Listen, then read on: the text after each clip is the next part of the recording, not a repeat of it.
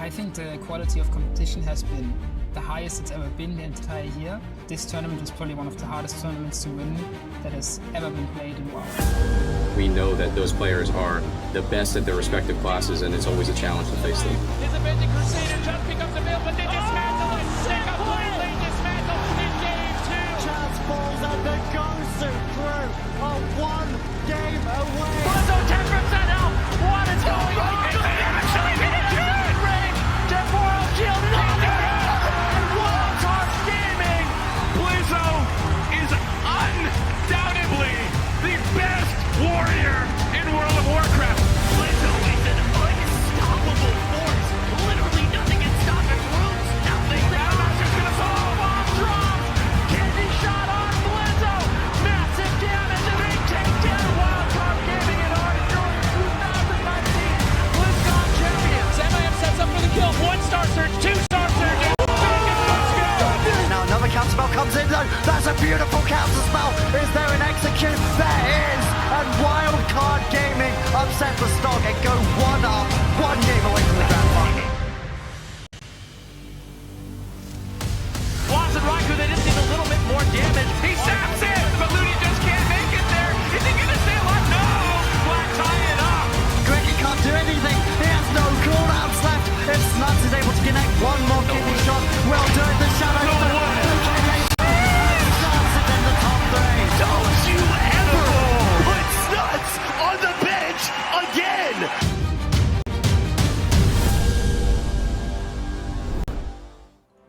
Hello everyone, welcome to day number 2 of week number 2 of the BFA AWC circuit. My name is Zaya, I'll be your host again today, and I am joined by Zico, Venruki, and Supatese. We saw them battle it out yesterday, Saturday, now Sunday. We have a whole more day of games lined up for you guys. Supatese though, let's talk about those games yesterday. How do we feel like they went? Well, Diabolus upsetting XSET was a pretty big deal. Being able to take that series against what I feel like a lot of people were considering the strongest team in Europe, possibly the world. And then also Charlotte Phoenix dominating performance against M2KC. So I was saying Brain was a paladin that never dies, and I kind of feel bad, like I jinxed it or something a little bit, because I feel like any other time he never goes down. So I was like, they're going to take this, because going to Paladin seems to be the best option, but Brain's a Paladin that never dies. I'm excited to see Brain perform again today here, and they'll be going against the Golden Guardians, actually. So a little bit of a stressful series there for the Golden Guardians, as they're down 2 losses in the circuit. So they definitely need to pick up some speed here and start getting some wins. Well, hopefully you won't jinx them this time, Sid, but we can take a look at the NA standings where they currently are after yesterday's games. Cloud9 up there at the top with 3 wins there. Ven, how do you feel like NA is looking today?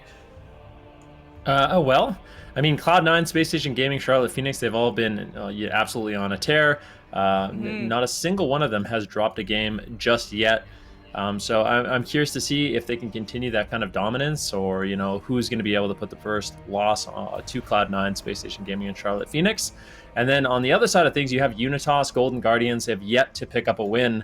And for teams like Golden Guardians, for Unitas, especially Unitas, if they don't just win out, I feel like their chances of making it to that top 4 are completely gone. Like if Unitas lose their next series, I feel like it's almost impossible, I want to say, for them to make it in top 4. So definitely a stressful situation for them. They're going to have to rise to the occasion.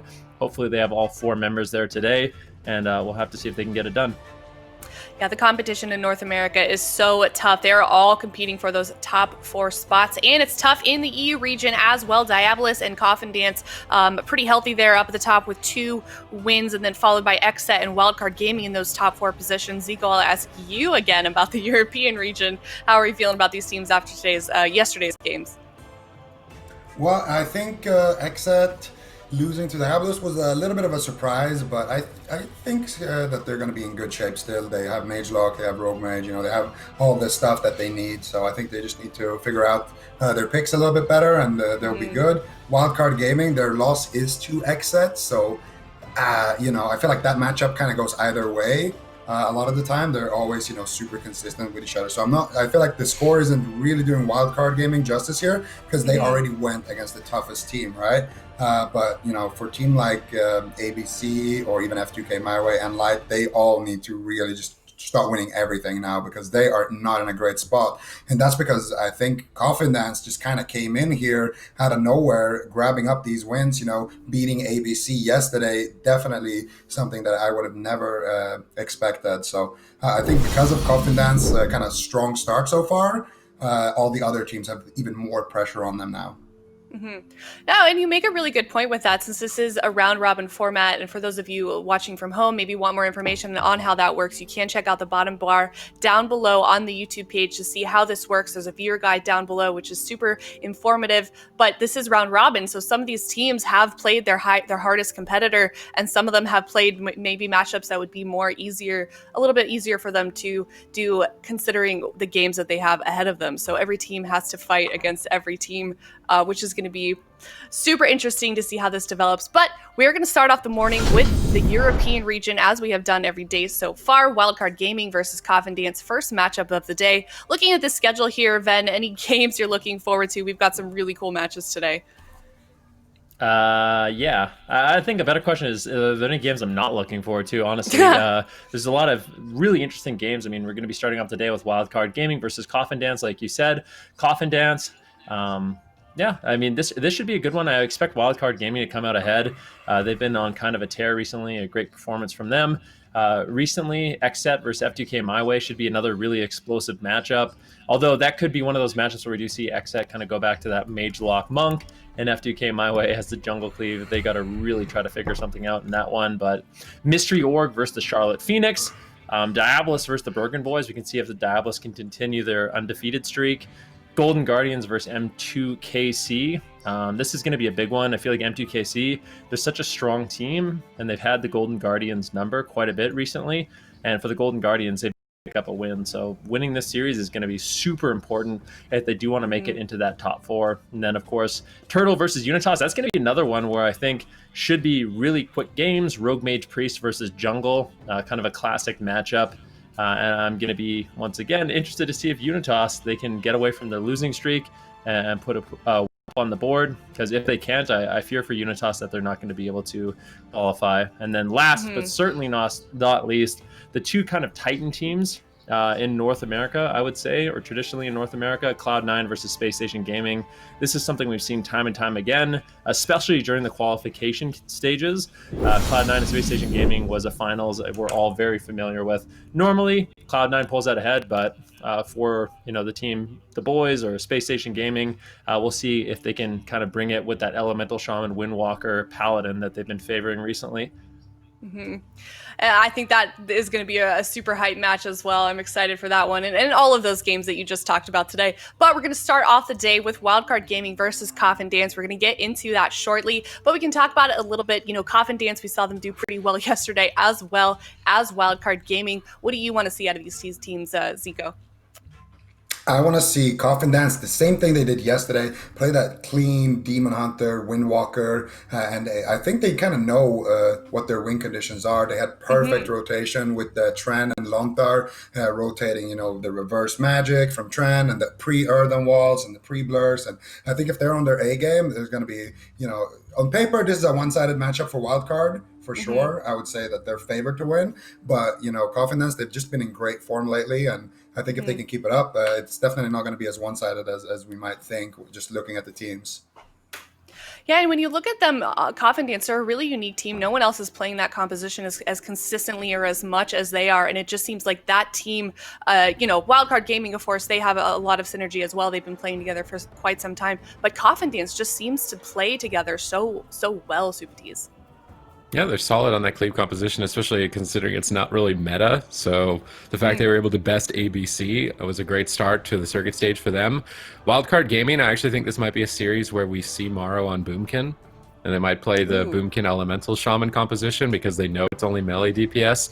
On the side of Coffin Dance, I think the Moonkin and the Ellie would be really durable to a Windwalker and a Demon Hunter specifically. So Wildcard Gaming have a lot of options.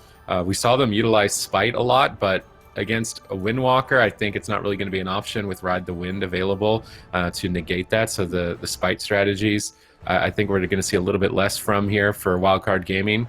And I expect some type of Paladin comp, some type of Paladin spell cleave. Would like to see the Boomkin Ellie because it was very enjoyable to watch it when they were playing it. Yeah, both of these teams looking so strong currently. I think it's a great way to start off the day. It sounds like they have the best record in EU with a match win rate of 82%, which is incredibly high. But I'm not surprised at all. Wildcard Gaming has been looking super consistent throughout the AWC Cups and so far as well in the BFA circuit, Ben.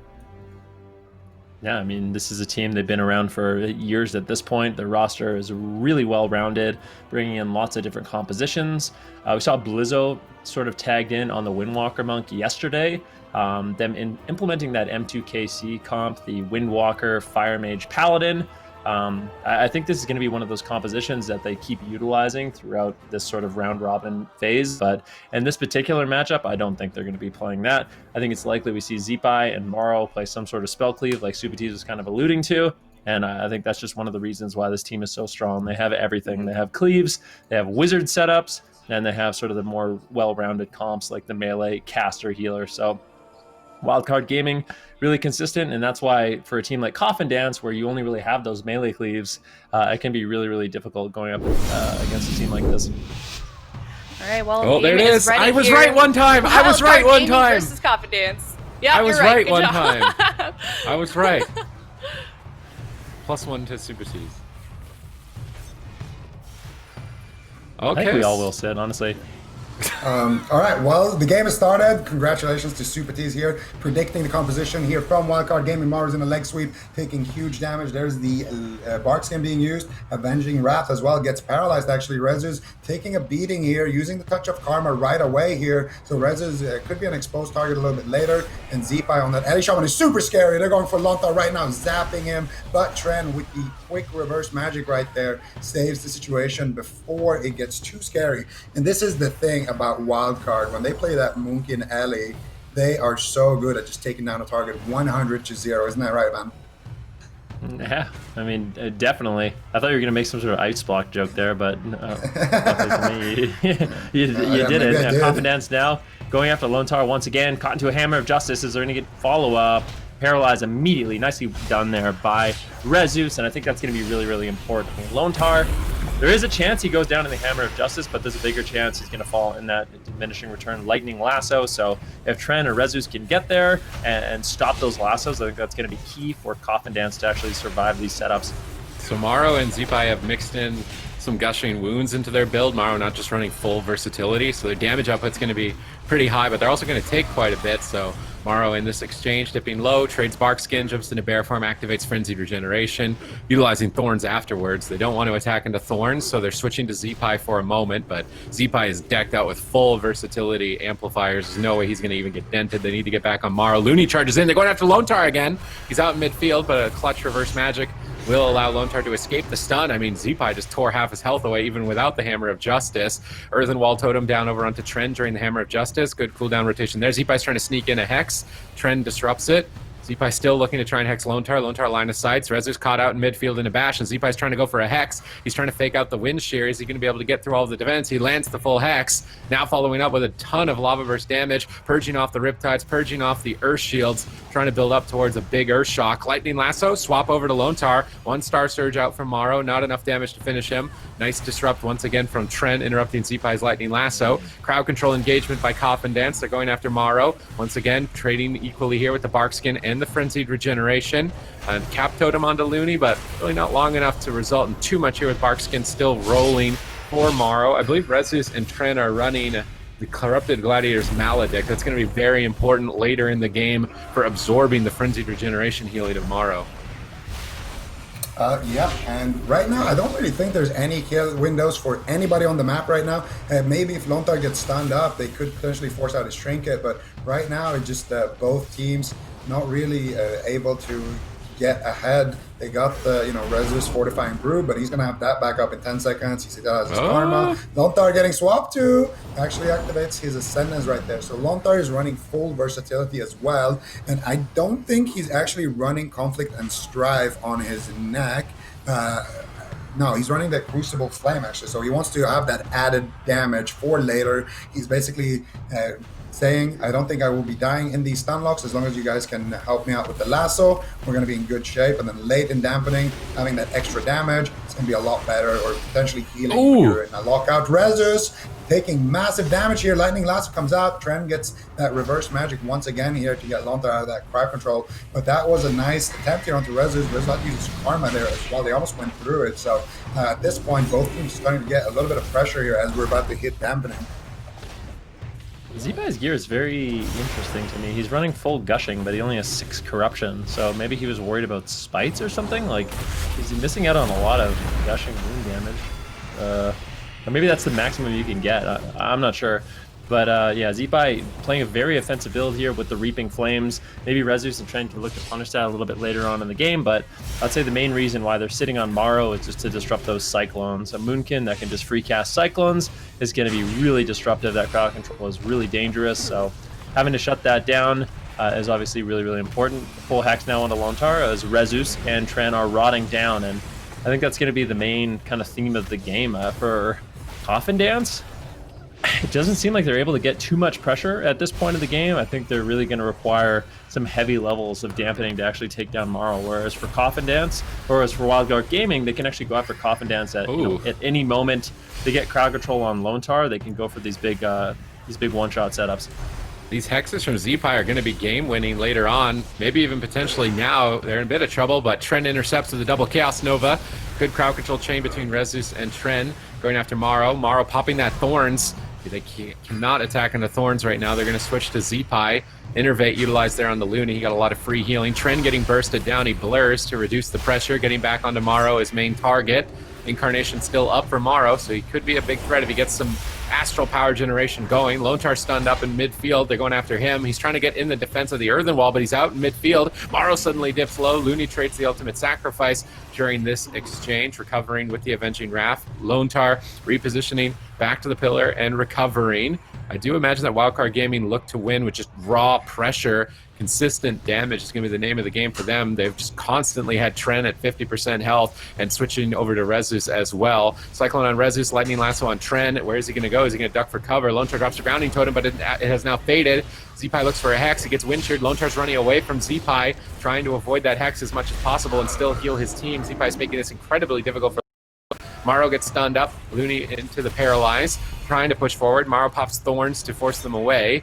Looks like Rezus wanted to switch to Looney, but they're just going to attack into Thorns. This is going to be a lot of redirected damage onto Rezus. Lontar gets swapped too as well. It could be Karma on top of Fort Brew. Astral Shift. Most of the defense from Coffin Dance has been blown out here, so I would say that Wildcard Gaming are whittling their way to victory.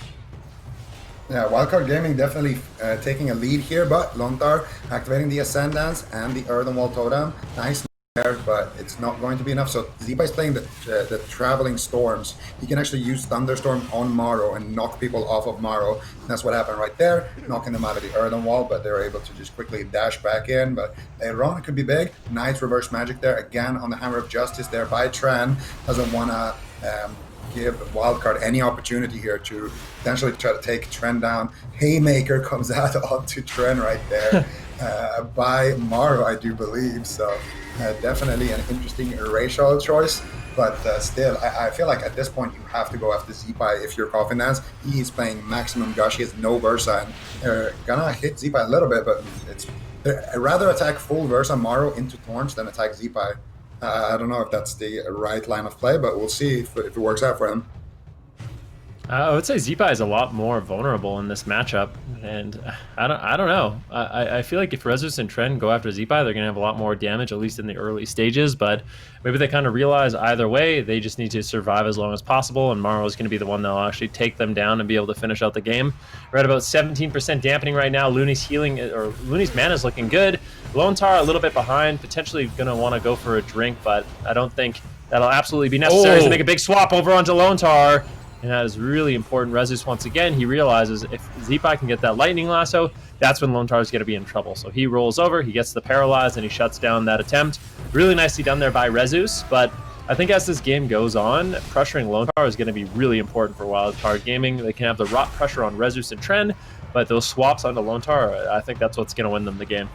Double stun lock here, engaged by Coffin Dance, but Rezus is too low. He trades Karma, he has to run away. Lontar sits through a full hex, repositioning, but gets blasted while crossing midfield. Now having to recover himself. Lightning Lasso, Hammer of Justice, cross crowd control. Rezus could be in trouble. Fully channeled Lightning Lasso. Huge Star Surge combo on Rezus. He diffused magic to try and get on target and develop some pressure here, but Looney has more than enough options to deflect the attack. Thorns is coming up in 5 seconds for Morrow. That is going to be devastating. Rezus is just going for the kill. This might be a little bit too early, though he has no defense. Trend's getting blasted as well. Dampening ramps up. All of that extra off healing from the Demon Hunter. The Windwalker is going to get weaker and weaker as time goes on. I love that Morrow is crossing midfield, constantly dragging Lontar out in the open. They have to Darkness Rezus. Do they have the Culturian Racial to knock him out of darkness? I thought that's what they would be saving it for, but instead Cycloning Rezus. This prevents healing. They Hex Lontar. They switch the clone over. Beautiful chain there by Wildcard Gaming. Lontar has to trade his Spirit Link Totem along with the Gladiator's Medallion to save that perfect setup.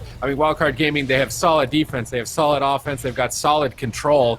If I'm Coffin Dance right now, I'm sweating. Finally, they decide to go after Zeepai. Let's see if it's not too late in the match here. Rezus has to use his Fort Brew right there. Lontar gets Hammer of Justice into a full Cyclone here. They could potentially root Solar Beam him here. Mars going for the Recyclone. Tran interrupts it right there, but does get Fake Cast there, it looks like. Mars still going for those Cyclones. Tran now in Hammer of Justice. Looney is going to have a Hammer of Justice here again, cosplaying his best sub rogue. Look at that, running at him with another hammer. I think Lontar is still on DR from the previous ones. That maybe now it's off DR, and there it is. Hammer into the Cyclone, into the Hex potentially, but Zeepai gets interrupted. Rezus with a nice touch of Karma, and look how much pressure they got here onto Zeepai because he's not running any Versa. That the Astral Shift right there, getting forced out, but Chad taking so much damage. I don't think he's going to be able to survive that one. And Coffin Dance, I think they should have went Zeepai a little bit earlier. Zeepai was actually getting pressured a lot, but maybe that's the reason why they ended up actually dying there in the end as well, because they didn't stop Mars Cyclones anymore.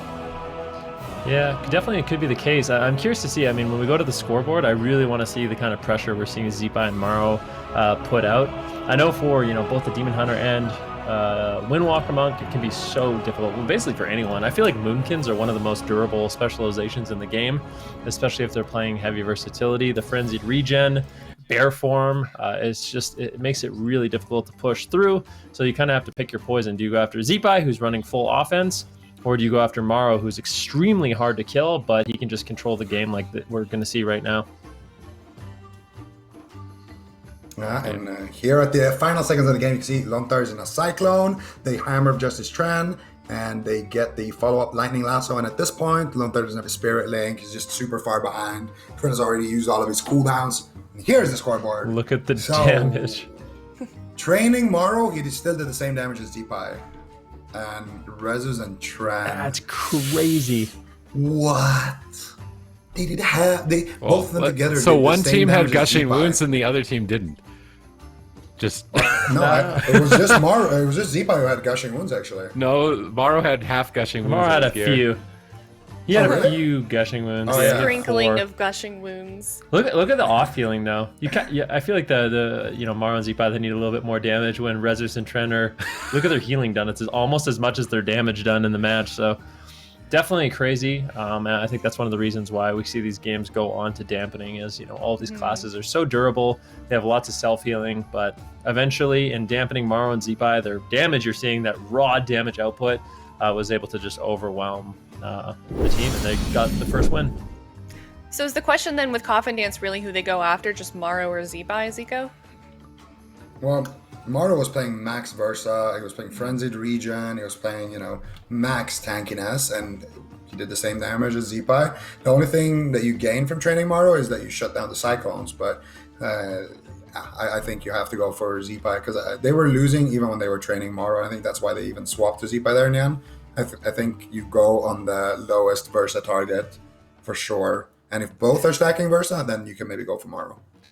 Do you think that Wild... question.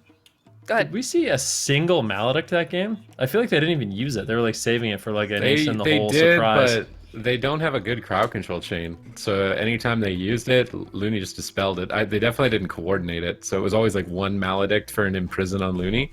And then Looney just comes out of Imprison, which isn't very long, and dispels it. So it wasn't timed really well. I think they could have been more coordinated with the Maledict. They also weren't running 3 of it, only running 2 of it. So they have to be even more coordinated with it, if they were going to be limited with only 2 Maledics, probably would have been better. I feel like it's just really the Resto Shaman. I feel like Boomkin Ellie in particular, cleave with a Resto Shaman is just so easy to bully. Because unlike a Mistweaver, who has just got Renewing Mist, healing through all the dot damage, basically chilling, you have Paladin potentially to reduce all of the damage of the Gushing Wounds. Shaman just has to deal with it, and when you get into dampening, they have to cast too much. If you've got the target kiting Rezus and Trent across the map, then Lone Star has to move out in midfield and start casting in midfield. Like, the Shaman is just too stationary of a healer. If Lone Star can play Mistweaver, I feel like him switching to Mistweaver would be a better pick in this particular matchup than a Shaman. What a unique game, too. I mean, we have a balanced Druid, which we haven't seen in some time, and no mage. I don't remember the last time. Oh, wait, they're actually, this is the first series where a mage won't win if they don't play a mage. Yeah. No, I don't know about that. We've had some series. We had like a jungle mirror. That's true. You're right. Okay, all right. Okay. We saw Coffin Dance beat ABC. Okay. No, that doesn't count. How about I rephrase? The first time there could Not have be a been mage without a mage. That doesn't count. Anything. How is it counts. not? You can't just remove the data that doesn't support your But like analysis. they That don't doesn't make any... have a mate. I don't know. You're right. Okay. I retract my statement. But yeah, well done to Wildcard on game number 1 there, winning that first game that they have locked in their composition. They're going to be going with Ellie Balanced Druid again. Dalaran Sewer is picked by Coffin Dance. Now they're going to go with their composition. Do we expect them to probably play that Demon Hunter Windwalker against Supertees? I think so. I mean, Warrior would just get destroyed. If they have a Mistweaver, maybe Warrior Demon Hunter is actually better to get damage output onto an Ellie, but if they play Resto Shaman Warrior, they're going to lose less than 5 minutes. Like, they're not even going to get into dampening. So I think the big thing here is if Lone Star can play a Mistweaver in this particular comp matchup, I think it would be a lot better for their cleave. Do we like this comp on the side of Wildcard? I mean, game 1, obviously, like, they won a game. Are they going to be able to sustain this with the Balanced Druid Ellie? I mean, this isn't a composition that we see really at all. We haven't seen for the circuit. Why is it that we think that Wildcard's playing this game, this composition then? They're playing this composition because they do insane damage and they can't die to melee cleaves, essentially. Like, this has actually been their answer to various melee cleaves for a long time. The Moonkin and Elemental Shaman, exceptionally high armor, lots of overall damage that's essentially all instant as well. So Coffin Dance, sitting on Morrow isn't going to be able to limit him the same way if he was on his mage, like trying to get greater power blast off. A lot more susceptible to interrupts for Morrow. He just puts out his dots, he can shoot out some instant Star Surges, and whenever they do go after him, he can go in bear form whenever he's in trouble. Frenzied Regeneration, and Wildcard Gaming just slowly attrition down Coffin Dance. It was a bit surprising because the composition Coffin Dance has, that's kind of their thing. The Windwalker, the Demon Hunter, very self-sustaining melee with the Resto Shaman. Normally, they're the ones that kind of out-mana, out-attrition, but in this case, Wildcard Gaming definitely has the edge. So on the side of Coffin Dance, though, they did just lock in Demon Hunter Windwalker once again. We're now on game number 2. They certainly don't want to put Wildcard Gaming on match point. What do we think that they can do at all, maybe to mitigate that coming from Wildcard Gaming, Zico? Like, what do they need to maybe change up at all? Is it really just focus target, or is there anything else they could do? Well, what I'm seeing is either you go on Looney because he's playing a lot of ineffables, or you go on Zipa if he's stacking max gushing again. I think those two are viable options. Or you pick Lontar on Mistweaver on like a medium-sized map, because if you have Lontar Mistweaver on this map, he's gonna get deleted. But I think those are basically the lines of play you can go. I don't think we're gonna see Joe whatsoever in this series, sadly. As much as I would have liked to. I think that a Warrior with no self-sustain, like, it's not going to be a good time for Joe. So other than that, I think Coffin Dance, it's just going to have to be targeting, mid-game adaptations, things like that. They're in a tough situation. They're, counter-comp, and they're limited in this matchup, so. All right, well, game number 2, Wildcard Gaming up 1-0 against Coffin Dance in Dalaran Series. Let's see how they want to navigate this one. They're just going after Morrow again, so prioritizing the Cyclones. Oh, now switching to Z-Pi, so they are switching their targeting. They tried to catch Looney off guard by starting on Morrow and then switching to Z-Pi. They've already got tons of bursts. They net a sacrifice out of that. A little bit of a surprise strategy from Coffin Dance. Looney moves in for a Hammer of Justice on the Lone Tar. Morrow dumping in a bunch of Star Surges, now looking for Cyclones. This is the danger of leaving Morrow open. Cyclone on Tren and Metamorphosis denying a lot of damage. Rezus is just blasted immediately back to the boxes, trying to recover and push back out. This is the dangers of the Restoration Shaman, is when Morrow moves where he's moving, far away from the box that Lone Tar's on. Lone Tar comes out in midfield. Good damage, though, on Morrow right now. I'm curious to see if they've changed their build. Maybe running a little bit more Gushing Wounds this time around. Interrupt on the Looney. Tren's making a swap to the Holy Paladin. Huge pressure from Tren right now. Really gunning for that Divine Shield. Rezu's switching to the Paladin. They're playing a lot more aggressive in game 2. Looney's going to have to Divine Shield at 1%. Whoa.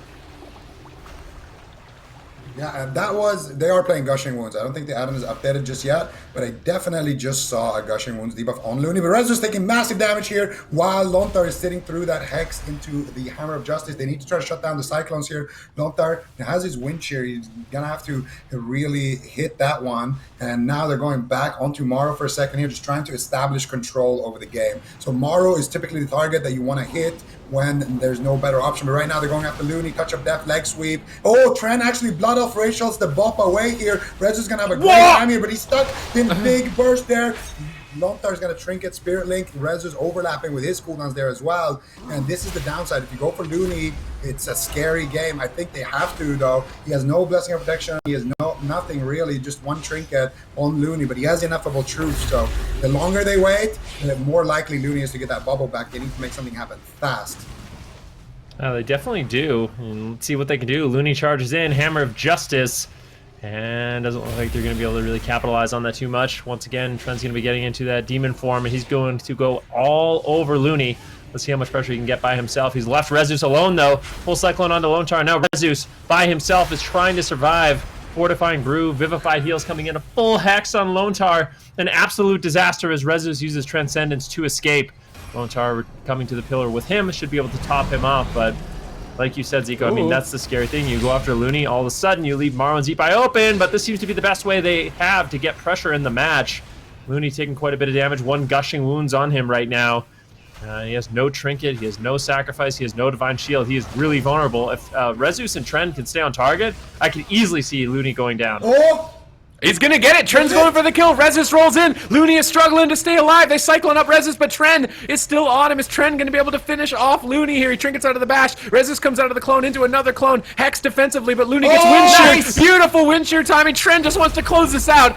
An excellent execution. Zug-zugging down the healer is gonna work out for Coffin Dance in game 2. Here's Lone Tar, man. That purge. The purge wind shear on Looney is what closed it out. Really good job there. That all-in was, that was well executed. You see Joe's camera at the very end there. Joe's just like, yeah, I play Warrior. But yeah, well done. Coffin Dance tying this series up 1-1. So I guess we could say then that was a good choice for them. Focusing Looney may have been a little bit risky to keep off Morrow, you know, with the Cyclones, but I guess in the end it paid off for them. Super T's. Yeah, I mean, the one downside of this Wizard comp in particular is there's no Chaos Bolts, there's no Greater Pyros. So the damage... Look at his purge. Look at his purge right now. Wait, sorry. On the Divine look Favor? At Looney. Yeah, look at the purge shock that Lone Tar's going to do right here. Wait for it. Divine Favor, purge kick. Boom. Sorry. Go on. I was just saying, the Ellie and the Boomkin, they're not going to immediately kill you if you leave them alone. They'll kill you if you leave them alone for a prolonged amount of time, but it's not like they're going to just G-Pie Chaos Bolt you with Dark Soul and you fall over. So on the small map, going after Looney, and then when you've stayed on him a little bit too long, start running away, get the cooldown, run away, get the cooldown, run away, and repeat it over and over, worked really well for them. Is it going to work on a bigger map? That's going to be the next question. I'm not sure. I feel like it's not. I feel like Lone Tar is probably going to explode on something like Tolvaron. So waiting to see what Wildcard Gaming lock in. If they stay with the same thing, maybe Looney changes his build a little bit. Maybe not as much Ineffable Truth, a little bit more versatility. What do you guys think they're going to do? I mean, it is Wildcard Gaming's map choice now, as they did just lose that last game. Now it's tied up 1-1, and map choice is going to be picked next. If they go to a bigger map and both teams pick the same composition, what does Coffin Dance do now in this situation? Are they going to be able to win game 3, Zico? Well, just do the same. No, I'm just kidding. It's gonna be rough. I mean, they're most likely gonna be playing on Asha mains or Tolviron or something. So, but they just gotta play to their strengths. I think if Wildcard, for example, picks a really large map, maybe don't go out in the open. Try to stay back a little bit. Just attack whoever comes behind that pillar. Try to drag it on a bit, and then when you're in dampening, you still have all of your cooldowns. Maybe you can get a good all-in on somebody, but it is risky when you're playing into a Paladin team to go with a strat like that. So I really don't know.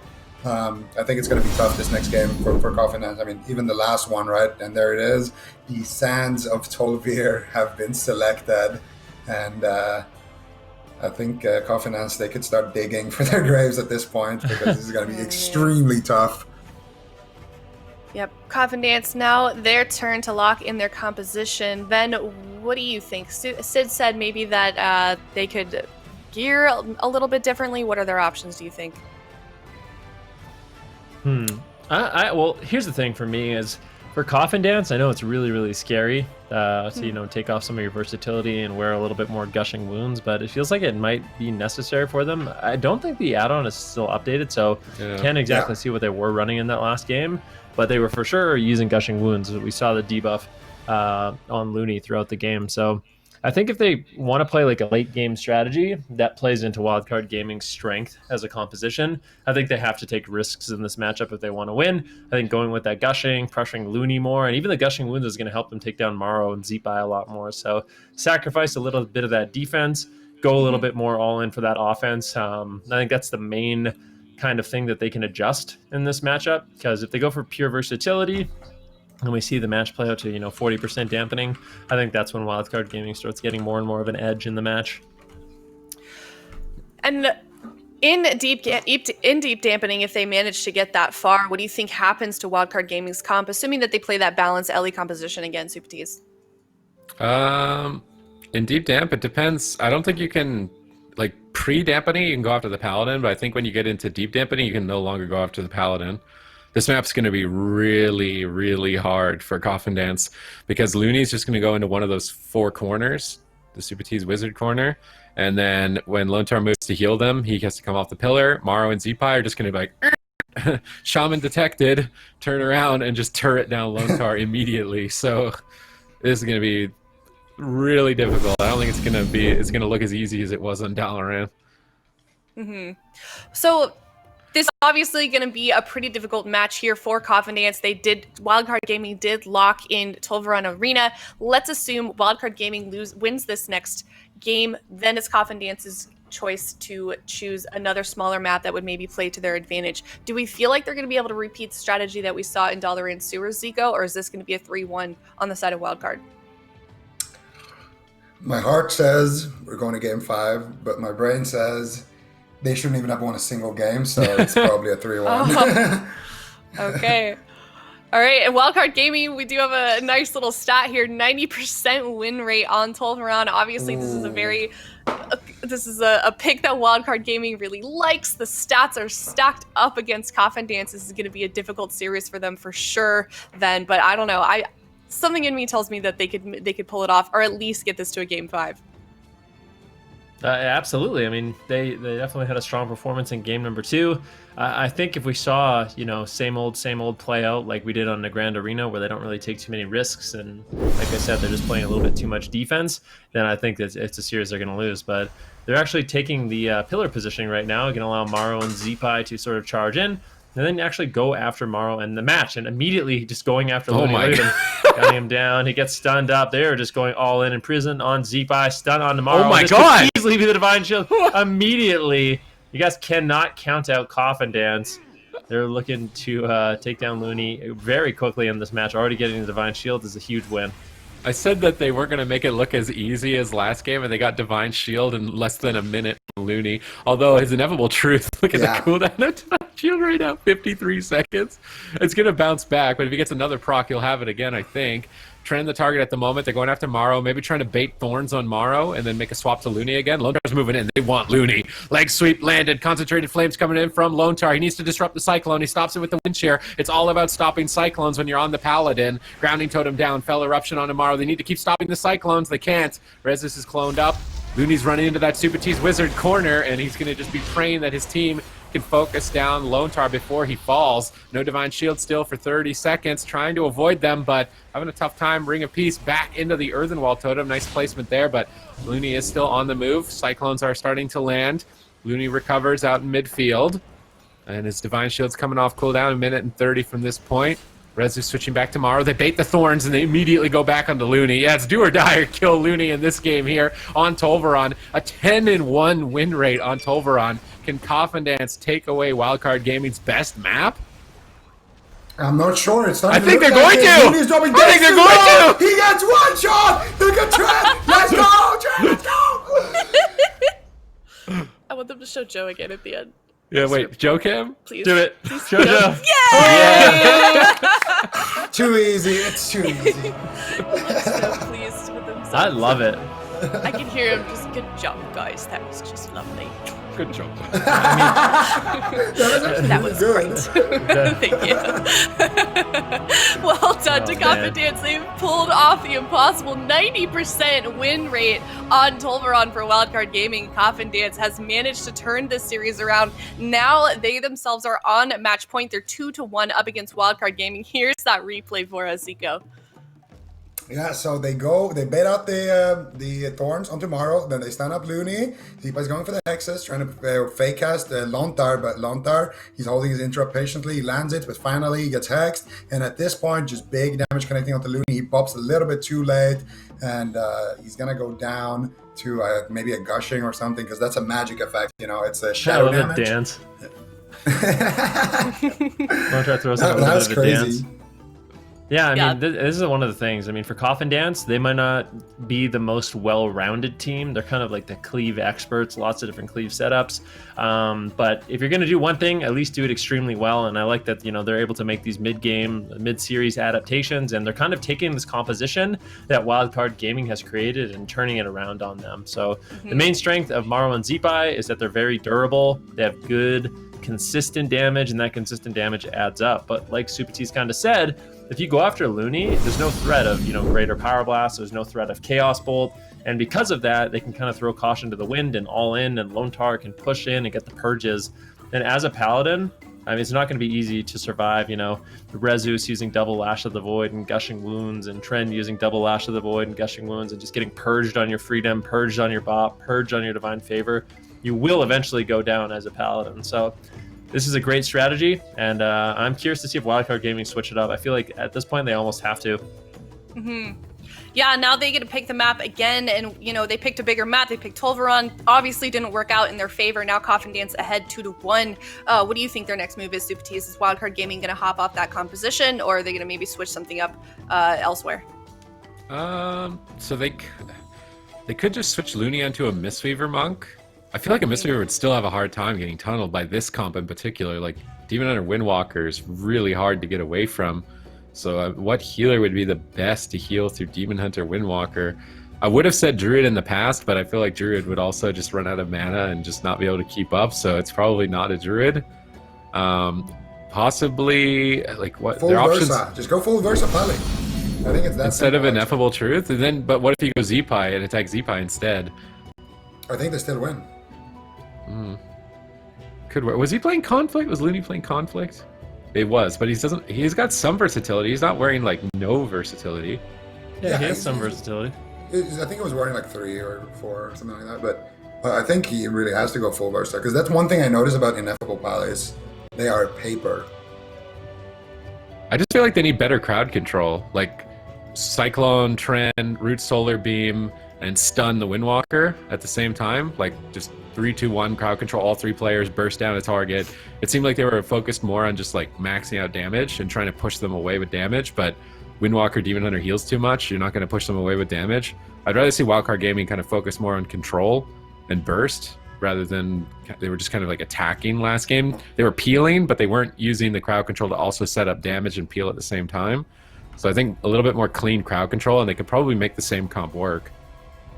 I think on Wildcard, they were kind of disrespecting that last push from Coffin Dance. They really didn't expect Looney to take that much damage.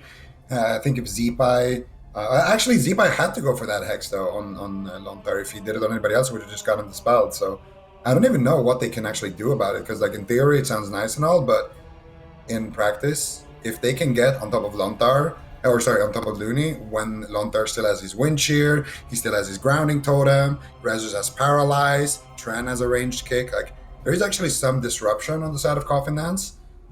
So I feel like it's not that easy. They need to try to force out some of those like long range, like a grounding totem or something when they're crossing to Looney, because then when they're actually on Looney, they won't have to like basically give them extra uptime while they're trying to work through those interrupts.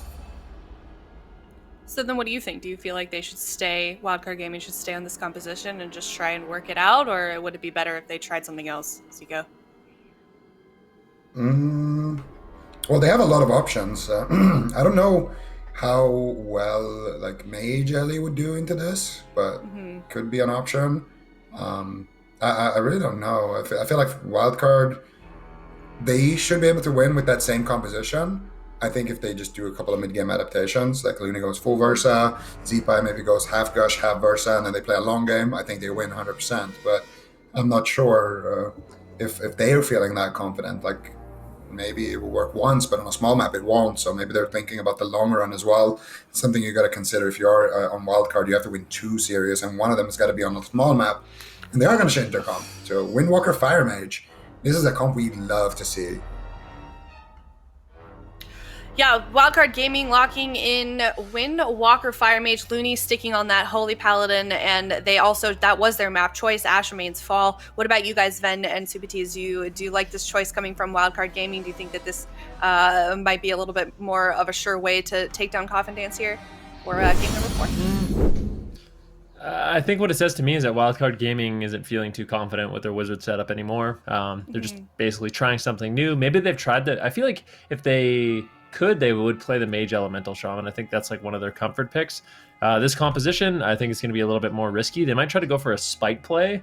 But what I would like to see is Rezus play Ride the Wind. So if Rezus plays Ride the Wind, he can completely counter spite, and then they can continue to use full-on corruption. So I think if Coffin Dance makes that one adaptation, they're going to be looking really good in this matchup.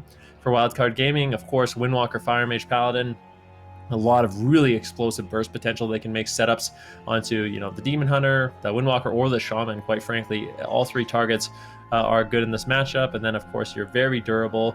You have lots of crowd control. So I think this is one of those games that definitely could go either way. I mean, this has got to be a really weird position also for Wildcard to be in. We've seen them do so strongly throughout the season. They're such a consistent team. And now they're on match point here against Coffin Dance in a game that was supposed to be it was supposed to be their win. They picked that map, and then Coffin Dance beat them on a strategy that they clearly thought would work for them, Supatis. And it's just not somewhere that they're probably used to being, or we're used to seeing Wildcard. Well, yeah, it's a composition that we don't see a lot, right? Like Resta Shaman is not super powerful at the moment, and Cleaves in general have been kind of getting dominated by Mage Warlock. So Coffin Dance have compiled this composition and mastered it to a level where they're making the other teams have to consider, like, wait, we can't just play Mage Lock and win. We can't just play Wizard Cleave and win. So now the teams have to reassess, recalculate, and figure out something else. The Windwalker Mage is going to be their go-to. Blizzo would typically play Warrior. We saw Wildcard Gaming, I mean, their sort of staple comp was Warrior Mage, but Warriors appear to be falling off, so Windwalker's kind of stepping up in their place. I kind of think it depends on if Maro should play G-Pie, I feel like, just because if he doesn't, and I'm Coffin Dance, I still just run at the Paladin. I feel like if the Mage is not playing G-Pie, you've got more than enough crowd control and disruption that you should be able to run at the Paladin. So I'm curious to see what Maro plays, if he does run G-Pie, so that he's a threat if they run at Paladin, because I think Coffin Dance can do exactly what they did to the Boomkin Ellie to this team as well, the Windwalker Mage. And speaking of what these guys are running, you can also, just as a reminder, check out the gear that they've got at awc.gcd.tv, or it's in the bottom bar on this YouTube page. But what about you, Zico? Do you agree with what Supatis is saying? Well, they could run at the Pally, but I think they could also just shut down the Mage and potentially win that way. Wildcard, when they ran this comp yesterday, they used Gladiator Spite against Enlight, and it was very, very effective. So I gotta just agree with Van on that. Rezus gotta be ride the wind here, so he can counter that trinket if they do run it.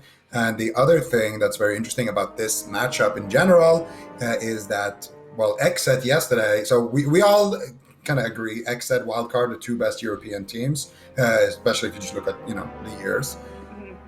XSET had an upset yesterday against Diabolus. So right now, this is an upset. XSET is like go Coffin dance. They're already playing the song. So for XSET, they're just sitting there, crossing fingers and praying that the gushing procs, that the crits come in and that they play well on the side of Coffin dance, because then their biggest competition also has an upset against them. Plus, they won the head-to-head. That's going to be a good thing for XSET moving forward. So XSET is definitely happy so far with how the series is going, but they got to do it one more time. And we got a player card here from Mr. Blizzo. Wow, he's never been interrupted. That's insane. He plays that warrior 100% juke rate. Very impressive stats coming. They're running at Looney. The game is going to be starting right away, and Looney already the target of choice. But I think Morrow on that mage and Blizzo on the Windwalker Monk should be more than enough to peel potentially. And Ride the Wind actually does come in from Rezus, so preemptively choosing that talent, and that is going to deny any sort of spiked shenanigans on Lontar. And I'm curious to see what kind of gear they are going to be going with. Morrow looking for a polymorph. He does get denied. A little bit of a split strategy coming in right now. We have Tren sitting on Looney, Morrow rotting down, and Looney is really struggling to deal with this pressure. He's got Avenging Wrath up, though, so as soon as he gets away from all the interrupts, he should get a couple Holy Lights. They go for a Maledict. That would seem a little bit random. Looney just dispels that immediately.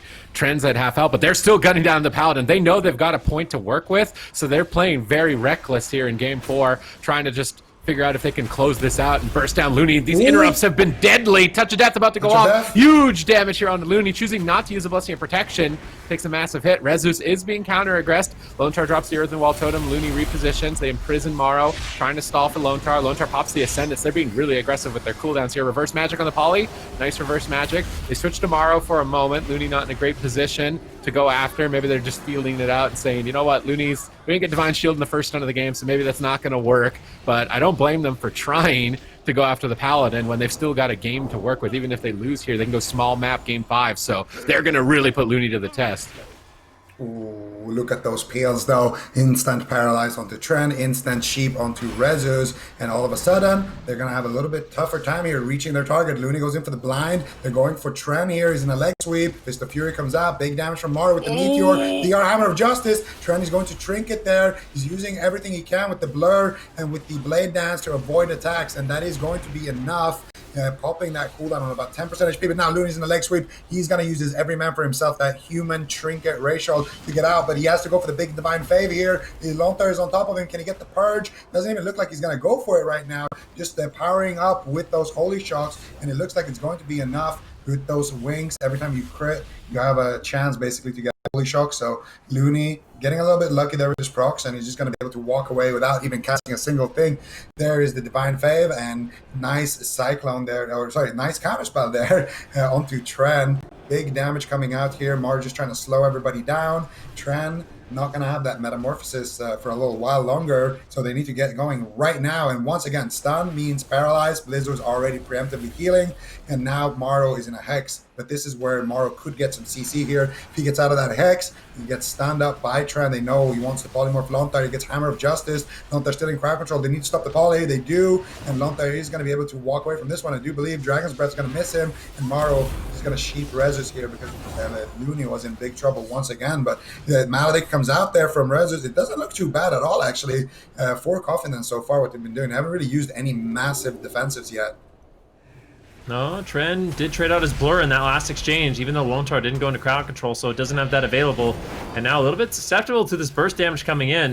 Looks like Lontar should be able to stabilize Tren with the Vitality Conduit. Now a little bit of damage going on to Blizzo and Morrow. It's been a lot more difficult in this match for Tren and Rezus to get on top of Looney for an extended period of time, and I feel like that's what they really need to do. So Wildcard Gaming looking a lot better in this matchup. The peels from Morrow and Blizzo have definitely come in clutch. Full polymorph secured onto Lontar. Is there a stun? What can they get done with that polymorph? Doesn't look like too much just yet.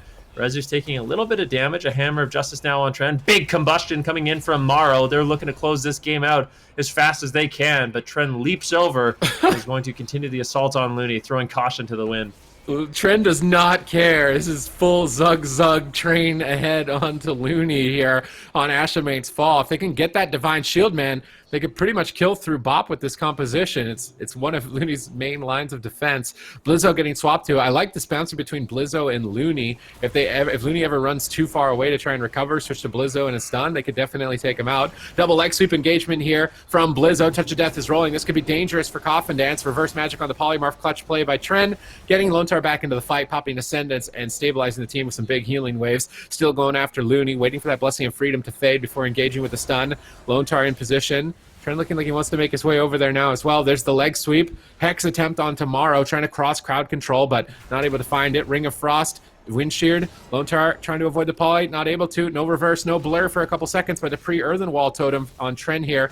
The little dusty circle is protecting him, even though he's very low on health. Maybe it's not enough. He's still incredibly low, going for that Consume Soul, trying to get a little bit of an Absorb Shield. Lontar's back out of crowd control. Trent is stabilized, and it's time to go. Back onto Looney. Fell Eruption combo. Ring of Peace by Blizzo to protect Looney's retreat path here. Trent trying to go around it, but Rezus is left behind in the polymorphs. Looney's still down at half health. If Rezus can get back on target. Trent ducking into that Ride the Wind, getting the little boost of speed to get back onto Looney.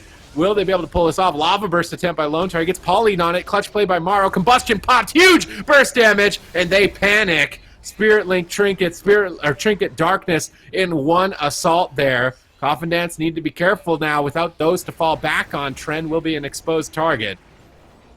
Yeah, if I was in Coffin Dance right now, I would go behind the pillar, try to play for the long game here, but they are just throwing caution to the wind. They're actually overextending here. Lontar's going to get polyed as a result. No trinket available. Tran, no trinket available. They need to just shut down Morrow, stop the crowd control as much as possible. Nice leg sweep there by Rezus, and allow Lontar to come out and potentially top Tran here. And I honestly, I think they should just ride Morrow. Morrow is not really doing anything right now, so just ride him for like 2 minutes or so until you get your your trinket Spirit Link back, you get your trinket on Tran back, and then they can resume their strategy to try to take down Looney. Because right now, every time they're going for Looney, well, one guy gets paralyzed, and Rezus is just getting interrupted on his Fist of Fury. He can actually never channel it out, so they're missing out on a lot of damage, and that's the reason why Looney hasn't had to use his Divine Shield yet. Now, full Blinding Light into a full sheep here, but Morrow gets paralyzed. Rezus is there healing Tran up with the Vivifies, so nice presence of mind there to kind of realize that they are about to lose here. So beautiful defense here, but still more crowd control onto Lontar. Rezus actually being the target of choice here. Touch of Karma, are they going to use a Blessing of Protection? It doesn't look like it. So Rezus is going to be fine here. Morrow taking a little bit of damage, but he has that Temporal Shield, should be able to bounce up fairly decent on HP. No, I think Lontar might have purged it right there to get the Blessing of Protection defensively onto Mr. Morrow right there, and they are still doing a good amount of damage here. Morrow gonna have to blink to safety, dropping to about 20% HP right there, but still not gonna be able to land anything of importance here onto these members on the Coffin Dance. They get a poly on Trend, they're trying to slow things down, and Looney is gonna move in here for another setup, Rookie. Yeah, definitely. Rezus is on the run. Keep in mind, there's just a few he doesn't have a single cooldown, and Touch of Death absolutely deletes him, and I think that's one of the problems. I feel like Tren and Rezus in this matchup, they could have played a little bit more defensive. Like, they could have gone with a little bit more versatility. I think against the Moonkin Elemental Shaman, you got to kind of throw caution to the wind, but I think this is one of those matchups where they can kind of slow it down a little bit and get the game going a little bit longer and play a little bit more defense, because, I mean, Rezus and Tren, they were taking an insane amount of damage in that match, and Wildcard Gaming, they're going to tie this series up. Yeah, well done to Wildcard in that game. Now we're 2-2, and we made it to game 5, Zico. You were right. Yes, we did make it to game 5, but not the way I expected. I thought Wildcard would have already been the team, with the double pick advantage. But here they go for a nice chain. Here they get the blind into the Ring of Frost. Lontar gets dispelled, but Rezus dies to that Touch of Death from Blizzo before Lontar can really do anything. And it just goes back to that overlap that they had earlier, They overlapped Trent's Trinket and Lontar's Trinket for, I think, the first time this weekend in all of their games. And basically instantly got punished for it. Rezus had to blow all of his defense to try to keep Trent alive, and then they just killed Rezus. Now Coffin Dance will be picking their map choice. Do we want to make any predictions on that, Super T's, or what's their next move here if they want to try and win this series? Ven touched on it a little bit. Maybe they need to play just a little bit more defensively on the side of Coffin Dance. What do you think that we're going to see from either team if they want to take this series? I like the aggression. I feel like they should go to hook point where Looney doesn't get away as easily as he did on Ashamains.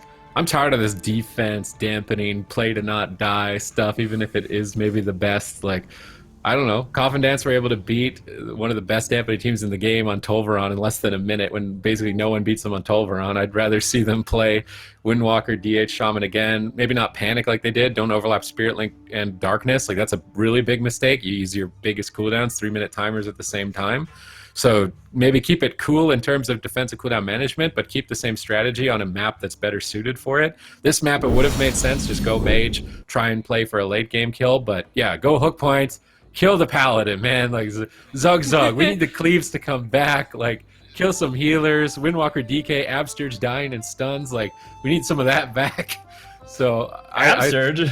Well, you don't remember that from WOD? From Warlords of Draenor? Yeah, No, I definitely remember it. After just you were probably in some of those clips. You're probably in some of those Actually, clips on Windwalker DK. Wasn't it just like a full? Wasn't it just like a full like highlight like arena montage video of him getting trained by Windwalker DK? Yeah. Oh my god, of Absturge? Yeah. Yeah. Yeah, it was the greatest PvP video of all time, because normally when people make PvP montages, it's like them showing off, all the amazing things that they can do, but his video is just him dying over and over in 2 seconds without being able to do anything. He made it?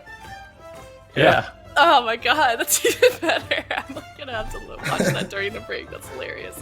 Oh yeah, definitely. Okay, so Wildcard locking in their composition. Do we think that we'll see that same comp from last game? Or are they gonna... I mean, it did work for them, but now we're on a smaller map here as they go. What do you think they're gonna do? Or just wait 10 seconds. Be right. Yeah, let's wait and see the comp first. I think Coffin Dance, they're gonna do some kind of all-in onto Looney, I would expect. Now, how that all-in will look is a different question. I want to see a spite, just like a YOLO last game spite. Just throw a wrench in whatever Wildcard is planning and go for it. I think Coffin Dance are so close right now. They have the double advantage here. They got their map. They know what they're facing, and they hold all the cards, ironically. So they can do basically anything they want here. I do think they should just play Windwalker DH again, and I think on this map they could get away with it, with all-inning Looney. I think on the last map they should have played defensive and went for Morrow, but on this map, I think they can go on Looney. And I don't know what Tren was running last game, but if he was running like max Gush. Full Gush, yeah. Yeah. And Lash of the Full Gush, double Slapper. Yeah, I don't know about that. I think he can relax a little bit maybe in terms of his gearing. Well, actually no. I think they actually do need the damage. Just don't overlap your biggest cooldowns again. Like, if they can play as good as they have been this entire weekend, I could actually see Coffin Dance winning this by killing. So really, all it's going to take for you guys, you think, if Coffin Dance just continues to play offensively, just cleans it up a little bit, and they're going to win this series here against Wildcard Gaming? Yes. Good chance. Yeah. I don't feel like any of us would have expected this going. I mean, this is Wildcard Gaming. This is like the #1 European team right now. Coffin Dance is this where we expected to be, Super T's, in the beginning of the series? No. I thought we would be 3-0. We'd be moving on to the next series. Moonkin Ellie would just dumpster them, but this time around, Coffin Dance, I mean, this cleave looks good for killing paladins. And it makes a lot of sense because most of the paladin's utility is that it's good at saving other people, but then it doesn't have a lot of stuff to save itself, and it's super susceptible to being purged. So if you play high mobility cleave that has a lot of purge, like Coffin Dance is playing, and you can get away with staying on the paladin by crowd controlling the mage and rotating defensive cooldowns, then I feel like this is a good anti-paladin strategy. Okay, so we know what Coffin Dance's strategy is going to be going into this game here. 54% win rate on this comp that they're currently playing with the Windwalker Demon Hunter and Resto Shaman, a total win rate of 50%. What do you think that of these stats here, Ben? Well, they have two compositions, essentially. One with Joe, and it's interesting. I wonder if they ever experiment with like Windwalker Warrior. I mean, we haven't seen it in tournament play yet, but I think that could be a composition they might want to look into. But for now, I mean, their Demon Hunter Windwalker is looking really, really strong. You can see Wildcard Gaming, they've got a few more compositions under their belt. Lots of variants here. I mean, they've got Cleaves with the Warrior Enhancement Shaman. They got Wizard Cleaves with the Mage Elemental. They have the Warrior Mage. Lots of really good comps. And the interesting thing is that Warrior Mage Mistweaver Monk is a comp that they really popularized, and they had great success with, but we haven't seen them play it at all in this round robin. I think it's one of those compositions that's fallen off a bit, and that's why we're seeing Blizzu opt to play the Windwalker Monk instead of the Warrior. All right, they're starting on Morrow. They get intercepted with a double leg. So Morrow blinks in and sneaks in a Polymorph, but it was pre-Earthen Walled, so Lone Tar kind of baiting Morrow to jump in there for a Polymorph, timing that Earthen Wall Totem. Trend's going to stay inside of its defense. They switched to Rezus, who left its defense, but Lone Tar's no longer in a Polymorph. There's the double stun. They're actually not going after the Paladin. Maybe a bit of a bait and switch here. The crowd controlling Looney, going after Blizzo, trying to catch him off guard here in game number 5, but so far Looney not getting caught off guard. Big heals coming in onto Blizzo. Now switching back onto Morrow. And that's going to be interesting if they actually do just decide to tunnel the mage, play a long game after locking in hook point. I'm curious to see if maybe Morrow or Looney have changed their builds, if Morrow drops some versatility, gets some more damage, anticipating a certain strategy, and now they're not going to utilize that strategy. So this was really nice. Lone Tar got sheep there with his wind shear, and that's because he tried to ground the sheep. But Morrow actually, before his sheep cast finished, targeted the grounding totem and fire blasted it while he was casting the sheep, landing that sheep. So that was a really mechanical play to make right there. Fortunately for them, it didn't really result in too much. Or maybe I was spoken too soon. Tran here in trouble. Gonna use his trinket into blur. What did he actually trinket? It looked like he trinketed after the stun was already over. Not sure, but yeah. It was a good setup nonetheless from Wildcard Gaming. So if he insta-trinketed and popped his blur, I don't think it would have been the worst decision there anyway. So we'll just forget about that trend. And they force out the bubble here from Looney. What? How? Big damage. They're getting a lot of damage right now.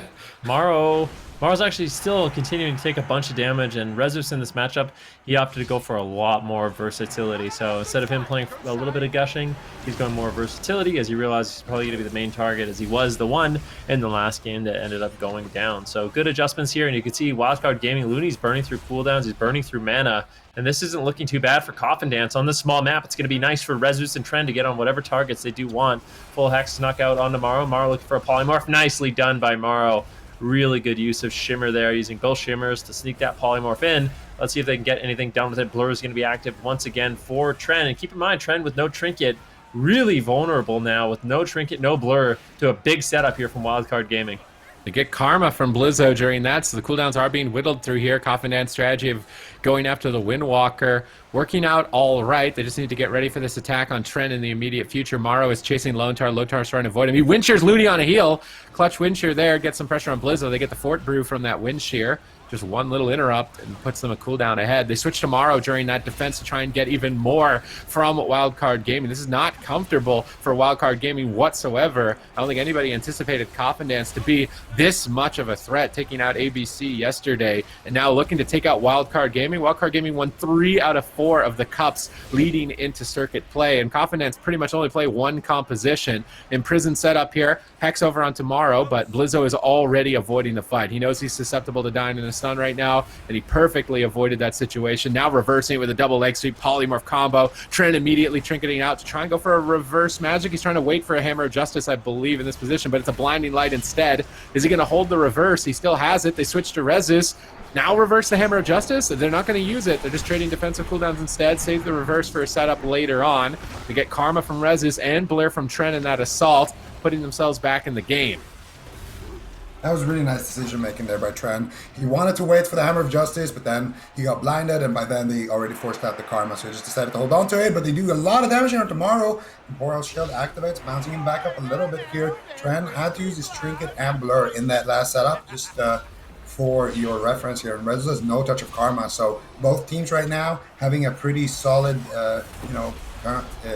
solid pressure, sorry. And you can see Lontar gets Dragon Breath sheeped, and Blizzo is in a Blessing of Protection. Tren, big trouble here. If he gets stand up, it could just be the game. Tren is going to activate that Metamorphosis to get to Lontar, and then he's going to remove the sheep with Reverse Magic. Rezus, though, no touch of Karma, and Blizzo has it. So right now, I would say Wildcard Gaming are ahead on cooldowns. Looney got his bubble back as well from some of those ineffable procs, and really shocked to see that on this map they are not going for Looney whatsoever. It feels like they're slowly losing. Nice paralyze there by Rezus to shut down some of those polymorphs.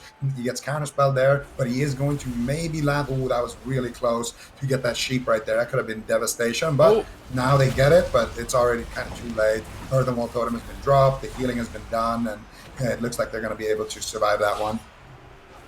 Yeah, then looks like Lontar, even sitting in those polymorphs, should be okay for his team. Looney right now still burning through his mana. If they can stop Looney's drinks, I think Looney's trying to get out of combat and drink right now. This is kind of a disaster. They might have to trade out the ice block, and Looney can't afford to sit down for too long. That was good job by Rezus and Tren. There's basically two things you can do in that situation. You roll over and stop the drink, or you just commit a lot of your offense and force him to stop drinking or trade. A big defensive cooldown. Wildcard Gaming, they didn't want to trade, they didn't want to drink, so Morrow's going to stay alive. But ultimately, Coffin Dance did exactly what they needed to. Now full leg sweep on to Morrow with imprisonment on Looney, and I like going after Morrow a lot more in this matchup. He's getting a ton of polymorphs on the Lontar, and I feel like if Rezus and Tren and Lontar are all focused on shutting down those polymorphs, it should be really difficult for him to do so. Blinding Light into polymorph, now onto Lontar, reverse magic coming in. Rezus immediately on the run. Just wants to avoid any incoming damage, and once Lontar is out of crowd control, that is when Coffin Dance can continue their assault. All right, let's see if they can keep it up here. Lontar not looking too great on mana at 6% damage, but the pressure is there. Look at 2 targets at sub 50% health. They're going for the Cauterize. They're playing Guidance Device. Sneaky Motorcycle. They saved it for 6 minutes, bursting down both Morrow and Blizzo out of nowhere, but now Rezus on the back foot. Tren has to trade Darkness. They get Ring of Peace out by Blizzo. Rezus is trying to get inside of its defense right on the corner edge. Barely stabilizing here with the Vitality Conduit from Lontar. Lontar focusing a lot more on defense this time. He dropped that Concentrated Flame. They've totally changed their play style. Another Remote Guidance Device coming in there, crashing with tons of burst. It cost Looney a ton of mana to heal through this attack. Now caught into an imprisonment. Where did this momentum come from? From Coffin Dance. A Blessing of Protection forced out. They're trying to purge it off a little bit, but they're not getting lucky. Trend switches to Looney. But the Avenging Wrath is up. If there's no stun lock, he should be able to stabilize. He's right on top of Lontar. Goes for the Blinding Light. They set up for the Polymorph. Triple crowd control. Reverse pressure. Touch of Death is rolling. Rezus could be in a lot of trouble. Touch of Death goes off. Big hit onto Rezus. His entire team is still crowd controlled. He's just praying that the Earthen Wall Totem that was preemptively activated is enough, but it's not. Lontar trinkets against the Spirit Link, but he wasn't inside of it. I don't think a 2-person Spirit Link is going to be enough here. Lontar barely staying alive. Now the Vitality Conduit as well. Somehow, some way, they're still alive at this point, but it did cost them a lot. Yeah, it looks like they overlapped Lontar's trinket and Trent's trinket. Flashbacks to the last game here. Stun into Cap Totem here. Do they have the damage for Morrow? 1% HP. Can I get the Cauterize? So close, but Morrow blinks away. Holy Light comes through. And I do think they might still be able to force it here. Big damage. Morrow can't really move. There it is. That's gotta be nice Cauterize, but no Ice Block being forced just yet. You need to keep the damage up a little bit longer here onto Morrow. They're stacking up here for potential double leg sweep. Rezus has it ready, and he wants to press it, but Looney realizing the situation. The interrupts. That is going to be the Ice Block right there. They have the bubble. Oh no! One sacrifice here potential, but big setup here. Touch of Death, everything onto Tren. Hammer of Justice. That's gonna be the game. Surely Tren is going to fall. 8 minutes into this game. Coffin Dance, they fought so well. They fought so bravely. But once again, they trinketed to reverse magic to save Rezus, and Lontar trinket Spirit Linked at the same time. Same mistake as in the last game, and this time around they had to pay for it with their lives. Yeah, well played by both of those teams there, but in the end, Wildcard is going to take that series with 3-2, Ben. Yeah, I mean, that was such a well-fought series by both these teams. I mean, you could argue Wildcard Gaming right now, they are the top team in the region, and Coffin Dance sure put up a good fight. I mean, that game was looking really good for them. Honestly, they got Morrow's Ice Block out of the way, they got the Cauterize out of the way, but Wildcard Gaming, the true experts that they are, they go for the one-hit, one-shot setup onto Tren, no one can really do too much about it. A little bit of overlap earlier on in the game, but when no one's got a trinket and you have instant crowd control from the Paladin, instant stun from the Paladin, and then follow up by Maro and Blizzo, it's just Coffin Dance was kind of put into a checkmate situation. And Wildcard Gaming, they did a phenomenal job. But man, what a great series to start off the day.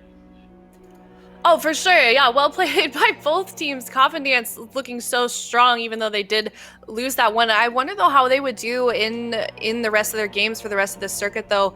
Was it really a matter of just like cleaning up that gameplay a little bit? I mean, they almost took the #1 seeded European team Wildcard down. Is this comp going to be viable for the rest of the competitors that they have to face, Zico?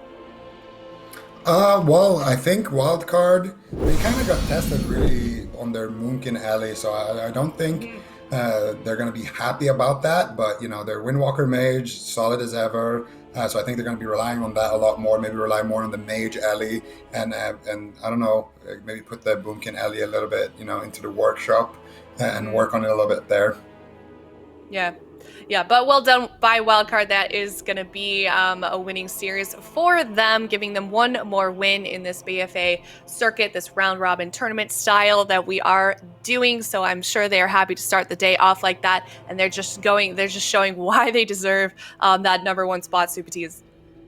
I'm kind of like devastated for Coffin Dance. I feel like if they had managed to get a win on Wildcard Gaming, that's probably, other than XSET, the second hardest team for them to get a win and put that towards qualifying. Like if they'd won that game, I almost feel like they would be pretty much guaranteed to qualify. Like it was literally just down to trinketing at the same time.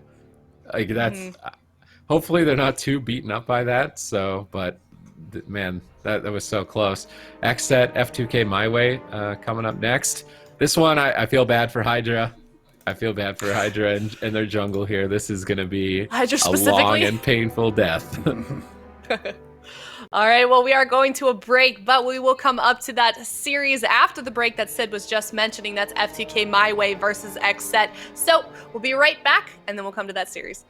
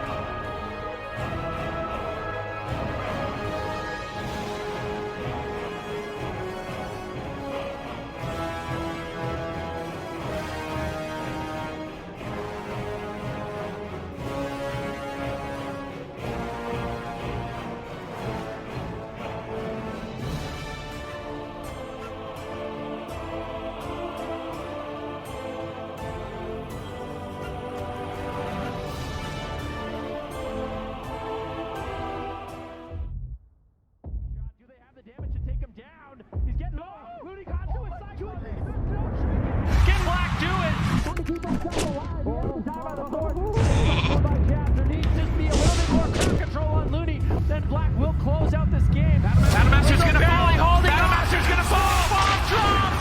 Candy shot on Blizzo.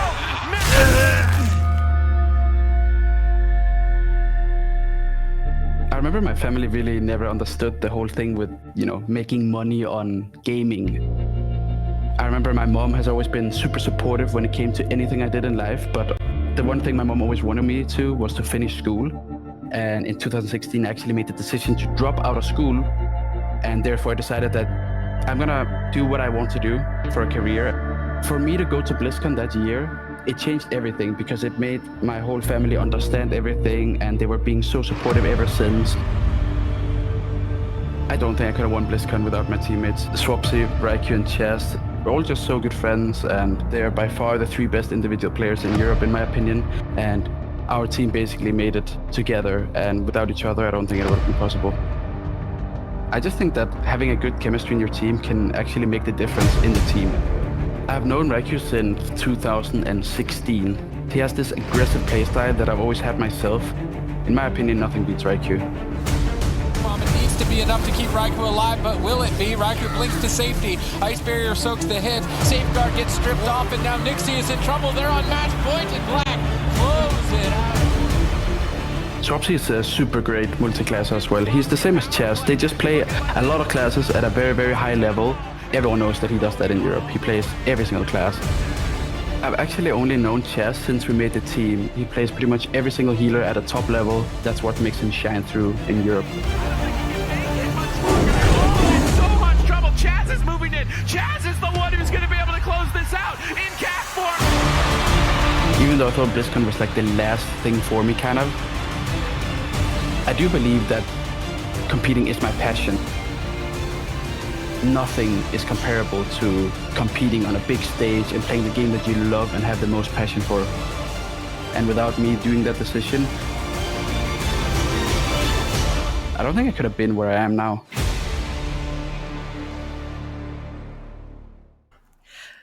Hello everyone, welcome back. We are now on our second series of the day. That's going to be XSET versus F2K MyWay. We saw before Wildcard Gaming versus Coffin Dance, Wildcard Gaming walking away with a 3-2. But now we're on XSET versus F2K MyWay. We heard Sid talk a little bit about that series before the break. It sounds like he thinks this might be a quick 3-0 on the side Not of XSET, quick. but Zico... Okay, a long and slow and painful Yes. 3-0. Weather forecast incoming. There is a blizzard inbound for F2K. There's a Basically, 33% chance of raining for XSET.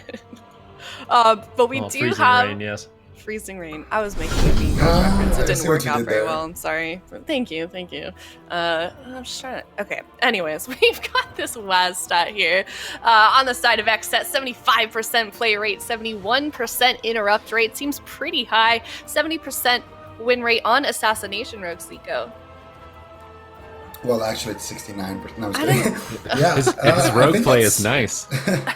Yeah, no, his I was rogue play rounding. is excellent. I think Waz here, multi-classing, different melees for his team, but that rogue I think is his staple. Mostly playing that rogue mage with Raikou, and they played decent amount of rogue like DK and rogue lock and things like that as well. But on that rogue mage, I think they're just super solid, and this is the guy who makes it happen. This is the guy who does the setups. This is the guy who does a lot of the in-game shots, shot calling. And he's as a player, reigning BlizzCon champion. Yeah, it's certainly going to be a difficult series on the side of F2K MyWay. Let's talk about that team a little bit. I know it's going to be a difficult series for them, but what can they maybe do if they want to fend off XSET? We don't know the comps they're going to play here for game number 1, but maybe let's take a guess at it here, Ven. What do we think that they could play? What do we expect from them? How can they maybe fend off XSET? I would be willing to bet. I don't know. I'm not really a gambling man, but I could pretty much tell you guaranteed what they're going to be playing. XSET, probably Frost Mage, Destro, Mistweaver Monk, and F2K, they're going to be playing jungle. So that's going to be the matchup, and that's why I was kind of making jokes about, the forecast being a blizzard for F2K, because likely what's going to happen is they're going to get swatted away to the pillar, and XSET is going to capitalize on, you know, all the snares from the Frost Mage, the Blizzard, the Frozen Orb, and then, you know, the Destro Warlock also putting out massive Chaos Bolts when he's able to. So for F2K, they're going to have to try to find an opening, and XSET, they're not going to make that easy. I think this is a really difficult matchup for F2K, but definitely can't count them out. They've been playing really, really well in this round robin so far, but I think this is going to be probably their most difficult opponent yet. F2K MyWay, they are another one of those jungle teams. Is it just because jungle isn't a good comp into the comp pool that XSET is likely to play, or is it just F2K MyWay and their specific playstyle here, Supatees? I mean, it's definitely comp matchup. I feel like jungle has struggled the entire year with Mage Warlock. A lot of comps have struggled with Mage Warlock, but really jungle a lot more than others. The solution through the cups was to play a Mistweaver instead of a Disciplined Priest, but now it seems like even Zuni's not opting for the Mistweaver, so maybe it doesn't work anymore for them.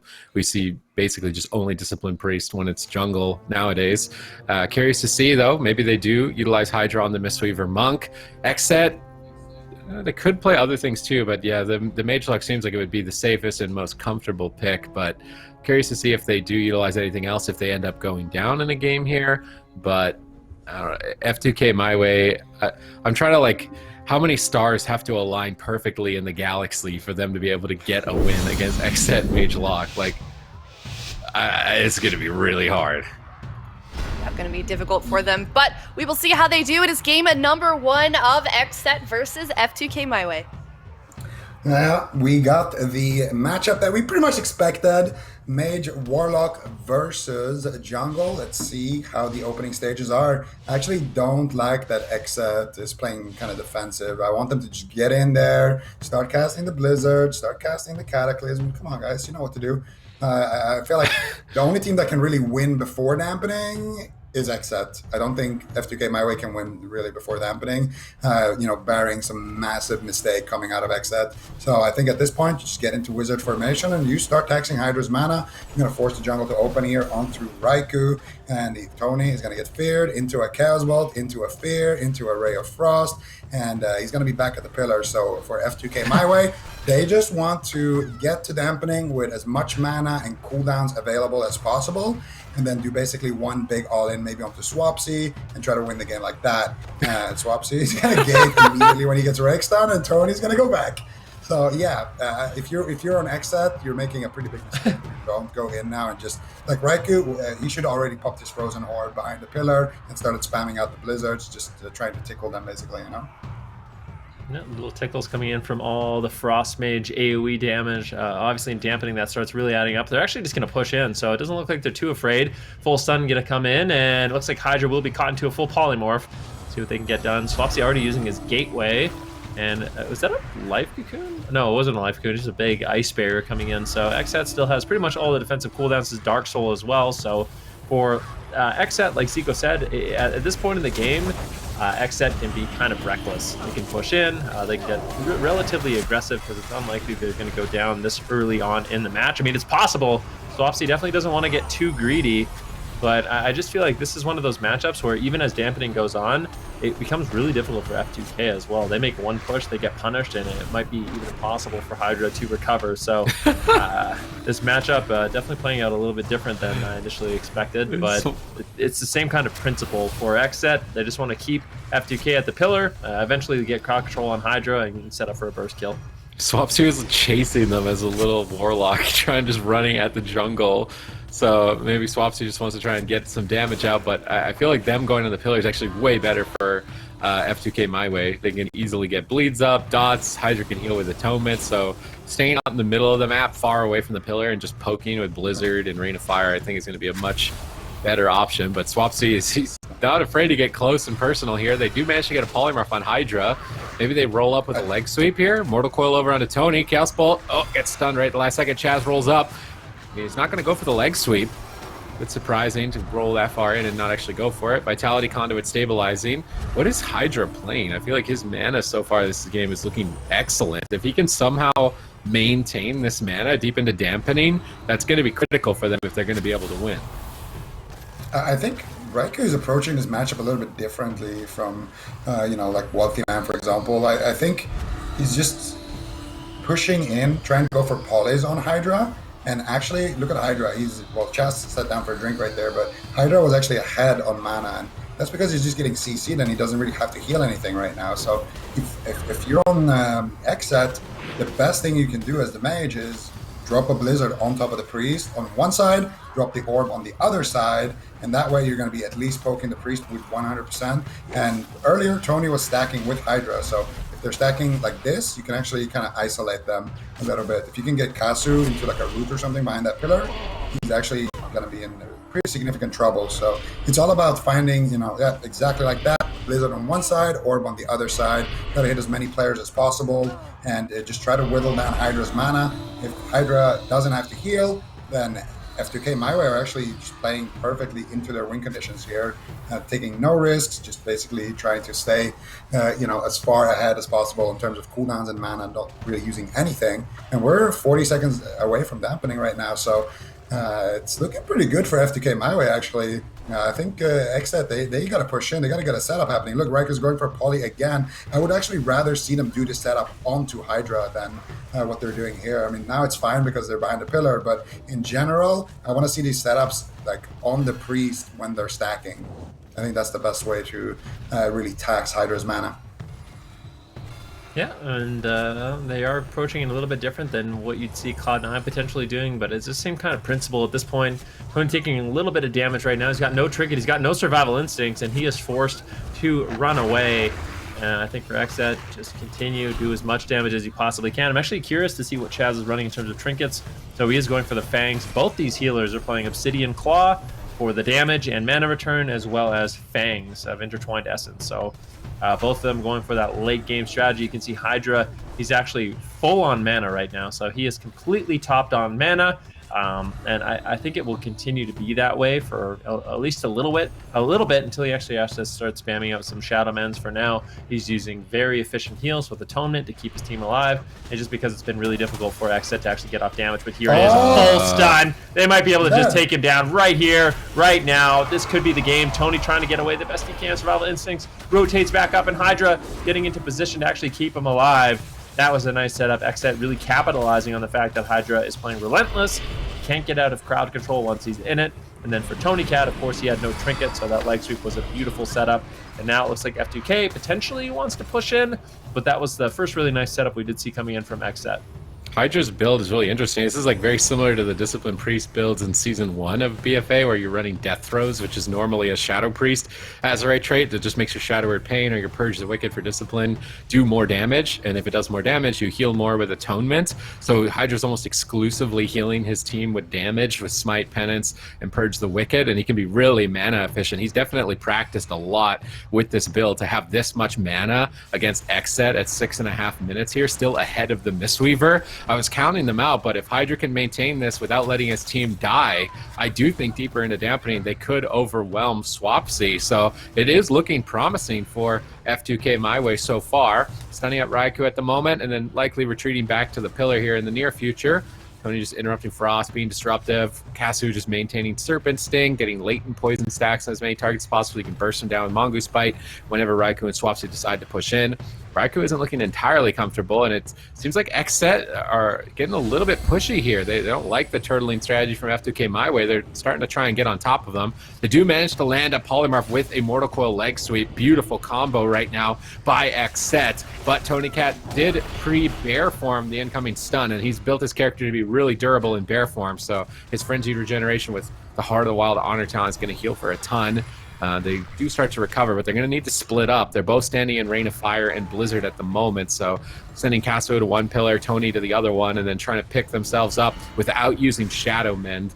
Can be a difficult, tall order for Hydra, but so far, so good. About 20% dampening in a few seconds, and they still have a lead. Honestly, I think at this point, if you're F2K, just go and make a play. I think it's time to start making those plays here, because at this point you're just going to get poked down more and more and more. Swapsy uses Infernals, they use their Dark Soul as well, so there's not really any big cooldowns that are going to push you back. And I think at 20% dampening, you actually are going to have a decent amount of pressure. Tony, He's thinking about it, but he's gonna go out, get feared immediately, and bolted to the face. And now they're gonna be hitting Raikou here, actually connecting a decent amount of damage. They get the trap. Thropsy summoning the imp. He gets the trap instead of the entangling roots that 50, and they do get the life cocoon. So honestly, at this point, they could even run. They could just run Swapsy down. I think on the side of F2K, they can get a fear. Shaz is actually in position to get fear right here, so maybe they could make something happen. Hydra's looking for it. He gets it. But they dispel it with the imp right there. Unfortunately, no entangling roots, but Kazu could get a trap here while that spell is on cooldown. Doesn't look like he's going to be able to find it, and Hydra is going to use that barrier. Looks like everyone is going to be fine. F2K is going to retreat from that situation. And there's a 40-second opening where they don't have Life Cocoon on the side of XSET. Other than that, no real openings here for F2K MyWay. Yeah, XSET still just continuing to rain down terror. Swapsy and Raikou slowly whittling down the mana of Hydra, and it's at this point of the game 26% dampening, where Hydra is going to start struggling, no longer just kind of passively healing through the damage. He's going to have to start using Shadow Man's, a little bit more direct healing to keep his team alive. And every one of these pushes from Kasu, from Tony, is going to be really, really difficult to kind of push through the defense. Swapsy, Raikou, both building their characters really, really durable. Raikou blinks in, interrupting the mind control and actually putting out a little bit of damage. Infernals do drop down, and this is where XSET wants to get aggressive.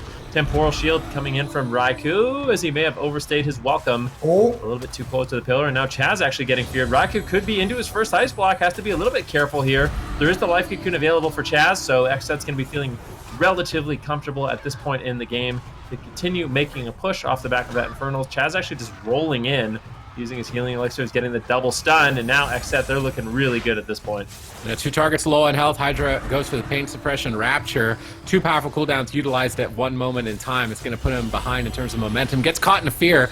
Looks like he premonitioned it. Beautiful timing on the premonition. Still above half mana at 10.5 minutes against XSET on the king of all dampening compositions, that Mage, Warlock, Mistweaver Monk. Can F2K MyWay keep it going a little bit longer here? Dark Soul available. Icy Veins pop. Big cooldown combo. Swapsy's going for the kill. Chaos Bolt slips through, and Kasu gets KO'd. Despite Hydra's best efforts, XSET's offense net them a win in game 1. Yeah, well done by XSET for game number 1 there. Kind of about how we expected it to go in terms of dampening based on what you guys were saying. But where was it in that game that we really saw that jungle composition, like we were talking about in game 4, sort of struggle up against XSET's Mage Lock here? I think they just got too many good setups there. Raikou was able to keep landing the sheeps throughout the match. I think early on in the match, it definitely wasn't doing anything, but this point in the match, definitely can just win you the game outright. There was a lot of close calls here, and at this point, Hydra just used his Prem on a fear a little bit earlier at the start of that clip. So Raikou actually gets that sheep at the very, very end before Hydra gets his cooldown back. Mortal Coil comes out. Kasu playing that relentless human means he's not going to be able to trinket out of that coil because you can only use the human racial on stuns, and he's going to go down through the turtle with those dots. Nothing he could have done about it, nothing Hydra really could have done about it, other than line of sight for like a second more until he had his Prem back. But it's just the way it goes sometimes. Raikou saw an opening and took it and won them the game. Now it is going to be F2K MyWay's map choice here, as they did just lose that last game, game number 1. What is their best option here in terms of map, do you think, Ben? What do we think they're going to pick? Well, definitely not Tolvaron, so I don't think they're going to Ashamage Fall or Tolvaron Arena. We can just eliminate those ones right away. Maybe, as Zico's alluding to, maybe Hook Point. I think a small map in general is probably going to be a little bit better for them, but yeah. I feel like it's not Black hard. or Cold. It's Don't they obviously always a go to hook, Black right? or Cold? It could be Black or Cold. I swear they always go to Black or Cold. That's Enlight. I'm not sure. I feel don't think like F2K for does too? XSET, they might. I mean, they could try to utilize that center pillar, but I think just against the Frost Mage in general, it's a lot more difficult, because that pillar, that positioning, you actually do get caught into the snares, and that's what's such a nightmare for the Priest. Is it's a lot more difficult for him to actually push in and follow up traps with fear when he's snared by Frozen Orb, snared by Blizzard. And it just seems like XSET in this matchup, they win in the early stages, they win in the mid game, and they win in the late game as well. So I don't know what F2K is going to do. They really have to find like I feel like they need a little bit of fortune coming their way. Maybe even play Reaping Flames and try to just win with like a Reaping Flames Drestagath one shot and like a really, really small CC window, because it seems like if they try to play this game out standard, it's just not a matchup that goes their way at all. Is that what we saw also from last game, from game number 1? Like, was there anywhere really that they could have cleaned up their gameplay to maybe try and do just a little bit better in game number 1, do we think, Supatees? Or is this just kind of how it's going to go? I mean, it's really tough. Like, what massive mistakes. They have to hide at the pillar, so there's no way that they're not inevitably stacked up. They're slowed by a Frost Mage, so it's hard to like move away so you don't get double stunned. I feel like everything is just... Wait, they picked Ashamanes. Do they just want this to be over? Like, well, let's be honest. We're probably going If we can't win on Ashamanes anyway, let's just play 3 losses and just see if we win on Ashamanes. I think they heard and they were like, we're going to make his prediction raw. We're going to pick Ashamane's fall, actually. Well, the good thing about Ashamanes is it's like, I mean, if you're just playing to live and just run around, I feel like Ashamanes is a great map to do that on, but... This is the logic that I use, okay, and this is the logic that I think F2K is using. F2K is like, well, we get big pillar, we get big space, we're not going to get poked behind the pillars that much, we're going to be able to get deep into dampening without being, you know, super behind on our cooldowns and mana. But here's the kicker. So let's say you wait behind that pillar to like 40% dampening, right? The only guy on XSET that is in real danger of dying is going to be Swapsy. So Swapsy just stays back. Raikou just keeps poking them in the front line. They go on Raikou, he has a hard immune, and his damage is going to start adding up because, you know, we're in deep dampening. So you have to run across the entire map to get the Swapsy. You're going to get chain feared on your way there. Hydra's probably going to get polyed on the way there. And once you get there, if you could get there without Hydra being polyed and everybody having full HP, that's fantastic. But very unlikely when you have to cross that far of a distance to actually get to your target, that you're not going to be, you know, on half HP, or your healer is not going to be CC'd on his way over, or something's going to go wrong. So that's why I like the small maps, because you just go in and then you're out and then you go in again. But on this big map, you have to just go for a perfect all-in, and you really need to have the perfect storm. That's why the Wizards love these maps as well. Oh, wait. Oh, they're not going to do it. I was going to say, why don't XSET just Windwalker Mage and spite Hydra? Well, I would say just because they can't lose as this comp. Like, I guess, but... there's no reason for them to change. I guess. Not that they can't lose, but it would be extremely unlikely for them to lose as this comp. I feel like if you... this is the best matchup you could ever expect as XSET. Like, this is what, you know, Jungle Cleave's nightmares are made of. Playing a Frostmage, Destro, Mistweaver, using an Imp. Like, it's just... They have all the bases covered. F2K MyWay, definitely an uphill battle, but the Jungle Cleave, of course, with their burst damage, might be able to find victory. It's just going to be about if they can actually pull it off. It's a really dangerous game to play, where you just play for, you know, the late game. I think they kind of got to the point, and Zico kind of alluded to it, when you're at like 20-30% dampening, where you do have to start making plays, because I think if one thing doesn't go your way at that point in dampening, you're just too far behind to really recover. And based off of what Zico was saying as well, do you think that is their strategy? They're going to try and go after Swapsy, or is that just too risky of a move, Supatees? I mean, you can't kill the Mistweaver. You'll die before you even get to the Monk, and dampening is not an option. If you attack the Mage is going to Ice Block, and then you have Chaos Bolts just being thrown at your face, so you're probably going to lose that way. You have to go Warlock. You just have to like brunt the pain of the Frost Mage, try and Premonition Polymorph, and brunt the Frost Mage, and try and take out the Warlock at like 80% dampening. So Hydra has to have at least 20% mana at 80% dampening. I don't even know what the time is at for 80% dampening, like 16 minutes maybe. Hydra has to avoid crowd control perfectly, because Raikou's not afraid to do what he's doing right now, which is get aggressive on the Priest. He has to avoid crowd control, heal perfectly in terms of mana efficiency for the better part of 16 minutes straight, while Mage Warlock just run at his team the whole time. Look at this. Yeah, this is the exact opener that you want to see. Don't go for no pesky sheeps. Go start spamming your cooldowns on Hydra. Pop early Icy Veins if you want to. Get the orbs out, just pop the Infernals. Try to get some pressure going. And that way, so Hydra here actually had the perfect response, which is just use Pain Suppression early. You're going to get it back when you get the dampening. And you're going to reduce all that juicy damage that you have to spend your mana to heal. He prems the sheep here. Actually, I'm not sure. Maybe the Infernal broke it there from Swapsy, because the Infernal does AoE a lot. So if you're a Warlock, you're playing Warlock Mage, sometimes you have to have a macro that just cancels all your Infernals. Chaz, trap into full fear. Raikou taking a decent amount of damage. Could be an Ice Block here. He might actually pull a Venruki. He needs to be careful. Gets the Life Cocoon there, and he's going to be safe. Sorry.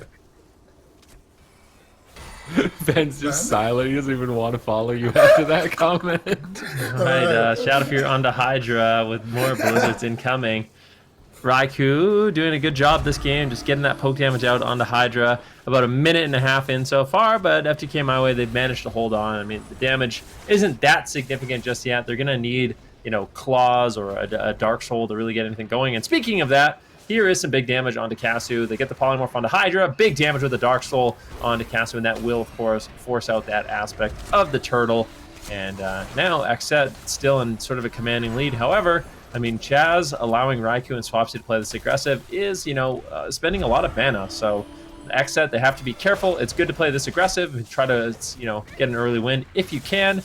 That being said, it can backfire if Chaz is, going out of mana. Big setup once again going out onto Casu. Is there any more crowd control on Hydra? He does get out, and that Vitality Conduit is going to be more than enough to keep F2K MyWay in the game.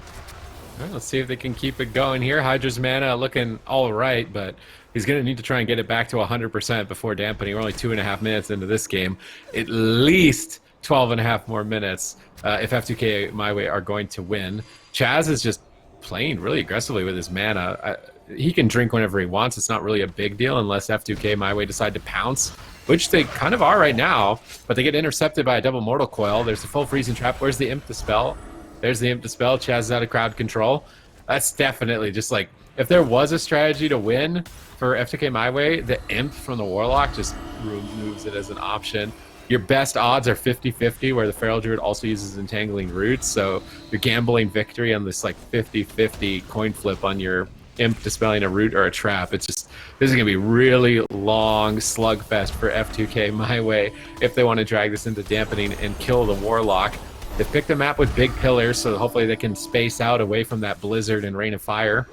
They might control Swapsy to try and stall their push here. Chaz is moving in as well, but Chaz also sat down for a drink before this push, so he's making sure that his team is also set up for late game if it gets to that point. Not playing entirely reckless. Hydra prems the fear, but Raikou blinks in for the polymorph. Oh no, Tony's out in midfield! How is he going to stay alive? Trinket Survival Instincts, Frenzied Regen.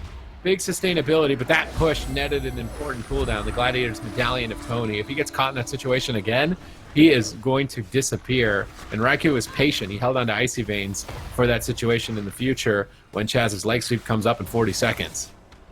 That's very nice. You always want to try to stagger that Icy Veins and that Dark Soul that Swapsy has, and also staggering the Infernal and the Dark Soul. So really good offensive cooldown usage here on the side of XSET. Raikou is going in to try to get some pressure, but he gets mind controlled. Hydra very quick with that one. Shadow Fury comes out from Swapsy, and once again you can see Raikou and Swapsy pushing in here. They get a nice 3v1 situation onto Tony. Shaz doesn't have leg sweep though. They don't have Shadow Fury, so unfortunately for XSET, they're not going to be able to really get anything done here. Raikou has overstayed his welcome, realizing that. Pops his Temporal Shield, and now Swapsy moving into a kind of an aggressive position. It gets a full fear onto Hydra. They're going for Tony here. They're trying to close out the match. Tony actually popping his Berserk here as we're about to hit dampening. So at this point, I feel like F2K MyWay, their strategy of trying to hold on to every cooldown it's kind of worked actually. Hydra's full mana. He has all of his cooldowns. That Pain Suppression using to start his back. Tony, in 40 seconds, he's going to have his Trinket. So this next go is going to be deadly. They get a full fear onto Chaz, kick onto Raikou. They're going for Swapsy. So if they can get anything now onto Hydra, there's real kill window onto Tony. He has to pre-wall that next stun. 25-second kill window here. They get a full fear onto Hydra. Let's see it. Where's the leg sweep? There's the coil. Full sheep. Chaz. He can't get there. He gets rooted on his way, but Tony still doesn't pre-wall, and that's gonna be the game, Tony. You should have pre-walled that one. he had plenty of time to pre-wall that one, honestly.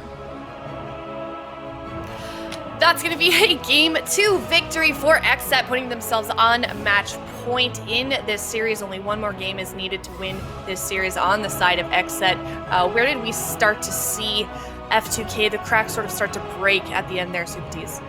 I mean, it's just that XSET were unafraid to make pushes, and I love that they spaced their cooldowns out.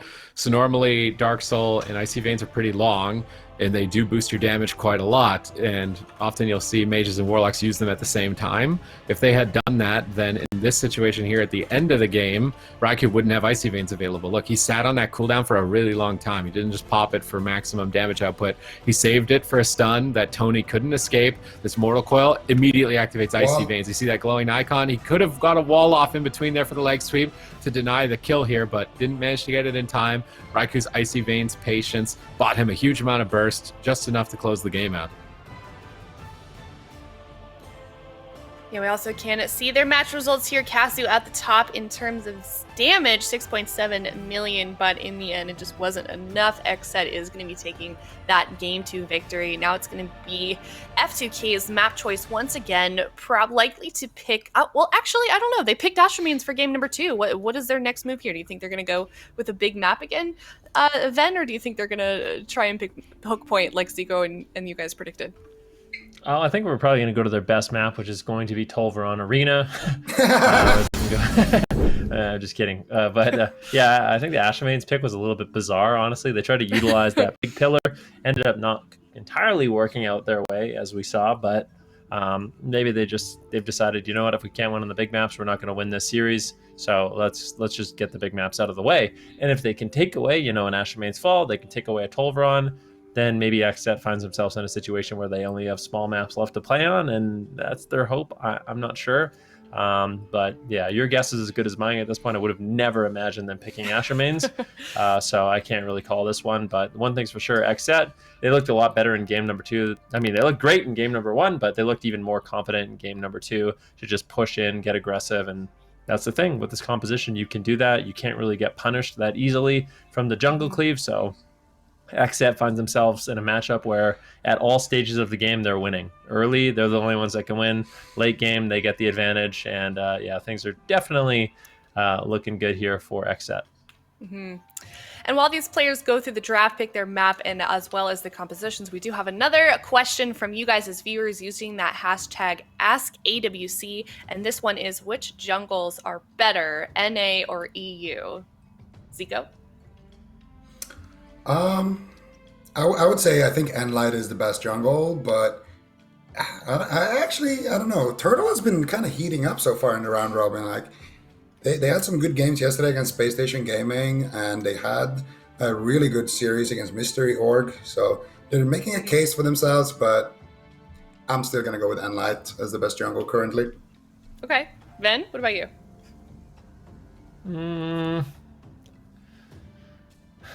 I would say right now, yeah, I would tend to agree with Zico. I feel like Enlight has kind of proven themselves the most on that composition. They've been really consistent for a long period of time, and I would say out of all the games I've seen, they do a terrific job. But yeah, teams like Turtle, they've been really stepping up. They put on some really impressive matchups so far in this round robin.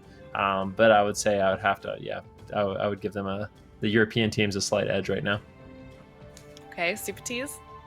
I feel like it's not fair, because I feel like if we watched the EU jungles fight Cloud9, I feel like, I don't know, Cloud9 would like never lose to Enlight, I think, for example. Whereas earlier in the year, we saw Wizard Cleaves losing to jungle earlier on in the year. So I feel like the competition is a little bit more difficult for the NA jungles in that sense, just because Cloud9's a better mage lock.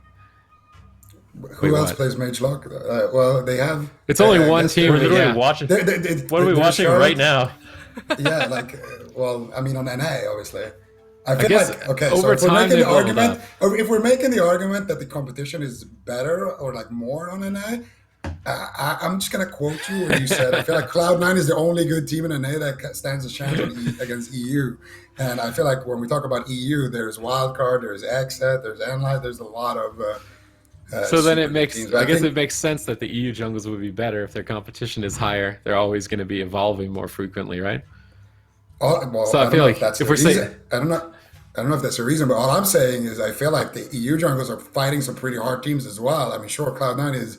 I mean, let's be honest, all the junglers are probably going to lose to them, but we can't really brush off the fact that Enlight beat, like Wildcard and XSET in the actual regular season, and Turtle was literally nowhere to be found until the last cup. You know what my favorite part about this conversation is one of these viewer questions has started an argument on the desk about NA versus EU, and I think that's just absolutely incredible. So hats off to you, whoever asked that question. Good job.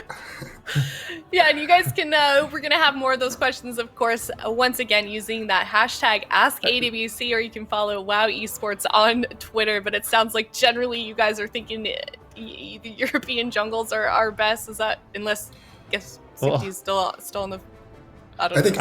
I'm still just imagining that guy just having a troll face on right now, like, all happy with the answers we gave him. Okay, well, yeah, thank you to whoever submitted that question. Certainly sparked a fun conversation up here on the desk. It does look like these teams are finished with the draft process, and the game is starting. It's game number 3 for XSET versus F2K MyWay. Runes of Lordaeron, match point. F2K MyWay versus XSET. It would be a fitting final resting place for F2K MyWay, as it is a cemetery, and they are immediately going after the Discipline Priest. XSET are unafraid. They are going all out here in game number 3. Excellent opener so far, but Hydra does the same thing here. Answers with the early pain suppression, trying to keep up his mana here. You can see he's just trying to heal with damage, allowing himself to drop a little bit lower, but not too worried about that. He's going for the mind control here. So mind control onto Chaz, gets dispelled right there, I do believe, by the Imp. And they counterspell Hydra there. So that's going to be enough to interrupt it. Hydra gets faked on his premonition. It could be a sheep to follow that full fear right there. Tony, though, doing a good job so far line of sighting, but he had to use his trinket. And as you guys see, so when I say wall means survival instinct, and it has 2 charges, as you can see under Tony's frame right now. So right now, Tony has 2 opportunities to pre-wall the next leg sweep from Chaz, which is up in 5 seconds. If he does not, and Hydra gets crowd controlled, Tony's going to die. Just putting it out there. Ooh, Tony's going to be in a little bit of trouble. Like you said, with Hydra pulling that Relentless, that's a huge thing that XSET can exploit in the matchup. And that's why Tony's going to have to play so careful in this match. And XSET, they are just throwing caution to the wind. They're just playing on top of F2K. F2K has really struggled to find pressure so far in this match, and they are just on the back foot from start to finish. Another huge hit onto Tony. Hydra not in crowd control, should be able to easily respond. And I think as long as Hydra's not in crowd control, then we're going to find ourselves in a situation where we see Raikou actually getting bursted down. So I think unless they get crowd control on Hydra, F2K MyWay is going to be completely fine. Chaz has already burned through so much mana, and I really want, you know what I want from F2K right now? I want them to turn around the aggression. If XSET is going to play this aggressive, they're going to play on top of you. Stop running away, stop hiding, go for some crowd control. Let's start getting some damage out, because I think XSET, the way they're playing, is a little reckless at this point. I mean, it's got them a win in game number 2, but I think it leaves a little bit of opening here for F2K. Dark Soul just came off cooldown. I think maybe playing defensive until Swapsy rotates through that might be wise. Hydra's moving in. Oh no, he prems the fear, but right into a full polymorph. Dark Soul's active. Swapsy's going for the kill. Who's going to stop Swapsy here? Infernal's called in. 1 Chaos Bolt interrupted on the second by Kasu, but these Chaos Bolts are still threatening. Swapsy's ramping up. Getting those immolates out, looking for a Chaos Bolt, gets disrupted by Tony. Stop Chaos Bolt at all costs right now during Dark Soul is the main objective. Another Chaos Bolt casted over onto Tony. Shadow Melds, it looks like they're avoiding its damage. Now stunning up Swapsy. Fear on the Chaz and Raikou, looking to burst down the Warlock, but before dampening, I don't think that's likely to happen. Switching between Raikou and Swapsy is going to be important. I do like the split pressure. They've actually got Chaz running out of mana. If F2K MyWay can keep going and stop Chaz from drinking, he used Demonic Gateway to try and reset and drink off to the side. Is anyone going to be able to get over here and stop Chaz from drinking back to full mana? They're just going for the kill! Oh! They just absolutely one-tap Raikou! All right, Chaz, you go drink. We're just going to eat your mage. Nom, nom, nom. F2K MyWay put a point on the board. I love Excuse me? The thing is, like, at that point in the game, Chaz didn't even need mana. Like, Hydra was actually at 40% mana, so they already had a massive mana lead. You know, getting a few sips. It was just, I think they got cocky. I think they got a little bit too full of themselves in game number 3. They're playing really, really aggressive, really, really reckless. I think F2K MyWay, like I said, they just need to, turn up the damage, turn up the aggression when the Mage Lock is literally playing on top of them the entire game. Definitely a window of opportunity here. Chaz sneaks away for a drink, and you really can't blame him. He gates away, goes for a drink right now. Swapsy goes to defend him, and Raikou is left all alone with no temporal shield, and he gets absolutely obliterated. So big Dressage coming in. Yeah. Raikou could have maybe even traded out an Ice Block. I don't even think it would have been that bad at that point of the game. They haven't forced one Ice Block the entire rest of the series, and if you want to get full mana on your healer, just Ice Block a little bit early, but I mean, that's what can happen when double dressed is available. But definitely F2K, they're going to be feeling really good about that one. Yeah, and was that win? I mean, did they play better in that game, or was that just them capitalizing on a mistake there for F2K MyWay, Stupides? I think XSET thought they were more immortal than they were. I mean, they are pretty tanky, but maybe not that tanky for Chaz to literally go 80 yards across the map. I feel like Raikou and Chaz are like almost physically as far apart from each other as you possibly could get during the highest burst window of damage, which is double Dressage. So just being prepared for that. Maybe, I'm not sure if Chaz was like, hey, get ready to Ice Block, or maybe they didn't even think that they would need to, but tracking that Dressage trinket is super important. When that thing's available and there's two of it, you can just get erased. So a little bit better communication. Of course, we're probably going to Tolvaron now, so I think it's going to be a bit tougher, and I don't imagine that XSET will play as recklessly as they did. So if they just play a standard game of Mage Lock, then they should be able to clean this up, but it's nice to see Hydra's team put a point on the board. Anybody want to sing some Lion King? In The jungle, There we the go. mighty jungle, the Raikou doesn't block tonight. Cosplaying Van Van Rookie from Rookie. 10 years ago in tournaments. Hakuna Matata. Jungle won a game. Oh my god. That was Alright, beautiful. that was the cringe of the day. That was brought so to you. good. Brought to you Alright. by the AWC BFA circuit here. We're now going to be just a full-on musical on the desk here. Thank you for that lovely song. I'm sure chat appreciated it as well. But it looks like the prediction was right. They are going to be going to Tolvaron. Both compositions locked in. No surprise here what we're seeing. We do see a Mistweaver Monk though as well. Now that we see the map, how do we think that you know what, game's starting anyways, never mind. XSET versus F2K MyWay, 2-1 on Tolvaron. All right, ladies and gentlemen. Right. You Oh, both you know. said all right to start your sentence, by the way. All right, here we go. It does look like XSET, they are going to be taking a loss, and that is going to obviously upset them a little bit. And look, XSET, they're playing a little bit more defensive this game for some reason. I'm not exactly sure why, but opting to kind of sit back, not just getting on top of F2K MyWay. I'm happy that F2K MyWay could put them in their place a little bit, because this is a really big compositional disadvantage, and XSET playing as reckless as they did, it was nice to see F2K be able to punish that a little bit. But Raikou not going to be completely pushing it at this point. Hydra getting targeted down, and I think on this map on Tolvaron, XSET at this point, this is their series to lose. F2K MyWay, they're going to have to try to find that miracle kill once again with the double dressed. Maybe they can pull it off. Only time will tell. All right, so far, just sitting at the pillar, the name of the game here for F2K MyWay. Actually, mind controlling Swapsy into the pillar, but they're not going after him. He actually got snared by Raikou's Blizzard, so just trying to get the Warlock out of the match. Raikou repositions back to midfield. You see that triangle positioning, Raikou far on the right, Swapsy far on the left. That way, there's nowhere that F2K MyWay can hide from either player. And now Raikou's actually pushing in. He's very aggressively positioned at the moment. Chaz is rolling in as well. They don't have leg sweep, but they go for Mortal Coil anyway. Chaos Bolt cast gets stunned up there. Hydra sitting through a Polymorph. Tony pre-survival instincts here, anticipating some further damage, but leg sweep wasn't available, so basically a charge of survival instincts for free.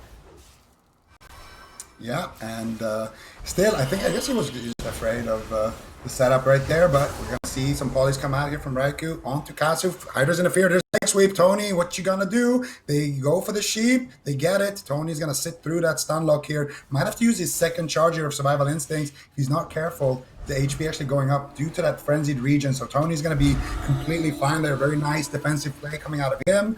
And he is going to have that trinket and that second charge of his wall available if he gets caught up in that dicey situation from before. Hydra going to just be trying to keep his mana as good as possible, applying the dots on everyone, trying to heal with the atonements, with the penance, and right now he actually uses premonition, so he's trying to mind control Raikou or Swapsy here to avoid crowd control. Raikou's going to blink in and get the sheep, but a preemptive vitality conduit. I'm not sure if Hydra was actually running that before. I think he was, but either way, very nice play. If you're playing a healer and you vitality conduit a sheep, your HP is going to go up and down in the sheep. You're going to lose HP to the Vitality Conduit, but it's going to regain itself from the sheep. So that's one of the most high value plays you can make with that essence. And now, once again, F2K MyWay just kind of sitting back. Hydra going from mind control onto Swapsy, trying to drag him back, but Raikou with a nice blink counterspell to avoid that situation before it even happens. And I think what F2K is doing here is a lot better. Just don't let them push in, get on top of you. Still play the defensive game. You're still playing for dampening, but if there is an opportunity, take it so they don't get too comfortable behind that pillar on the side of XSET. Yep. And Raikou just sitting very far away right now, doing a big flurry combo onto Hydra. Hydra's going to have to use that Rapture. Doesn't want to fall behind on healing just yet. And we can see what happens. I mean, Swapsy now getting targeted down. I like that F2K. They're playing a little bit more aggressive in the match. Look at Chaz. His mana is being taxed quite a bit, down to around 55%. Might want to go sneak away for a drink. And I think Raikou and Swapsy, they can just play far off the pillar, just kind of hit whatever's in the open at this point. Buy Chaz some time to go for those drinks. Mame Stun now going to be used onto Swapsy. Hydra positioned very far away. He's also going for a drink. And F2K MyWay, they're just going to go for the reset. They're not going to mind it too much. Raikou blinks in, but doesn't want to get bursted down. Once again, Temporal Shield going to be active very soon. One Justigath is going to land, and looks like Raikou should be able to hold on. Mind Control is actually coming in with an interrupt on Chaz. Nicely done, but if Chaz needs to at any point, he can trade out the Cocoon, and ultimately he got what he needed, which was full mana. And things are looking good once again here for XSET. All right, let's see if F2K MyWay can win on XSET's best map in the matchup here. Hydra feared out into the open, getting flurry comboed, chaos bolted, rooted in place, interrupted on mind control, stunned up on penance, totally getting shut down by XSET, forced to pain suppression, but I think it's more than a fair trade. It isn't going to line up with Icy Veins. They could go after Tony with the next leg sweep here, but XSET's aggression basically revolve around that yellow box below Chaz's health bar, the one with 42, 41, 40 on it. That's his stun, and when the number is no longer on that box, it means he can use the stun, and that's basically where XSET are going to pivot their aggression. So whenever that's available, look to see if Chaz can get in there and land the leg sweeps. Right now he's in a freezing trap. They've isolated Swapsy. Raikou's just polymorphing the hunter. Remote guidance device, again, sneaky motorbike here from F2K MyWay, trying to burst down Swapsy, but that Warlock is pretty tanky. He's just going to walk it off. He just got hit by a motorcycle. Doesn't even look like he did. Yeah, I don't know. That motorcycle didn't do too much. Chaz gonna get interrupted there. Actually fakes it. So you're gonna see Kazu moving back to the pillar here, trying to get in Hydra's good graces here, and Raikou pushing in. But Raikou and Swapsy are pushing in on the same side here, so that means the entirety of F2K can just kind of walk around. But Swapsy actually does maneuver his way to the opposite side, and now a big push here onto Hydra. Preemptive Vitality Conduit once again, though. Hydra been excellently using that so far in the game. They get the trap plus the root, but the imp gets the correct dispel there on the 50-50, which means F2K's push here is completely over, and the only thing they can really do here is try to conserve mana and attack anybody who goes behind the pillar. If nobody goes behind the pillar, then they have a chance to just slow everybody, and Chaz can sneak away for a drink. This is a perfect time to go for the drink, but Kazu activating his damage cooldown, or he had them up for a little bit longer there. Chaz now going to bounce back to full mana because of how good that map is and because of Raikou's good positioning here. And now once again, Tony's not going to be able to do anything about that. Going to duck back to the pillar. And honestly, I mean, you're expecting XSET to have full mana basically at any point they want in this game. So for them, it's kind of normal how their side of the cooldowns are looking. It's all about F2K not falling too far behind. If Tony still has his trinket and his walls, Kazu's just use his aspect of the turtle very early on. So they're not going to have that. And now they're swapping to Hydra. Big leg sweep here, big damage. Hydra is going to activate the Vitality Conduit, and now he's going to have to pick up his teammates here. But honestly, if they can hold on to some of their cooldowns, it's not going to be a too bad spot. Tony takes that flat hit there. Hydra's going to deflect. With the barrier, you can see right now he's struggling with that dampening, that rock pressure, the frozen orb, and the blizzard, and the infernal, the AoE. It's all starting to add up here for XSET. Yeah, it definitely is. I mean, right now, 15% dampening, things are just going to get more and more difficult here for Hydra, already burning through a little bit of his mana, and with this positioning, as long as Chaz isn't greedy, he goes for the early drinks. Anytime F2K MyWay runs away, that's the position XSET really wants to be in. If Chaz waits a little bit too long, falls behind on mana, that's where F2K MyWay might look to punish Chaz, basically being forced to go and drink. So I think the early drinks is going to be key in this matchup. Raikou throwing down a Blizzard once again, Swapsy getting into position, and basically using Swapsy as bait at this point in the match, but definitely doesn't want to get too aggressive. One Drestagath lands, but the thing is, when you trade out a Drestagath like that, all of a sudden XSET isn't going to be nearly as afraid, as that is the scariest moment in the entire match. Actually going after Hydra, he gets stunned, Pain Suppression trades out immediately. I like this aggressive play here with the Infernals, with the Dark Soul. Now Mortal Coil onto Hydra, but with that Rapture, should be able to survive. Vitality Conduit trades out as well, and now Hydra doesn't have a single defensive cooldown, and if XSET can stay on target, I think Hydra might actually just fall. Ooh, triple Shadow Fury. Chaos pulled off to the side. Huge hit. Hydra dunks in a Shadow Man, but where did it go? His health's still going down. Another Shadow Man counterspelled. Penance goes off. Hydra recovers. Trying to stabilize. Needs to be squeezing in those powered solaces as much as possible to regenerate mana. He's at about 50% here and 23% dampening. They are praying to the god Drestagath for a big crit on that trinket. If they can just KO Raikou, potentially take it to a game 5, they've got both big maps out of the pool. They could have potential here with Raikou down to half health. They're calling in the motorcycle guidance device to burst down Raikou, but the imp got the dispel on the trap. Chaz can easily heal him. Only the thing not going well for XSET is Chaz's mana. And is he going to go for a drink? I feel like right now would be a good time, but he's got that hyena hitting him here. King of the Jungle. They got the lions and the hyenas on the same team here, trying to battle for victory. It wasn't that funny. It was really funny, actually. No, but right now the lions and the hyenas and the bears are in trouble. They're endangered, if you will. Hydra's in a full fear. Can I get the sheep here? It looks like they won't be able to land it. Raikou's a little bit too far away for that one, and it looks like they're just going to be happy to push back here on XSET, maybe looking for a drink, but this is a good time to go for the all-in. Big dress connects there, and that is going to be Chaz Life Cocoon, and more importantly, he did have to stop his drink, but at this point, Chaz is just going to try to sit down and go for another drink right away, and I think at this point there's not really anything anybody can do about it. Chaz should be able to recover to full mana here unless they push out and get big damage onto Swapsy right away here. Chaz sitting down for one tick. He gets a second tick here, but he has no life cocoon, so he needs to go out early, heal up Mr. Swapsy here, and Raikou's going for the sheep. He gets it. Regrowths are being casted out. Tony, no interrupt here onto Tony. Raikou doesn't have his counter spell, and I think the Swapsy's playing with that imp, going for the fear, not able to land it, and Kasu still gonna have to use that aspect of the turtle, so nicely done there by XSET, sitting down for the drink, pressuring F2K to push in and make mistakes, and they capitalize on it, and that's them the turtle.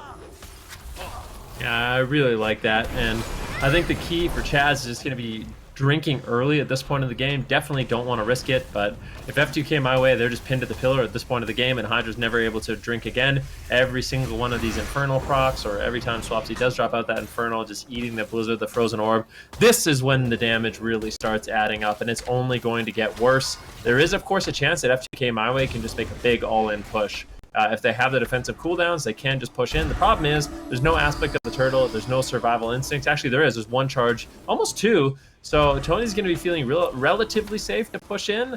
I think F2K MyWay, what I want to see this deep in dampening is they just kind of have to try to hold on to as much defense as they can and then just go for it, because there's going to get a point in dampening around 50% where they just can't reset. They can't recover from these pushes, and they're going to have to pick a moment in time where they just really try to get aggressive, and that is the double dressed. Raikou manages to just shrug it off, and now in open field, looks like XSET is not going to be nearly as afraid without those Drestagath trinkets available, and now they can look to make a push. All right, let's see if they can pull this off here. They've got a decent amount of mana on F2K MyWay at 42% dampening. If there was ever a shot for them to get a win here, this is going to be it. They're stunning up Swapsy and then retreating back out of line of sight, trying to do those hit and runs. Leg sweep is up for Chaz. Remember, we talked about it earlier. Chaz is moving in position to land that stun, and it could be the end of the game if Hydra's not careful. He's already really far away from the pillar. Raiku's chasing him down. Chaz is moving in. They catch him in the polymorph. Are they going to swap to Hydra here with the leg sweep? No, they're holding on to it. They swap to Kasu. He immediately breaks out, trying to line of sight at the corner here, waiting for Hydra. They go for the freezing trap, not able to land it. Kasu gets mortal coiled. Oh, that life grip, pulling Kasu out of line of sight of that Chaos Bolt. But guess what? Dark Soul's available. There's no Gliders Medallion for Tony. There's no every man for himself for Kasu. The next leg sweep and Dark Soul, I feel like it's the end of the game for F2K MyWay. They need to get ready for that moment. I think at this point, F2K MyWay, just go in and put all your eggs in the Swapsy basket. You're not going to get a better situation than this. You still have pain suppression. Tony still has 2 walls. And Chaz right now is sitting there for a drink. There's no better opportunity for you guys. Get the restuff onto Tony and go, go, go. Hydra's going for the mind control. Raikou blinking away out of line. And Hydra is going to eat 2 Chaos Bolts there in that Shadow Fury as a result and drop to about 60%. And this is what I mean. You're not going to get a better situation than this. Hydra's going to have to spend so much mana to recover that damage that he just took. And Chaz looking good on mana. At this point, just go in, push all your cooldowns and see what happens. Maybe you can survive the CC chain. Maybe you can actually have enough pressure to kill Swapsy. The Life Cocoon is going to be half as effective at this point. And Swapsy's playing super aggro, actually. I really think that F2K MyWay should just pull the trigger right now. Let's see, they're going for it. There's the stun. Let's see, where's the dress? Where's the damage? You got a stun onto Chaz. Guys go for the trap. No entangling roots there, sadly. Oh, Tony, here it is. I guess he couldn't get it, and this is the setup. Tony couldn't pre-wall that one, and he is most likely going to go down here. He can get a wall on 1%. He's got a survival instinct, but it's not going to be enough. And Tony is going to fall after they get that nice CC chain there onto Hydra. And obviously, this time around, I'm not going to be as critical of his wall. He just got coiled into a leg sweep. There was no gaps. Couldn't have done anything about that one unless he pre-walled the coil, but that's extremely hard to do when you're standing basically on top of Swapsy. Is going to be a series win for XSET versus F2K MyWay. XSET winning this 3-1. Here's the replay. Supatees, if you want to talk about it at all. Yeah, so this is when leg sweep was available. They got an imp dispel. Chaz moves into range, lands leg sweep. Swapsy doesn't go for Dark Soul because he sees Kasu will be able to interrupt him, so he doesn't pop it. Instead goes for crowd control, securing the chain on Hydra so that he can't use pain suppression, he can't help. And Swapsy's little mid adaptation there to just focus on crowd control rather than damage allowed Raikou to finish the game with his pressure. Just a solid game all around. Obviously a really good map for them. Still well fought by F2K MyWay. The fact that they were even able to get a win in this matchup is impressive and last this long with that much mana. They're showing improvements, but at least I guess fortunately for them, they don't have to fight XSET again in a round robin format. So they've just got to pull off wins against some other teams. Yeah, well done by both of those teams. F2K MyWay, like you're saying, Sid, did manage to get a game off of XSET, one of the toughest competitions in the European region. So well played, well done by those guys. And, you know, this is a round robin. They're not out of the running just yet. They're not dropping down to a lower bracket or anything like that. Every team has a chance to play every team. And like Sid says, they're no longer going to have to face XSET. They've got that out of the way. So looking forward, hope to see those guys have success. But well done by XSET. Any takeaways from that? I mean, how do we feel like those two teams did? How do we feel like they're going to do in future matches, Venriki? So this is just one of those matchups where just looking at the matchup and kind of knowing what compositions both these teams are going to run, it's just something we've seen out play over and over again, and this result is not really a big surprise. I think this is one of the problems for F2K is they only have one composition, right? So if they run into a team that kind of has a counter comp for them, there's not too much they can do about it, and that's why a lot of the time, outside of the like jungle mirrors, we do see kind of one-sided series coming out from them. They either completely destroy people, or they find themselves in this situation where they don't have a comp option and they end up losing. But yeah, I mean, both these teams still in the running.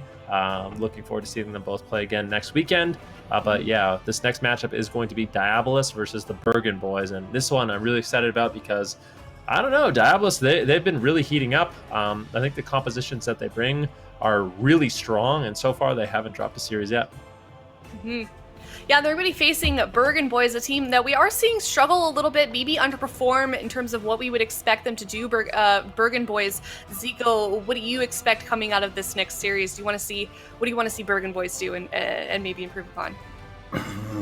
I want to see. I feel like Windwalker DK is what kind of got them here. I think that's their like kind of one-trick comp. So it's not the best comp, especially into what Diabolus has, but I think for them, maybe you just go for comfort because we saw them try out the Demon Hunter pick yesterday, and it just didn't look great. So maybe stick to your mains and just try to outplay Diabolus. Diabolus probably going to play Mage Lock Pally, I would imagine. So it's going to be fun for Bergen Boys. All right, well, we'll see that series. We are going to go to a break, and then once we're back, we're going to go to that Diabolus versus Bergen Boys series up next.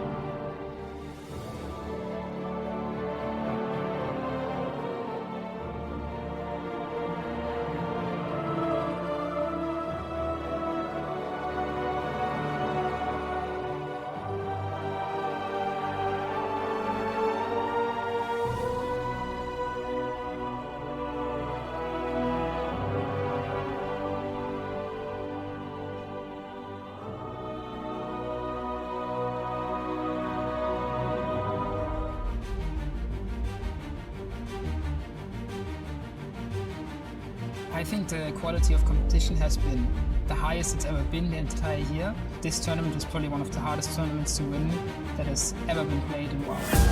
We know that those players are the best at their respective classes, and it's always a challenge to face them. His Avenging Crusader just becomes available. They dismantle it. They completely dismantle in game 2. Chance falls and the Gosu crew are 1 game away. Blizzo 10% health.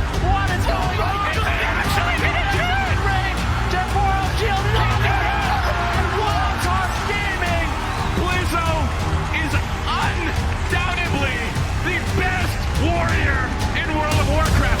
Blizzo is an unstoppable force. Literally nothing can stop him. Roots, nothing. Grandmaster's gonna fall. Bomb drops. Kidney shot on Blizzo. Massive damage. A big takedown. Wildcard Gaming and Arcturus 2019. BlizzCon champions. MIM sets up for the kill. 1-star surge. 2-star surge. Now another counter spell comes in though. That's a beautiful counter spell. Is there an execute? There is. And Wildcard Gaming upset the stock and go 1-up, 1 game away from the grand final. Loss and Raikou, they just need a little bit more damage. He saps it, but Looney just can't make it there. Is he gonna stay alive? No! Black tie it up. Greggy can't do anything. He has no cooldowns left. If Snuts is able to connect one more kidney shot, well doing the shadow. Snuts is in the top 3. Don't you ever put Snuts on the bench again!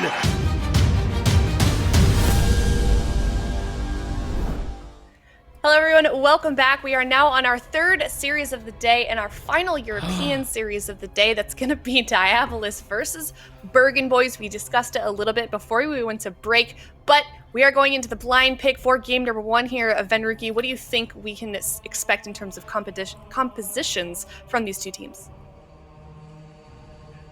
Oh, is he?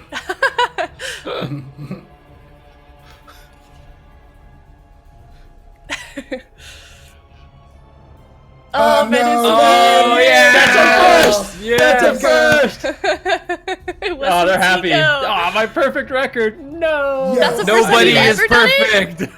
Oh, man. Yeah, so just to catch you guys up on what I said I like the cat, and also this matchup, I don't know, for the Bergen boys, likely going to be seeing some sort of cleave setup, honestly.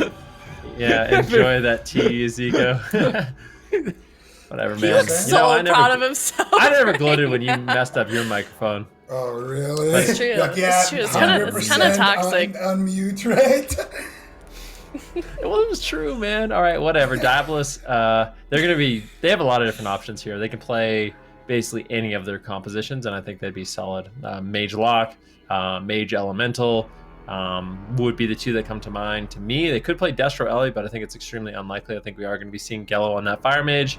And if I had to bet on this one, I would say Diabolus is going to walk away with this one 3-0. But in times that we have predicted a 3-0, there's been a couple of surprising turns though, and we've seen with Turtle against Mystery Org, or even the last series we saw F2K MyWay take a game off of XSET. Given that, do you think that Super T's we might not get a 3-0 in this series? Didn't we watch Wildcard Gaming just stomp Bergen boys as Ellie Fire Mage? Like they killed Infernion and that was a different matchup. Bergen boys going to be They played Wildcard 3-0'd Bergen boys. They played Ellie Fire. Yeah, so Diabolus should play Ellie Fire. I feel like the results were already there. there. The debut of Jamie? No, yeah, we saw him yesterday, right? We saw him yesterday. Did we? Yeah, we saw him yesterday. I'm sorry. I swear we didn't. They played Mechanome Mage Lock. So I swear we haven't seen Jamie. I swear they played Mechanome Mage Game Lock. number 1. I don't think we have. Oh, they lost game 1, and then he disappeared. Played, that's why. So yeah, Yeah. And then they switched to Windwalker DK. Up. All right. Well, what comp then do we think maybe Bergen boys plays here? Windwalker At least Lock. in game number 1, huh? Windwalker Lock. Windwalker Lock. All right, Zico, do you want to take a guess at it?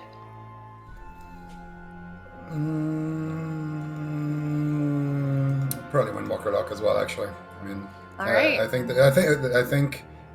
Windwalker DK are probably going to lose.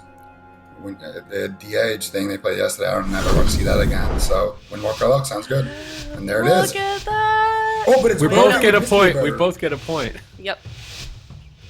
And also, there's no Gelu. There's Jamie though. Yeah, I'm still surprised to see that, to be honest. I thought we'd see Jamie and Gelu, but it is going to be the Elemental Shaman Destro, a composition you don't actually see too often. But yeah, this should be an interesting one. I don't think this is that bad of a matchup for the Bergen boys. I think as long as they shut down Mercy, they should be able to have a shot in this match. Paralyze on Clyde very early on. Let's see what they do go after. I expect both the Warlocks to be the main sort of focus points in this matchup. You go after the Warlock, try to just interrupt them as much as you can and shut them down. Maybe look for swaps, but primarily the Warlocks are the best target. Mortal Coils for everyone there. As, yeah, the Warlocks are being focused. Dark Souls up. Triple Shadow Fury by Mercy off to the side into a Fear onto the healer. Beautiful execution by Mercy here, but Burley bounces back with that revival. Now reversing with a double leg sweep onto Mercy, and Jamie Clyde needs to be ready for the damage here. He's got Avenging Wrath up. He goes for a Holy Light, gets it off, goes for another one. This one's really slow. Gets the second one, tops Mercy. Now Burley is spell locked. Lightning Lasso, triple control, insane damage onto Infernion. Will Unending Resolve be enough for Infernion to survive? Spamming out Fears, trying to buy a few more seconds on the clock. It looks like he likely used a Hellstone there to stabilize from that onslaught. He's still on the back foot. Yep, that was basically every single cooldown from Infernion, and Burley, he's going to have to pre-life cocoon that next setup. Otherwise, actually, I'm not sure if that was the Healthstone or if that was the revival of Burley right there. It's a little bit hard to see. Might still have the Healthstone available, but regardless, not a lot of defense here. And this is just the opening stage, but Jamie's taking quite a bit of damage here from Monkarn with that Fist of Fury damage. Very nice to see Monkarn back on his main here, looking to potentially make some miracles happen here against Diabolus. They get a Harge onto Burley. Burley does get a life cocoon there. I think a human racial then uses life cocoon there. So right now, Burley could go down 100-0 in a Hammer of Justice Lightning Lasso, or they could take down Infernion as well with that same setup. So it's honestly all about what Diabolus wants to do here. Who is going to be the exposed target? Who can they get? Who can Mercy connect on? That's what's going to decide who they want to go after. And right now, Diabolus is in checkmate position basically here, Ben. This is really, really interesting. I would expect Diabolus to be playing Triple Claw. I think it plays into their win condition extremely well, but Jamie and Mercy are both opting to go for a different trinket. They're going to be going for that Psych Shredder, so just a little bit more consistent damage, going for that Rot Pressure instead, but I don't know if that's necessarily the best choice. Just with the way Claw lines up with the defensive cooldowns of a Warlock, you can really capitalize on that, but they're not opting to go for that. Full Fear right now onto Burley. Infernion getting bursted down. Mercy trying to get some damage rolling, but he gets double interrupted. Nicely done there, and now they might actually take him down. Hex snuck in onto Burley. Can't get in, heals out. Looks like he should be able to recover. Now it's actually going to be Mercy who's potentially on the back foot. As Monkarn on that Windwalker Monk is starting to really rip in. Stun onto Clyde here by Burley. Mercy is falling behind. Will he trade on any resolve in time? Still critically low. Sacrifice from Clyde off to the side. Almost robbed out of line of sight by Burley.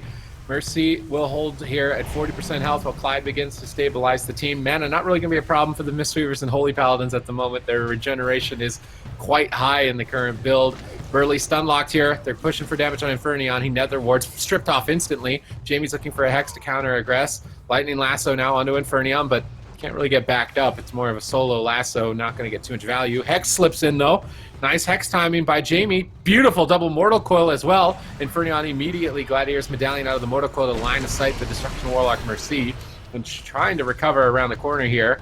And Monkarn getting blasted down a bit as well. Explosive damage from both sides so far in game one. Monkarn now getting swapped too, but he switches it around with a double leg sweep. Can he stay in the deep end though, this low on health? Trades out Karma now. Is he going to bop it off? He does bop off the Karma, but looks like he was able to immediately get topped off by Burley's heals and stabilize. May need to be careful though without that Karma in the future. Infernion pushed up aggressively here. They paralyzed Jamie on the lasso to try and punish the push, fearing him out of the paralyze. Mercy still the target. Paralyzed now onto Clyde. Blasting Fists of Fury damage. Nice knock out of line. Mercy trinkets to get back in line of sight of Clyde. These Ring of Peace are going to be critical to Bergen Boys' success. They've definitely been causing havoc so far.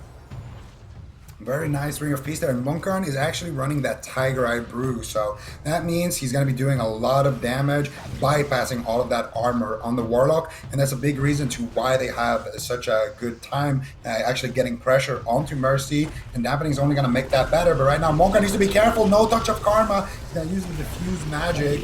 I don't know if that's going to be enough, though. He's still out in the open. He gets stopped up by Burley. Burley's not in any crowd control. Shadow Fury gets loaded up. It's a triple. Do we have the fear? No. Nice counter stun there by Monkarn. Is going to save the day. Clyde's in a paralyze as well. So Monkarn really turning that situation on its head. Mercy taking a lot of damage here. Might actually have to use something, but looks like Clyde is just going to be able to deflect that with the Hand of Sacrifice and with the wings having fat heals right now. Monkarn has his Fortifying Brew active, which is 20% damage reduction, and he's going to have his Touch of Karma when that runs out. So Monkarn is doing a really good job cycling through his defensives using the Diffuse Magic and then the Fortifying Brew, and now he's going to have Karma, and then probably he's going to get Diffuse back up. He's trying to keep a rotation on those and buy himself time in the open, but they're doing a swap to Jamie here.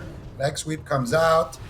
A lot of damage, actually. They connect with the Dressed here. Big hits coming out. Jamie, I'm pretty sure, used a Health Stone right there, channeling out the Lightning Lasso, but he's still not getting topped here. Clyde not really getting any fat heals right now, but it looks like they're going to recover from that situation. But it looks like Bergen Boys actually showing a lot of signs of life here.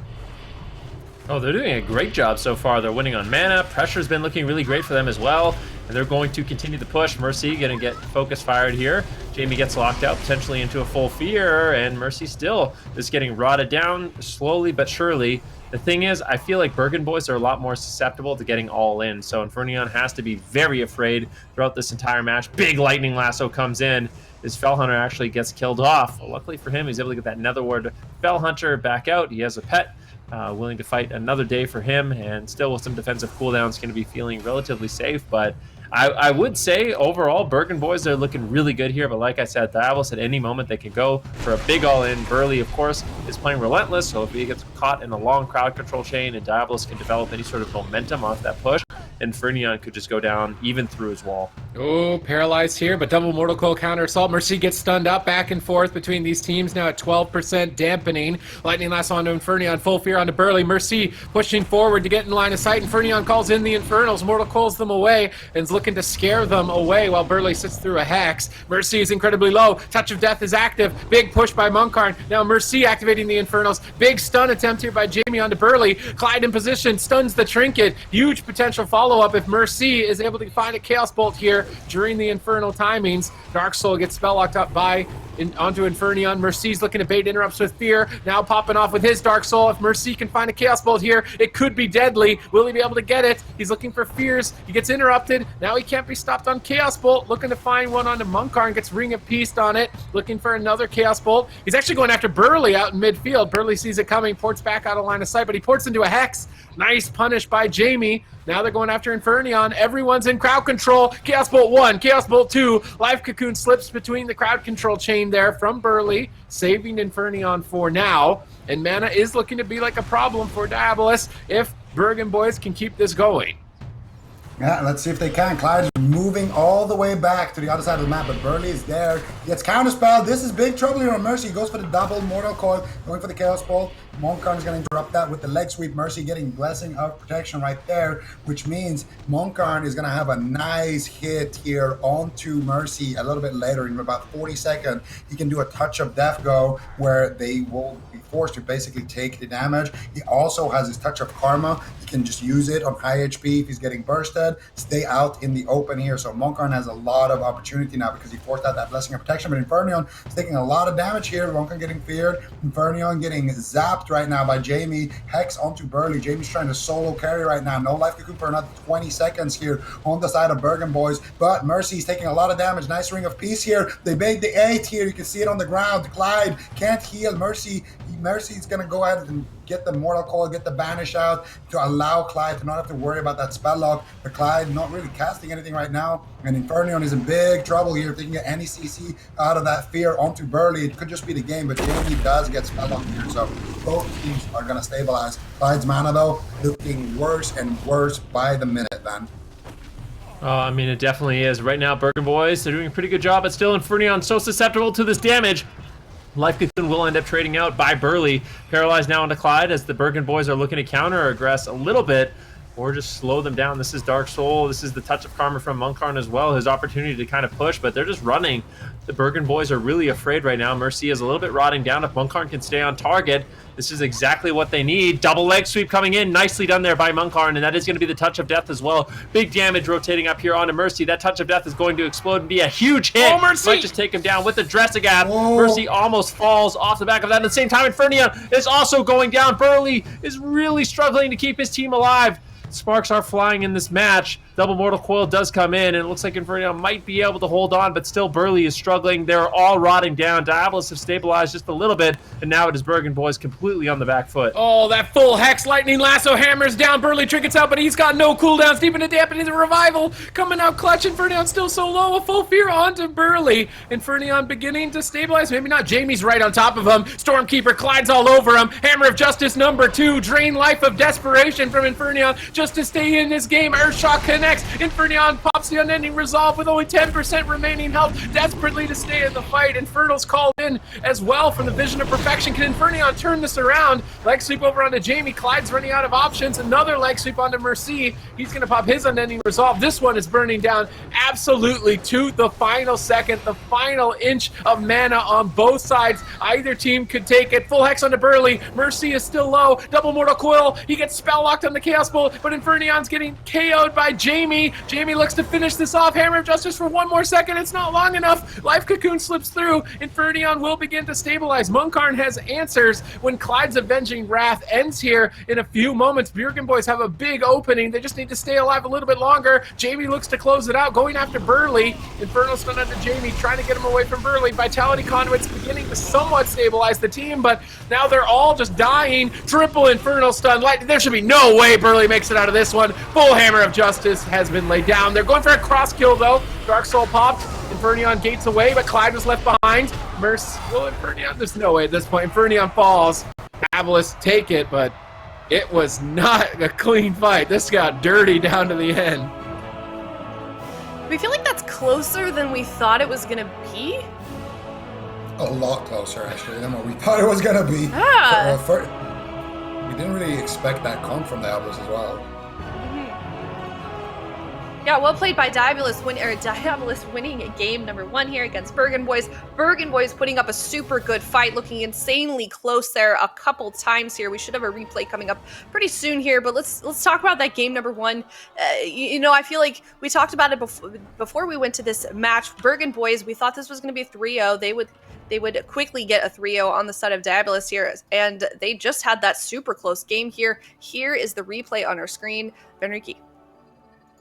Yeah, I mean, at this point, Diabolus just completely overwhelming the Bergen boys. Burley's got no mana left, and it's just chain interrupts here onto Infernion, being super disruptive. I mean, they have Spell Lock, they have Wind Shear, they have the Grounding Totem, and at that point in the game, Diabolus could kind of just pick any target that they wanted to take down.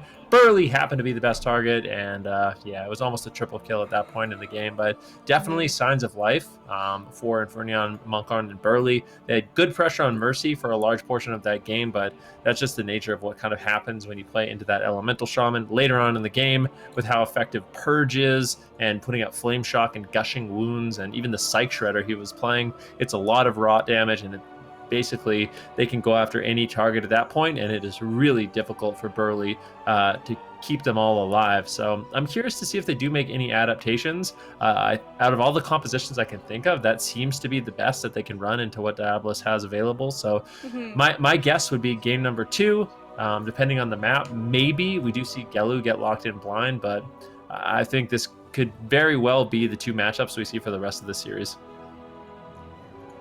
Yeah, and considering as well, we talked about it like with Wildcard, they played the same composition that we're seeing Diabolus run here. Do you think maybe since they've had that series under their belt here on the side of Bergen boys, maybe they have a different strategy that they had for that series that they're running currently, and that's why we saw it go maybe a little bit differently than we expected it to for game number 1 here, Zico?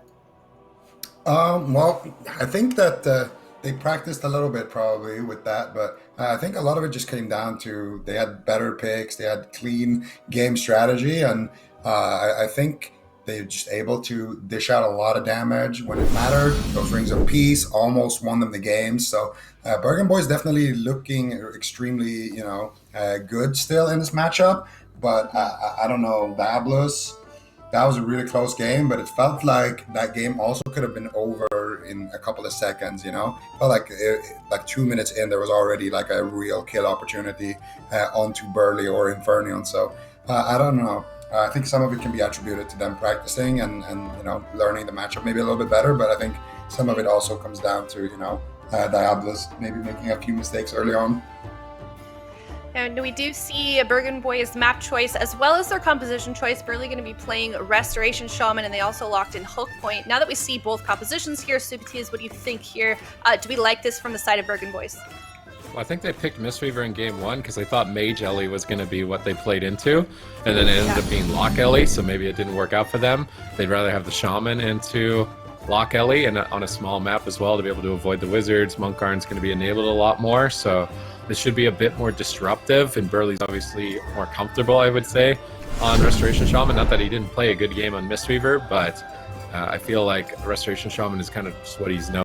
So I feel like the stat page isn't really too friendly to Burley, considering I feel like they were getting top 3s in a lot of the community events and a lot of the tournaments, and they just kind of been slowly petering off. And then since we started recording their games, they haven't had the most amount of success. But like, this team was a real contender. I think they were able to beat XSET earlier on in either one of the cups or one of the community tournaments, so they're definitely a strong contender.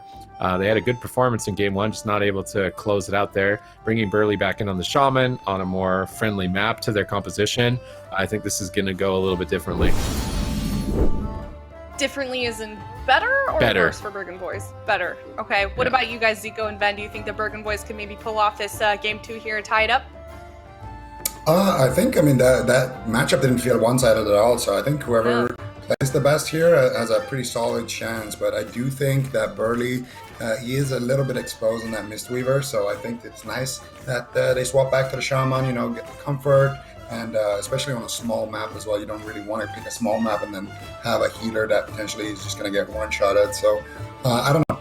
And I just wanted to say something about that stat card too. I don't think we've seen a single Resto Shaman with actual positive win ratio. CDU had like 0% win ratio, and almost every Shaman I've seen has extremely bad win rate. So that sounds like overall Shaman are at 35% win rate overall. Hey, at least you don't have a Druid 0% play rate, or maybe 1% play rate.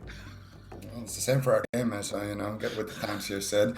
But you see Mage in every game, but it's not Arcane. Not an Arcane Mage. Yeah. Oh, they all have Poly and Blink. It's the same thing. Well, Clyde has some pretty good stats here, though. You see 0% win rate on his Shaman, 50% on his Mistweaver, and 64 on his Holy Paladin. And he's a priest main, by the way. True. Super impressive stats from Clyde, but it sounds like the game here is ready. It is 1-0 currently, Diabolus versus Bergen boys in game number 2. Yeah, and let's see what they can do. I mean, this is going to be one of those games where it's going to be up to Jamie and Mercy to put out lots of lockdown onto Inferni on a full Hex, snuck in right away onto Burley into a full Fear. But unfortunately, that will end up breaking. I think it was to the Infernals from Mercy. So the crowd control will break. Monkard is going to get rotted down a little bit. And for Diabolus, it's going to be all about just shutting down this Warlock, making it really difficult for Infernion. And the same thing for Monkard and Infernion. They want to shut down Mercy, really burst them down. And Mercy already in a little bit of trouble here. Earthenwall Totem does drop down from Burley, giving Infernion some extra defense. But I think Mercy actually potentially even traded out his Hellstone there. There's big damage. Now full Hex knock out on Burley, as both these teams are playing really aggressive early on. I would say Burley is not getting the best of this exchange at the moment. Nafir, Infernion in a Lightning Lasso, totally uncontested. That was a big amount of damage. Burley drops the Healing Tide Totem, anticipating more fears. That Totem's going to assist in recovering. Oh, it is this damage out of nowhere onto Mercy. Clyde has to Divine Shield sacrifice to stabilize. Infernion now getting blasted back here. Monkarn trying to make his way onto Jamie, force him away from Burley. But they do want to get onto Mercy again. Maybe even a swap to Clyde. No Divine Shield, no Gladiator's Medallion. They could pop off the stump. If they go like right now with Leg Sweep Touch of Death while he's on Forbearance, I feel like there could be a little bit of an opening here. It would be risky. Maybe it's not, the reward potential isn't worth the amount of risk. They're just continuing to hammer down on Mercy. Ring of Peace, Mercy behind the pillar. Love these Ring of Peace from Monkarn. But he does get Shadow Furied on his Fist of Fury. Nice shutdown. Mercy repositions the Demonic Gateway so he can escape if he needs to, should another Ring of Peace land like that last one did. Clyde gets spell locked. Big opening here. Demonic Gateway immediately to escape. But Monkarn's in hot pursuit. Gets Mortal Coiled away into a Fear. Burley dispels. Goes for the Dispel now. Burley getting on top of Clyde. Clyde in the Mortal Coil. No follow-up. Perhaps waiting just for the Avenging Wrath to try and crowd control the Avenging Wrath. Fear now onto Burley. Lightning Lasso. I love Jamie's positioning. Constantly running around the corner with Lightning Lasso, avoiding any interrupts. He's getting a ton of hexes on the healer as well. He's definitely playing strong here in this series so far. The Earthen Wall Totem is just faded, so Inferno could be vulnerable, but a triple stun lock combo from the Bergen boys, especially getting them back in the game in terms of offense. As I say that, Infernal's called in by Mercy. Things are now starting to spiral out of control. Earthquake is down on the whole team right now by Jamie. They're getting massive damage out. How is Burley going to make it out of here? He has to use the Ascendance. There's no way, right? Grounding Totem. They trade Karma instead. Dark Soul popped on both sides. Both these Warlocks are quite threatening. A triple Shadow Fury out from Mercy. Another triple Earthquake. And yeah, Burley's hand is forced. He has to use that Ascendance. Try and get some big chain heals going. That's such a slow heal there. It does manage to stabilize the team. Dark Souls subside, and so does their burst. But Jamie again finds a full hex on Burley. Monkarn has to run, but Clyde is actually just smacking him around right now. Jamie goes in. Monkarn's in trouble, stunned behind the pillar. His healer in a fear. Monkarn, Fort Brew Hellstone. Big heal by Monkarn, and he's back in it.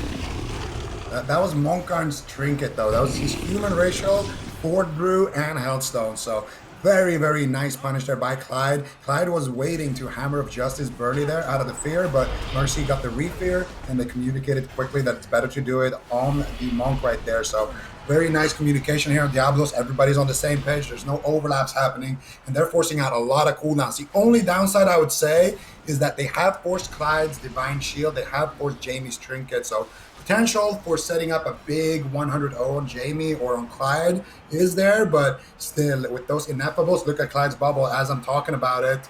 It's going down very, very quickly, down to a minute cooldown already on that one. Burley getting Hammer of Justice. Jamie is in a fear, though, so he's not going to be able to hex anybody out of it. And Inferno trying to trade a little bit of damage here with Mercy, but it looks like he's the one taking the brunt end of the exchange. Nice wind shear by Burley onto the Lightning Lasso right there. And now, once again, these Warlocks are just having a slugfest. Burley going for the hex out of the Paralyze, but Jamie grounds it. Nice defense there by Jamie, stopping the CC chain in the middle of it. So they waste the DR, and they don't really force anything out of it. And now Clyde's going to have his Divine Shield because he just got an ineffable proc. And it's looking like Diabolus is just in the driver's seat right now. Super comfortable. Inferno's being dropped here. And let's see, can he get something going here onto Burley perhaps? He looks like a pretty juicy target when they're all stacking like this. It's extremely nice to just go on the healer, try to stun him up, get a big combo. But in that Earthen Wall Totem, it might be a little difficult. Nicely placed there by Burley. And it looks like the Bergen boys are going to be able to hold on here. I mean, definitely able to hold on at this point in the match. And I really like that Burley is on the Shaman instead of the Mistweaver Monk. I just think it's a lot less susceptible to those purges that Jamie's been able to put out, and should be able to hold on with those emergency cooldowns pretty well, especially on the smaller map. So Spirit-Link Totem's going to be nice. The Ascendance as well. Right now, Jamie's actually getting blasted down, taking quite a bit of big burst damage from Monkarn. Big Whirling Dragon Punch. Jamie now utilizing the line of sight. Lightning Lasso immediately wind sheared by Burley. That's another huge benefit of having the Shaman, an extra wind shear, an extra interrupt for Mercy and Jamie. Really nicely done. Now paralyzed onto Clyde. Jamie still getting rotted down. He might have to actually run. At this point, he's got no Astral Shift. There's big healing available for Clyde, but a big Chaos Bolt will be landing. And Inferno, Monkarn, and Burley are now kind of spiraling out of control. As pressure goes in favor of Diabolus, but a nice interrupt. Jamie could easily fall. He tries to run Monkarn in hot pursuit, and they snipe him with that Flying Serpent Kick. Nicely done there by the Bergen boys. A beautiful interrupt coming in from Infernion. Does close out the game and tie up this series. Wow, well done to Bergen boys. It's now 1-1 in this best of 5 series. Now it's going to be Diabolus' map choice here, putting them on the back foot just a little bit. What is their next move there? What's their next, is this going to be sustainable on the side of Bergen boys, Zico? I think it's time to go Fire Mage Ellie. Personally, we saw Wildcard completely destroy with that comp, and Gelu has been playing amazingly. They beat XSET yesterday. Like, I think it's time to bring in the man, bring in Mr. Chalky Milk, and maybe take it to a little bit bigger map. All right. Then what do you think about that? Do you agree? Well, I mean, I wanted to see Gelu from game number 1, so of course I'm going to agree with that. We can see the final moments of the game, Cloud getting interrupted. It wasn't even a divine favor, it was just a nice little cheeky spell lock there by Infernion. Cloud unfortunately able to fake it out. It was kind of a do or die moment for him, and as a result, that's going to be a win for the Bergen boys. But I really do think bringing in Gelu would probably be a good option on that Fire Mage. We already saw what happened when Wildcard Gaming played up against the Bergen boys. It was a complete stomp with the Fire Mage, Elemental Shaman, Paladin, and we do know that, of course, Diabolus do play that composition, so it is available, it is ready to go, and that's what I would like to see in game number 3. Given that Bergen boys, they might be expecting that, since that would be a good choice on the side of Diabolus here. Do you think that in turn maybe they'll sort of preemptively adjust their comp in this upcoming draft, Supatees? I think if they do a big map, which they should, Diabolus should just do Tolvaron. And then if you're Bergen boys, you have to basically say, if we play Shaman, they're going to play Fire Mage Ellie. What's our chances of winning with that? If we pick Mistweaver, then they'll probably just keep playing Destro Ellie. What's our chances of winning with that? And that's what they have to consider. They got stomped out when they played Shaman against Wildcard Gaming. So I feel like they're actually going to blind lock Mistweaver. And then we'll see the same game as game 1, but on Tolvaron, which will be even harder. But it was a lot closer than we saw the games with Mage Ellie into Shaman. It felt like Mage Ellie into Shaman. I feel like there's no way Burley blind locks Shaman, especially on the big map. You know, before this series started, we kind of predicted a 3-0 on the side of Diabolus here against Bergen boys, and now they are tied up. Bergen boys 1-1, winning that game number 2. Do we feel like they're playing just a little bit cleaner than we've seen them in previous matches, or maybe how we saw them on Saturday's game, Zico? Well, I think they're playing cleaner, yes, absolutely, because, you know, in one of those games they literally died in the opener, but I think the other thing is just they're not. Diabolus isn't playing the comp that we expected them. Now, I'm sure there's a reason for that we just don't know about, but the reason why I at least predicted the 3-0 was, well, Diabolus is almost just as good as, if not better, than Wildcard. You can really make an argument there who is the better Mage Ellie, and I would assume that the result is just going to be the same based off that. But I think Bergen boys, they've been handling it well. Diabolus is going to lock in the same composition here. And honestly, if Bergen boys can get the upset here, it is fantastic, because Diabolus up 2-0 right now. You know, they're one of those teams that they haven't lost yet. So if Bergen boys can kind of bring them down a notch, I think that's going to be something that, you know, XSET, Wildcard are going to be extremely happy with. Yeah, now that we're seeing both comps here on the board from Diabolus and Bergen boys, Supatees, it sounded like you had a reaction to that. I'm just surprised they didn't do Mage. They got the Shaman. They Burley blind lock Shaman. They got the big map. I don't understand why they didn't bring Gelu in on the big map. Like, Wildcard Gaming owned Bergen boys with that comp, and I feel like Gelu and Jamie are just as good, right? As I wouldn't say that they're, if there was like a competition, which ones are better? Like, they're not dramatically worse than like Zeepai. So I don't know. I'm really surprised. I'm wondering if maybe they just don't have him here, and that's why they're not, or they're just sold on the Destro Ellie being better. Maybe they just did war games afterwards, and you know, they figured out a way to win on the side of Bergen boys. So Diabolus, it looks like they do have an 80% win rate here on Asher mains. They did decide not to have Gelu step in. Do we think that, what do we think that they're planning here? Can we maybe take a guess as to what we're going to see in the opener here? The game is starting soon, and the teams are both ready, but what can we maybe expect to see? What is Diabolus planning? Well, I think in general, this is just one of those matchups that's really explosive. So both teams, they're heavily focused on interrupts. So just interrupt the Warlock as often as you can. You can go after Monkarn, you can go after Jamie, but the primary focus is lots of interrupts and just lots of overall damage. When you find that damage, that's when you go for crowd control. You just find those little moments of opportunity where you sneak in an interrupt and overwhelm, or you get a little bit of crowd control and you overwhelm. But this is a really heavy, like, pressure-based matchup. an interrupt-based matchup. So whoever can do a better job of that, I think will end up coming ahead. But I really like the composition the Bergen boys have. I think Monkard on that Windwalker Monk is going to be able to seriously disrupt Mercy, as well as put out heavy damage, has the mortal strike effect, and you can see right now, Diabolus already falling behind very early on. Oh, double Mortal Coil, but Clyde's got Avenging Wrath, so that healing on the Paladin with Avenging Wrath is really high. Unless he's interrupted on a heal, he should bring the team back in. Actually, Avenging Wrath just ended. Divine Favor to back it up. Ineffable Truth made Divine Favor a 7-second cooldown. He's going to have Divine Favor pretty much again after just pressing it. That is definitely a good corruption for Paladin. Burley caught in the Hammer of Justice. Looks like they might be switching to Burley a little bit. Lightning Lasso, never mind. Hex out. Lightning Lasso onto Infernion. Jamie gets disrupted by Monkarn. Good backup from Monkarn there. Important to stop those Lightning Lassos and Chaos Bolts from the team of Diabolus with the composition that they've brought to the table here on Ashen Mains. Yeah, and we're going to see pretty similar opener here so far. Both teams, not doing too much in terms of cooldown forcing. A lot of pressure from the side of Diabolus, but I think Monkarn, he just wants to get his Tiger Eye brew stacks up, they want to get a little bit of damage basically ramped up before they go for it. And right now, full fear onto Clyde, and there is the leg sweep onto Jamie. Nice capstun there by Burley. Can they get the Hex to follow it up? Burley's looking for it, but I don't think he's going to be able to find it here. He's trying to purge that. Favorite doesn't get it, unfortunately for him, but there it is. Hex out of the Shadow Fury. Nice setup here by Infernion and Mr. Burley, but let's see. They can't get too much with it. The Haymaker onto Clyde, but Jamie's still just going to look completely fine in that situation. Clyde in a full fear, but Tremor Totem is down. Actually takes down 2 fears right there, so high value Tremor there for Jamie, and that means Clyde's going to be completely on the R, and that means there's no way Diabolus can get any pressure, and that means it's time for Diabolus to go, get some big damage, maybe push in for a Hammer of Justice or something here. We're going to see what they decide to do. Monkarn caught up in a Lightning Lasso, Lightning Full Fear into a Hammer of Justice potentially here. Jamie's going for the Hex. He gets it. Double Mortal Coil here to deflect the situation here. Infernion already running away. Monkarn is just going to stay in, potentially go for a cooldown trade here. Triple leg sweep.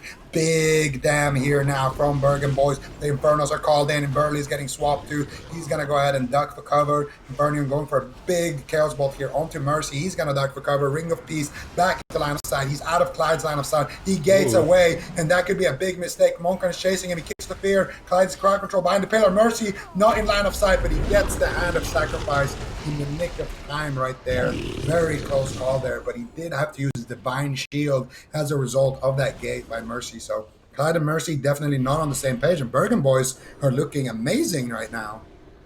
Yeah, they're looking better and better in this series so far. Mercy, for the first time, is being forced to kind of run away with Clyde. They're way behind, and now they're actually just going after Jamie. Burley pushing forward as well, but falling behind on healing. Monkarn takes a huge hit. Mercy looking for a big Chaos Bolt. Now there is the Mortal Coil onto Jamie, but look at Clyde's positioning. He's positioned very far away and should be able to just spam out some heals. Big heal coming in on that Holy Light, and that will top off Jamie and allow him to continue to just be really, really disruptive on that Elemental Shaman. He can kind of push in, look for the interrupts, try to get Flame Shock on all 3 members, proc Gushing Wounds, just overall do a bunch of damage and kind of allow opportunities for Mercy to find those big Chaos Bolts and potentially take someone down. If we look at mana, Burley at this point is way behind. It could be because he's looking for lots of purges in the game, but normally we see Shaman go low on mana very, very early on in the match, and then it kind of equalizes with other healers as they conserve their mana a little bit more. Mercy now taking 2 big Chaos Bolts, gets interrupted, paralyzed on Clyde. This could be big cooldowns. Might be the sacrifice. He gets feared on his trinket. Mercy barely survives using the Unending Resolve, and Diabolus, they are falling apart. Yeah, I mean, they thought that Vitality Conduit would be enough, but it wasn't. Now they blow out a lot of more cooldowns. They're swapping over to Clyde, it looks like a little bit here. Monkarn poking at all 3 members of the team, trying to find a weak point and exploit it. Nice knockback by Jamie, putting Burley and Infernion out into midfield, not where they want to be, facing down Elemental Shaman, Destruction Warlock. Burley fully feared off that knockback into another fear. Nice Lightning Lasso on the Dark Soul. Instant punish. That's going to be 5 seconds of that cooldown basically lost. Burley's Earthen Wall did soak the damage at least, but Infernion is not getting a tremendous amount of value right now. He's just hiding behind the pillar with his own Dark Soul. Clyde and Mercy are going to Demonic Gateway reposition here, but Monkarn is chasing down. He overextends. Burley moves in position, dispels the Hammer of Justice. Jamie feared into the distance. Mercy actually gets Culturian ratioed there, but doesn't go anywhere. A little bit unfortunate. Ring of Peace separates Clyde and Mercy, but now they're stuck for a triple Infernal, triple Shadow Fury Fear. Nice combo. Jamie wrapping around the right side, trying to keep his flame shocks up here. Not able to really get anything going with that triple infernal, unfortunately, but Mercy is ramping up damage, potentially for a big Dark Soul here. Burley's got Ascendance. He needs to get ready to hit. And who's the Chaos Bolt going to be going on? Mercy's trying to fake cast some interrupts. He doesn't find the spell lock just yet from Infernion. Both Warlocks have interrupts. Mortal Coil here in the air onto Mercy, but Chaos Bolt does land onto Infernion. He's put pretty far behind. Another Thunderstorm onto Burley and Infernion by Jamie. Trying to push them out into midfield here. Mana still not looking too great for Burley. Infernion is just not topped off in a long time. Burley continues to hold on to Ascendance. Curious to see when he wants to opt to use it. He's caught in a Mortal Coil. They're setting up for damage. Full Fear onto Burley. Infernion on the target. Wind Sheared. Very low on health. Trades Unending Resolve. Gets stunned up. Might even need a little bit more than that. Burley's trying to top him off in the backline off screen with the Earthen Wall Totem down. Mercy getting blasted. Clyde in a stun. And it looks like Infernion finds a Fear, but Tremor Totem from Jamie breaks that Fear immediately. Infernion is still low on health. Burley is really struggling in this game. He's trying to hold on to his cooldowns, but it's costing him a lot of mana to do it. Yeah, and right now Burley, I think he's going to be okay on mana, though. I think most of that mana is going from Purging, but Clyde, I think, is doing kind of okay on mana, but he's actually going through his mana faster when both healers are kind of just stuck spam healing. Shaman's very effective, especially healing people on low HP because of that mastery. And we're going to see Inferno get top there. That Riptide is ticking, but I don't know. Burley might actually have to sit down for a drink. I think he has purged a little bit too much in this matchup, but they're going for it here. Mercy getting kicked on the Chaos Bolt. Where's the stun? Monkarn getting Chaos Bolted. They're going for the Hex. DR Hex here onto Clyde. Jamie's in a Fear. They have a nice setup here. Mortal Coil into a full Fear onto Burley. And Mercy is on 1% here with that sacrifice. Big Divine Fave coming out from Clyde. He's going to top Mercy, but these calls are so close here. This is the second time Mercy gets sacked on sub 10% HP, and easily, you know, if they get a little bit more damage before Clyde can really access those cooldowns, they could easily just close out the match. Burley still gonna have to be very careful with his mana. I don't think he can ever really purge again here. He gets feared. Actually, I don't know if it broke. Yeah, it must have broke because it didn't pre-tremor it. Nice wind shear onto Jamie's Hex. And now once again, Bergen boys are gonna duck for cover, kind of wait for, you know, some of their cooldowns to get back, recover a little bit of HP. Haymaker on Jamie, goodbye. And yeah, they're gonna recover and look for the next assault here. That's going to be like one of the most fun ratios in the entire game. It's good to see it utilized a little bit more. And the AWC just getting punched away.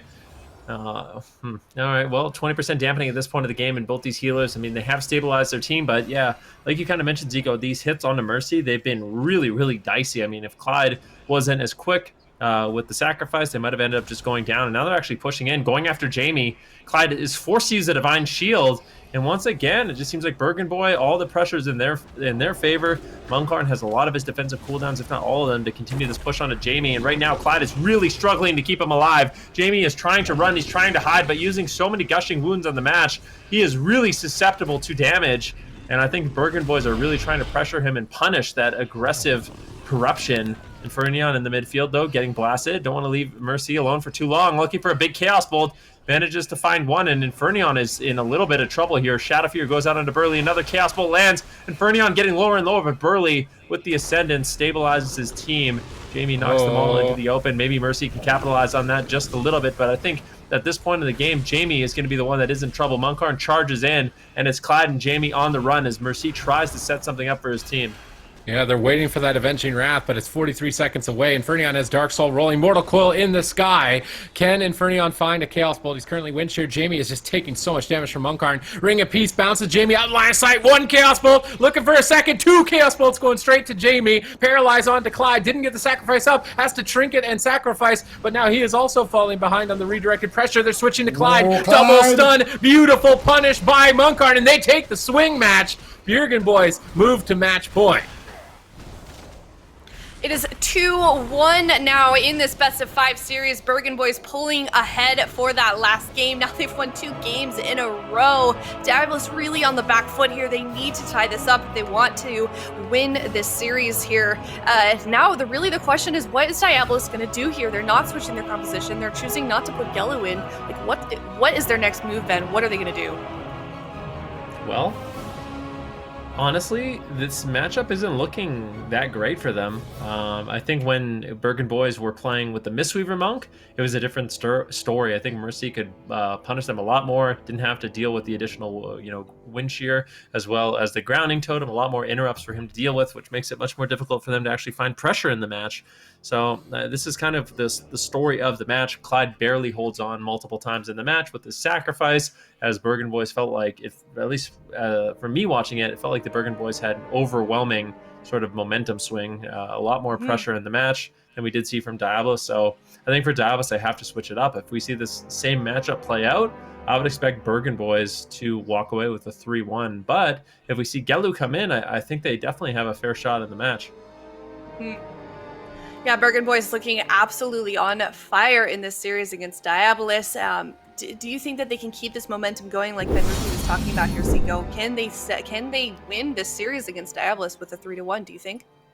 Well, absolutely. I think it depends on what Diabolus does here, but if we're seeing the same matchup, 100%, I think Bergen boys would be actually more likely to win if we see the same matchup. So I really hope Diabolus is going to swap things out here, maybe bring in Gelu or swap out something here, because it looks like Bergen boys has figured it out, and as soon as they swapped Burley back to his comfort pick as well, it just looked like they haven't really been super tested. It always looked like kind of clean games from their end, and more often than not, it felt like they had the pressure, especially in that last game. They were super close at killing the Warlock, then they got super close at killing the Warlock, and then they basically did kill the Warlock, the Shaman, and then they got the sacrifice and just swapped to the Pally. So I think for Bergen boys, it just looked like they were in full control that whole time. It sounds like generally you guys tend to agree Diabolus really needs to change something here. Can we take any guess as to why they haven't yet? I mean, maybe they were, I don't know. Supatis, talk to me about this. Why hasn't Diabolus made a change in the last couple of games? I mean, maybe they thought Wildcard Gaming just got lucky, because I mean, the first win they got against Bergen boys, they just killed Infernion instantly, like it didn't even play out as a game. So maybe they thought that composition isn't actually good when you play it out and you don't just kind of instant kill the other team when they weren't really ready for the damage that you have. So there's possibilities for that. Maybe they really think they're supposed to win the late game, but having a mortal wounds effect seems to get more value in the late game than not having one. So Diabolus have to make a tough choice now. I mean, I feel like the data now shows that was one of their best maps, and it looked horrible. Like, honestly, it looked horrible. I was like watching this, like, when are they gonna win? So I feel like they need to make something change. They're going to a small map. What do they have planned for this? Is Jamie coming in on Rogue? Come on. It's not gonna happen, man. It's not gonna happen ever, dude. I don't think we'll see Jamie on Rogue this round robin phase. If we did, I'd be very surprised. But I think for the Bergen boys, the answer is obvious. You just play the exact same composition. At this point, you basically tell Diabolus, hey, let's see what you got. I mean, the Windwalker Lock Shaman seems pretty well-rounded, especially into this composition that Diabolus is running. So I think it's an easy pick for them. Diabolus, they have to go back to the drawing board. And quite frankly, I think they have to bring in Gelu for this matchup. If they don't, I really do think Bergen boys is going to walk away with the series. So if Diabolus decide to bring in Gelu, they've got about a minute and a half left to choose their composition here for this next game. What do you think Bergen boys is going to do if they decide to switch up their comp on the side of Diabolus? How do you think they're going to do here on Black Root Cold, Zico? Well, that's a good question. I think if I was in Bergen boys, I would try to all in the Pally. You have a small map, and he's an ineffable Pally. It's an alt. I would go for Clyde. You have one game to play with, so try to set up some CCs on Clyde, target one of the DPS, and then go for a couple of swaps to Clyde whenever he's pushing in for a hammer, or whenever maybe he uses a sacrifice. If there's any opportunity where it's not so risky to go for him, I think it could definitely be a weakness there. And here on Black Root Cold, if they do want to go after Clyde on the side of Bergen boys, is that going to be a good map for them to do that, or is that going to be a difficult thing to pull off, do you think, Supatis? Oh, he did! He did! Ha ha ha! I get another point. Yes. You can ignore my question. You can talk about Jamie on his Rogue. Yes. He's been playing a lot. I swear he's been playing a lot. on the ladder on Rogue, and Venruki and Zico are just like, Jamie's gonna be trash at Rogue. There's no way I they never said lock he's gonna in be Rogue. trash. I just didn't think they would lock it in. happen. It's never gonna happen, Jamie. You find the Rogue. quote where I said This Jamie's is- trash at This Rogue. is what you're thinking. This is what you're thinking, and what your Well, Canadian brain is then processing You're- and then sending out. But Just that's what you're take thinking. just take the W, Super T's. You don't need to rub it in, man. First of all, Well, here's the thing. I First of all- like that you say you're Canadian brain when you're both Canadian. Yeah, you are Canadian, Super T. I just want you to know that. I'm Okay? bad at being Canadian. I also, here's the thing, okay? So, to me, it's an unexpected pick. I hope it works out for them, I really do. But until it works, I feel like, we'll have to wait and see. Reeks of desperation is what Ben is trying to say right now. Exactly. Okay. All right. Well, what do we think? The best part Go ahead. about all of this is that if Jamie loses, we can all say losing as Rogue Mage. Imagine that. Oh, yeah, that's something Jamie said for a long time, right? Yeah, that was he finally his has- go-to quote. I have no Oh, part in man. this. I have no part in this. gonna Okay, say well, it. let's. That's good. There's a lot on the line here for Jamie. Yeah, there certainly Alright, so- is. We'll have to see soon if this this choice with Jamie on the Rogue can pull it off. Zico. So, just a little background here for those who don't know. Jamie, he's been a person who is very outspoken about Mage and about Rogue Mage and how much he hates them and basically how he feels about Rogue Mage. So every time he loses to Rogue Mage, he always says, "Oh, imagine losing to Rogue Mage." Well, I don't know if he does that nowadays, but he used to. He was very outspoken. Like, "Oh, I'm fading Rogue Mage. Guess I'm gonna lose." But now that he is the Rogue Mage, everybody knows what to do if he loses. What's that quote from Batman? Like, you either die a hero or live long enough Become the villain. to become the something like that. I'm not sure. But anyways, here's Jamie with his stats here. 33% win rate on Ellie Shaman. 84% interrupt rate, pretty high as well. What do we think about the stats on the board for Jamie Zico? I'll let you continue to talk about him. Well, he's got more win rate than most Resto Shamans, so that's one thing that's going for him. But his interrupt rate, extremely high there, actually. Some of the highest we've seen. He's been very, very good landing those interrupts. Sadly for Jamie, he doesn't have the highest play rate, and that's, Mage Warlock is really good, and he has a Mage and a Warlock on his team. He steps in when they need him, but he's more of a kind of an X factor. He's like the snuts of the team, He comes in and shows up when he needs to, but for the most part, it's going to be his teammates. And this is his Rogue debut this season, so it's going to be interesting to see here. Jamie, what can you do on that Rogue? Well, I mean, he definitely has a strong Mage and Paladin to back him up, so let's see what they can get done. Kitty shot early onto Infernion.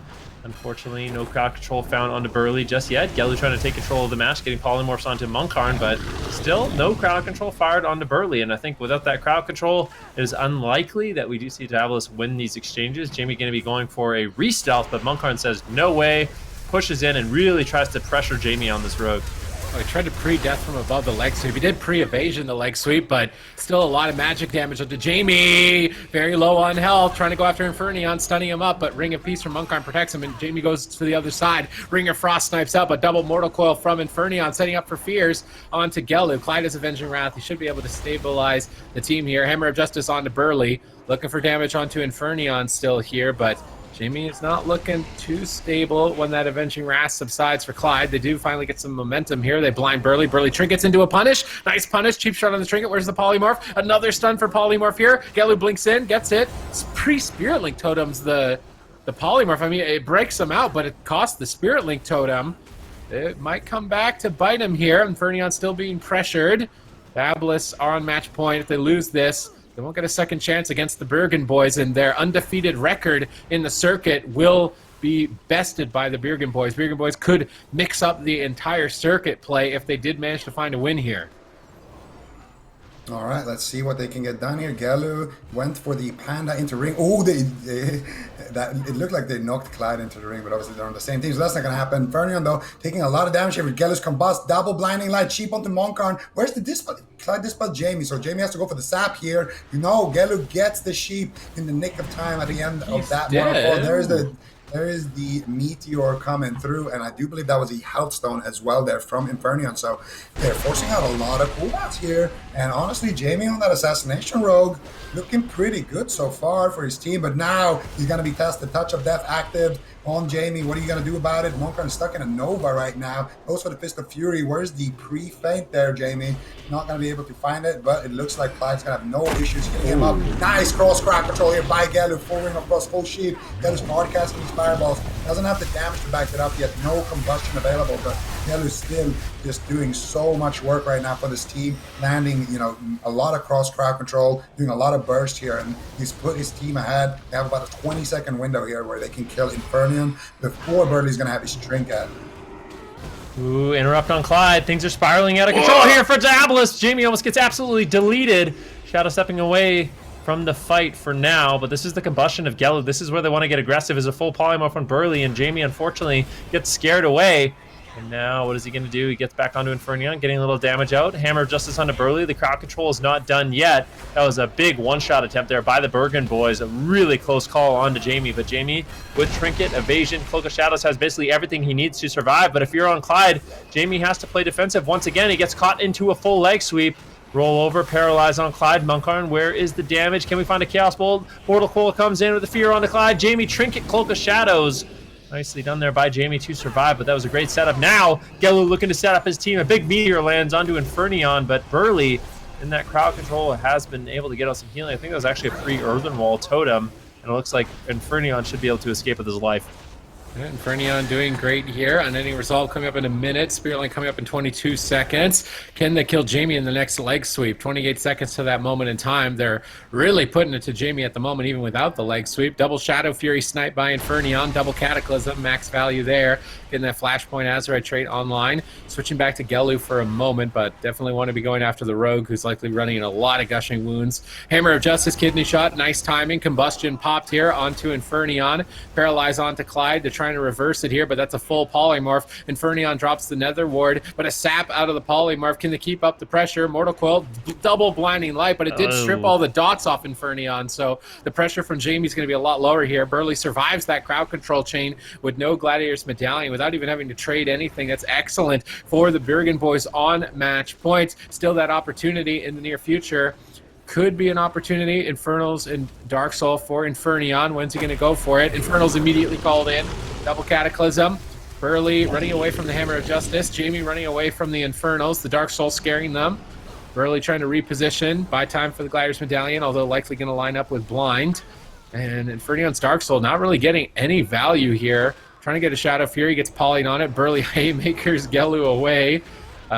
Jamie stunned up with the Shadow Fury. Monkarn really digging in here. Monkarn trying to get the win. Spell Lock on Clyde. Nice spell lock there, but Monkarn's in a Ring of Frost. He can't connect, but it paralyzed. Good combo. Insane damage! Bergen boys take it 3-1, and Europe is blown wide open. That was an incredible series from Bergen boys. Well played on both sides, but Bergen boys going to take that away with a 3-1 victory. Break down that last game for us, Zico. How did they pull that off? Well, they just kept finding those opportunities onto Jamie. They got the Mortal Coil with the leg sweep earlier, forcing out his trinket, and there at the end, that was just a massive little edge dressed right there by Monkarn. It's got to be a crit as well. Jamie died so fast right there. It definitely was Rogue Mage, by the way. It was like a rising sun kick dressed, and I mean that happened to Jamie earlier in the match. He barely survived. This time, of course, wasn't so lucky, but that's what can happen. I'm going to assume Jamie was playing a ton of Gushing Wounds, so with Gushing Wounds on that rogue, you are very susceptible to these one-shots, and we can kind of see the final moments of that game. I mean, we're just barely scratching the surface of dampening. Jamie gets a little bit low. I think it was a spell lock onto Clyde, and at this point, you see Jamie. This is where he's going to get absolutely obliterated. We can see it in slow motion. Monkarn, I think he rolls over, rising sun kick at the same time, Drestagath, and it is good night, Jamie, right now. Yeah, boom. How do we feel like Headshot. he did on a That'll rogue, do though? it. I mean, that's got to be kind of spooky There it is. in a series like that. So, How did he do on the rogue? I don't know. Honestly, I feel like It's hard to say, honestly. We don't want to, completely take anything away from Jamie. I think it's nice that he is stepping up and he's playing a rogue. I think it does give their team a lot more options. It gives them, some stuff outside of just the wizard setup. So that's really, really nice. I was surprised to see it because I did feel like Jamie on the elemental shaman and Yellow on the mage might have been a better matchup, but obviously they must know something that I don't, and they're going to be bringing Jamie on the rogue, and unfortunately for them it didn't work out, but I think this is something Diabolus should continue to practice and explore. Yeah, and I hope to see them play that composition in the future. Maybe we'll see more Jamie on that rogue, but props to those guys for trying something new. Well done to Bergen boys for taking that series with a victory. But that sums up the European region for today, for this weekend. Now we're going to move on to North America. That series up next is going to be Mystery Org versus Charlotte Phoenix. I know Ven has sung praises about this team, Charlotte Phoenix. We saw Mystery Org struggle a little bit yesterday in their games as well. Last weekend against Turtle. But how do we think, what can we expect from these next two teams, Zico? What do you want to see out of either side? Windwalker, Mage, Pally, Rogue, Mage, Pally. Let's go. I guess it's like a Super Tease style answer. Okay. All right. Super Tease? Super. What do you think? I know what you mean with that. Why don't I? What? Why don't you? Yeah, I don't understand. You answer your questions like sometimes with just like that. Basically, is what I'm getting at. But you can redeem yourself brain. Now if you'd like. Yeah. Okay. Well, Super Tease, what about you then? What do you want to see out of this next series? Charlotte Phoenix are gonna play Rogue Mage Pally. I agree with Zico. Mystery Org. I feel like they're pulling their compositions based on the success of other teams. Like, they could play Windwalker, Mage Paladin, but M2KC fell, and I feel like M2KC is better at Windwalker, Mage Paladin. So I feel like that's not going to work too well for them. I'm wondering if they're considering Windwalker Demon Hunter at all after seeing Coffin dance. Maybe utilizing that comp in the future, maybe not in this series in particular. Rogue Mage Paladin might be tough. I feel like this is going to be hard for them. If they can't utilize the Windwalker Death Knight that they've been using as a staple for a long time, I feel like CU's team is just going to struggle. All right, well, we'll find out shortly enough. We are going to go to a break. When we come back, we will see that Mystery Org versus Charlotte Phoenix series, so stick around.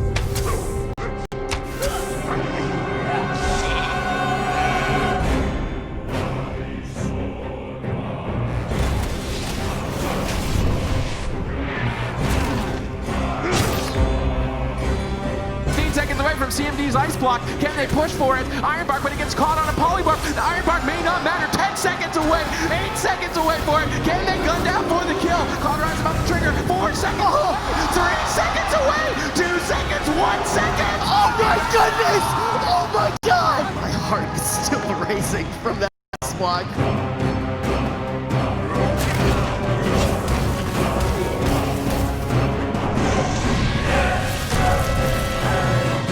To be careful, they need to keep the heals going for just a little bit longer. Looney has his trinket available, but that means blind is also available. I'd love to see him just trinkets. He needs to keep his DK in the fight. DR blind. Waz is pushing for the kill. Does he have enough banish? Garode, do they have the polymorph? It doesn't look like it just yet. Even the Vivify is coming in, but it will not be enough. Method Black go through to the grand final.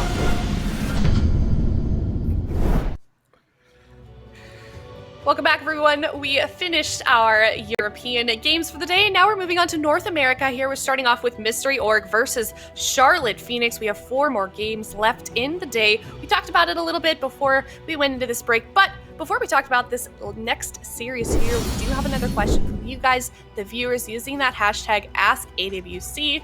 How's your beard? Is your beard okay, Zico?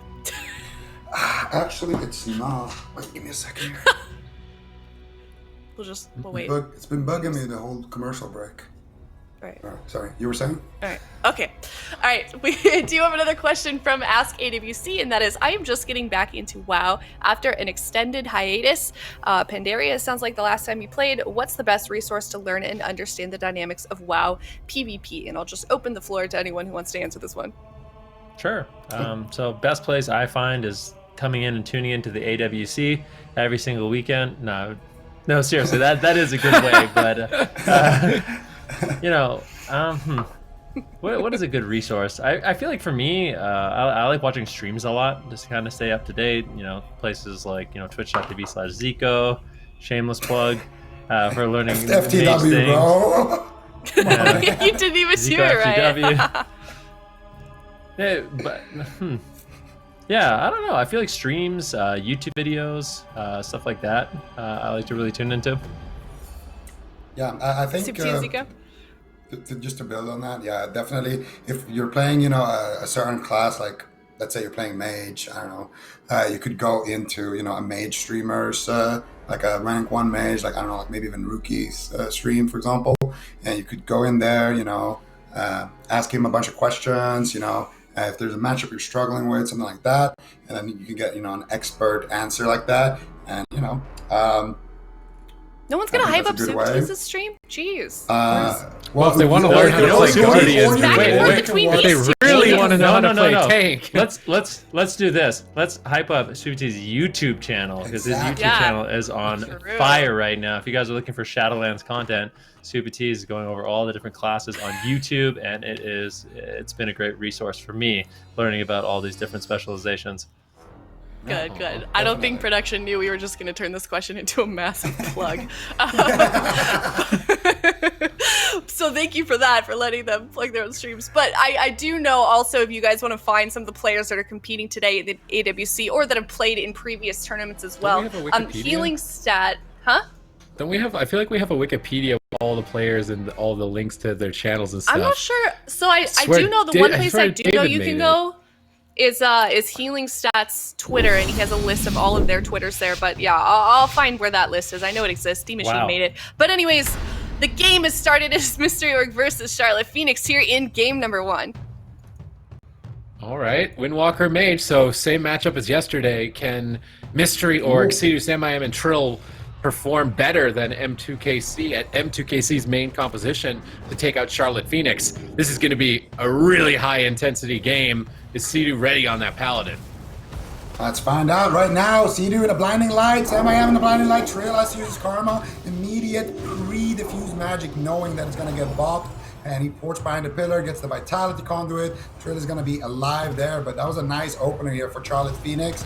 And once again here, Job looking like a monster today. Let's see what he can do here, though. He gets stand up, Fist of Fury, he's going to Trinket, Temporal Shield. Corlick in a full Ring of Frost. Corlick's going to Trinket there as well. Defensive overlap. He gets Hammer of Justice on the Trinket. Nick's caught in the Ring of Frost. We have more crowd control. Sam could get a poly here, maybe. Doesn't look like he's going to be able to. And Yamili has that counter spell, so doesn't really want to risk getting locked out on Arcane, but nicely done here so far, Charlotte Phoenix. Getting a decent opener, but Mystery Org forcing out 2 trinkets there in their first setup. Sea-Doo in a full blind here. What are they going to do? Where's the grapple weapon on Nick? Dragon's Breath works as well, but they don't stop Jamili on that poly. And Trill is doing a great job line of sighting. There's nobody on him right now. Couple of last seconds on that Hammer of Justice, and Nick is going to connect, but I don't think they have enough crowd control here to really dent Trill, and you can expect Mystery Org now to pounce. They get a full sheep here, once again to Korlik, and Ja is just peeling the situation here onto Trill, but Trill has freedom, could easily force out the car rise. Do they have a Dragon's Breath out of that? They do. There's the dress, but a massive temporal right there. Actually, I think Trill, if he waited a split second and dressed it after the temporal, he would have forced the car rise. So rare mistake there from Trill. Swap over to Sea-Doo. Yeah, they're actually going after Sea-Doo right now. Big damage on him. Kitty shot into a Growth Silence. Do they have the damage to actually force out the Divine Shield? It would be massive if they can. The damage is never ending. Vitality Conduit. Sea-Doo is trying to greet it the best he can. Sam I am there with beautiful kills, but Sea-Doo, he is playing a dangerous game right now. A really dangerous game, but they turned it around. Big Stunlock combo onto Jamili. Nicely done there by the Mystery Org. What a scary situation. Sea-Doo definitely doesn't want to risk it any longer. That was a good trade. The Divine Shield for the Ice Block of Jamili, but Trill and Sam I am really coming in clutch there, setting it up. Divine Shield now trades out by Korlik. This is such an explosive match, and now both these teams are in a lot of trouble. Let's see if they can keep it up here. Can Sea-Doo stay alive long enough for his team to get a kill on Jamili? Nick is all over him with the kidney shot. Jamili moves in, but they paralyze Jamili. They're trying to stall for Sea-Doo. Buy him at just a couple of extra moments. The grapple weapon from Trill. Great backup by Trill here. Korlik's in a polymorph. This could be it to push for the kill on Jamili. Can they connect? No. Korlik breaks out with the Gladiator's Medallion, stabilizing Jamili with a Blessing of Protection. Jamili spamming out polymorph, slowing down the pressure. Nick is still going after Sea-Doo. I mean, Nick is just trying to solo kill Sea-Doo. Jamili's blinking in to try and help him. Korlik's charging in off to the left side. Can Sea-Doo avoid them? He gets stunned on the Divine Favor. He immediately breaks out to try and clutch out that big heal, but there's still a lot of damage. He needs to line of sight Spell Steal and use Blessing of Protection on the next stun if he wants to stay alive in this fight. Can Nick stay on target here? Vendetta's coming up. They've got blind as well. They could utilize a defensive blind on Trill and then go after Sea-Doo freely. I'd love to see that. There's the stun. Where's the bop? Bop instantly. Polly's on Jamili to try and stop the spell steal. Sea-Doo's going to survive. Nice stun onto Nick. The big turnaround here by Trill. Perfect setup. Excellent execution. Great punish by Mystery Org as they take game 1. Sea-Doo looks like it's just business as usual. You see his eyebrow raised? Like, yeah. He's like, I can't believe this. I love this, honestly, from Mystery Org. I love that they have the confidence. They saw M2KC lose to the Charlotte Phoenix playing this exact same matchup. And you know what? They said, we're going to do it better. And they ended up winning game number 1. Beautiful setups coming in consistently from them. And it's just really, really nice to see this team in top tier fighting form right now. And now for the Charlotte Phoenix, do you think that, like, my question is this, do you think we're going to just see Rogue Mage Paladin versus Windwalker Mage Paladin, may the better team win for the rest of the series? I think the only team that would swap off is Mystery Org if they're losing hard. So I think for the next game, we're 100% seeing it. For the game after that, we're 100% seeing it. If Charlotte Phoenix wins both of those, then maybe I could see Mystery Org swapping it around. But this was such a nice kill. They had the sheep. They got Nick outside the line of sight. Follow-up Hammer of Justice. They look amazing right now, Mystery Org. Yeah, amazingly well played by Mystery Org for that game number 1. Real quick, though, I did find that Wikipedia that you were talking about, Super T's. If you go to WoW Reddit, they have all, in the pinned tweet, it has all of the streamers and their Twitch links. Anyways, match results here. Anything important to mention on the screen, Zico? Trill's a king. Yeah. Trill did a lot of damage while being the target, so that's pretty nice. Yeah, I don't know. You're expecting Jamili to do less damage than Sam because Sam was free the whole game and Jamili wasn't. He was, getting trained a lot of the match, even though they did end up killing Nick. He was like the primary target. They forced his ice block and everything. So it looks pretty standard, honestly. This matchup, the scoreboard isn't really that telling. What it all comes down to is who gets the clean setups, who gets those big hits that force out the Divine Shields, who forces out the ice blocks, who has those goes, and who is better at stopping those goes. And in this match, it was Mystery Org. Do we feel like this is going to be a bit of a back and forth match? We did see Mystery Org kind of dominate that game 1. However, now it's going to be Charlotte Phoenix's map choice. Is this going to be another game 5 series here then, or do we think this is going to be just a 3-0 on the side of Mystery Org? That's a really good question. I mean, I feel like it could go either way. It's really hard to say. It's just one of those matchups where these teams are relatively evenly matched. I would say they are evenly matched, and these compositions are evenly matched as well. So it just comes down to those little outplays who can take advantage of the situations better. And Mystery Org, they managed to pull ahead in game number 1 with beautiful setups. Now for the Charlotte Phoenix, I think they're still going to be confident in the Rogue Mage Paladin. We're going to see the same thing play out, but it would be almost impossible for me to say if it's going to a game 5 or not. I think the thing I like most about this series is it really is just, it's one of those series where there's no real compositional advantage that I've seen so far, and these teams are really well matched. So it is just going to come down to who plays better, who wants it more. So it sounds like you don't think, Elliot, that Charlotte Phoenix is going to maybe swap off their composition, but it is their map choice here. Do we want to make maybe any predictions, Super T's, on what their choice is in that regard? Hook point. Kill Paladin. Okay. I didn't even need to see Zico's cube for that. It's definitely hook points. There's no way. They need to go Paladin. And Cedo on that last map played it out really well, going side to side on the map. And then Sam I Am and Trill did really well intercepting and preventing Jamili and Korlik from getting back to Cedo. So on hook point, he doesn't get that much distance to get away. And I think it's going to be way more difficult for Cedo to survive. If Cedo's team can win this, though, on hook points, it's going to be really hard for Charlotte Phoenix to come back, I think, in the series. Okay. It's really what hard. Do you think about... No, go ahead, Zico. I was just going to say, I think it's really hard to kind of survive as a Windwalker Monk on this map specifically. And I'm sure Ben can kind of chime in a little bit more on that, but it makes sense that Charlotte Phoenix wants to play on those small maps. What do you think then? Why are you laughing? I don't know, just talking about dying and not ice blocking and not being able to survive. I meant because you're such a good Windwalker, okay? That was I can see how that comes across as a backhanded compliment, but it wasn't. That was actually like, I'm sure Ben can explain a little bit more because he's the Windwalker king. He's the king of the ring. Oh, yeah. That one time. One time, yeah. And my friends will never let me forget it. But, I feel like there's been way more mages now that have died without blocking way more times than Vin. It's never brought up. No one's just like Raikou died without blocking that game. How many times does Raikou die without blocking? I feel like it's more than Vin. At this you made point. an emote out of it. Sure. Like in a sense, you kind of did it to yourself, man. I did it to myself? Wait, what? He did it to himself? You made it emo. I mean, I'm right saying now? like you capitalized on the joke. You have actually like an actual emote on it in your stream. I don't know. There's only a few different ways you can handle the situation. You know what I mean? I feel like I just went with the only clear option. Yeah, embrace it or try to suppress it. But at that point, it just gets worse. So we'll talk about this matchup a little bit. Something Zico was kind of talking about. I think this map in particular allows the Charlotte Phoenix a little bit more flexibility on their targeting. They can go after Cedo. It's a great map for that, but it's also a good map for going after Trill. So because it's a small map and Trill really, a lot of his defense and survivability comes from his ability to kite and get away from the fight when he needs to. The small map doesn't allow for that nearly as easy. I think the Charlotte Phoenix will likely try to exploit that in this matchup. All right, here we go. All right, Gates game number open. 2 here. Go ahead. Mystery Org versus Charlotte Phoenix, game number 2.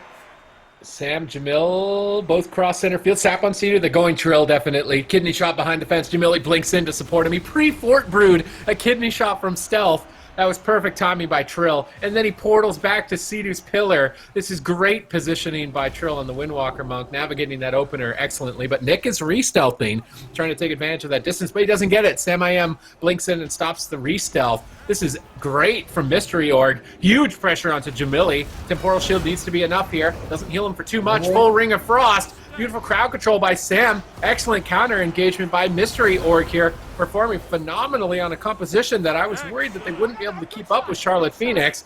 Blind on the Cedo, kidney shot on the Trill. No Sap. Oh, he just nails it in time. Bop on the Sap. Trill is still low. Smoke bomb. Edge smoke bomb. Karma gets bopped. Trill's in trouble. Cedo bops. Is it going to be enough? Trill recovering slowly but surely.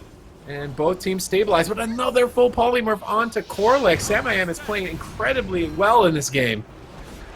Ooh, Samayam can get a reshape. Oh, the cut! Dragon's Breath as well. That's The going to be block! an ice block 100% there. Sam doing a nice situation to turn everything around. Sidu dropping the sap on himself there. Sam almost stopped that sap from happening with that Frost Nova. Hence my ooh earlier. But now they did use the blind. Sidu has his Divine Shield. He has his Sacrifice. So still a lot of cooldowns to work with. True, no karma, but he does have his Fort Brew. So if he somehow can hold on to it for a little bit longer, it could be great. Corlick gets stuck in a full ring of Frost, Trill in a kidney shot. And now Nick is using his Vanish here just to kind of peel the situation. I think actually that might have been the Knight of Rachel there coming out of Nick. But either way, he is able to stall the situation. And Corlick does use the Divine Shield and get that sacrifice out. See, in the Hammer of Justice into the Blinding Light. Jermaine is going for the Polymorph. He gets it. Nice counterspell there onto Samayam's Arcane School. He pops Combust, but look at Trill already completely gonzo. And Sam flipped the Combustion,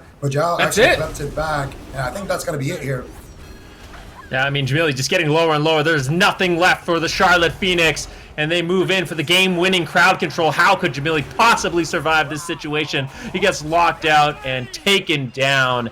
Game number 2 to the Mystery Org. That was an absolute stomp. They got farmed. They got farmed in that game. What do you... Oh my god.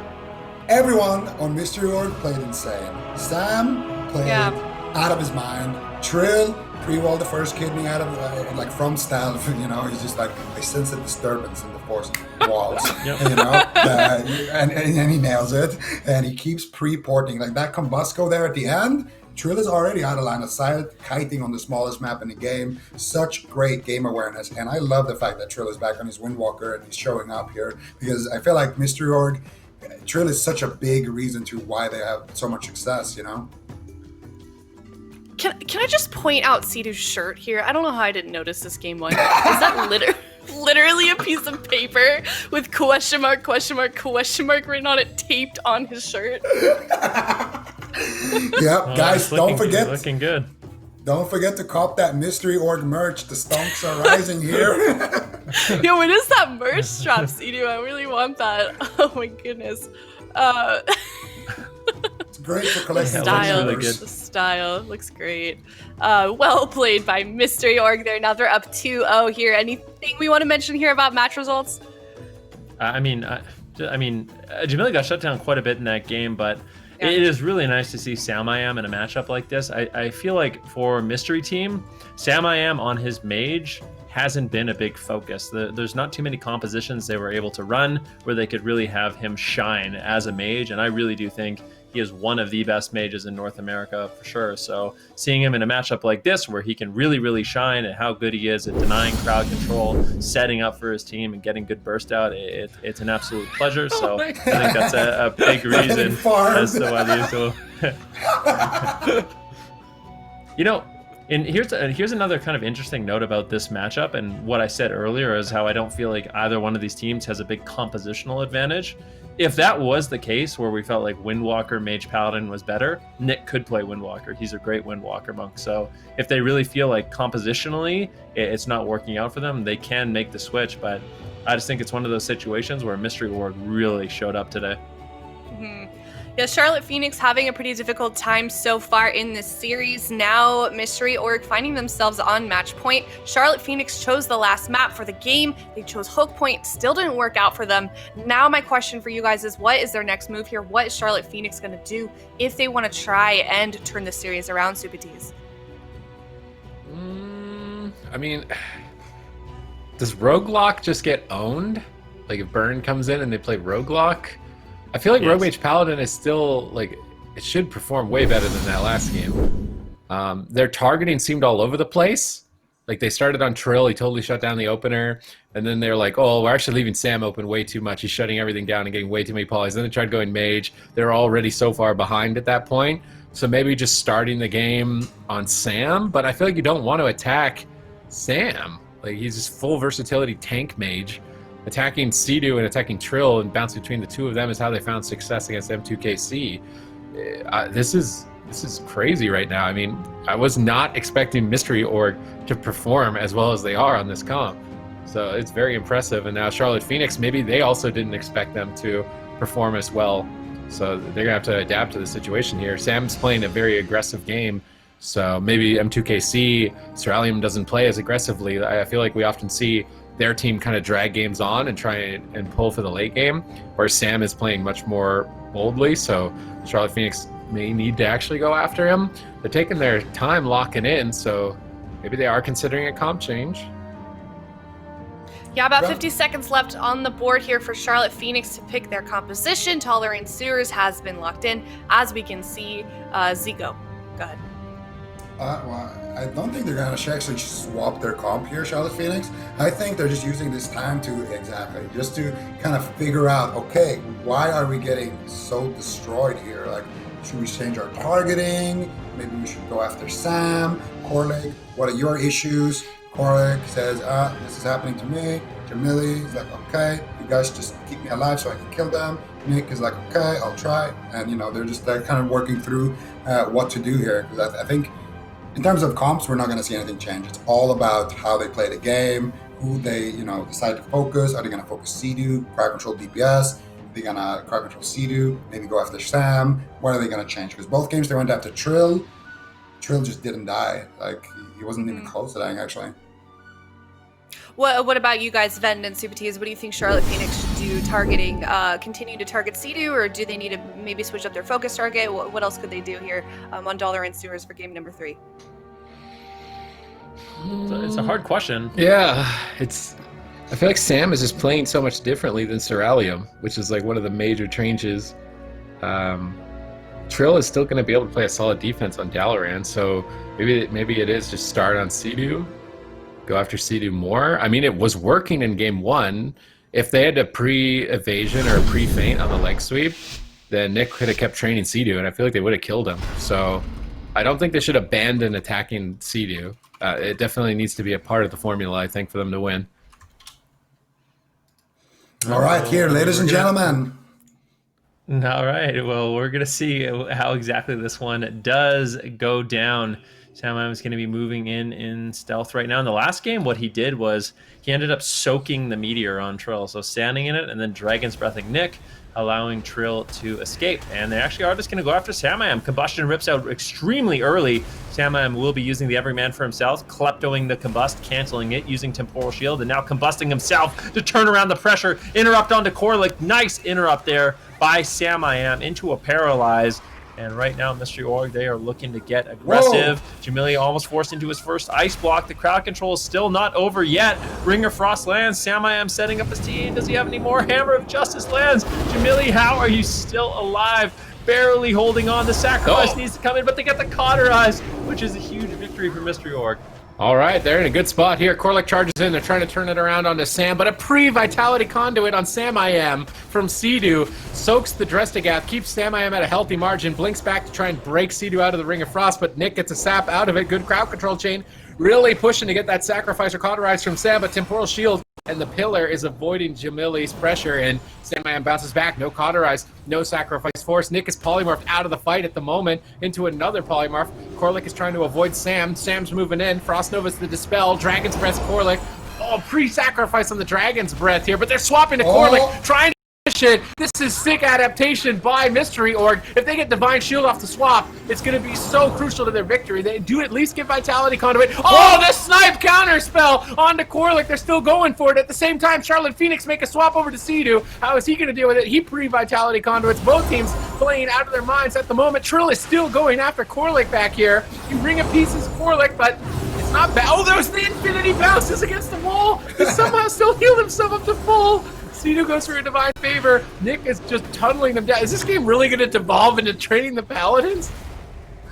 I don't think so. At this point, C2 is going to get away here. They need to get some crowd control into Corlick. They do. They have a Nova onto Nick. Don't let him re-stealth at the back end of that, though. He's going for it. Doesn't get it. Goes for the kidney shot here onto Sam I Am to stop that setup. But that was Corlick's trinket plus Blessing of Protection. I got to say, Sam has played this game like a legend. That counterspell in the start, just turning around the pressure, forcing out the cauterize. Sam has just been on fire this game. And honestly, if they get another sheep here in a couple of next like 20 or so seconds, they could easily force out the ice block here of Jamili and really push ahead. It looks like C2 wants to go for it. He has his Hammer of Justice ready. He has his blind ready. All they need to do is just CC Nick. There's the stun. Full sheep secured. And C2 is in range to even crowd control further. This is probably going to be the blind, but Nick is there shutting down the situation. But C2 bops the blind. He gets a double blind himself. And Jamili, what are you going to do? Corlick has his bubble, but he did get the Vitality Conduit, and I think it's going to be enough. But Charlotte Phoenix are on match point very shortly here.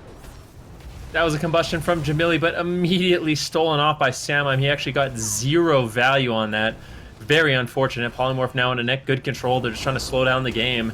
That was a great setup, but that Vitality Conduit coming in from Corlick was able to deny, so great job by him. 3.5 minutes into the game, and sparks are still flying. Sam gets interrupted on the Polymorph. They're going after C2. Good peels from Sam. Frost Nova comes in. Immediate freedom by Corlick, enabling Nick to just continue this train onto C2. A full kidney shot does land, but where's the damage to follow it up? It looks like C2 should be able to survive. And now the Hammer of Justice onto Corlick. The Corlick, who are they going after? Sam gets interrupted. Not sure he's going to be able to really get crowd control. Jamili denies after the interrupt. And Corlick is free to get out the sacrifice. And now they can continue this train onto C2. Double leg sweep, beautiful by Trill. Polymorph is still on Corlick. He divine shields, but Jamili's very low. There's not many cooldowns to trade. Nick is going for the kill on C2. C2 walls. He's looking healthy. They go for a Shadow Melt cheap shot. Garrote really trying to pressure C2 into divine shield right now. They have to get divine shield from C2 here if they want to win this game, but Vitality Conduit is denying it. C2 recovers. Can Sam secure a Polymorph? He gets on top of Corlick, goes to the Dragon's Breath. Jamili blinks in. Dragon's Breath. Sam prevents the Polymorph. Good shutdown for now, but Sam blinks to try and get it. Nick intercepts with a double Garrote. They're really stalling this for Corlick. Corlick moves in, Hammer of Justice. Jamili tries to snipe out the Ring of Frost. Ring of Peace was too late. C2 pre-sacrifices the Ring of Frost, breaking himself out, looking for a Hammer of Justice on Corlick, I would imagine, in the near future. This next crowd control chain could easily be the end of the game if he trinkets a Hodge into a Blinding Light, trinkets a Poly into a Blinding Light. I mean, Corlick right now, the stress is going to be maxed out. They're on match point. Everybody's locked down in crowd control. Trinkets a Blinding Light. Where's the Polymorph punished by Sam? He can't get there. C2 now caught into a Blinding Light. Jamili looking for a Poly, gets shut down. Sam blinks on top, tries to find a Poly, not getting it onto Corlick just yet. Repositioning here, waiting. C2 and a Poly. They're going after Sam. Jamili pops that combustion. Doesn't look like they have a way to remove it. Sam gets bursted. Sap out of the Polymorph. Good crowd control. They really need to get a Cauterize at this point. They're still so far behind on cooldowns. Kidney shot swap over onto C2. Can they get the Divine Shield? They get the wall. I don't think that's enough. Oh no, Nick gets knocked behind the pillar. Big punish by Mystery Org here. Nick has to trade every single defensive cooldown and still almost dies. Vitality Conduit stabilizes. And man, Charlotte Phoenix, their backs are against a wall.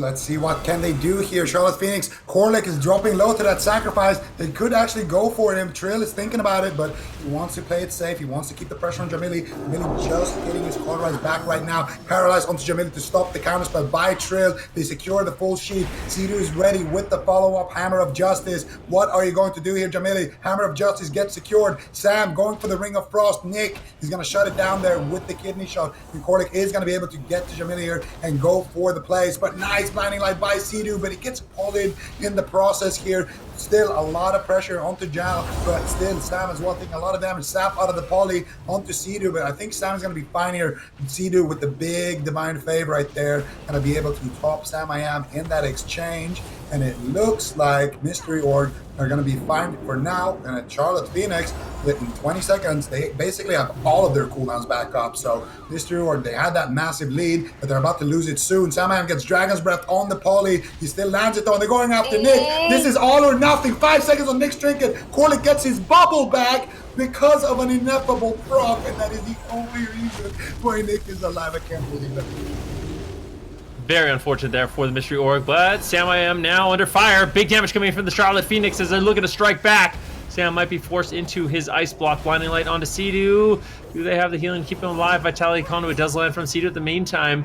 Jamili also taking quite a bit of damage. Nice pre-sacrifice there by Corlick on the Dragon's Breath, and that will free him from that Dragon's Breath and avoid the polymorph. So good heads-up play by the Charlotte Phoenix as they manage to stay in this one. Ice block has reset, but they're actually going after Sea-Doo. They could easily force out the Divine Shield, and it looks like they are going to be able to. Big victory there for the Charlotte Phoenix. Yeah, they keep themselves in the game, in the series right now by getting that cooldown from Sea-Doo. It's an option in the future for a win. Jamili's fortunate here as Cauterized, Ice Block are available. Nick's got Glidier's Medallion. Charlotte Phoenix are actually in a good position despite being backs against the wall for the last 8 minutes or so straight. They might be able to pull off a victory here if they can get some clean setups. Trill polymorphed out of line of sight by Jamili. Good punish there.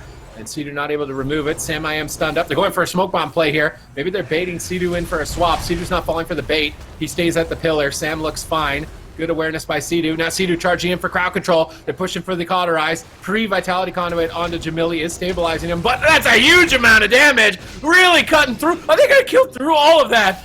They're just pushing through it right now. Insane pressure from Mystery Org. They're going to get the caught. They're going to get the block. There's no way he doesn't have to block. They might just win the game outright if Corlick isn't careful. Frost Nova actually breaks Corlick out of the blinding light.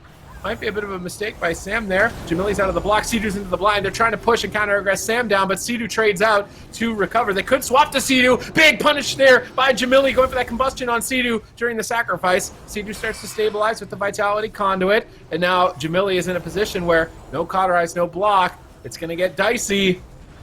Let's see what he can do here. Corlick is going to have his bubble back off cooldown very soon. About 20 seconds for his sacrifice. He has a trinket as well to go for that. So there is a 15-second window here to potentially kill somebody, but it doesn't look like Charlotte Phoenix is going to be able to do much about it. Full sheep onto Sea-Doo. Trill paralyzes the resheep. Sheep's coming out onto Nick. They're shutting down the situation here. Samayam is going to go for a sheep now. Dragon's Breath potentially here onto Corlick. There it is. Full sheep. He blinks to outrange the counterspell of Jamili. Hodge on the trinket, but he does get the sack off, and that means the go is over. They did force out Corlick's trinket there. He's going to have his bubble, but that is the last line of defense now. Big push here onto Sea-Doo. Nice Ring of Peace by Trill, trying to keep the rogue off of Sea-Doo here, and Meteor going to be soaked by Samayab. So looks like Mystery Org is going to be able to recover from that. Sam tried to breath Corlick only his way over, but he doesn't land it, unfortunately, and now Sea-Doo's in a sheep.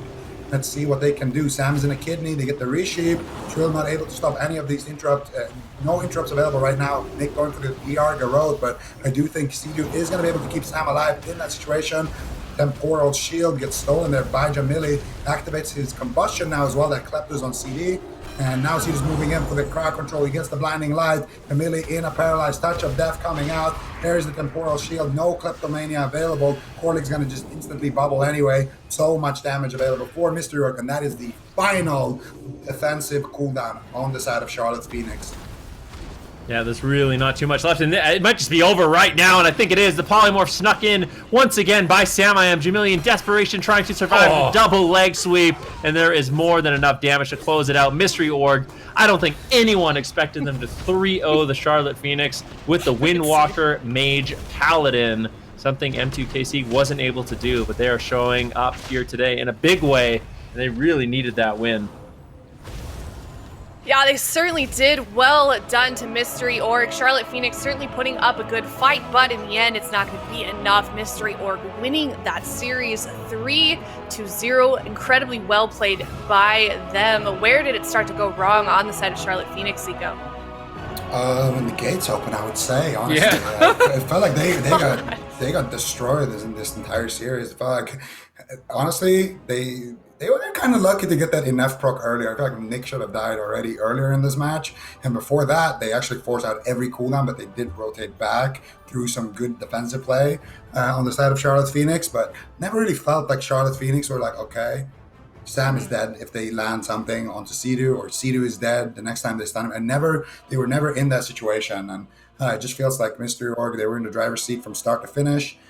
Probably been practicing this comp a lot, and it shows that their practice is paying off.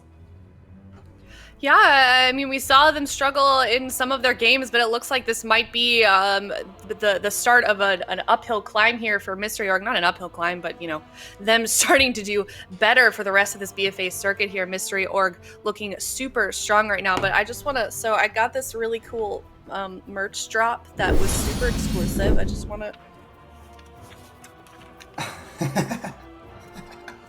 Yeah.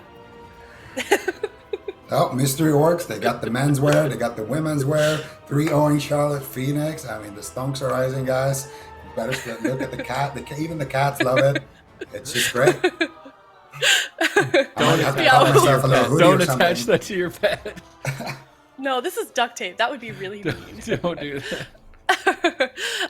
But yeah, well played by Mystery Org. We'll hope to see Charlotte Phoenix do a little bit better in some of their games that they have coming up in this round robin. I'll take this off. I want it to get stuck in my hair. But yeah, this is round robin, so that's not the end of those guys. They get to play all the other teams. Maybe that would be just a more difficult matchup for Charlotte Phoenix, so we hope to see them improve in some of their games that we see upcoming. But well done to Mystery Org. Now we're going to move on to our second North American team of the day. That's going to be Golden Guardians versus M2K. My cat is trying to get into my food that I just ordered. I'm sorry, buddy. No. What do we want to see from those two teams in this upcoming series? Golden Guardians versus M2KC Zico. M2K Zico. Sounds like a pretty good team. What do we want to see? Well, M2KC, we want to see Windwalker, Fire Mage, Holy Paladin. And then we want to see Shadow Priest, Rogue, Holy Paladin. Back to you, Aya. Chat would like Aya to pet the cat. He just walked away. I can't. Come here. I can't. Oh wait. He gets a lot of pets during the games, I promise. And then as soon as I start talking, he's like, "Nope, I'm not into this anymore." But if he ever comes back, I'll show him to the camera. But yeah, looking forward to this next series. We are going to go to a break. When we come back, we're going to go to Golden Guardians versus M2KC. This is a team that we didn't get to see play yesterday, Golden Guardians. I know there's a lot of people in the chat super hyped up about this team. We didn't get to see them play just yet, but now they're facing off against M2KC. Next, right after this break, we'll be right back.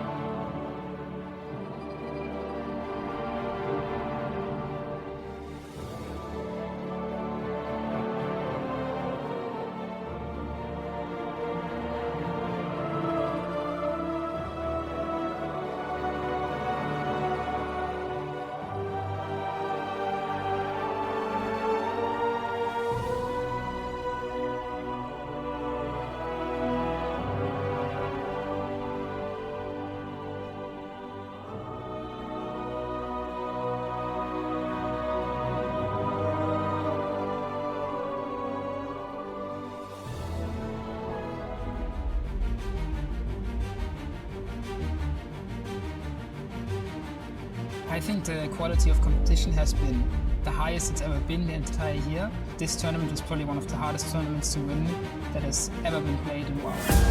We know that those players are the best at their respective classes, and it's always a challenge to face them. His Avenging Crusader just pick up the mill, but they dismantle it. They completely dismantle in game 2. Chance falls and the Gosu through are 1 game away. Blizzo 10% out. What is going on? They actually hit it. Range. Temporal shield. Wildcard gaming. Blizzo is undoubtedly the best warrior in World of Warcraft. Blizzo is an unstoppable force. Literally nothing can stop his roots. Nothing. Grandmaster's gonna fall. Bomb drops. Candy shot on Blizzo. Massive damage. The big takedown. Wildcard gaming in Arctic 2019. BlizzCon champions. MIM sets up for the kill. 1-star surge. 2-star surge. Now another counter spell comes in though. That's a beautiful counter spell. Is there an execute? There is. And Wildcard Gaming upset the stock and go 1-up. 1 game away from the grand final. Lost and Raikou, they just need a little bit more damage. He saps it, but Looney just can't make it there. Is he gonna stay alive? No! Black tie it up. Greggy can't do anything. He has no cooldowns left. If Snuts is able to connect one more kidney shot, well done. The shadow. No way. Snuts is in the top 3. Don't you ever put Snuts on the bench again!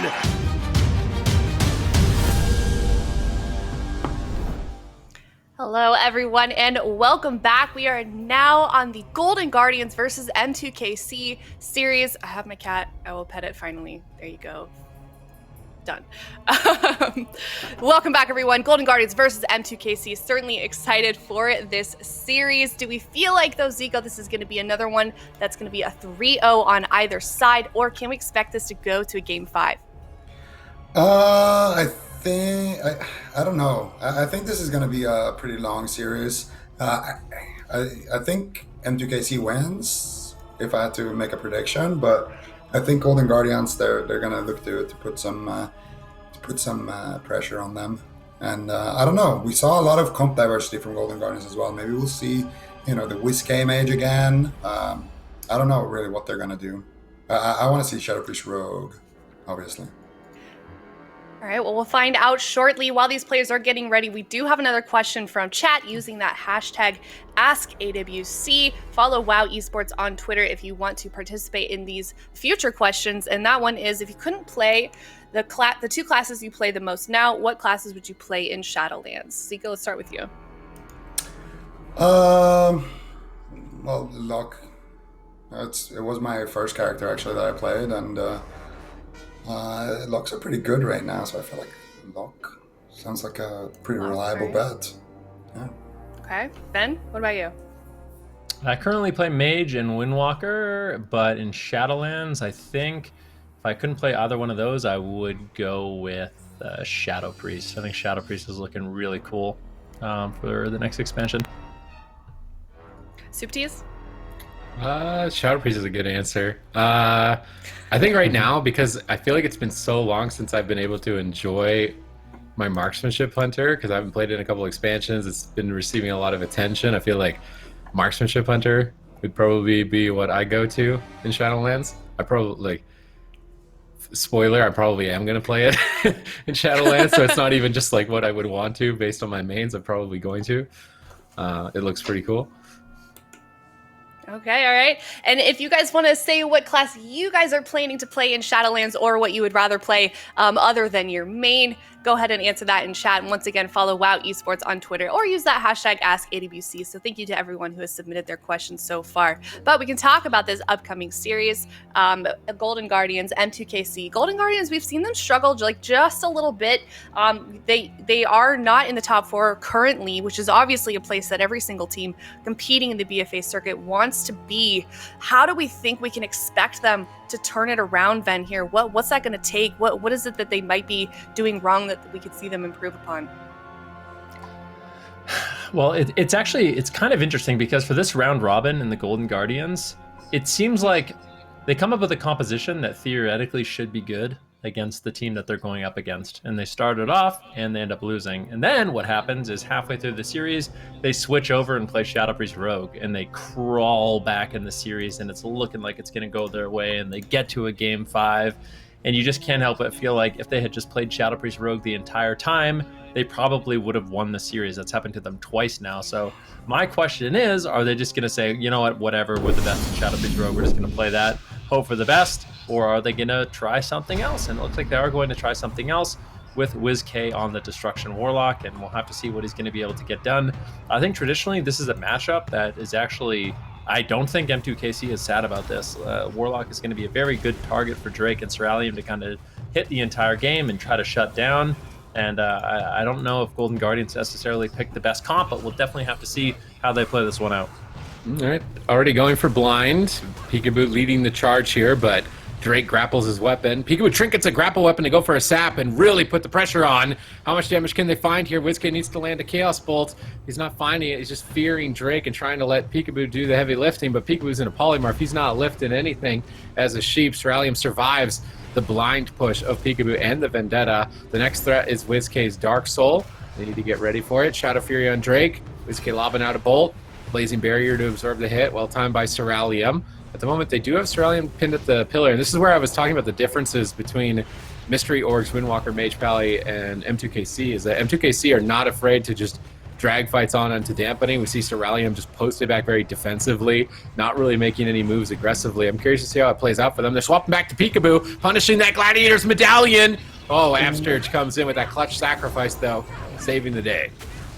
Beautiful stuff there by Absturge. You can see his little koala there chilling in the background of his camera. And we're going to see WizK here getting Spallock, going for some Chaos Bolts. Drake interrupts it. Let's see, can he get some crowd control here? Doesn't look like it. Absturge still pretty far away here, so doesn't look like they can get too much done. And WizK just lobbing out a few bolts here. A lot of pressure on Seralium, actually. Peekaboo is in there. He has a smoke bomb if he chooses to use it, but right now they're just stacked up, so no opportunity yet for that.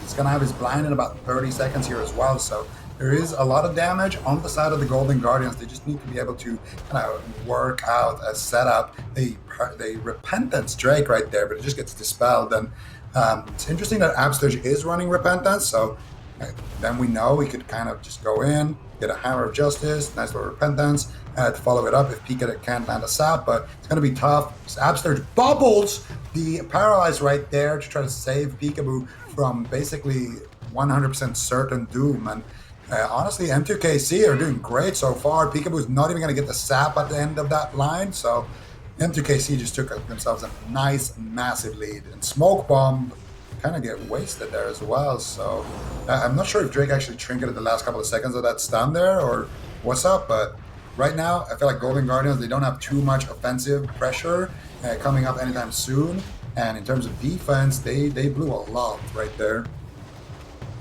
We're just seeing M2KC literally get setups out of a Paralyze, so just a Paralyze on the healer, allowing Drake to soak up most of the damage. Actually, Cauterize procs there, that's a bit surprising. They let that happen a little bit too late there on the Temporal Shield, unfortunately for Seralium. And they do get the Cauterize, which is a major objective for the Golden Guardians. If you look at mana, though, Absturge is going to have to drink. He actually gets counterspelled. Big damage here on WizK, and it does look like Absturge is going to be able to get the Vitality Conduit, but they're just shredding through it. Finally, a big heal lands. Might have been the Hellstone from WizK. Unending Resolve trades as well. I mean, WizK is using a ton of his defense right now in order to survive, and it seems like M2KC, they're pulling further and further ahead in this match.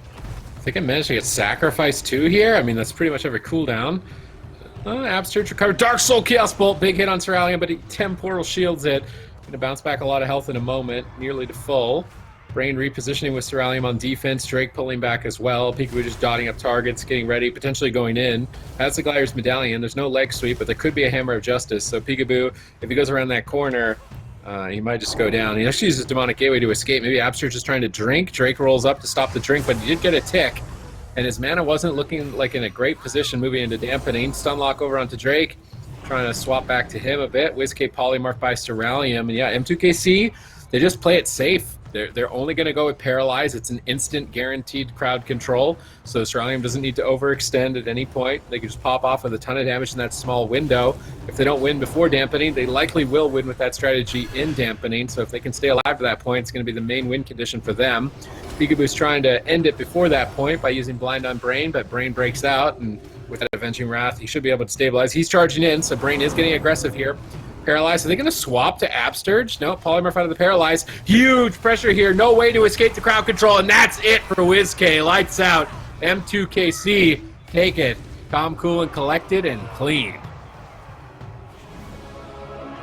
Yeah, it doesn't even look like Peekaboo was. Not a good game one for Golden Guardians. M2KC going to be winning game number 1 here. Now Golden Guardians here to choose their map here pretty shortly in the draft. Let's break down those final moments, Ven. Where did it start to go wrong on the side of Golden Guardians? How did they start to win M2KC on the side of M2KC? Well, it never really felt like the Golden Guardians were winning or really doing much in the match, to be honest. I mean, they got the cauterize once, but this is just one of those matchups where M2KC, it's such an explosive composition. All they need is little micro crowd controls. You can see right now, Brain's going to be rolling over. It's a Paralyze from Drake into a Polymorph into a Hammer of Justice, and it's just like instant crowd control that comes in, and they can basically just 100-0 Peekaboo or WizK with a big combustion. Whereas for Peekaboo and WizK, it's a lot more difficult to sort of it's really hard to create moments of opportunity for them. I feel like if Cerulean, Drake, and Brain play right defensively, the composition that the Golden Guardians are bringing, it just doesn't feel like it should really win. It just is so difficult with how mobile Paladin, Mage, Windwalker is and how durable they are for Peekaboo to kind of create solo pressure by himself. And if they ever need to, they can just run away from WizK. So it feels like for M2KC, this matchup is in their favor. They're playing it great. And for the Golden Guardians, I don't know if this is their best option. I honestly feel like we'd see it go a little bit better if WizK was on his Shadow Priest potentially. I just don't know if the Destruction Warlock is going to be able to really capitalize on what the Rogue is able to bring in this matchup. But maybe I'm wrong about that. I feel like, too, Golden Guardians, obviously an incredibly strong team as individuals. They're both, they're all strong on their classes that they play, but what they really struggle with is finding strong answers to a lot of the matches that they find themselves in. They kind of bounce around between compositions, and we see them just in these series such as these just struggle a little bit here, Sympathies. Yeah, definitely. And it's kind of like you're kind of damned if you do, damned if you don't, because if they don't play Shadow Priest Rogue, the whole time we're going to be like, why didn't they play Shadow Priest Rogue? And then if they play Shadow Priest Rogue and they lose, we're going to be like, why aren't they expanding their compositions to something more than Shadow Priest Rogue? The Destro Warlock I don't think was a good pick in this particular matchup, but I mean, Rogue Mage Paladin, M2KC lost, so it's proven that it can be an effective composition. It's more or less, can WizK play as well as mages like Jamili and mages like Samayam? Can he pull off the same level of effectiveness in that particular matchup? And if they don't feel confident in that, then they need a different answer. If right now his Shadow Priest is just the best they've got, I think it's the only reason why we would ever say play Shadow Priest in this matchup. I think Holy Paladin with Shadow Resistance Aura would totally just make Shadow Priest useless. The only reason I think it might work here is because it's WizK Shadow Priest.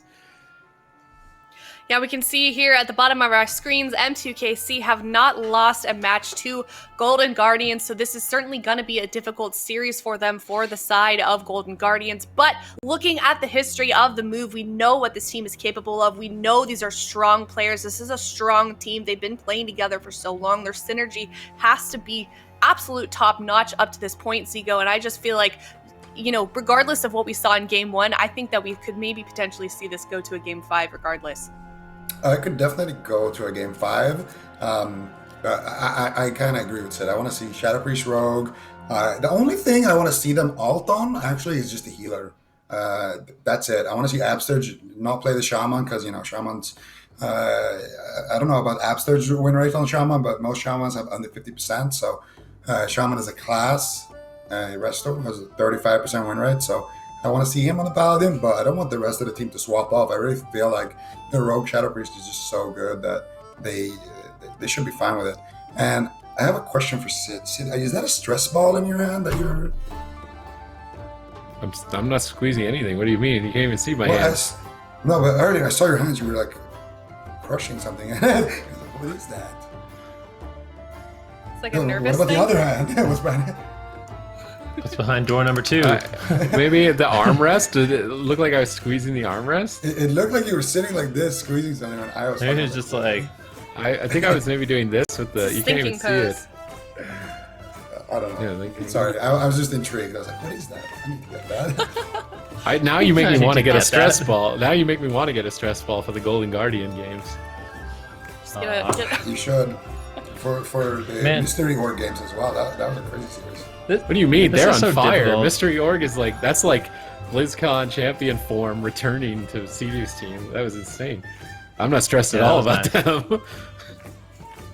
And I feel bad for Golden Guardians. I even said this is the exact thing that's always happens. Golden Guardians, they come with a unique composition. We want them to play different classes and, diversify their roster, and then they end up losing.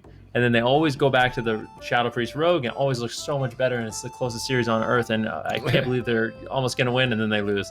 And you just can't help but feel like if they just played their bread and butter and they just stuck to the Shadow Priest Rogue, it's like they're in this situation, like you said, where no matter what they do, no one's going to be happy. If they play Shadow Priest Rogue and lose, we're going to be like, man, they should have diversified. And then if they diversify, we say they should have played Shadow Priest Rogue.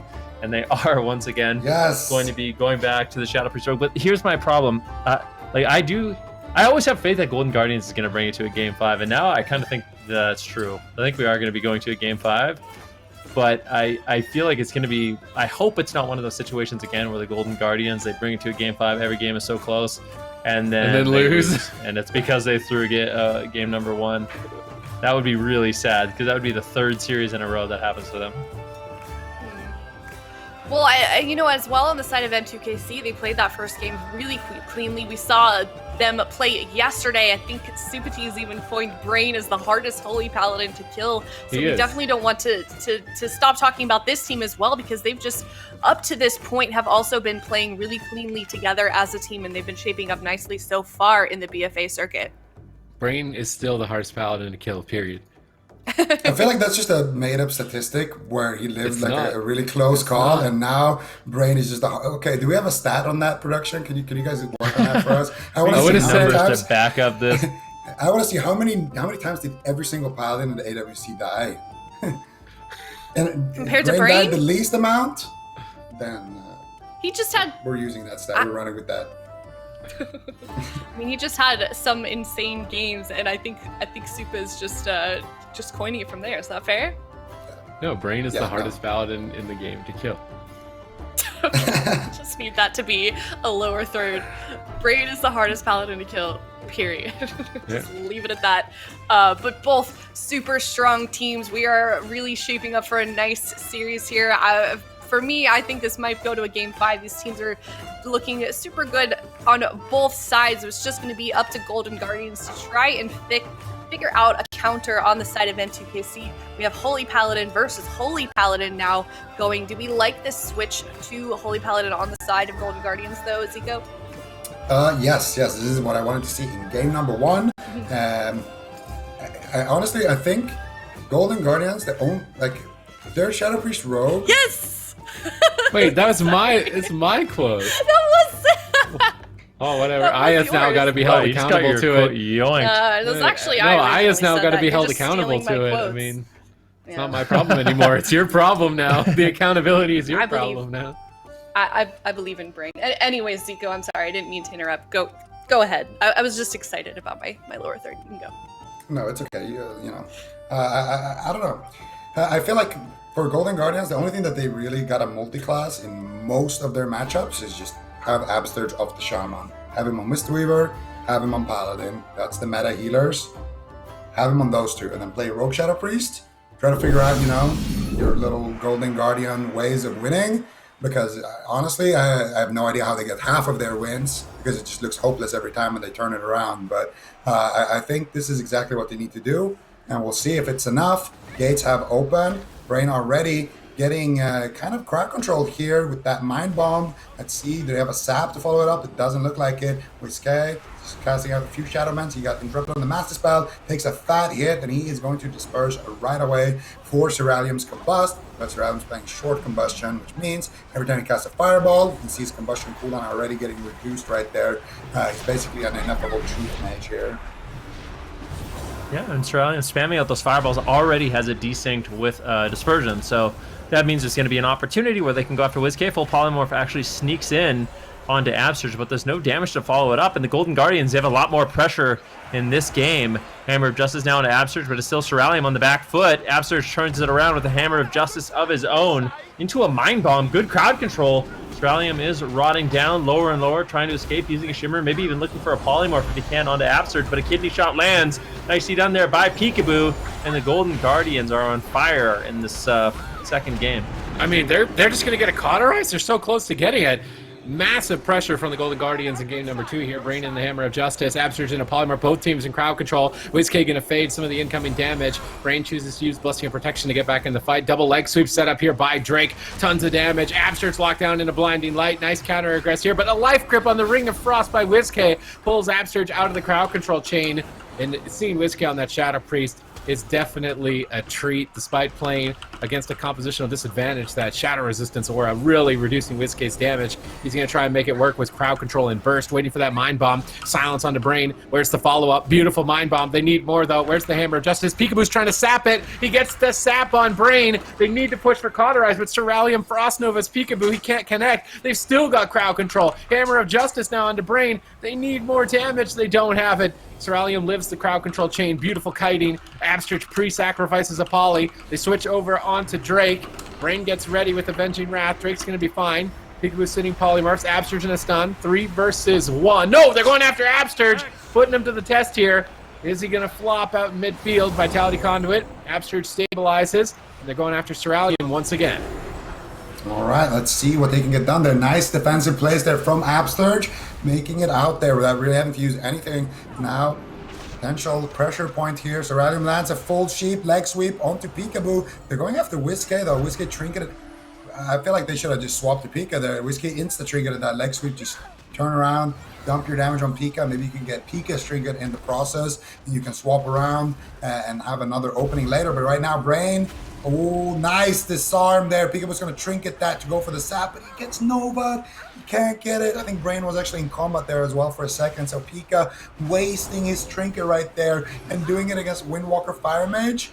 No sacrifice available. I am so scared right now for Pika. He could easily die in that next leg sweep here, Rookie. No, there's no question about it. I mean, WizK does have the Void Shift, but if there's cross crowd control on WizK, there's going to be almost nothing that they can do. Paralyze, Hammer of Justice, and here it is. They're going for the big shot, one shot onto Peekaboo, but I don't. What actually happened there? I think WizK, did he get the Mass Dispel? He dispelled the Hammer of Justice. I thought that was going to be a lot scarier than it was, but M2KC, I think they pulled the trigger a little bit too early, and Peekaboo was able to survive. Now Ceralium and Drake really rotting down here. WizK able to put out a ton of damage. Full Polymorph secured onto Peekaboo. Ceralium's just trying to slow down the game, allow Brain just a little bit of breathing room in the game, as we are about 4 minutes elapsed at this point. Both Paladins doing completely fine on mana, and we do have a bit of a reset here on hit points. Brain was able to stabilize M2KC, and now they need to try to find a setup. There's 2 options. They can go after Peekaboo, who has no trinket, or they can kind of continue this rush down, or this rundown of WizK and slowly whittle him down. Well, they just got sacrificed out of the way from Absurge. I feel like you could just absolutely KO Peekaboo here. Brain in a sap. They're going after Drake. Huge pressure down to half. What's he going to trade? Not trading anything just yet. Bit bold by Drake. Now Fort Brew activates. Should be more than enough. Polymorphs on WizK, Polymorph on Peekaboo. They're getting ready. M2KC are going to push hard here. Peekaboo pre-feints. He anticipates a stun, and he gets it. Absurge dispels the stun. Clutch dispel. No follow-ups. Keeping shot on Ceralium stalls. Mind control on Drake. Still just stalling for Golden Guardians. Trying to get a stable footing here, waiting for their Gladiators medallions, and I mean the stall is effective. WizK has his Gladiators medallion, Peekaboo's comes up in 9 seconds. Definitely a solid position for the Golden Guardians if Absurge can find some mana. He's falling a bit behind. Paralyzed Poly, triple crowd control. 1 second before Peekaboo's trinket. Oh, he literally just triggered that stun as it became available. Gonna survive. Absurge moves in. Hammer of Justice, kidney shot. Good combo. Where's the Mind Bomb out? Mind Bomb out. Perfect timing by WizK. Where's the silence or the sap? Peekaboo moves in for the sap. Gets it. Ceralium. Is this gonna be the caught? Brain bops and sacks on very low health. It could be the cauterize on top of it. This was the miracle that the Golden Guardians need to stay in the game. They could get a block as well off the back of this. Almost getting the block. It's really one of the last lines of defense. That's exactly what the Golden Guardians needed to stay in this game. They basically forced out everything there, and now all of a sudden there is all of the pressure on the side of Golden Guardians. Ceralium only has that Ice Block, but they could master spell that. Brain has this, I guess Brain has some stuff to work with. But now big setup here on the Peekaboo, paralyzed onto Abster. Where's the follow-up? Brain's going for it. He gets the blind. Let's see what they can do. Whiskey's going for the master spell, but Peekaboo not going to be taking too much damage in that setup. Unfortunately, they weren't able to connect it in time there. I think Absurge might have gotten off a pre-vitality. Not sure what happened there, but Pika is going to be able to survive that one, and he should have his trinket, and the next time he gets leg swept, you see they're going to be lining up perfectly there. So now, again, Golden Guardians looking to get aggressive here, getting full dots here onto Ceralium. Can they get some crowd control onto Brain? That would be massive for them. Peekaboo, no smoke bomb yet, but he does have his blind. I would assume he might use it right here, but I think that is a vitality conduit there. I think Brain tried to pre-vitality the blind there potentially, so Pika's still holding on to it for a little bit. Drake in a mind control. Peekaboo, the next time he has kidney, he 100% is going to use that blind, and I think that could be a big pressure point here for the Golden Guardians, but they pounced the trigger first here. Pika in big trouble. Upsurge and a bubble sack right there. So they didn't have the leg sweep, so they went with the Hodge on Pika instead. Nicely done there by M2KC. Kind of equalizing situation here.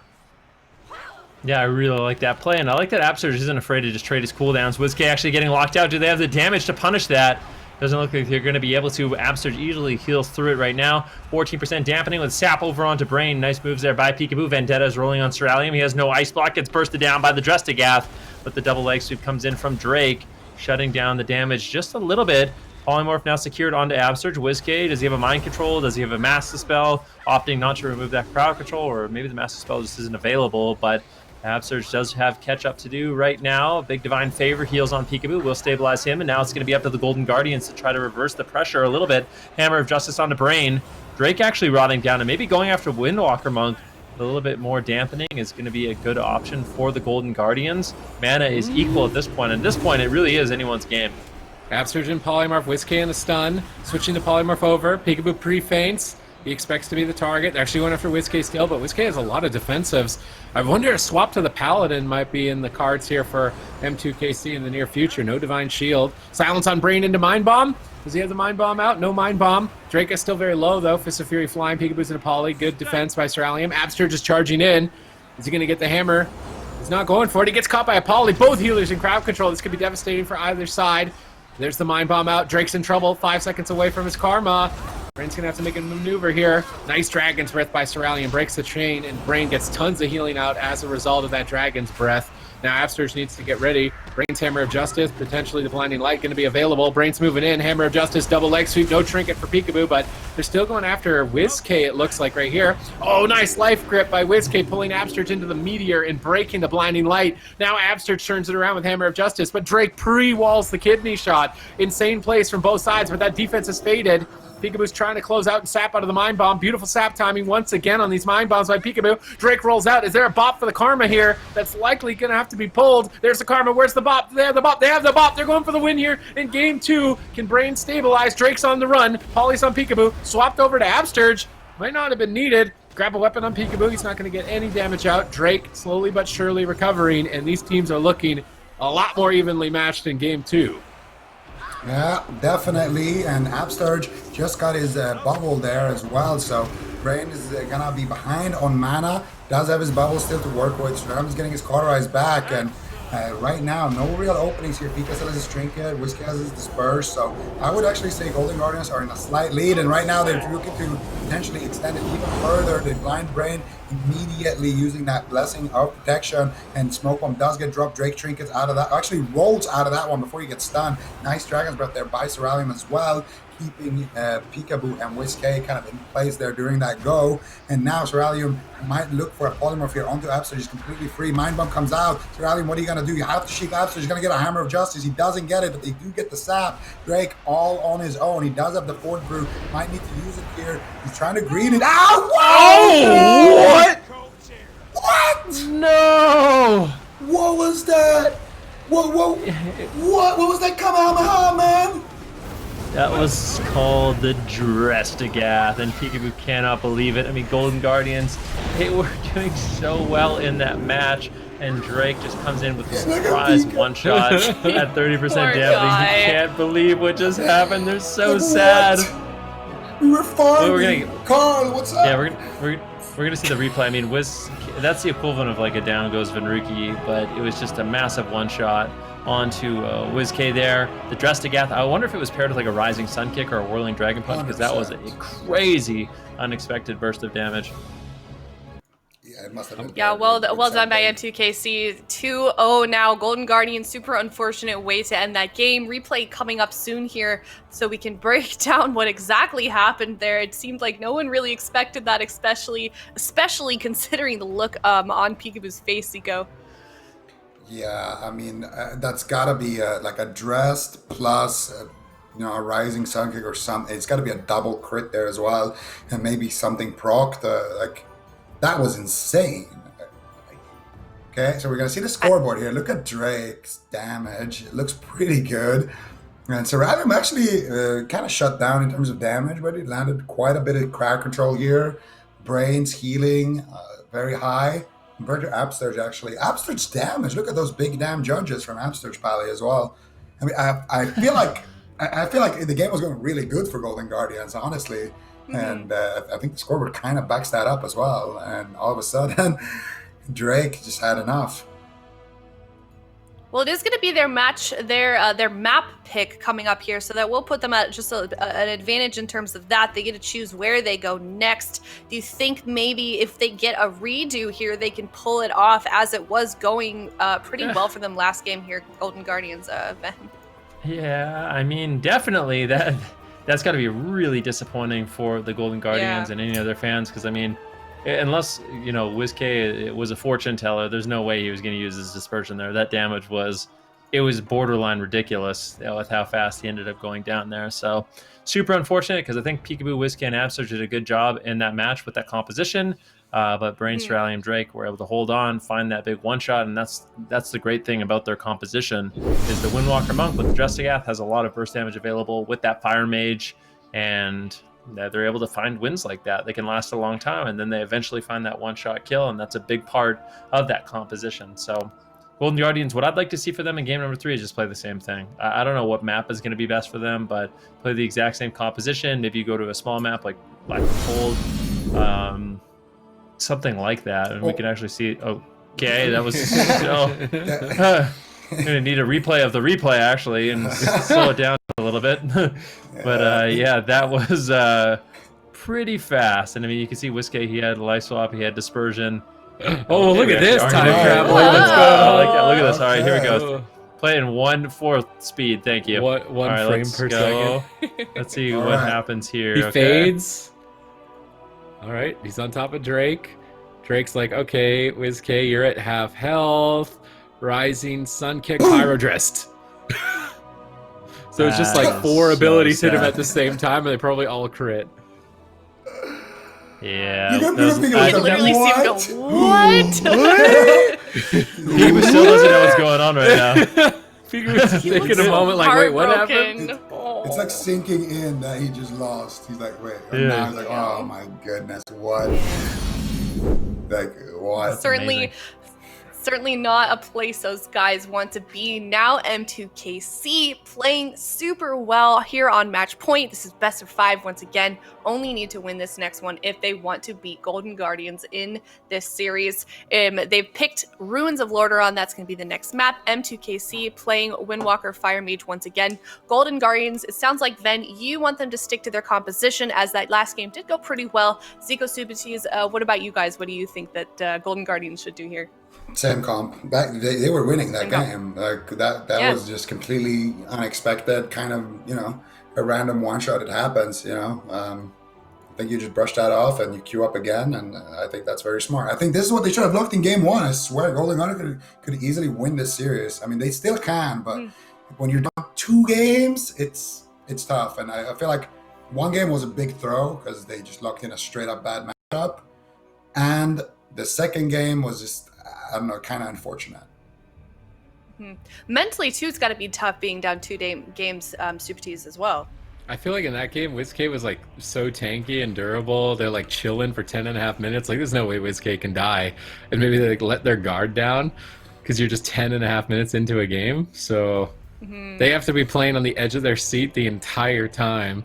Otherwise, those little slippery dressed-to-gas spines coming from the ground just gonna clutch out a kill, clutch out a win, maybe the entire series. And Golden Guardians can't afford any more losses in the circuit. I mean, they're gonna fall so far behind. if they do, it's going to be piling up on them. So they need a reverse sweep here. Yeah, not a place any team wants to be. These teams are fighting within their region to get to that top 4 spot. Golden Guardians really needs to turn this around if they want to find themselves in that top 4 spot in the end of this BFA circuit. But M2KC playing extremely well here. They're certainly in a good spot. But what about this map choice? Do we think that might be good, or is M2KC just gonna maybe take home another 3-0 here, or sorry, a 3rd game win then? I mean, it's definitely possible. It's a small map, anything can happen, but I think more often than not in that matchup, we saw M2KC kind of utilizing the pillars to run and hide, which is the way that matchup kind of plays out. So Ruins of Lordaeron kind of eliminates that potential a little bit for M2KC, and it's going to allow the Golden Guardians to, you know, push through, continue their crowd control, you know, potentially look for mass dispels, and just play their style, which is that all-out aggression, all-out crowd control, keep the enemy team on the back foot. And I think if they can play that game, they definitely have a fair shot to come back in this game. Maybe even the series, but it's going to be a tall order at this point. I mean, they really needed that last win, but the Golden Guardians still not out of it yet. Whoa, that was even faster than last game. BM production. All right, game here started. Game number 3, M2KC versus Golden Guardians, 2-0. Ruins of Lordaeron, a place that we've seen quite often on Match Point, and a place that would be well suited as a final fitting resting place, as it is a cemetery. Will the Golden Guardians be sent to the grave here on Match Point, or can they battle it back? Looks like an immense amount of pressure thrown out here by both sides with crowd control engaged, but no follow-up just yet. Hammer of Justice now, WizK down at 80%. Smoke bomb dropped. Peekaboo trying to make a power play onto Drake here, but not even scratching Drake during that smoke bomb. Both teams look stable in the first couple of seconds. Yeah, and we're going to see a full sheep snuck in onto Absturge, but he did get the Vitality Conduit beforehand. See, can he get the re? Zeralium is kicked on fire. He's going to be able to potentially get kidney shot. He actually trinkets out of that kidney shot brain now in a Hammer of Justice. WizK looking to power up here. He gets the mind bomb. Let's see, can he get the sap? Peekaboo's already disarmed. Drake knows what he's up to, and Peekaboo's not going to trinket that. Instead, he wants to save his trinket in case he gets disarmed when he goes for that blind sap. Much more reliable to land that one than to land it out of a blinding light, especially when you're playing against the Relentless Pally. So Pika is going to be having a good decision making right there. Full kidney on Zeralium, a lot of damage, and there's the blind. Gets bopped out by Brain right there, and that gives Pika now an opportunity to potentially try to banish sap at the end of this Hodge. I think he should go for it, because at this point he's gonna have his vanish line up anyway with this trinket, but instead he is going to just sit back and tank a lot of damage there actually in that leg sweep. Absturge still in a blinding light. Peekaboo in a little bit of damage here, a little bit of trouble, but looks like he's going to stabilize. Now they're back onto WizK. Absturge is taking a lot of damage. Zeralium activates the combustion right now, looking to do fat damage, but it gets immediately dispelled there. Great job by WizK. Now kidney on Zeralium. Absturge looking for crowd control. They get the silence. Absturge looking for the mind bomb Hodge combo here potentially. He needs to get one big damn judge before he can reset it. Now he has it, then he gets sheep. Not going to be able to find that, and now all of a sudden WizK is the one in trouble here, Van. I mean, definitely with no dispersion, could be in a little bit of trouble, but still has the void shift, and Trinket is rotating back up. So there's still answers here for the Golden Guardians. Peekaboo looking for kidney shot onto Drake.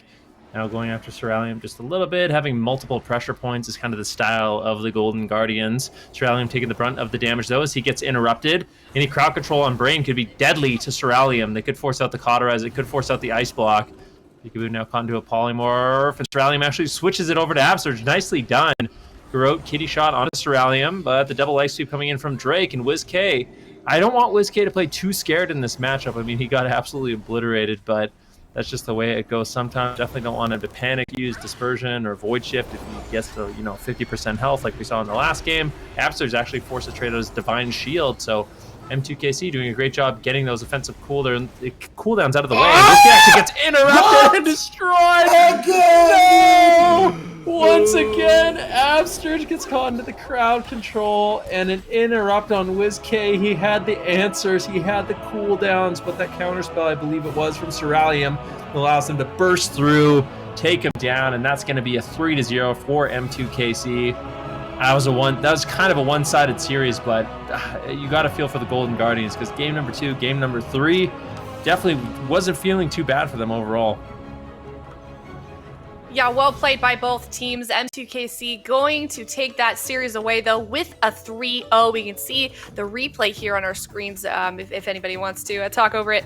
I will take this one. So we got the Vendetta rolling, Absurge activating his bubble. Everything's looking nice and juicy. Spearhand Strike comes out on the WizK. And then as that bubble is about to end here, you can see Cerulean loading up a big fireball. Silence on Brain. So Golden Guardians, they're going aggressive here. Full sheep as the bubble ends. Counterspell secured on the Vampiric Touch, and boink, dressed, combust. That's the game. Carl doesn't even look mad. Carl doesn't get mad. I feel like I've never seen him mad. Good attitudes on that team. Gotta say. But yeah, definitely an unfortunate series. One of his characters' names is literally "It happens, man," or "It's all good, dude." Like, my guy, it's all good, my guy. All good, my guy. It happens. Cue it up. He's probably saying, "Cue it up." Cue it up. I forgot to say while we were talking about that compilation that you guys were talking about that Absurge made. He linked it to me during the break. Oh yeah, I watched that's a work of art. One, dying in stuns. Yeah. I don't think I've ever. I don't know how I missed that. It's a classic. But yeah, well played by M2KC. That's going to be another win under their belt in this BFA AWC circuit. So they're certainly in a good spot on that side. Golden Guardians, they're really going to have to figure something out if they want to find themselves in that top 4 spot. And I feel like it might be a little bit difficult for Golden Guardians here, Ben. I mean, definitely at this point. I mean, we're going to take a look at where they are on the standings, but being down 0-3, you only have what? You have 7 total, if my math is correct. So at this point, in order to go 4-3, they're going to have to win out. And I think there's still a lot of really difficult teams for them. So Golden Guardians, I feel like they found themselves in this position before where they're their backs are against the wall and they really need to rise to the occasion. It certainly is possible. But it's not going to be easy for them. They're in literally the roughest spot you can be in of any of the teams. And they're going to have to pull out some miracles if they want to make it to that top 4.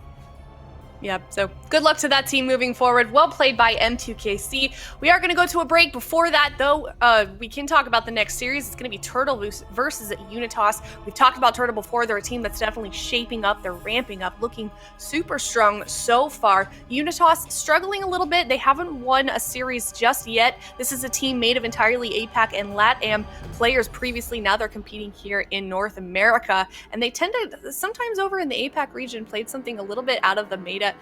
So I feel like they could potentially surprise us here, Zico. I mean, they definitely did yesterday. We saw them play a Prot Paladin yesterday on the side of Unitas. So definitely a lot of surprises on that team. But the bread and butter composition is that Rogue Mage Priest. I want to see them. I want to see Aiden in full fighting form playing that Rogue Mage Priest. I want to see Turtle playing that Jungle Cleave. And may the better team win. All right, well, we'll find out shortly enough. We are going to go to a break. Stick around. We'll be back with that Turtle versus Unitas series.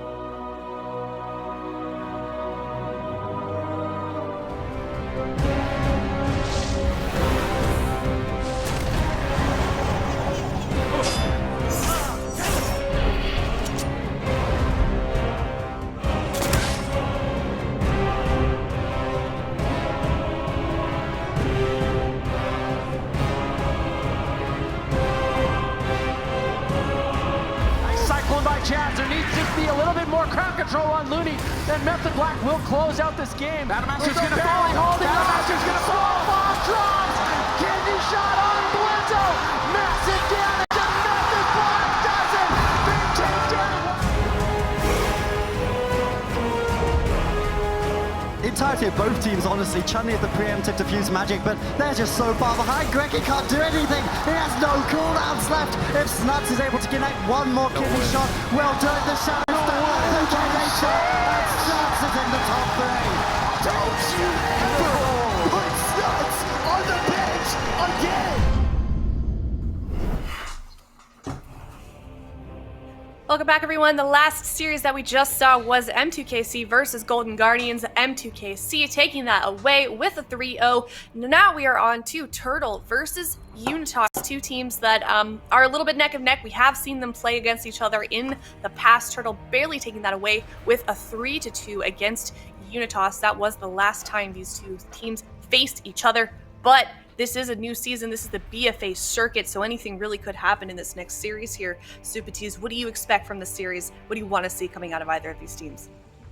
Turtle jungle with Gex, Dilly, Foxy. Curious to see what we get from Unitas, because I'm not sure if maybe they didn't have their fourth yesterday, or if they don't have a fourth at all anymore. So it'll be kind of telling based on what they lock in blind, because I would imagine they want to play Rogue Mage Priest, but if they don't have that as an option, I actually think their Prop Pally Rogue wouldn't even be that bad into jungle.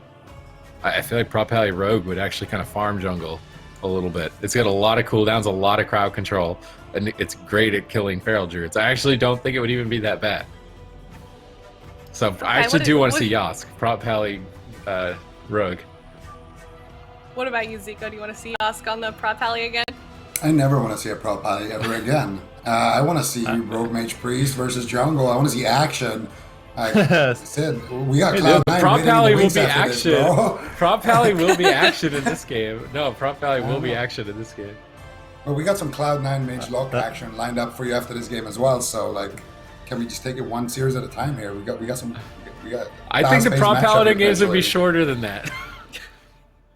And the Cloud9 games? Probably. Yeah, I think they'll be. I actually think Prop Pally Rogue, the game would be over really quick in the jungle. What? You think they would kill him before now? You think Unitas would? Yeah. I'm going to be honest with you guys. I got farmed by a Prop Pally last night. I think the Prop Pally team ends the game before dampening against jungle. It definitely could. I don't know.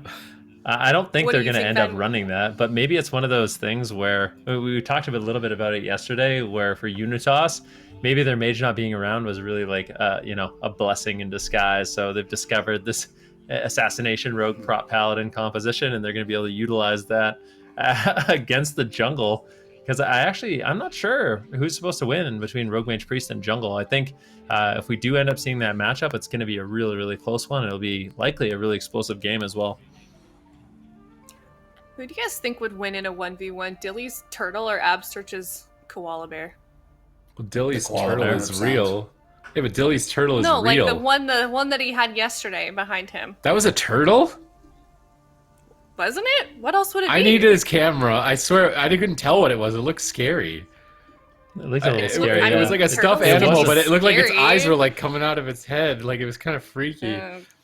I need to see what it is. Was that a turtle? It was a turtle, yeah. Where's the Dilly cam? Is he on cam today? Perfect. You guys get what you asked for. All right, we got what we wanted. There's no prop paladins today. Oh no! It looks like they are going to be spiting. They're going after Gex, and they could do a massive all-in right now. Kidney shot onto Gex. The Master's Call immediately gets dispelled, and this is going to be the Rapture. All they got was Rapture. They need to continue the damage. Do they have any more? Unfortunately, it doesn't look like it, and Gex is going to be able to walk out of that one kind of scot-free. I mean, that was the blind. Now full polymorph is going to land, and let's see what Unitas is going to be able to get done. All right, they're pushing forward. Polymorphs now on Gex, so they're mixing it up. Psychic Scream double. Foxy in a stun in pre-bear form. Shouldn't be going down, I think, in that stun. Gex gets counterspell, but bombing in some big Shadow Ments. Fakes the Shadow Step kick. Nice moves by Gex. Oh, that mind control. Oh, into the Drestigath. Sick combo by Unitas. Almost finishing Foxy there. A close call. Polymorph into Spite. Are they going to spite Gex here? No, a premonition of the Polymorph. They can't. Nice premonition by Gex there. Cyfoxy still holds onto the Glider's medallion. Kidney shot down. Oxygen in a trap. Who are they going after? Aiden? Aiden pre-feints during the trap. Not really taking any damage here. That's from above, trying to avoid being stunned.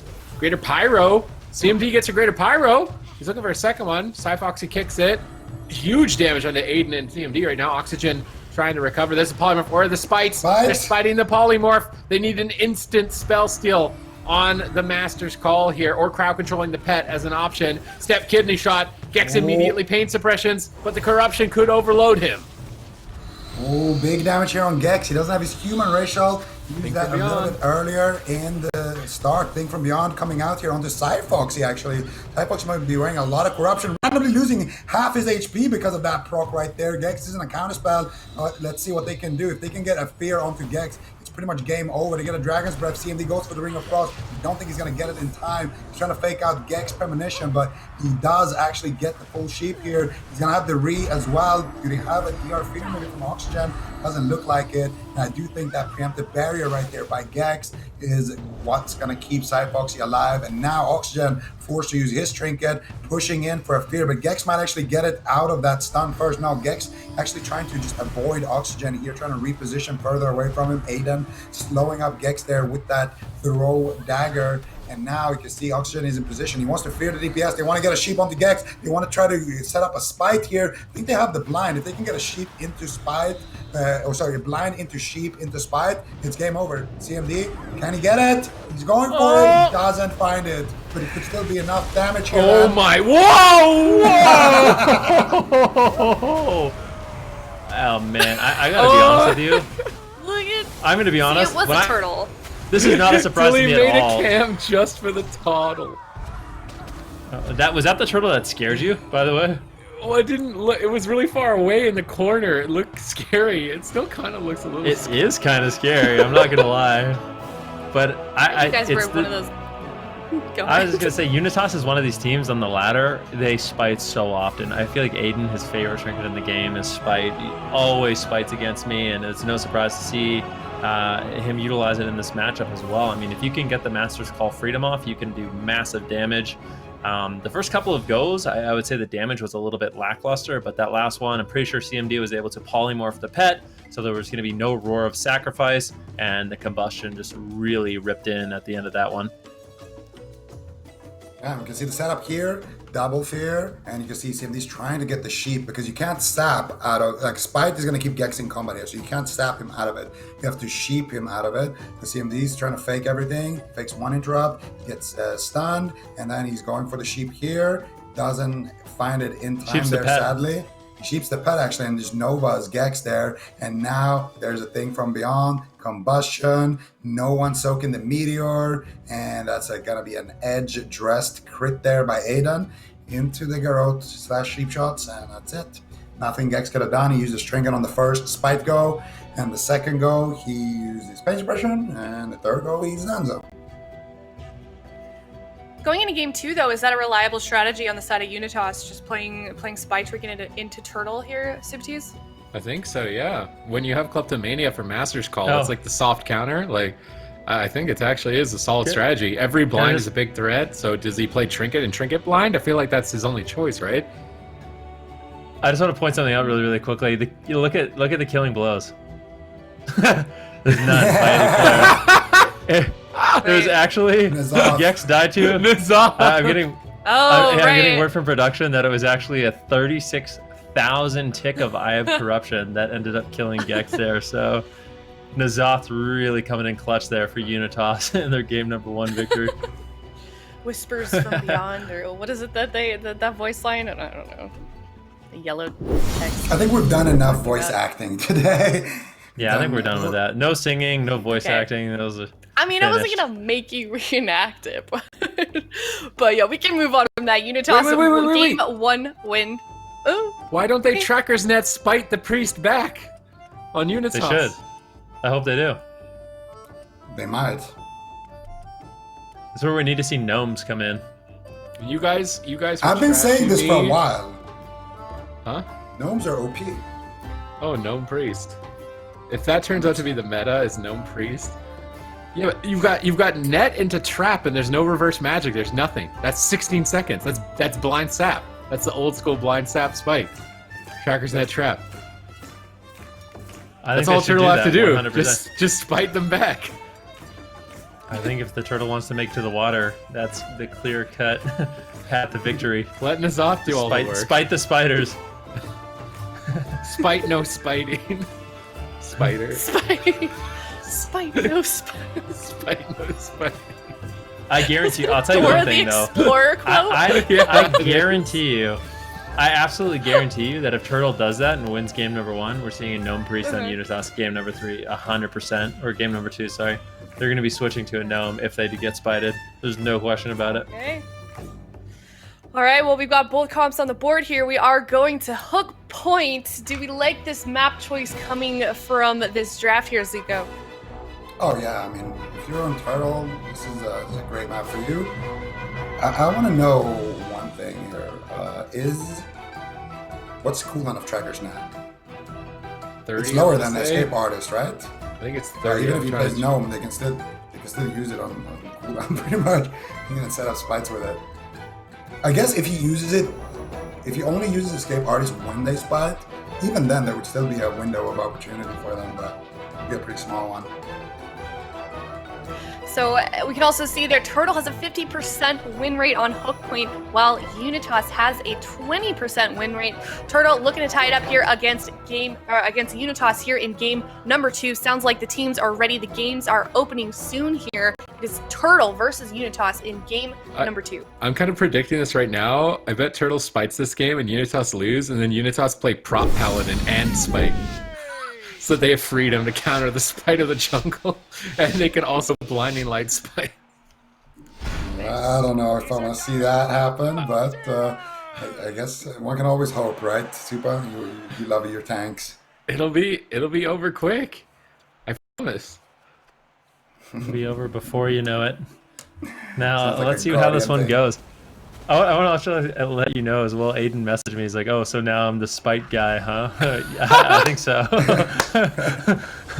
Can you shout on to Foxy very early on, and let's see what Unitas is looking to set up. And I'm actually curious to see if they are going to be running that spite once again. Maybe Gex took off a little bit of corruption, and 1 spite, 2 spite, 3 spite. Here we go. Gex into a polymorph, into a DR polymorph. Are we going for a blind? A full blind. This is going to be a massive all-in. They get the fear on the pet suit. He's going to be looking to get a polymorph. It's going to be insane damage coming in. How is Gex going to survive this one? It does look like there is a pain suppression. He needs to get it off. Master's Call comes in. Kleptomania Spellsteal, and they get basically every single cooldown from Gex. This is massive corruption overload. But Gex, using basically everything he has available, does manage to survive. Oh my goodness gracious. He uses literally every cooldown. He has 0 left. If they get another spite setup, I think Gex, it's going to be KO. I mean, 100% on the blind. When he's playing Relentless, that's 1 minute and 20 seconds basically, and Gex is going to disappear from the arena. Can they win the game, though, before 1 minute and 16 seconds? Aiden has no trinket. Oxygen has no trinket. Stun trap, they could win the game. They basically have to win the game in that one window of time. They're waiting for the barrier. They're going to trap Oxygen right after this barrier. They need to land the trap and the stun exactly the same second. No pre-feint, no pre-evasion. They get it! This is when they have to win. Oh, they didn't trap fast enough. Pain suppression. Pain suppression's easily going to keep Aiden alive here for the trap. And now look, 52 seconds to the blind. Maybe they've got one more stun. They're just going to go for the spites before the blind. It'll line up somewhat still. They'll have to wait maybe 10, 15 seconds. I don't think... Oh, the interrupts are solid, though. Maybe they can just outright kill him. They get Vitality Conduit. Now he won't have Vitality Conduit for the blind. Still setting up for victory that way. 13-second window here to land a Freezing Trap on Oxygen and kill Aiden. Can they land it? He jumps in. Where's the Freezing Trap? He's trying to fake out the Prem, but it's fine time for Oxygen to get a Trinket. 3 more seconds to that Glider's Medallion. Pressure on CMD. CMD blinks in. Oh, there's the trap. Foxy's in a stun. They're switching to Foxy and waiting for the blind. They've got Combustion, they've got Vendetta, they got a full blind, 3 spites. What are you going to do, Gex? Well, he's running to the other side of the map, but this map is really small, and they picked a really small one, so I think it's inevitable here. Aiden's blind is up. He has to prem the blind. Can he prem the blind? He premed. Oh, he fakes the prem. It's over, Gex. There's full blind. That's going to happen any second now.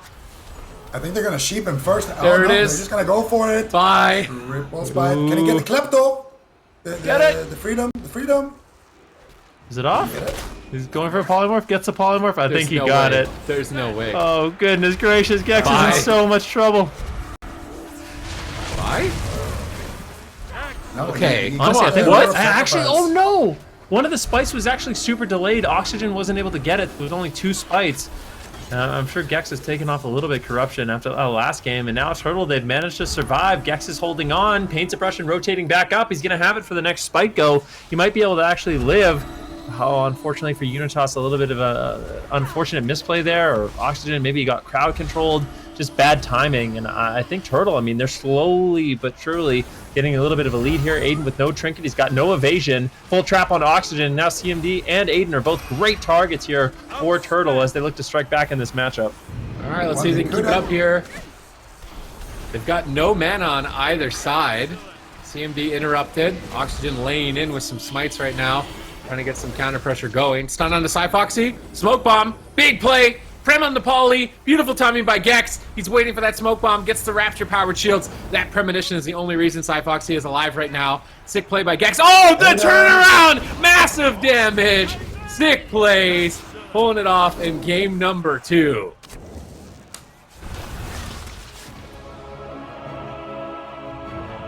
Well done by Turtle, tying that up 1-1, winning game number 2.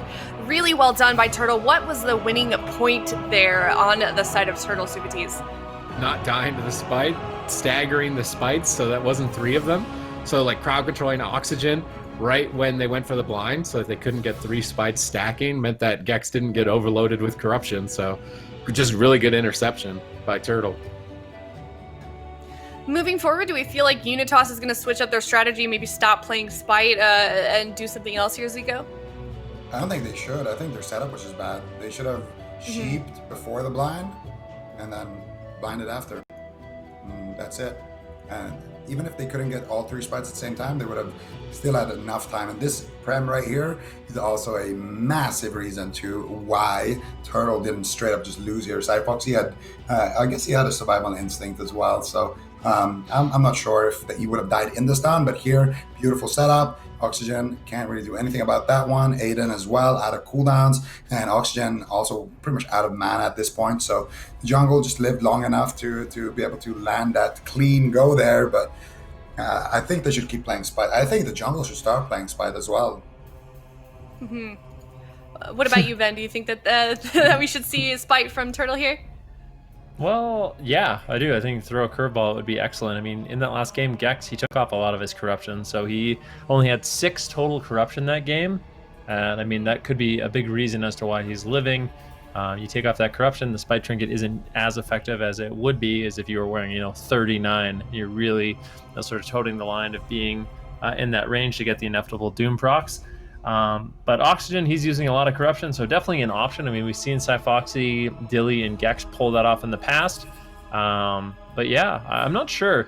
It's hard for CMD and Aiden in this match, I think. CMD on the Fire Mage, if he's not getting the polymorphs on the pet, it really is kind of like a soft counter to the combustion of a mage, the pet sacrifice. So unless you're executing really well and getting cross crowd control on the pet, it makes it really difficult as that fire mage to actually get burst off. So that's why they're kind of going for these all-ins on the priest, because the consistent goes on the feral or the hunter can easily be kind of negated by mending bandage or a roar of sacrifice coming in from Turtle. So I don't know. This one's interesting. I think there's multiple strategies these teams can go for. I think it'd be interesting if Turtle decided to spice it up, but playing a standard game in that last one and winning, they're probably going to be feeling comfortable to just stick with what they know and what they've been doing. Looks like the draft is all finished already. We are going to be going to Ashmane's Fall. Both comps have been decided from Turtle and Unitas. What do you think, though, Zico? Do we feel like it's still worth it, even if Turtle decides to play less corruption? We saw only 6 on the side of Gex. Is that still worth it for them to do that strategy, or do you think that they should switch something up? For Turtle, no, I think they should keep doing Unitas. What they were doing. For Unitas, I think just play Spite, and it's all about execution. This matchup in general is a pretty, I would say, skill-based matchup. One of the comps might have like a 5, max 10% advantage, but I think it just comes down to how well you play, how well you execute your strategies, and also mid-game adaptations. Like if you're playing Spite, you don't have to use every single Spite setup on the Priest. If the Feral doesn't have Trinket, you can still blind the Priest and just try to kill the Feral and do things like that as well. So I think when you're playing that Spite, use it as an extra tool, but don't let it dictate exactly how you play the game. All right, game number 3 here, 1-1 Turtle versus Unitas. All right, well, we're going to be starting off with Spites very early on as Gex is caught into a full polymorph, into a blind, into a kidney shot, and taking a decent amount of damage early on. It was the pain suppression, so making those early trades. And once again, it was a late third Spite. I really feel like you need all 3 of those Spites for it to be effective, especially if Gex is playing really, really low corruption. That's the only time you're going to see him getting over-corrupted, is if all 3 are used. And so far, Unitas hasn't been able to get that off in the last couple attempts. All right, they're just going after Cyfoxy, playing a more standard game of Rogue Mage with the Maledict Trinket, absorbing a lot of Cyfoxy's off healing. Is he going to get overwhelmed? Dragon's Breath for 2 more seconds. Cyfoxy corroded. Gex as well, looking to recover now and get aggressive. They did get the Glider's Medallion of Oxygen, so that's a big opening. There's the Freezing Trap, no Prem. Nicely timed by Dilly, trying to get back on target. Cyfoxy preemptively running away. There was a pre-barrier by Oxygen, absorbed a ton of damage, so Turtle got negated on their assault there, but it seems like, I don't think they're playing the Spite. I'm waiting for it to update. Maybe they're playing Spite and Maledict. I think they were actually playing Spite and Maledict last game, so still an option with the blind and another 50. Fear onto Oxygen, going after CMD at the moment. Not finding the kill just yet. Gex gets out of crowd control, goes for the Rapture. Double stun lock. This is what was lethal for Aiden last game. Paint suppression from Oxygen, slips before the Freezing Trap. Aiden should recover with paint suppression and faint, along with a little Crimson Vial, healing himself back up. Oxygen's out of crowd control. He's chasing down Gex. Gex is trying to reposition away from Oxygen, but Oxygen's still in pursuit. Cyfoxy gets stunned up. Life Grip! Oh, Life Grip on the Spites. Nice play by Gex. Does he get the Prem on the Poly? It looks like Dilly interrupted it. He's still running away from the Fear, but Oxygen snipes the Fear. CMD follows up with the Poly. Cyfoxy could be in trouble. Jumping into bear form, popping that Frenzied Regen, trying to get some off heals with the Regross as well. Tanky in that bear form with the Heart of the Wild Honor talent. And it looks like he's going to be A-okay. Shadow Meld, Restel stun, kick over onto CMD. Trying to get some pressure here onto Aiden. Freezing Trap secured. But it doesn't look like Aiden's taking too much damage. Oxygen just decides to Trinket, play it safe. Turtle slightly ahead on mana at this point. Blind is available though. Gex needs to get ready for that blind Spite all in. Let's see what he can do about it. CMD just needs to get a sheep before they go for that play. Get some pressure onto Cyfoxy, then Gex comes out to heal, and that's when you go for it. CMD has done exactly that, and he knows Gex needs to heal. Let's see the Pram. Gex gets faked on it. CMD, can he get it in time? No, he tries to eat it. Big mistake. And what is going on? Aiden had Trinket evasion. How did he die in that set? I'm sure he should have just instant trinketed the stun and evasion. I mean, that was so fast. I think he got dressed from behind. I think you got dressed from behind, but it was just too little too late. I feel like you have to kind of pre-use in that situation, although it does kind of feel bad if they don't commit your dress and you trinket evasion. It's just, man, we've seen so many insane dress to Gath kills today. And we're going to see in the replay, of course, but I think what happened was he actually did trinket evasion. It was just from behind, and unfortunately evasion doesn't work from behind. So wasn't able to dodge that attack.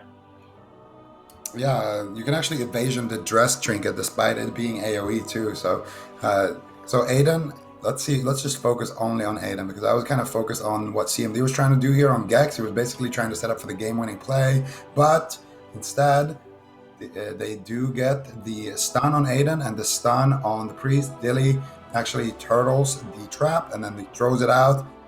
This is just so late. Like, he used his cooldowns. He trinketed like right before he got dressed and died. He died on the global of that evasion. So I feel like as soon as you see that trap land, you trinket evasion, and you have your mage still go for the poly that you just faked the prem for. You trade your cooldowns, you pop your spites, you press blind. Your healer's gonna come out of the trap. He can fear the DPS. If there's also on your side, negative 14 corruption during that last game. Yeah, but each spite without any stacks is 20 corruption, right? So that's 60. Yeah. And then plus the stacks that he gets every second is, I think, 3 corruption per spite, right? Or is it 2 corruption per spite? 3 is right. 3. So nine Target every preference tick, 3. I think. So 9 every tick, and I think you can get 20 stacks. So I think they can still over-corrupt Gex. It's just going to take a little bit longer, but I feel like they had Harder. sheep there into blind at least. So they had like, about like 14 something seconds at least of CC plus the kidney in them as well. Okay, I think the big thing about it is just the problem is once the trinket actually fades, so you over corrupt them, but once the trinket fades, it's the -60 corruption, and that makes it. Oh my goodness gracious, Super-T's gonna be really happy about this I line. made this call. I made this call. I actually feel like prot specs are pretty good into jungle. Like, yeah. I think Unitas is gonna do well. I remember Super-T's and I talking a little bit about this, and we were talking about jungle and what's good into it. And he's like, man, I swear, if people played Guardian Druid, they actually can't lose. You literally have to do nothing and you win. Man, all right. Okay, It's gonna be Super-T's, over let's hear you fast. talk about this comp from Unitas. Tell us about then. it. You're the expert here, Super-T's. Tell us about how this one's gonna play out. Windwalker is like a little weird. I'm wondering why they want to use Ring of Peace. They just want to get a. Are they gonna even spite? I feel like they're just gonna dampen. So that you basically can just run at the priest because you have 2 healers. You actually kind of have 3 healers as a Windwalker.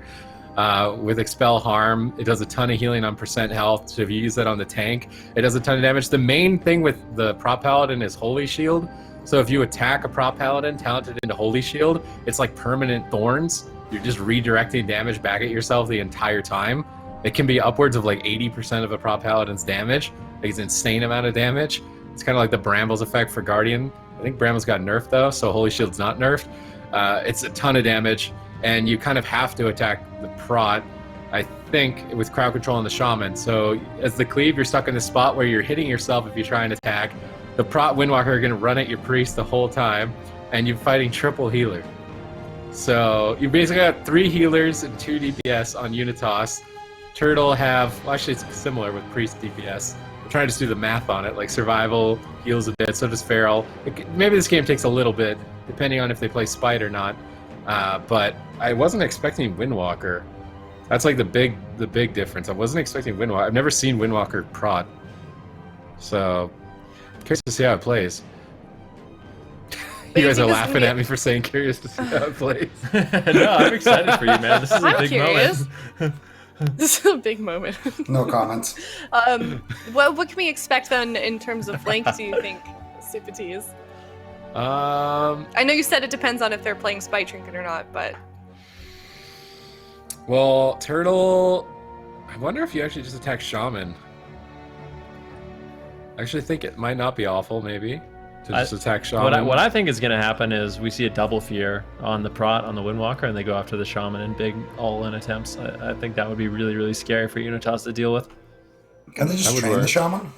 Yeah, that's what I think they should do. Do it, Shaman. Yeah. Train the Shaman, crowd control the Prop Paladin, the real healer on the team, and then, yeah. Real healer on the team. Okay, Diamond Dice or no Diamond Dice? Probably Diamond Dice. Okay. Well, let's see if they Well, can we're do going it. to find out shortly. Sounds like the game is ready. It is Turtle versus Unitas here in Dalaran Sewers. Unitas looking to turn this around here with their Prop Paladin choice, but Turtle's looking to shut this down with a 3-1. Yeah, ladies and gentlemen, Dalaran Sewers. Will the Turtles finally make it to the water? Will Unitas get flushed? Let's find out now. The gates are open. Oxygen getting a tracker's net. Oh, he gets freedom though. Into a trap. He procs his adaptation, so he is playing that adapt at 1 minute auto trinket. They're going after Gex on the side of Unitas. Gex not really using anything right now. Just gonna be chilling here with that Rapture cooldown, but he got crowd control for most of it, so he's not really going to be able to get too many shields off with that. And right now it looks like Dilly and Cyfoxy are going after the Windwalker Aiden here, but he has 2 healers backing him up.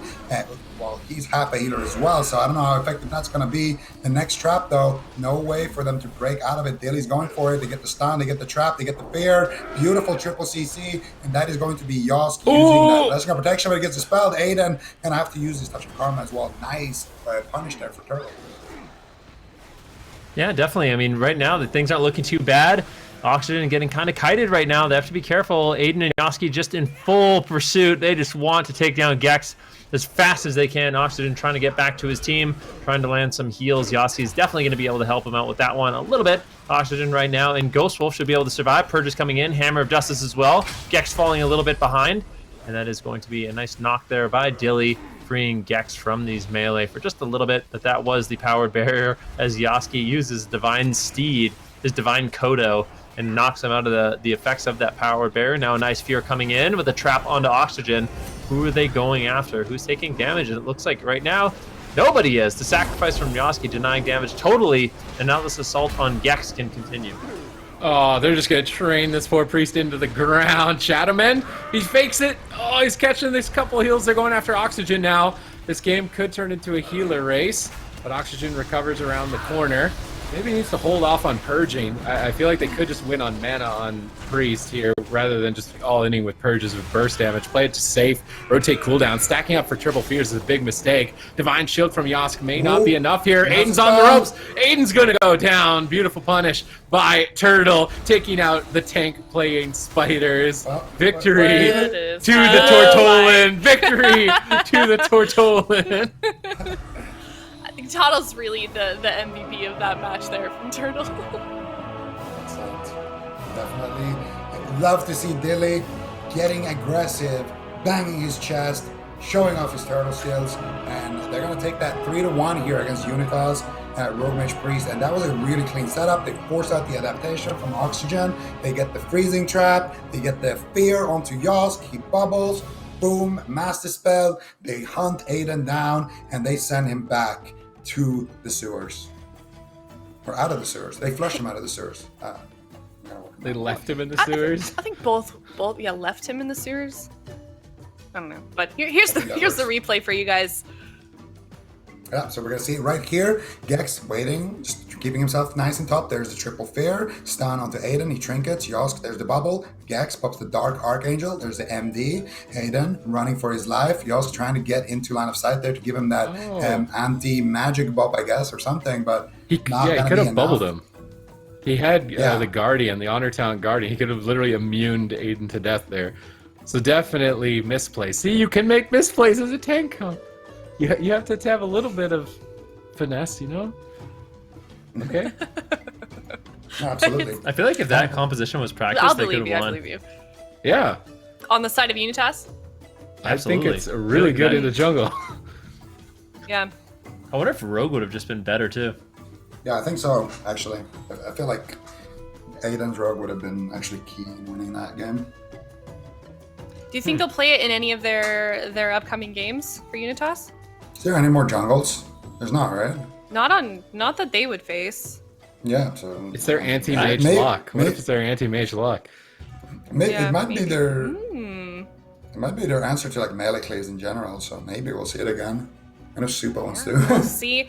This is round robin. Unitas is not out of the tournament yet. This is the BFA AWC circuit where all the teams play each other, so there's not an official bracket like you would normally see in the AWC Cups. So well done by Turtle. That's one more win for them on the board. 3-1 in that last series. Now we will be going to the last series of the day. Buckle up, guys. It's Cloud9 versus Spacestation Gaming. Both of these teams are absolutely on fire. We've only seen one team be able to take down Cloud9 in a series. However, Spacestation Gaming did have a really strong series against Cloud9. They did make them shake in their boots a little bit, and I feel like this next series might be a little bit of a surprise for the viewers here, Super T's.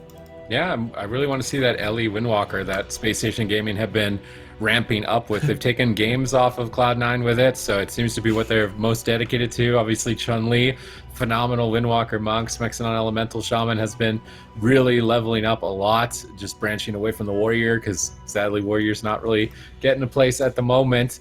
And then Gorecki, of course, is just a solid healer, really well-rounded healer, can multi-class, but he's been focusing on the Paladin a lot here. So let's see what they've brought to the table to try and best Cloud9. Yeah, super excited for this one. We're going to go to a break, then we come back. We will go to that last series of the day. That's Cloud9 versus Spacestation Gaming.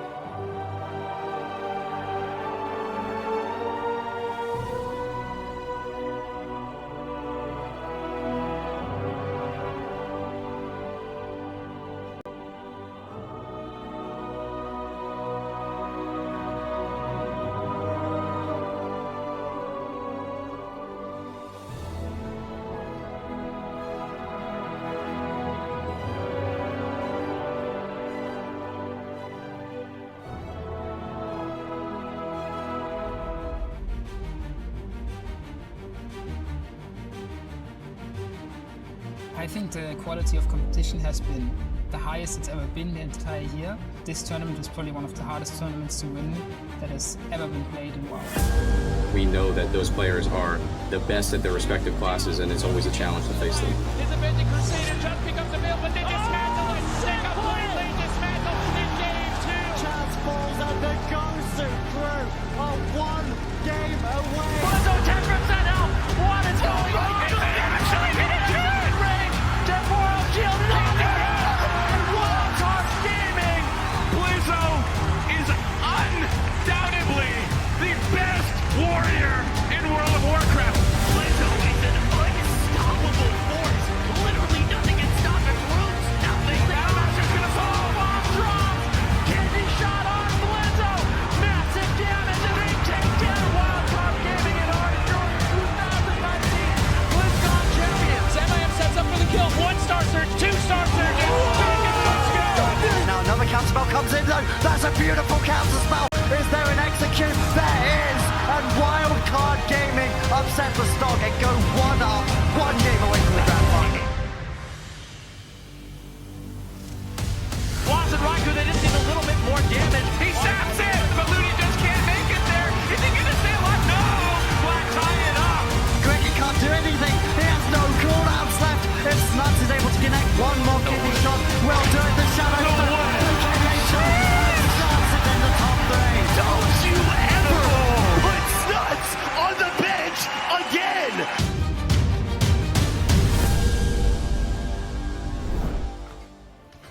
Hello everyone, welcome back. We are now on our last series of the day. It's Cloud9 versus Spacestation Gaming. Zico, you have your dampening glasses on. That's right. I'm ready for C9. And I'm not muted. I was so close to being muted. As you asked me, I was like, "Think," but we're good. So we got the glasses back here. Thank you, chat, for helping me with that decision. And we got Cloud9 versus Spacestation Gaming, the 2 most dominant teams in North America, if we're judging by the cups, going head-to-head for the first time here in the round robin. We're expecting Trampoline Cleave, we're expecting LA Shamans, we're expecting Chanimal and Wealthy Man. It's gonna be a good one. Yeah, excited for this one for sure. Cloud9 looking so consistent throughout the North American season in the AWC. Spacestation Gaming also on fire, have had a very good circuit so far. Both of these teams looking so good, and I feel like this is going to be a tough series for both of these teams, Ben.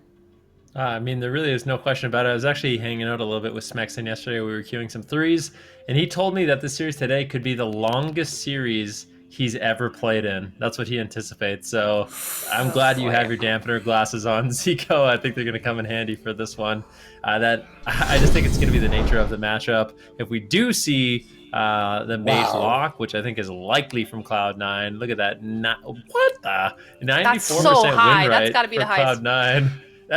Is that the highest ludicrous. average damp? I feel like that's not out of all the teams. Is that the highest average damp?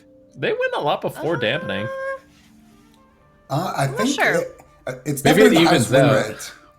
I think it's the highest win rate and the highest damp. And I mean, look at their Frost Mage, Destro, Mistweaver. It's one thing to have 85% win rate or 80% win rate when you play a comp like 5, 10 games. Even 10 games is a lot of games, right? But you have 26 games and you won 85% of those. I'd be terrified to go up against this squad. No, go ahead, Ben. They're just a phenomenal team. A lot of people, they joke around about Mage Lock being super strong, super overpowered, whatever you want to say, but Cloud9, they do it on a different level. There's no one as good as them at Mage Warlock. I'm very confident in saying that. And they have been absolutely dominant with this composition for such a long time. And when they need to, if someone somehow, some way figures out a matchup that can somehow beat their Mage Lock, they just tag in Snuts and end up winning anyway. So definitely a really solid roster. But we can talk a little bit about Spacestation Gaming as well. They have lots of different compositions, as you can see. Obviously, Gorecki on the healer, one of the best to ever do it. Playing lots of different healers for the squad, the Mistweaver, the Shaman, the Paladin, the Druid, anything you need him to play, he will play and step up. Chun-Li going to be primarily playing that Windwalker Monk, and you can see, out of the 6 compositions you do see here, 5 of them have Chun-Li on the Windwalker Monk. So I think a lot of people would argue Chun-Li has been the best Windwalker Monk in North America for quite some time. Then you have Thugonomics on the Destro Warlock and Smexton kind of multi-classing now, playing a little bit more Elemental Shaman than the Warrior, but definitely looking solid. And I think in this matchup, we're going to be seeing them play that composition they've been playing throughout the last couple of weekends, which is that Elemental Shaman with Smexton, Windwalker Monk of Chun-Li, and the Paladin of Gorecki. Thugonomics is going to be sitting on the sidelines for this one, but I think the nature of this matchup, the nature of these two teams, that's why we're kind of talking about, this potentially being an exceptionally long game. Ooh. All right, here we go. Game number 1, Cloud9 versus Spacestation Gaming. Cubsy's not playing a monk. I feel like that's a pretty big change, playing Paladin instead. Hexes are going to sit on Wealthy Man later in the game. They could go after Chanimal and Deep Dampening. Looks like early game they're attacking Wealthy Man on the Mage, though. Cubsy's charging in. Are Cloud9 going to play an aggressive Mage lock? Cubsy's taking the enemy pillar. Chun-Li gets feared on his Flying Serpent Kick. Perfect timing by Chanimal. Polymorph on Gorecki. Hammer of Justice on Smexton. Cubsy gets intercepted, but I think it's Smexton who's in a bit more trouble at the moment. Double Mortal Coil. Another Polymorph to follow up. Smexton's got Grounding Totem if he needs it here. Holding on to it. Line of sighting a Ghost Wolf. Buying time. Big hit out of nowhere. Chaos Bolt around the corner. Infernal's called in. Chanimal ramping up. Double Shadow Fury. Maybe going after Gorecki. Surprise attack onto Gorecki by Cloud9. Really mixing it up early on here and trying to feel things out. But Chanimal overextends. He's caught in a stun behind the pillar. Very low on health. Cubsy's trying to recover without trading too many cooldowns. Just the Vitality Conduit. And it looks to be enough here. But Cloud9 are right on top of Space Station Gaming at the moment. Cloud9's Mage Lock just looks like a well-oiled machine. They get the crowd control, they go on Smexton, then they swap to the healer. Wealthy Man is looking for a poly right now. Can he blink and get it? No. An instant Spear and Strike there by Chun-Li before Wealthy Man could get that poly. That was a poly that would have landed on Gorecki. Now Chun looking to get some pressure here with the Paralyze onto Cubsy, but Chan spamming out the fears immediately here, rooting up Chun, and now Chun's going aggressive here onto Chanimal with the leg sweep plus Fist of Fury, doing a decent amount of damage, but Chan is just gonna back out of there. Nice frozen over here by Wealthy Man, and Wealthy Man now kiting Chun away from his healer, but he's kind of stuck here. He used his last shimmer right there just to reposition. Not gonna have that for a little while, but Chun is now in the middle of the map, which is exactly where you want him if you are in C9. He just got the spell on a sheep, so now he's going to be stuck in a Hammer of Justice, and now he's going to get blasted as a result of that. Might actually need to port here, and just small plays like that. Chanimal fears Chun-Li, he gets the spell, they charge him and they do a go on him. Even without CC on Cubsy, doing plays like that just keeps Space Station Gaming from getting any offensive momentum, and it's why Cloud9's Mage Lock is just such a unbreakable brick wall. They make a play and then they just kind of run with that same play with like the momentum that they get from it for a minute straight, and it's just so hard to be able to do anything if you're fighting against them.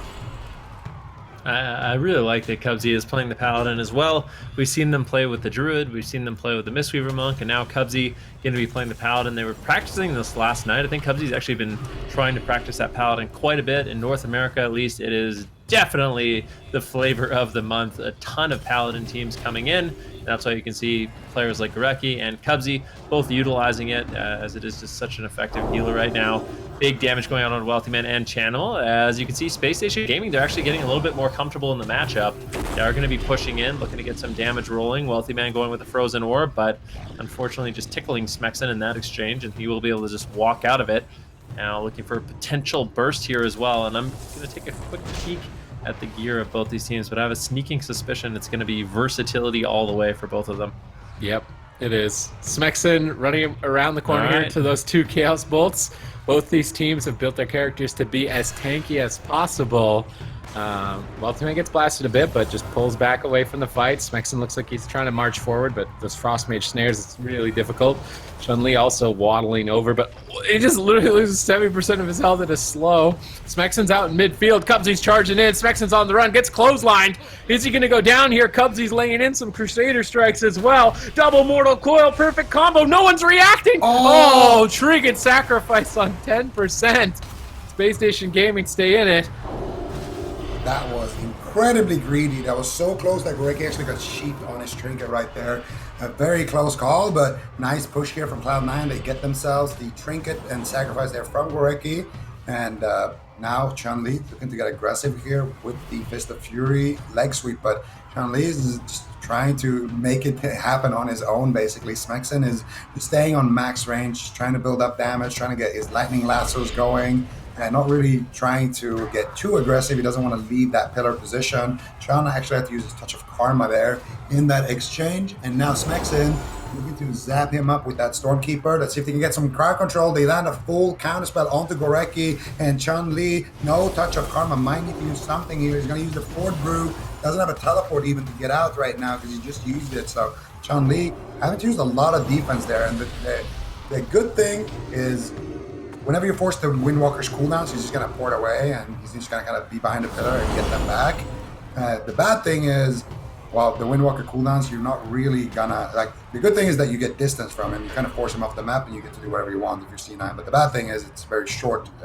CD on them, so he's gonna have them back. And whenever the Windwalker has just a single defensive cooldown, he will feel comfortable to go out, make some offensive pressure happen. And Chun-Li's just playing that damage soaking role very nicely right now. Wealthy Man taking a lot of damage there, but Cubsy does top him up there with that sacrifice. Chun-Li might need to abort here as well, taking a lot of damage. He's activated the Diffuse Magic, which is very reliable actually against Mage Warlock, but still, that is his last defensive. Now he has no karma for about 15, so he needs to be a little bit careful here moving forward in this matchup. Yeah, I mean, definitely with... Actually, his karma's rotating up in about 8 seconds. The one kind of wild thing in this matchup is that Cubsy can use the Blessing of Protection, and he can use the Divine Shield to remove that Touch of Karma. So actually, Touch of Karma going to be a little bit less reliable than even the Diffuse Magic you were talking about. Chun-Li going to be taking a huge hit there, and Gorecki has to be very, very careful. He's going to be the one eating most of the interrupts here from Chanimal and Wealthy Man. And as this game goes on, deeper and deeper into dampening, that's when Gorecki is going to have to open up that tree and cast Holy Light a lot more often in the match. And that's where he's susceptible to getting interrupted, and Space Station Gaming could potentially fall down. But for Space Station Gaming, they're going to send Chun-Li on kind of a solo mission. Smexen and Gorecki are going to get to sit back, just put out as much damage as they can, keep Chun-Li alive. Smexen's going to defend Gorecki with Wind Shear and Grounding and Tremor Totem. And as long as he can do that and he can keep Gorecki free from crowd control, I think Chun-Li is going to be A-okay to kind of push in and exchange blows with Cloud9. All right, let's see if they can keep it up here. 7 minutes into the game, 12% dampening. Space Station Gaming still struggle to find an opening, and that Windwalker Monk is going to be an exposed weak point for Chun-Li whenever he moves forward. In a polymorph at the moment, and Spam Fears, not really getting anything going here. Blizzard onto Gorecki and Smexen. They spell lock Gorecki. They're going after Chun-Li. They bop the Karma. Chun-Li immediately portals back to the pillar, uses Ring of Peace to disrupt Chanimal, who's moving in on the right, Wealthy Man on the left.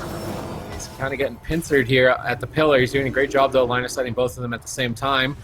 And now that Gorecki's no longer interrupted, things should subside in terms of pressure. Chun-Li going for the Storm Earth and Fire, gets polymorphed on it. If he gets polymorphed on his Fist of Fury, he's going to lose so much damage. He just cannot move. And a Hammer of Justice now, timing it on the Dispel. Beautiful play there. Lightning Lasso on Wealthy Man, denying the polymorphs on Gorecki.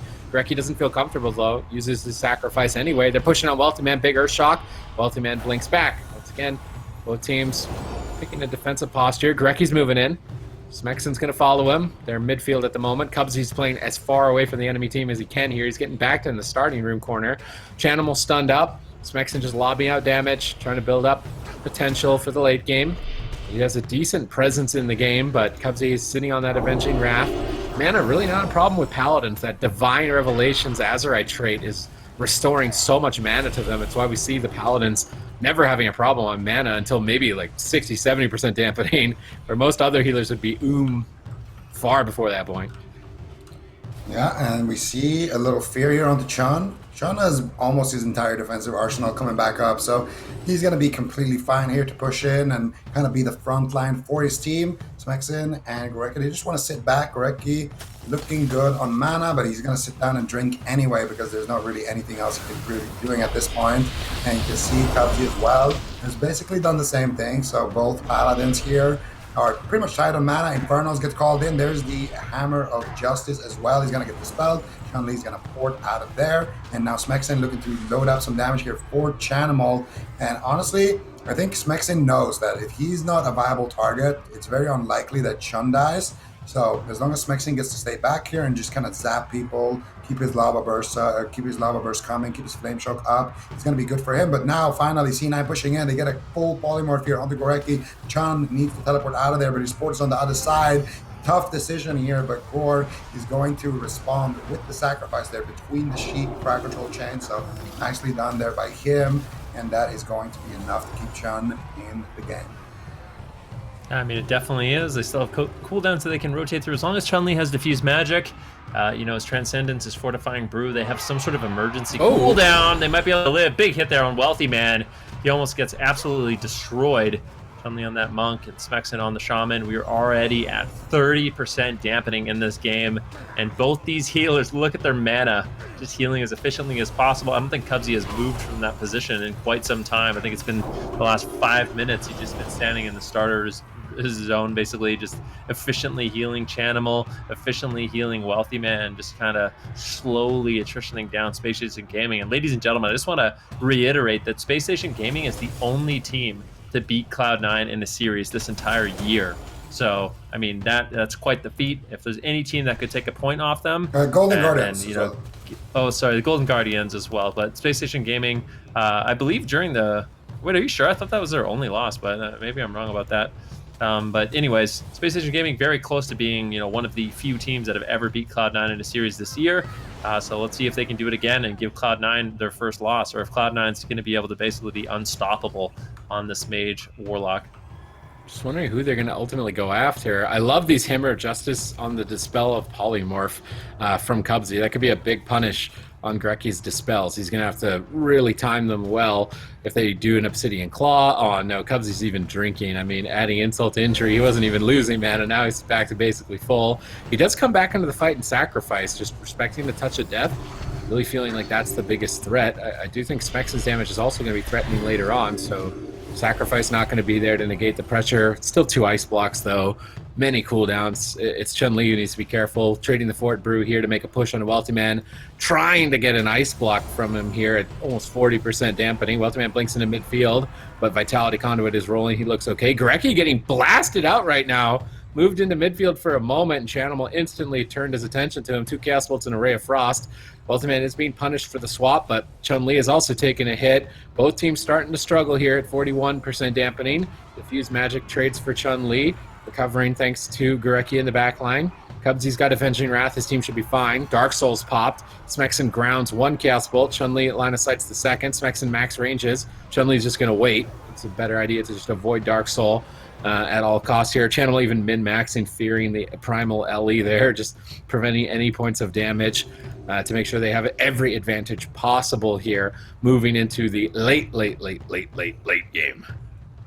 Yeah, we are definitely... I mean, Smexin is definitely keeping his word at this point. We are 45% into the game. Every single player has basically all their defensives, except for Chun, but that seems to be the theme of the game for him. Chanimal looking to run for his life. They swap side with each other. So Chanimal and Cubsy are going to be swapping their side here. They're going to go for a nice little hit here onto Chun-Li. They get a nice poly onto Smexin. No Dispels available right now. Doing a lot of damage. C9 in general doing a great job playing around that Dispel cooldown. But Wealthy Man starting to take some damage here. Still mana in favor of C9. And this just looks like such a frustrating matchup. Smexin is lightning lassoing the little fell puppy to give Gorecki time to drink right now. Is he going to thunderstorm it? No. Wealthy Man comes in with the frozen orb, and look at Chun right now. He's literally. I thought it was a guidance device for a second. Yeah, I know. So did I. With the remote, he's riding the remote guidance device over to Wealthy Man, trying to get the damage rolling. We're at 51% dampening, ladies and gentlemen. I don't know how these healers are still keeping up with this insane amount of damage. Wealthy Man channeling out some Frostbolts, gets interrupted. Has to be careful. Drestigath might be available for Chun-Li. At any moment could get taken down. Sacrifice trades out early from Cubsy. Doesn't want to fall behind. It's a Vitality Conduit as well. Chanimal trying to create some pressure, but Wealthy Man in this position is taking quite a bit of damage, and things are looking good here for Spacestation Gaming as long as Chun-Li can hold on. He gets caught into a stun. He's got Diffuse Magic. Is he going to trade it out? Going after Chanimal now. Chun-Li just basically forcing Chanimal and Wealthy Man back to the pillar, allowing that consistent elemental shaman damage to really add up. And Greki's actually just dying right now. He used sacrifice on Chun-Li, and he now has to retreat behind the pillar. That's going to be the touch of karma. Is it a blessing of protection? It was. Now Chun-Li forces the diffuse magic, and this is where things spiral out of control. There's no sacrifice, no fortifying brew, no diffuse magic, and Space Station Gaming is behind the pillar, eating a blizzard, eating a frozen orb. Cubsy sitting down for a drink. The patented Cloud9 formation triangle. Cubsy just drinking as fast as he can, and this is the winning position for Cloud9. Space Station Gaming, they're going to have to try to figure out something fast. I mean, just killing the Warlock through unending resolve.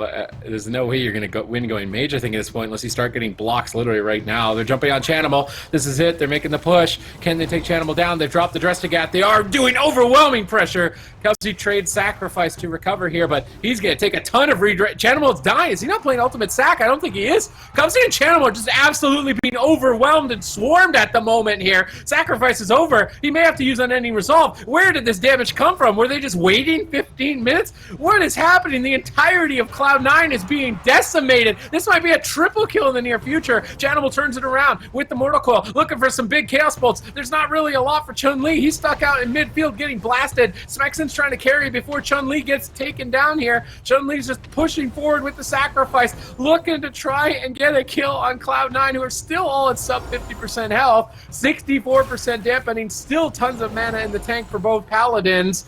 Cubsy's got Avenging Wrath, though, and Gorecki doesn't. Gorecki is praying to the ineffable truth gods right now for his Avenging Wrath to come up. He's taking a ton of damage. He has to Divine Shield. Cubsy's in a Paralyze. They're still pushing to get a win here. Lightning Lasso gets spell locked. Nice timing by Chanimal. Avenging Wrath is still up for Cubsy, though. Gorecki doesn't have that luxury. He tops himself behind the pillar. His Avenging Wrath comes up in 20 seconds. Ineffable Truth. He's praying for it. Stun onto Chun-Li. Chanimal could fall at any moment. Cubsy can't keep up at this point. Wealthy Man's out in midfield. He's surely going to have to block. How is he not going to have to block? It's 68% dampening. Dark Soul gets popped.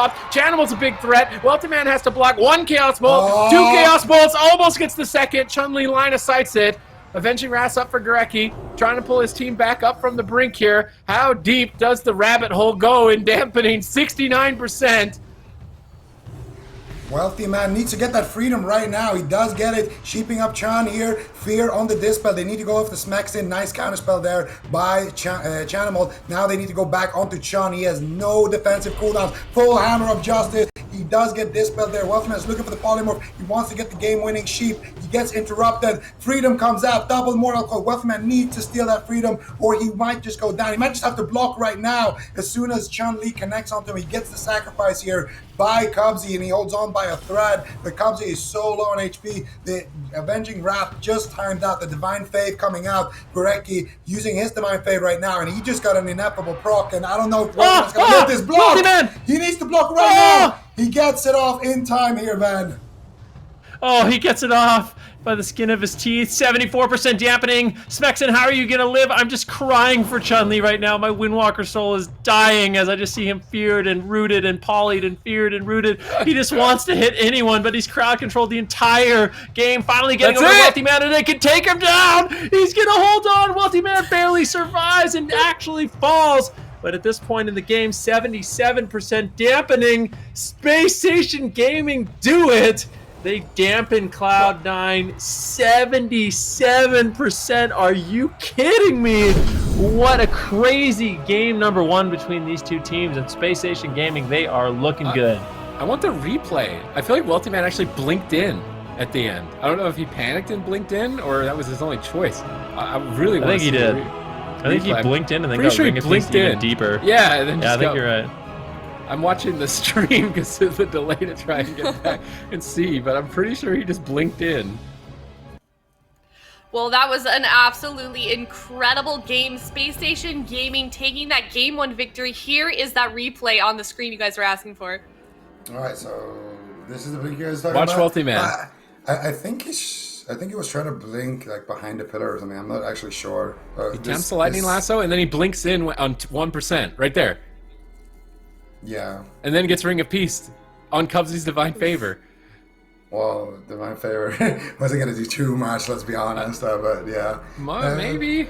Would he have still died had he not done that, though? Well, Yes, he would have 100%. I think the most important thing in this game was just when Space Station made that big push and they ran in and they went on Chanimal. There, when Cubsy used the sack, like they had to use every single cooldown. They had to use like most of his mana bar and everything like that. I think at that point, just pop the stun and counter go. I think if you trade cooldowns early, it's probably better than trying to be greedy with them at that point in the game, because that was like a 60% plus damp.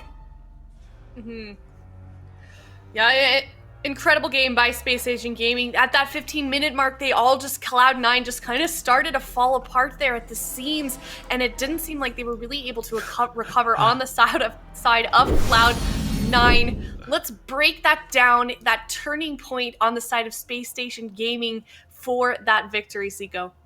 Well, it was, they basically, if you guys remember when MyWay was playing against XSET's Magelock, they were basically in that same situation where it's like, okay, game is like 45, 50-ish% dampening, and the enemy healer is drinking behind the pillar and you can't do anything about it. You got your, this is about as healthy as you're going to be. So you have no other choice than to run at the Warlock and just try to run him down. And that's what they did. And that's kind of what gave them all the pressure on the side of Space Station Gaming. And then they just kind of juggled it around. They got Cubsy low and they got Wealthy Man low because Chanimal and Cubsy had to run. They swapped to him. And little by little, they were able to wither down those blocks and win. So let's see that we see those same compositions from both sides going into game 2 here. Is that Space Station Gaming's win condition? Do they need to get at around 60% dampening to reliably kill Cloud9 for this series here, Ben? I think so. I mean, they can randomly win. It doesn't have to go that deep, but I mean, there was a point in that game. I forget where we were at, like 50% dampening or something like that. Super T said, "Where is this damage coming from?" And everyone was dead on Cloud9. And I swear, if you go back and you watch the VOD, Chun-Li did not attack someone for like 3 minutes after that. He was polymorphed and then polymorphed again, and then he got feared, and then he gets rooted on his roll. He got feared again, then he got shadow feared, and then he got coiled. And at the end of the game, I was looking at the scoreboard. I don't know if you guys saw, Chun-Li got CC'd 122 times that game, and that's not including roots. So an absolute disaster for Chun-Li. I mean, if he could actually have uptime on a target, he could, they could actually close out the game a lot sooner. But the problem is when Cloud9 is on the back foot, their crowd control is perfect. Like they have perfect kiting, perfect crowd control. Chanimal has some of the best positioning, if not the best positioning of any player in the entire game. He's just insane. So taking him down, not an easy task, and that's why Space Station Gaming, they need dampening. They need dampening to the point where Cubsy just can't heal anymore, because if Cubsy can heal, Wealthy Man and Chanimal they're so good at surviving.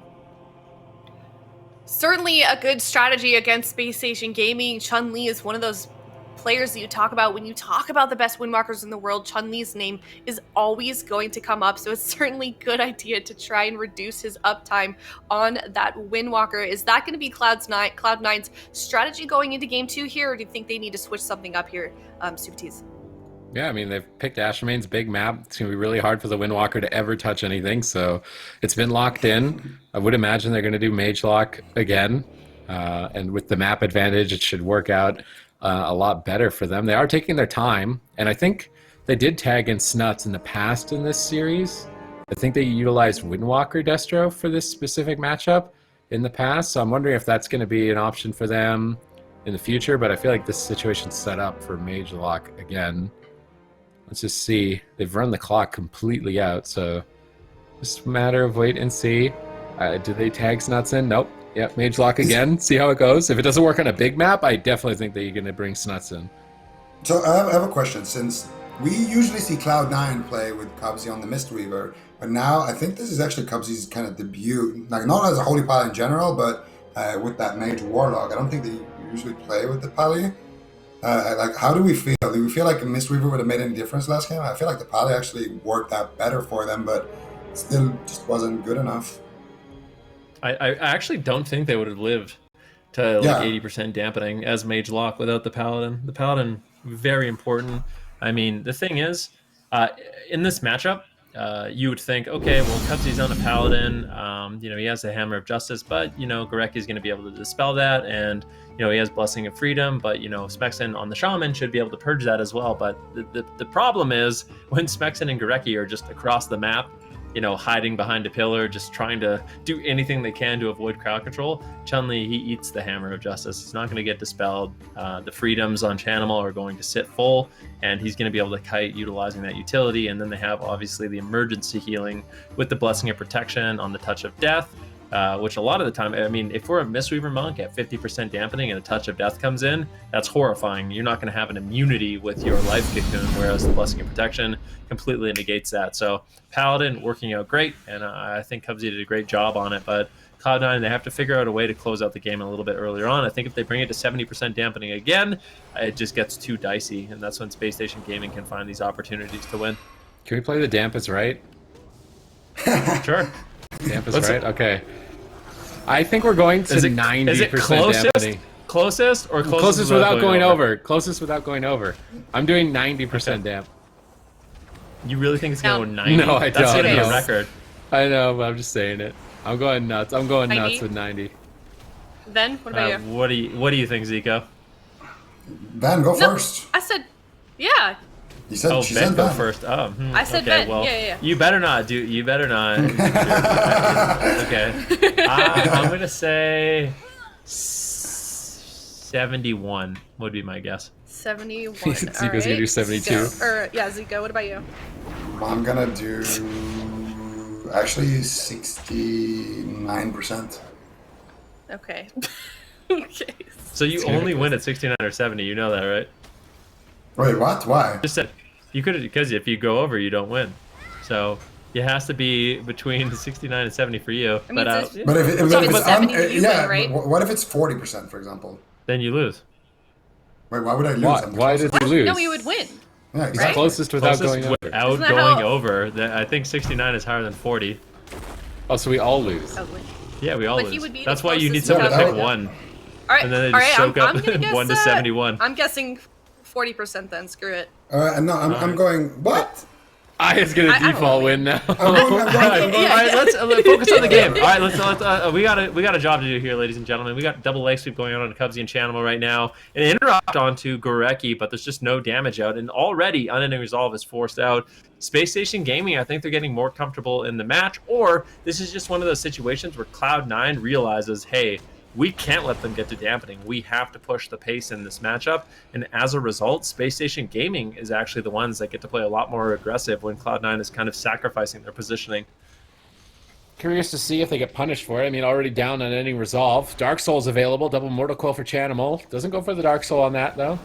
Holding on to it. Cubs in a Paralyze. Big opportunity here for Space Station. Oh, Paralyze is over. Cubs has got Divine Favor. He's got Avenging Wrath. Channel's back to full health. Wealthy Man's blasting Chun-Li. Frozen Orb is cleaving down Smexen. Gorecki trying to position in a way, but Blizzard is actually sniping him on the corner. He just having a hard time. In the Hammer of Justice now. Cubsy moving in off to the right side. Chanimal tries to find a Chaos Bolt. Gets Ring of Peace on one. Gets grounded on the second attempt. Hammer of Justice now on a Cubsy. Chun-Li's actually going after Cubsy a little bit. That might not be too bad of an idea. He's going to have the least amount of versatility if he's playing aggressive like this. Just poke him a bit. Gorecki is just getting sniped by Wealthy Man here. Huge damage from Wealthy. What is this damage from Wealthy Man? Gorecki has to Divine Shield. Wealthy Man going commando there. That was a really nice push there, but he is an ineffable truth paladin. Anything can happen with those cooldowns, you know. So we'll see if he manages to get that back. And I just want to edit my damn prediction to 54% right now, and we're gonna keep going here. Let's see. What? Frozen Orb gets dropped. Smacks in. Gorecki and a Hammer of Justice. This is a big pump coming out here. Cannibal, where's the Mortal Coil though? Doesn't have it available just yet, so he's gonna be holding on to that. And Gorecki is gonna be able to escape that push right there. Not really using anything.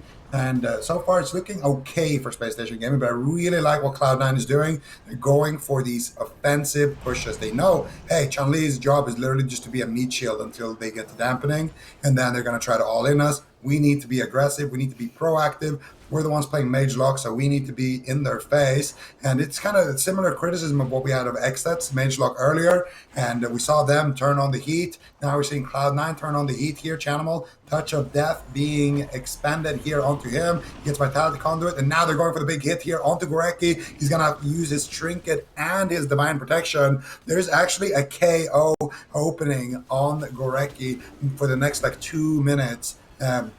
Could be changed depending on Ineffable Truths. No refunds. All right, well, since we're editing our predictions, I'm going to be going to 57% since we all get exactly one edit. So I'm going to be changing to that. And let's see. I mean, Wealthy Man still pushing the pace here, getting the full sheep. Actually, a full fear onto Gorecki right now. So a little bit of crowd control coming in. Tremor Totem gets dropped down by Smex. The nice utilities of the Shaman, the Tremor Totem can break anyone on his team out of fear. And Wealthy Man still continuing to push the pace. Now into a Hammer of Justice. Smexon actually landing a Lightning Lasso as well. The Paralyze on Cubsy. Chun-Li rolling over. Maybe going to be looking for a Drestagath. Chanimal actually gating in as well. And Cloud9, they're just swarming Space Station Gaming. I really don't know if Space Station Gaming was kind of ready for this all-in aggressive playstyle, but they're going to try to punish Chanimal. Gorecki actually getting swapped to right now. We kind of talked about the Ineffable Truth Paladin and how they really are vulnerable to these setups, but the Dark Iron Door from Gorecki tells me that he was getting Obsidian Claws on him, and they actually were able to just remove that, and now Space Station Gaming has a lot of pressure here on Chanimal. Well, let's see if they can keep it up. Cubsy's got Avenging Wrath. I think he's going to be more than fine here at 4% dampening. I get my one edit too, right? I'm going to say 80% dampening. I'm going down 10%. Okay. Still going to be the highest one, 80% dampening. Big damage on Wealthy Man, paralyzed on Cubsy. Temporal Shield soaks a lot of it though, so should be bouncing back into the fight here. Chanimal, Fist of Fury flying onto him. No sacrifice, Lightning Lasso. Good teamwork between Chun-Li and Smexon. They spell lock the Lightning Lasso. Vitality Conduit from Cubsy, stabilizing the team here. Mana, not really a problem, not likely to be one, at least for another 40% dampening with Holy Paladins on both sides. Frozen Orb is down, cleaving Smexon and Gorecki. Wealthy Man blinking around to the left side, Chanimal moving in on the right. Now Ring of Peace is preventing his assault here. Fist of Fury, Touch of Death, big hit here. Chanimal gets sacrificed by Cubsy. Now Cubsy's going to take the redirected damage. Wealthy Man gets stunned. He's pushed forward. I mean, Cloud9 are playing very aggressively in this position. It's costing a ton of Cubsy's mana and cooldowns to keep this stance, and they're not really getting too much value now later into the game. Triple Infernal stun by Chanimal. He's right on top of Space Station Gaming. Big push here. Once again, they get Gorecki's Trinket, but this time around, Gorecki has gotten his bubble back on cooldown, so he's going to have that available, and we are 12% into dampening here. Cubsy in a paralyzed, into a Hammer of Justice, leg sweep on the Chanimal. They're going for it. Storm Klepter being charged up here. Smexon looking to dig in. He gets a few zaps here onto Chanimal, but it's not going to be enough to really force any big cooldowns. What was that? That was a fat crit right there, but Cubsy was ready for it. Healing him up. There's a double Shadow Fury into the DR Hodge. They're going after Smexon right now, into the full sheep, so they do want to isolate Smexon and go after him. Wealthy Man looking to drop the Frozen Orb around the corner, trying to get the sheep, but he gets Lightning Lassoed and interrupted. Nice Tremor Totem there as well on the fear on Gorecki, and Chun-Li and Smexon stopping the Mage, Tremor Totem stopping the fear. That's going to be enough to kind of stop that setup by Cloud9. And now if they can keep the pressure up onto Chanimal or Wealthy Man, they can also prevent Cubsy from drinking. But the moment Chun-Li gets forced out of the open, they're going to, Cubsy's trying to drink right now, actually, which could be very risky. I don't think he's going to get that. They need to force Chun out of the open before they can actually get a situation where they could drink. And now instead, they're a little bit behind. Cubsy going for the Divine Fave, big heal right there. Wealthy Man could have easily had to block there if that CC chain was a little bit longer, but good for him. He's going to be able to survive. Cubsy is on top of Gorecki, actually. So Gorecki is going to get a Hammer of Justice. Wealthy Man blinks in for the Polymorph out of the Hammer of Justice. Smexon and Chun-Li are both ducking behind the pillar, and this is where Cubsy can drink. Yeah, Cubsy does have to drink at this point. 21% dampening, does not want to not have full mana, so Cloud9 going to be using that Mage Lock crowd control to try to just give Cubsy a moment to breathe, and that will allow him to fully sip on that water and recover his mana entirely. Sacrifice trades out now by Cubsy, but Chanimal and Wealthy Man, they are falling further and further behind. And Space Station Gaming, I mean, despite Cloud9 playing so aggressive there, they managed to hold on. They got a mana lead. Look at Gorecki, he still hasn't even used his mana at this point in the game, just sitting at full. I don't even think he's gone down for a drink. There's Paralyzed onto Cubsy, and I just want you guys to pay attention to what's happening to Chun-Li when he's in the middle of the map. Ooh, he actually rolls over, gets the leg sweep. Big damage potentially here onto Wealthy Man. Cubsy throwing in a big heal, but with dampening stacking up, he is not getting topped off. Polymorph going out onto Smexen, and still Chanimal and Wealthy Man just beating Chun-Li in the middle of the map. Fortifying Brew. Sacrifice actually trades by Gorecki as well, so Cloud9 in a lot better position right now where they're just doing as much damage as they can to Chun-Li, and they are slowly working through those cooldowns. Let's see if they can keep it up here. Icy Veins available for Wealthy Man. Frozen Orbs down. Big hit on a Chun-Li. He tried to roll out of line of sight, but didn't manage to get quite there in time. 2 Chaos Bolts connect. Diffuse Magic is forced. Chun-Li's trying to run back to his team, but Cubsy's rolling up. Is he going to go for a Hammer of Justice? He's a little bit reluctant, too. Doesn't want to overextend on the entire team. Gorecki getting sniped a bit as well as they reposition here, trying to avoid Cloud9. Drag the fight on to the point where they can overwhelm them, and Cloud9 have been trying to navigate a way to victory before that point can occur. Cubsy's moving in. Chanimal's far left. Wealthy Man in center field. Chun-Li on a mount. Rolling in. Cosplaying the remote guidance device. About to connect to Chanimal. Smexen down at half health, though. Gorecki's in a full polymorph. Astral Shift. He gets hammered. Will it be enough to survive with the Astral Shift? He's still incredibly low. Mortal Coil to follow it up. Everyone's locked down. Smexen drops the grounding totem. But a Chaos Bolt, they snipe the grounding totem. Chaos Bolt connects. Fear onto Gorecki. There's the Tremor. Into a 1-second poly. Into another Fear. They don't get it. One more Chaos Bolt. This is going to be a lot of damage, but Holy Paladins thankfully can deal with a lot of damage pretty easily. Avenging Wrath up for Gorecki. Cubsy in a stun. Wealthy Man now getting it turned around. He's interrupted on Frost for a moment. Blasted away. This is the most potential we've really seen from Space Station Gaming in the matchup against Cloud9 this year, so it's great to see. They're really giving Cloud9 a run for their money. Yeah, Cloud9 gonna have to try to play defense here. Chun is still all over Wealthy Man, and Wealthy Man needs to get out of that position as soon as possible. He's probably just waiting for his blink, taking a lot of damage here. Touch of Karma, offensive by Chun, and they are going to net themselves the ice block at very, very early here in the match. Only at 38% dampening. By the way, Aya, you got 2 more % to work with here, so they need to make something happen now. Maybe kill Wealthy Man on Forbearance. If Aya's gonna get that prediction right, doesn't look like it. Oh, that's true. She does. She's gonna edit it last second. Take it away, man.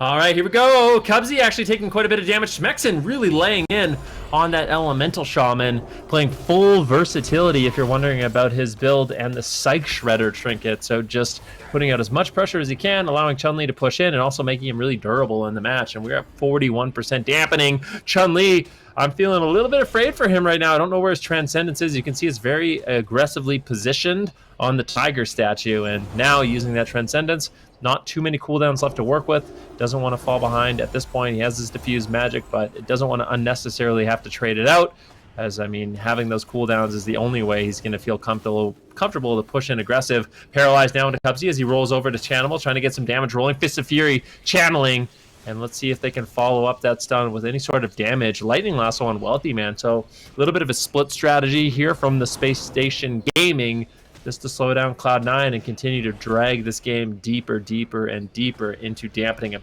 very nice Diffuse Magic on that Hammer of Justice. Clutch plays by Chun-Li.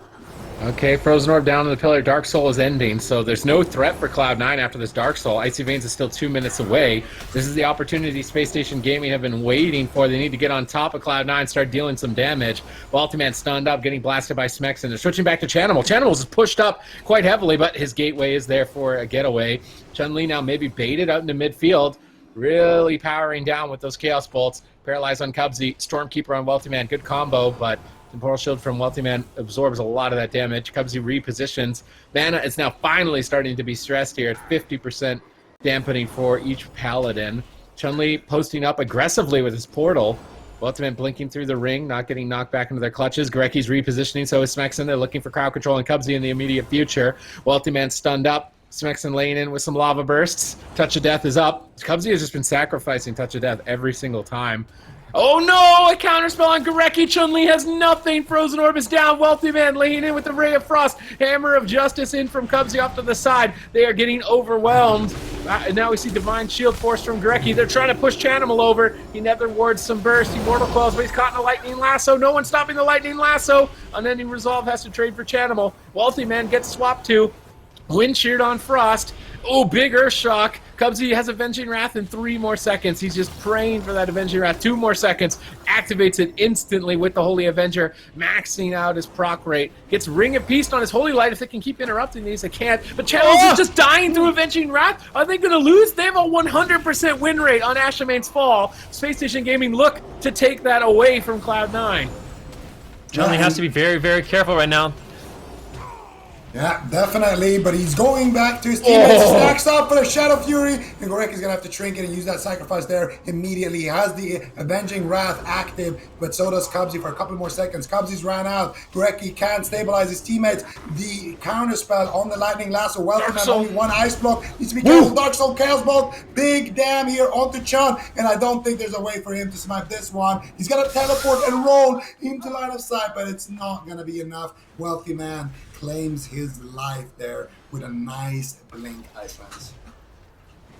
That is going to tie this series up 1-1. Cloud9 taking that victory in game number 2. Chun-Li going down there in the end. If you want to break down those final moments for us, Zico, how are they able to secure that kill? Was Space Station Gaming just a little bit too aggressive at the end there?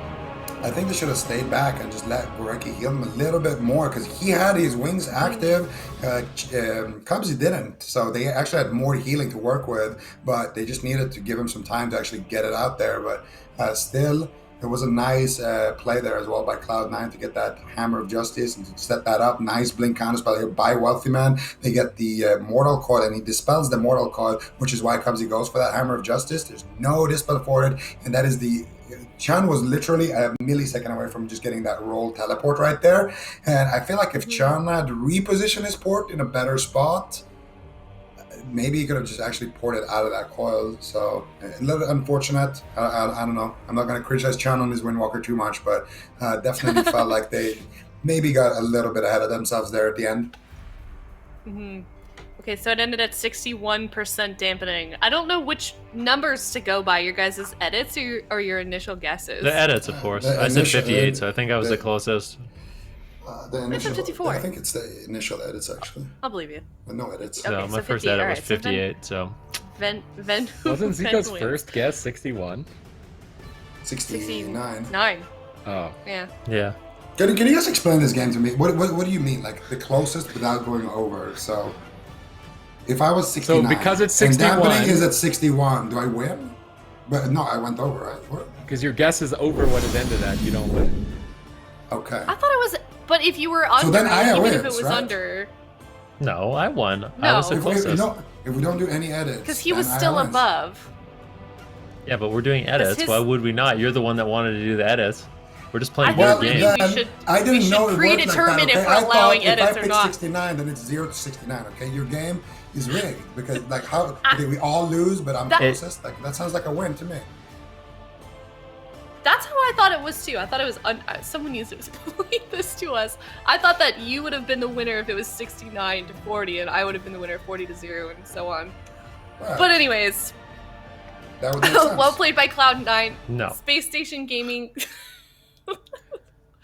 Did you just say no? No. That's Just not shut how it him down. works. No. We'll have to, If you want a safe pick, you pick 1, and that way you have 1 to, in your case, 69, and you win. That's the cheesy tactic, okay? And then if someone really wanted cheesy, you pick 2. But okay, that's enough of that. So this matchup is actually a really interesting one because Space Station Gaming, I feel like they have a composition that can actually win. And I think if they go to a small map, it's going to look even better for them. Cloud9, when they were forced to play in kind of close quarters and they were looking to close out the game pre-dampening, it actually was going in favor of Space Station Gaming. It wasn't until Cloud9 kind of pulled away and used the open field and kind of baited Chun-Li into the open, where it was kind of going Cloud9's way. So I think if we go to a small map, I don't know. What about Hook Point? I think Hook Point is too small. I guess not. So we are going to be going to Hook Point. I'm a little bit afraid on this map. I feel like the pillars aren't super good for Gorecki to escape. And I actually think... I don't know. Hook Point is like, it's small. It's the smallest map, but it might be too small, if that makes any sense. Because I do think there's times in the game where Gorecki and Smexon running away together and using a big pillar to their advantage actually works out in their favor. So I'm not sure about this one. So we feel like backtracking a little bit on the end of that last game, if Chun-Li hadn't been out in the open there at the end, that they could have won that second game there. I don't think so. I feel like the map is really hard for them. I think the map is hard, and also Cloud9, they weren't just staying back there attacking Chan, they were actually pushing in and playing the match differently. So I feel like it's pretty cool. Pretty cool what Cloud9 were able to do there. I don't want to blame it all on Chan, but just I think he got a little bit ahead of himself there at the end. But ultimately, I think Cloud9 just played a lot better as well. Okay, so Cloud9 locked in their composition. We are going to Hook Point Space Station Gaming. About a minute and a half left to choose theirs. This is a smaller map, like you guys were saying, and it sounds like we think this may be Space Station's game here. They're going to have a little bit of a better chance considering what map we're on. What do we think Cloud9's move is then, considering the map here and what Space Station Gaming could potentially lock in here then? Well, I think Space Station Gaming, there's no way. I would be absolutely blown away if they don't play the same comp. This is the best we've ever seen them look against Cloud9. Like, quite literally, this is the best composition we've ever seen. Game number 2 was really, I mean, they won game number 1. I don't think you can play against Cloud9 and just destroy them. So this is as good as it gets. Like, you know, you get late into dampening and you kind of not roll the dice, but it's a close call and you barely get the win. And I think Space Station Gaming, they're willing to play that game, and I think that's really their only option here. And you know, they won the first game, close game on the second one. There was definitely moments. I think maybe Chun-Li could have played a little bit more defensive, had his board in a different position, but it's so hard to nitpick plays like that because I don't know, it's just so do or die at like 50-60% dampening, where you really want to get that pressure out. And, you know, with Gorecki having his Avenging Wrath up and getting the sacrifice on Chun-Li, maybe he said, okay, you're fine, you go ahead, go. And they just wanted to keep the damage rolling. Unfortunately, wasn't enough healing. Chun-Li ended up falling. And, yeah, but I think the smaller map could be good for Space Station Gaming. The one thing I'm concerned about, though, is Gorecki getting swapped to and not having a big enough pillar to avoid crowd control. Zika, you can't run to healing stat to try... I see what you're doing there. Not sure what you're talking about. Zika in chat is like, healing stat, I won, right? Alright. I just think it's important to get a second opinion. That's all. Yeah, it's true. It's true. He's a chess master, BlizzCon finalist, and extremely handsome, so I think it's a good second. Listen, I'm going to be honest, okay? If we're going to keep talking about this, I asked you if you wanted to do the Price is Right rules, and you said yes. But I've never watched I'm just enforcing the rules. Okay. Never watched Has anybody even watched The Price is Right? I've literally never watched it show. Every single day I played hooky from school, okay? Literally every day I played hooky from school, I watched it. So I know the Price is Right strats, and I see chat up in arms right now. They don't realize what we agreed to, but I'm telling you, yeah. We can do it again if you guys want. I'm down.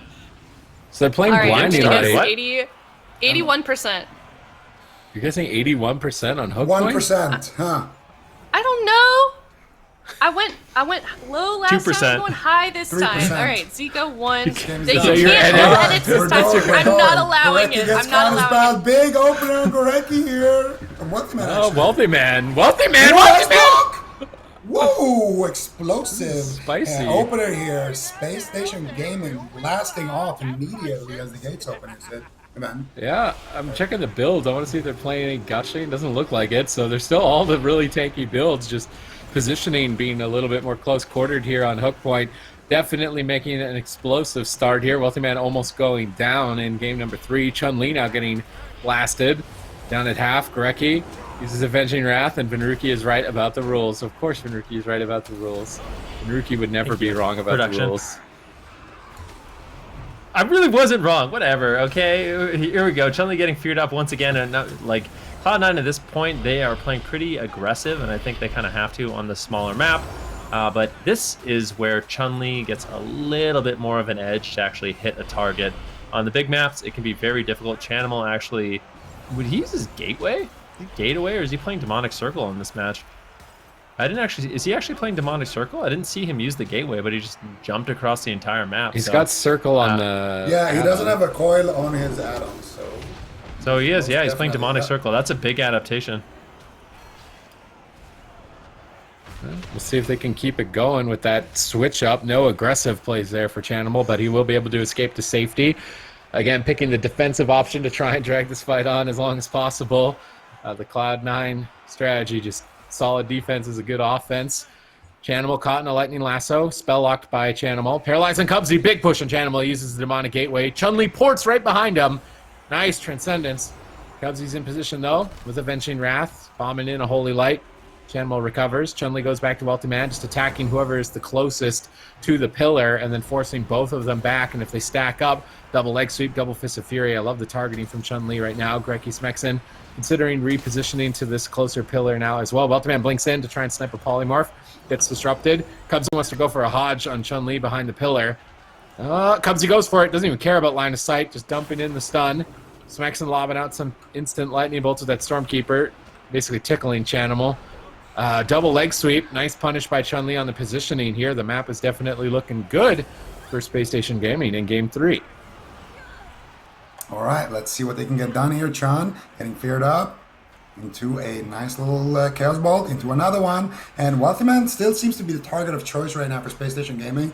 They have forced one Ice Block, but he is going to get it back in about 3 minutes. So you need to try to get that second one before then on the side of Space Station Gaming. And they have all of their cooldowns ready. They got the Touch of Death lining up in about 30 seconds here. So they could really get some pressure here onto Wealthy Man and almost get him into a checkmate position. Let's see it here. Kureki is going in for the blind. He gets it. Imp is being summoned here by Chanimal, and he is going to dispel Cubsy with that trinket. The Reflect, Summon Imp, Dispel. That is the reason why Wealthy Man didn't have to use his Ice Block there. So Chanimal using his trinket to basically save Wealthy Man being in that situation where he would have to use his block. And that is because Chanimal is now playing Pork, so he feels a lot more safer to kind of use his cooldowns to help out his teammates. And also, of course, because Space Station Gaming are just focusing Wealthy Man. So, we're going to get back to Wealthy Man. Another leg sweep here. The zaps are coming in from Smexen. No crowd control into Cubsy. Big Divine Fave. And there is the Lightning Lasso getting spell locked immediately there by Chanimal. Swapping back to Spell Hunter. Now we got a full sheep on the Gorecki.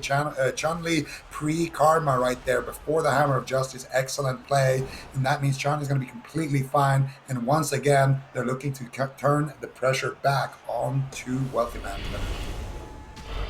Yeah, and I mean, this portal decision is really, really nice. There was multiple times I actually noticed in the first game, at least, where Chun-Li would be on full polymorph, diminishing return. So when things got really scary for Cloud9, Wealthy Man was spamming out polymorphs, and then Chanimal, when he did use his Mortal Coil, just nothing happened because it was on the same diminishing return as polymorph. So I think just switching it up, it gives him a lot more control in the matchup, and it doesn't feel nearly as bad for Wealthy Man to polymorph when he needs to.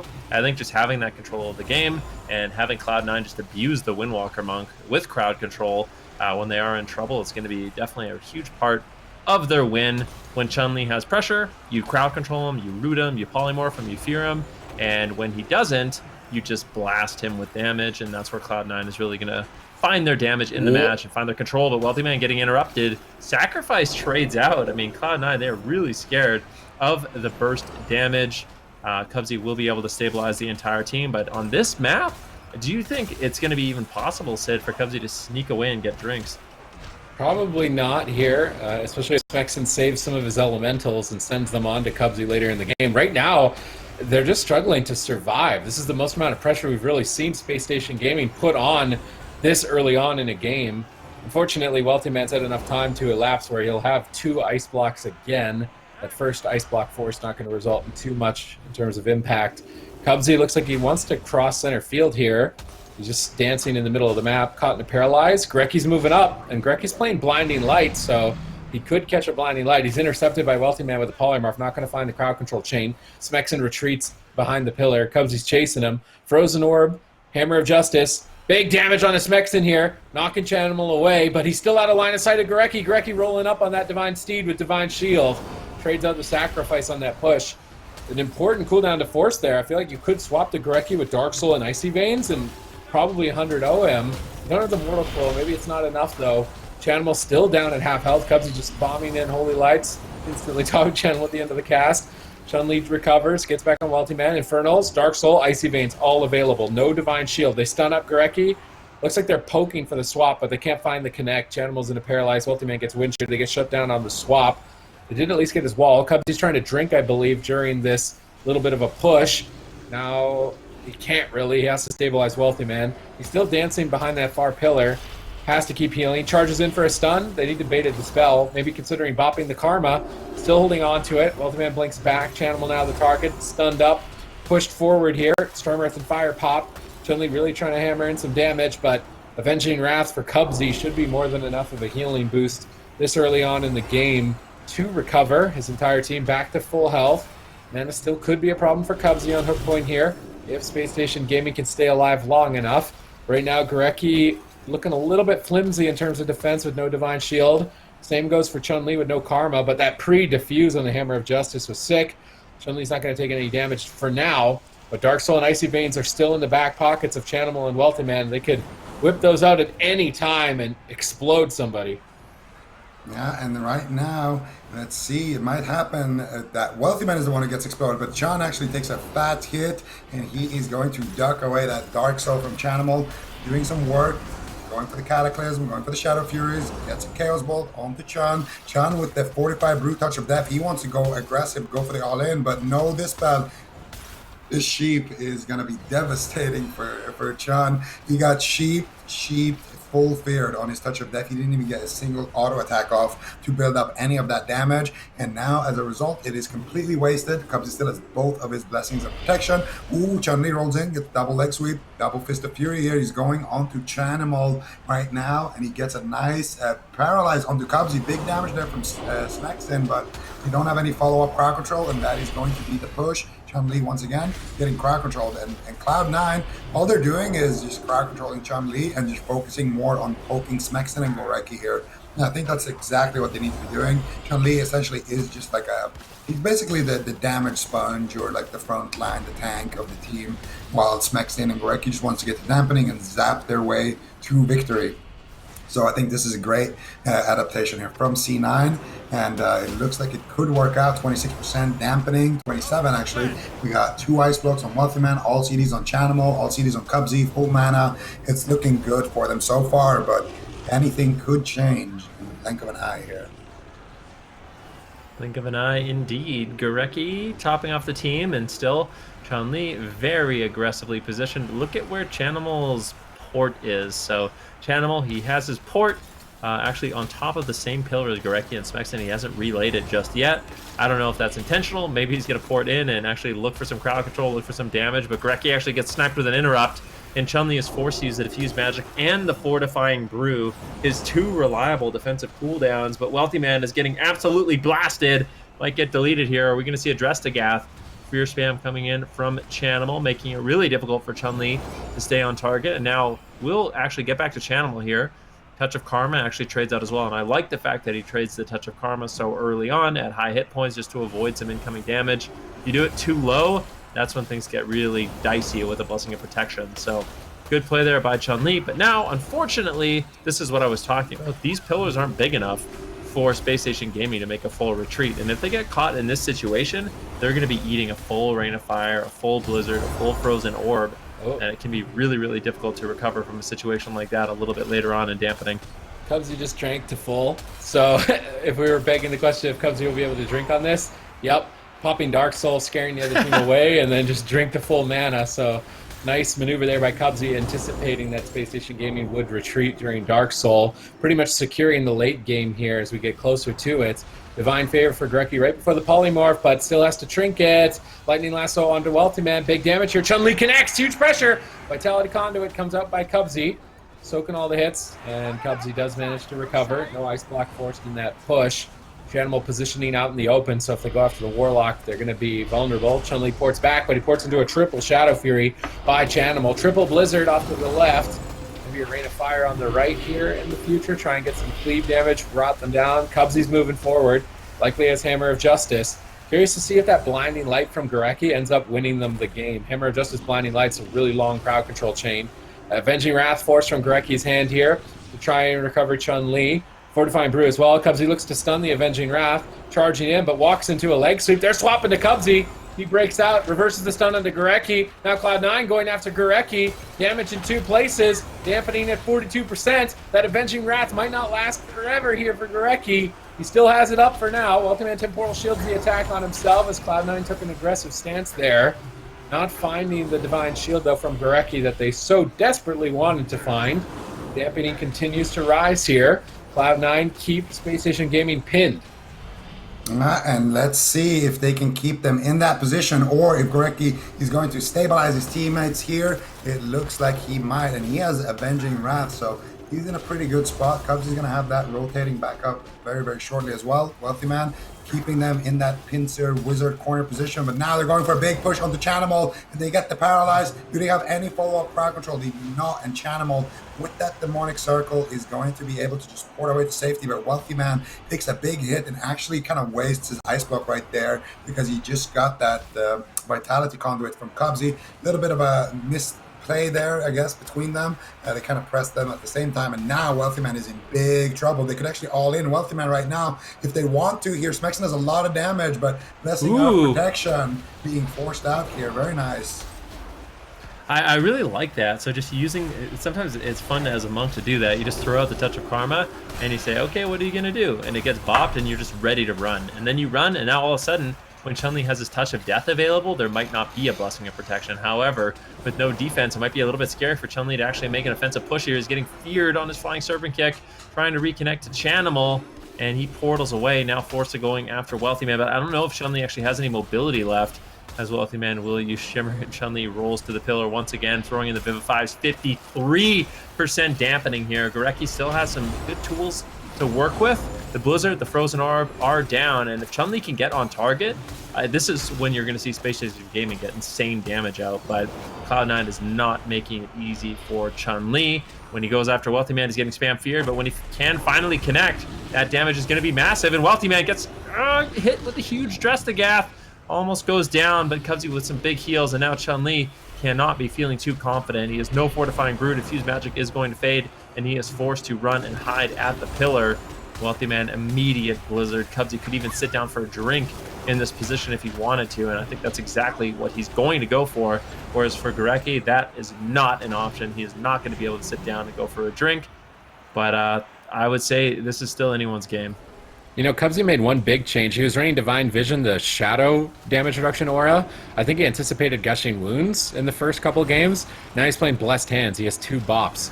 I think it's going to be really important for moving Touch of Death, Touch of Karma later into this game and turning this match around. The one Honor Talent change could actually win Cloud9 the swing match here and take the small maps away from Space Station Gaming. We're now at 60% dampening. Gurecki has only 30% mana remaining. Cubsy with a massive lead here, and these pillars, like you said, they're small, so they could get cleaved down if they're not careful. Chun-Li is just charging in. Will he regret it? Dispelled out of the Hammer of Justice, rolling back to the pillar right away, realizing, all right, I can't stay on those targets, but a Blizzard is down. Ray of Frost. They use Blessing of Freedom on Chun-Li, trying to get him to safety around the corner, but struggling to recover without Avenging Wrath, just getting AoE'd down by Rain of Fire, Frozen Orb, and Blizzard.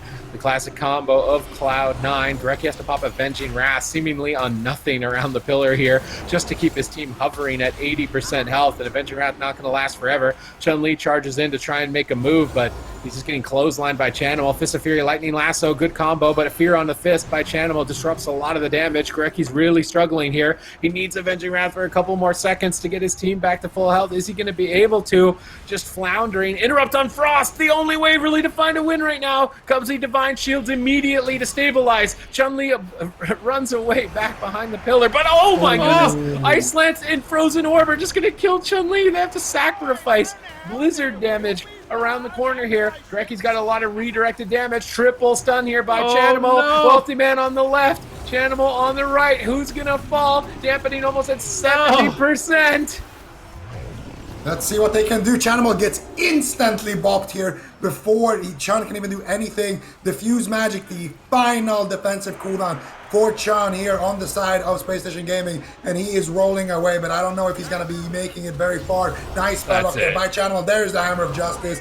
There it is. Cubsy laying down the law, and Cloud9 win the swing match against Space Station Gaming at 70% dampening.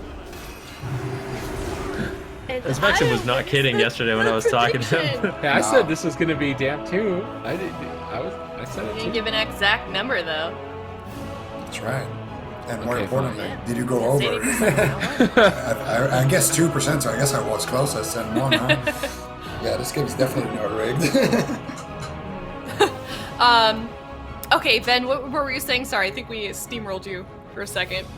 No, I was just saying, I mean, Spexon told me yesterday this is going to be the longest series of his life, so I definitely wasn't kidding about that. I mean, what's the average dampening for these games? 60%, 65%, something ludicrous. I mean, we haven't seen 70% damp in quite some time, but if there was going to be two teams that can bring it there, it's going to be Cloud9 and Spacestation Gaming. But Cloud9, they're looking better and better in the matchup, and that's just the thing about their Mage Lock is they just make these adaptations, going for Portal, changing up their targeting, changing up their overall strategy, and they take a matchup which didn't look that great for them in game number 1, and all of a sudden it's looking better and better.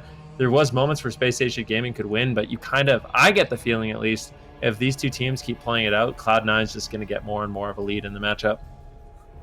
Yeah, we saw with their victory in game number 1 on the side of Spacestation Gaming, they got about to that 60% dampening mark, started to sort of chip away at Cloud9, ended up with a victory. Now here on game number 3, they did choose that map. Hook Point was their map choice. They weren't able to pull it together. Now Cloud9 up ahead 2-1 in this best of 5 series. Super Tees, what do they need to do? What does Spacestation need to do if they want to tie this up for game number 4?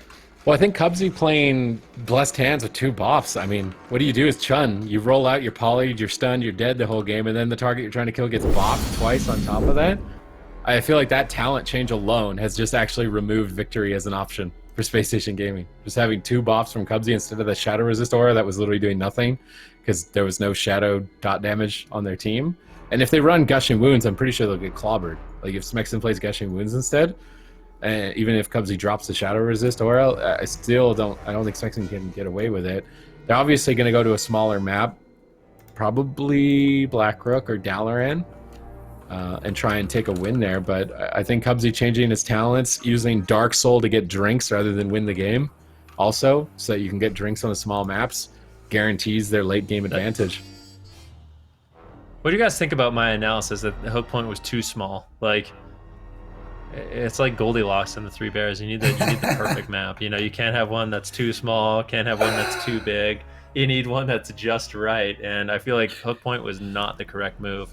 Exactly what I thought was going to happen happened, where they got caught behind a little pillar, and there's no way to avoid Blizzard and Frozen Orb and Rain of Fire. You were eating that damage, which makes it almost impossible for Gurecki to drink and get out of combat and also recover in those high dampening situations. Yeah, if you guys missed it, that bottom bar down below, Chanimal has a 60% interrupt rate against Gurecki. Super high stat there. Looks like we are going to be going to Blackroot Cold. Cloud9 now going to be choosing their composition. Spacestation will be choosing their composition after Cloud9. Zico, what would you like to see from either of these teams? We discussed Spacestation Gaming a little bit. Ben mentioned maybe they should just change their talents. What do you think we could see in terms of changes from either of these teams? Well, I think Cloud9 are probably just going to lock in Mage Warlock again. They could actually play Windwalker Lock on this map, but I don't think so. I think they can play Mage Warlock, Spacestation Gaming, probably going to run the same thing. And, we're going to probably see Chanimal stand, outside the door right there on your screen, and he's going to be huffing and puffing, and they're going to be probably taking down that door and breaking in there. And it's going to be rough for Spacestation Gaming. Wait, was that the right thing, man? That was those are 3 little wolf, pigs. 3 little pigs. That's my bad. Well, at least I should get some. You stayed. You definitely get some points for trying. Correct. I put a smile on my face when you said it. I'll tell you that. Yeah, it was good. I liked it. For those of you watching from home, you can also check out the gear that these players are running, awc.gcd.tv, or you can check out the bottom description down below in this YouTube video. There's a lot of helpful, handy information there. Spacestation Gaming now have locked in their composition. We're seeing Smexon and Chun-Li on that Ellie Windwalker again. Gurecki is staying on the Holy Paladin. We can talk about that a little bit. In the beginning of this game, we did see the stats for Spacestation Gaming. They do tend to favor that Mistweaver. Do we like seeing Gurecki continue to play on this Holy Paladin here? Yes. I don't think he has another choice. Yeah, I think every other option is just worse. Okay. All right. Okay, so we like Gorecki on the Holy Paladin, Cubsy also on the Holy Paladin. Kind of cool to see when these teams sort of mirror each other in terms of healers. But do we feel like this is going to be this next game here going to be difficult for Spacestation Gaming? We see once again, just barely getting by here in this series. There's so many times where Cloud9 almost goes down, but Spacestation Gaming currently behind here in terms of game wins for this series. Do we feel like they can turn it around, or is Cloud9 just gonna win this series again here, Zico? Well, I think that Cloud9 are just getting better and better and better. They're getting more comfortable. They're swapping around their talents. They're pushing in very aggressively. And I think the boys in Cloud9 are going to be taking this one 3-1.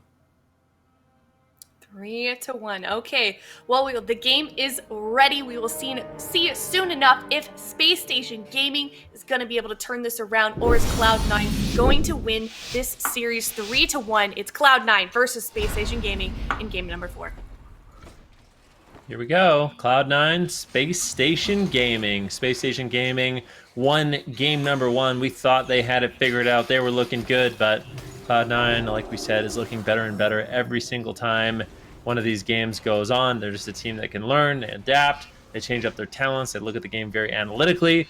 And Spacestation Gaming, they're struggling. I think this map will go a little bit better for them, so we'll see. But I do anticipate that this is going to be one of those games that goes on for quite some time. I'm curious to see if Smexon is going to make any adaptations on his gear, switch off from some of that defense, go for a little bit more offense. I don't necessarily think that is the right option, but I could see Spacestation Gaming wanted to switch it up a little bit. Yeah, lost the swing match on hook point. If they lose it here, man, their dreams are going to be dashed, despite taking game 1 and showing promise on Ashamane's fall. And showing promise here with an interrupt on Wealthy Man. At any moment, those Dressigath, Lopburst, Urshock combos could drop him. So Cubsy at all times needs to be on edge, preparing for those attacks. Nice knockback onto Chanimal. Chanimal's rolling up with the Dark Soul. They're going after Gorecki. A very aggressive play here by Cloud9. Gorecki wrapping around the pillar, but caught into another Hammer of Justice. Chaos Bolt! Big Chaos Bolt there. Divine Shield forced from Gorecki. Potentially swaps to Cubsy. Chun-Li's going after him as well. Cloud9 showing that they are unafraid. Chanimal being blasted, but slowly recovering. I should say not slowly recovering, instantaneously recovering from Cubsy's big heals in the backline. I mean, another swap to Gorecki? He's got no Trinket. He's got no Divine Shield. I feel like this Icy Veins from Wealthy Man could be lethal.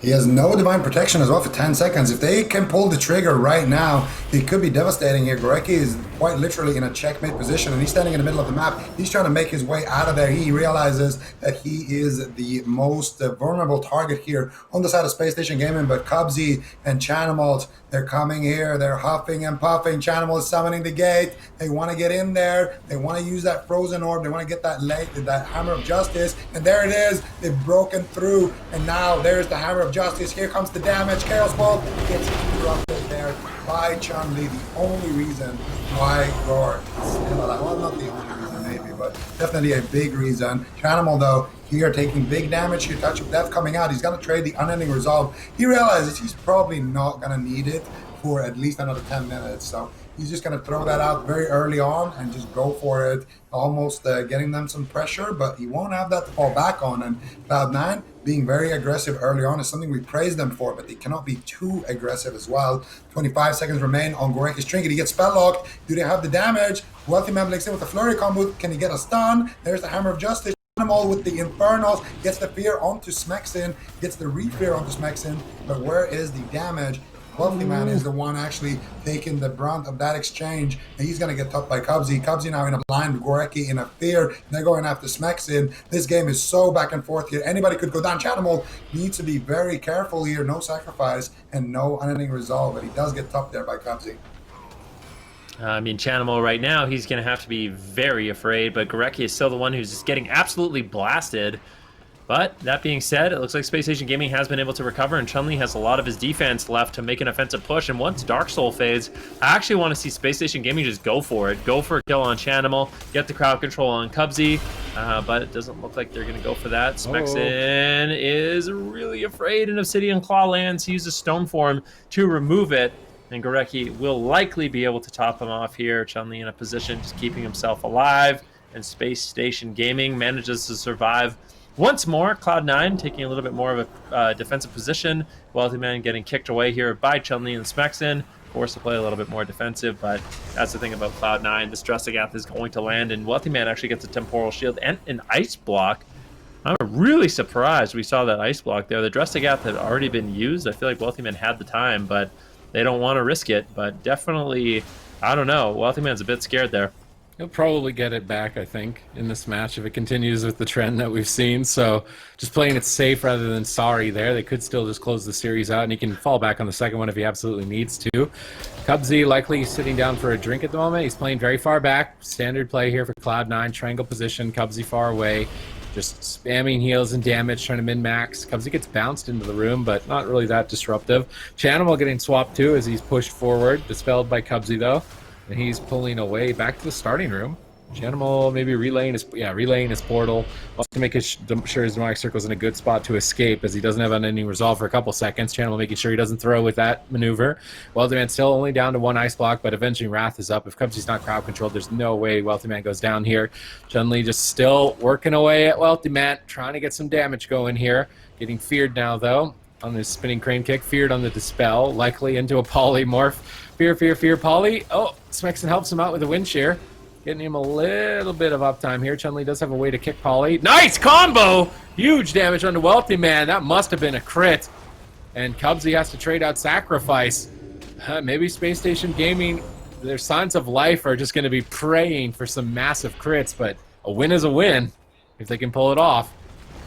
Yeah, if they can get those crits, I'm sure they'll be happy to take that. Chun is getting feared out of the room right now, and he's going to just overextend in there. He has so many. He has every single defensive basically to work with, so Chun knows that he has everything he needs to be the front line for his team. He's going to go there, maybe go look for some damage here, and Cubsy and Chanimal actually swapping the side here, so they want to just crowd control Chun. They want to make it as annoying as possible for him to get uptime, and now he summoned his images. They get nobody right away. Wealthy Man moving back, keeping Chun again, just kiting him around in a circle, and now finally he's going to connect onto Chanimal. These images quite literally did nothing that entire setup, and now he's going to get hodged into room.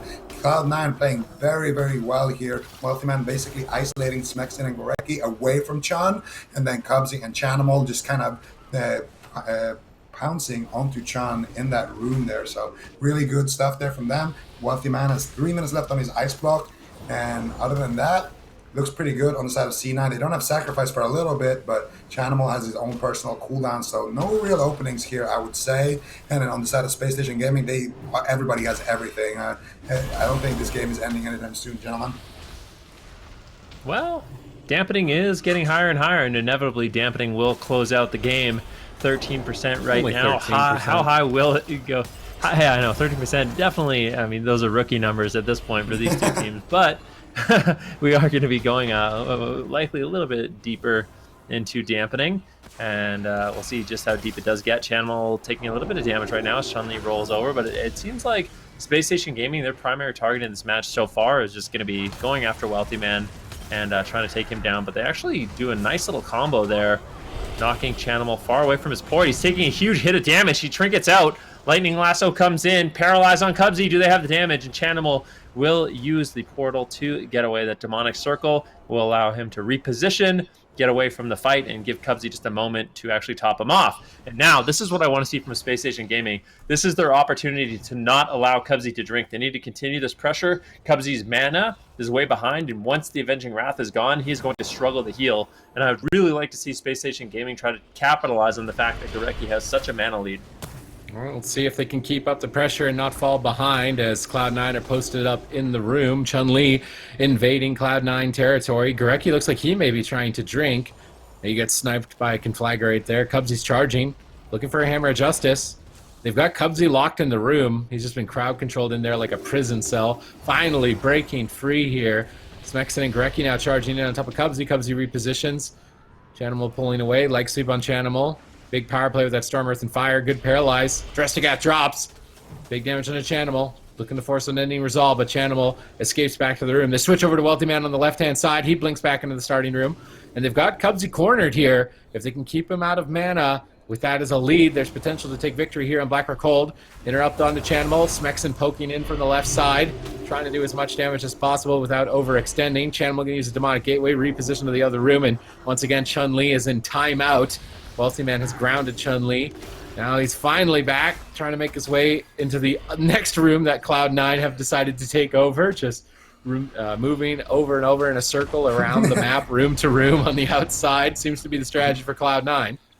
Cloud9, a bunch of squatters here, just taking over these apartments. And right now, Chanimal is looking to leave. Gorecki is actually drinking right now, and he's going to get a full mana bar here by the looks of it. But these games have been decided more so on pressure and cooldowns rather than mana. Both of these paladins likely to have at least a little bit of mana left in the tank when the game is over. So maybe not the worst situation here, but still not where you want to be if you're Cloud9. They sneak in a counterspell by Wealthy Man onto Gorecki, touch of Karma and Fort Brew and Diffuse Magic. So Chan has 0 to work with now. No defensive cooldowns, and he keeps overextending. Might be the sacrifice from Gorecki. That's the only kind of hard stop for damage on the side of Spacestation Gaming, with Chun-Li using that dress onto Chanimal. Chanimal actually porting to the wrong room there. Might cost him the game. He's so scared here. He gets the big Vitality Conduit, and he uses that unending resolve as well, but that port could cost him a lot here. But Chan is just going to take over that room instead,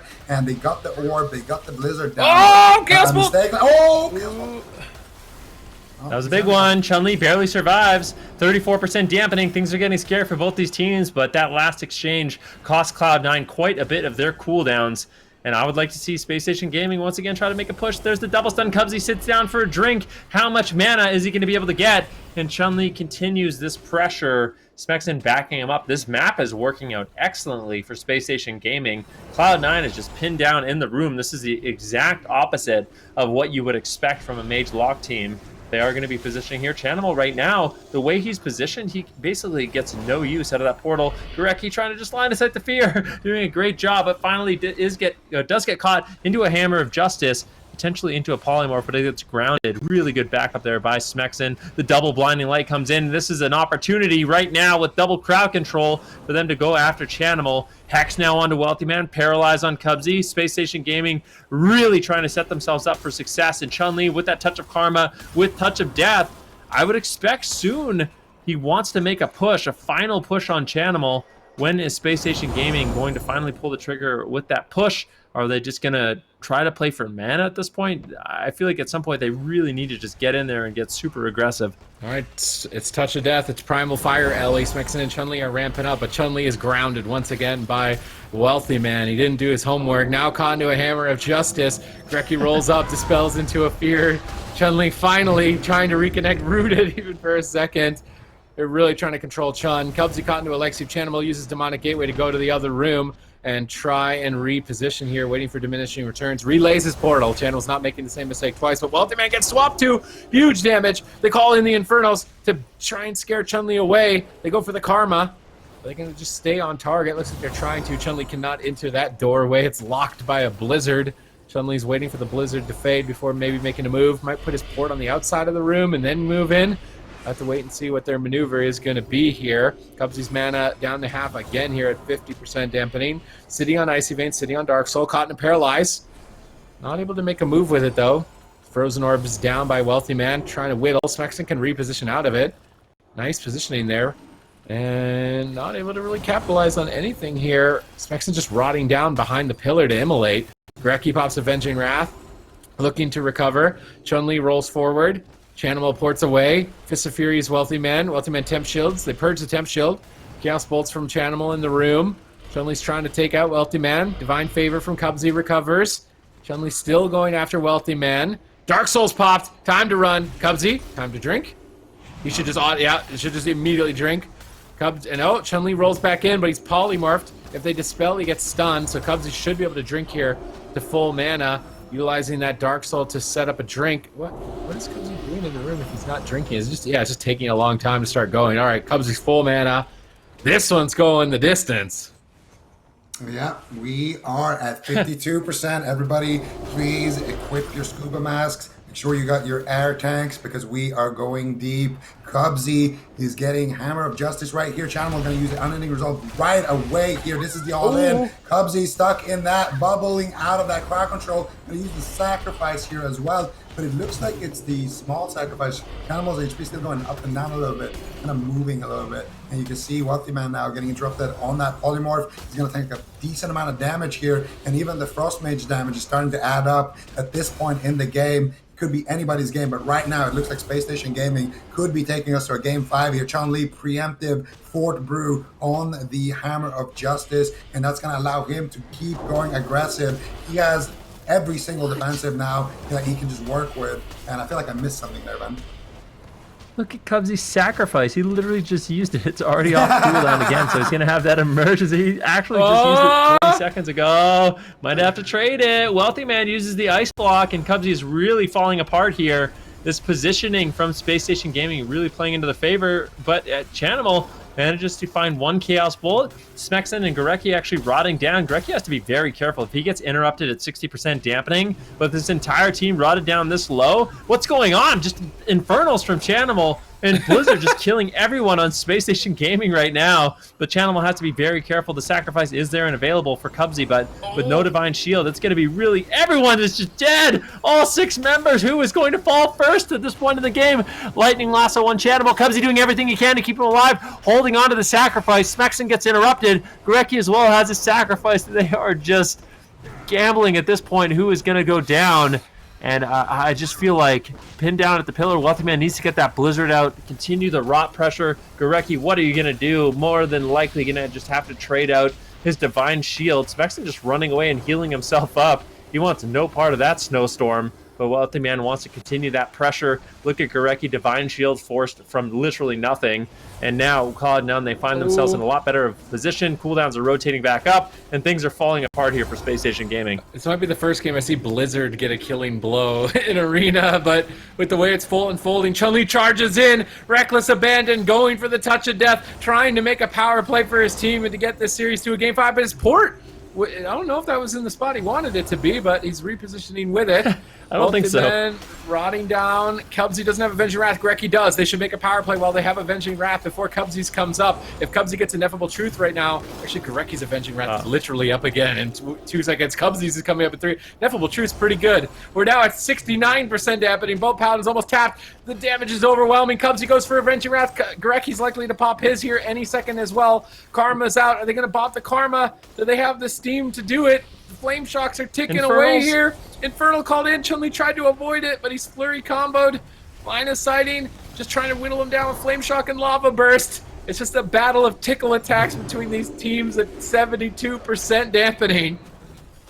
And we see Chanimal trinketing out of the legs, reporting back out. And anytime Chan comes out, they want to hit him. But Wealthy Man needs to try to get some AoE pressure going on that pillar so Smexen and Gorecki never leave it. And actually, it looks like C9 have lost at this point. They have no mana. Divine Shield coming out. The images are killing Chanimal in this room right now. He's drain lifing those images, trying to do whatever he can to get some HP. That is the final defensive cooldown there. Cubsy using that Vitality Conduit.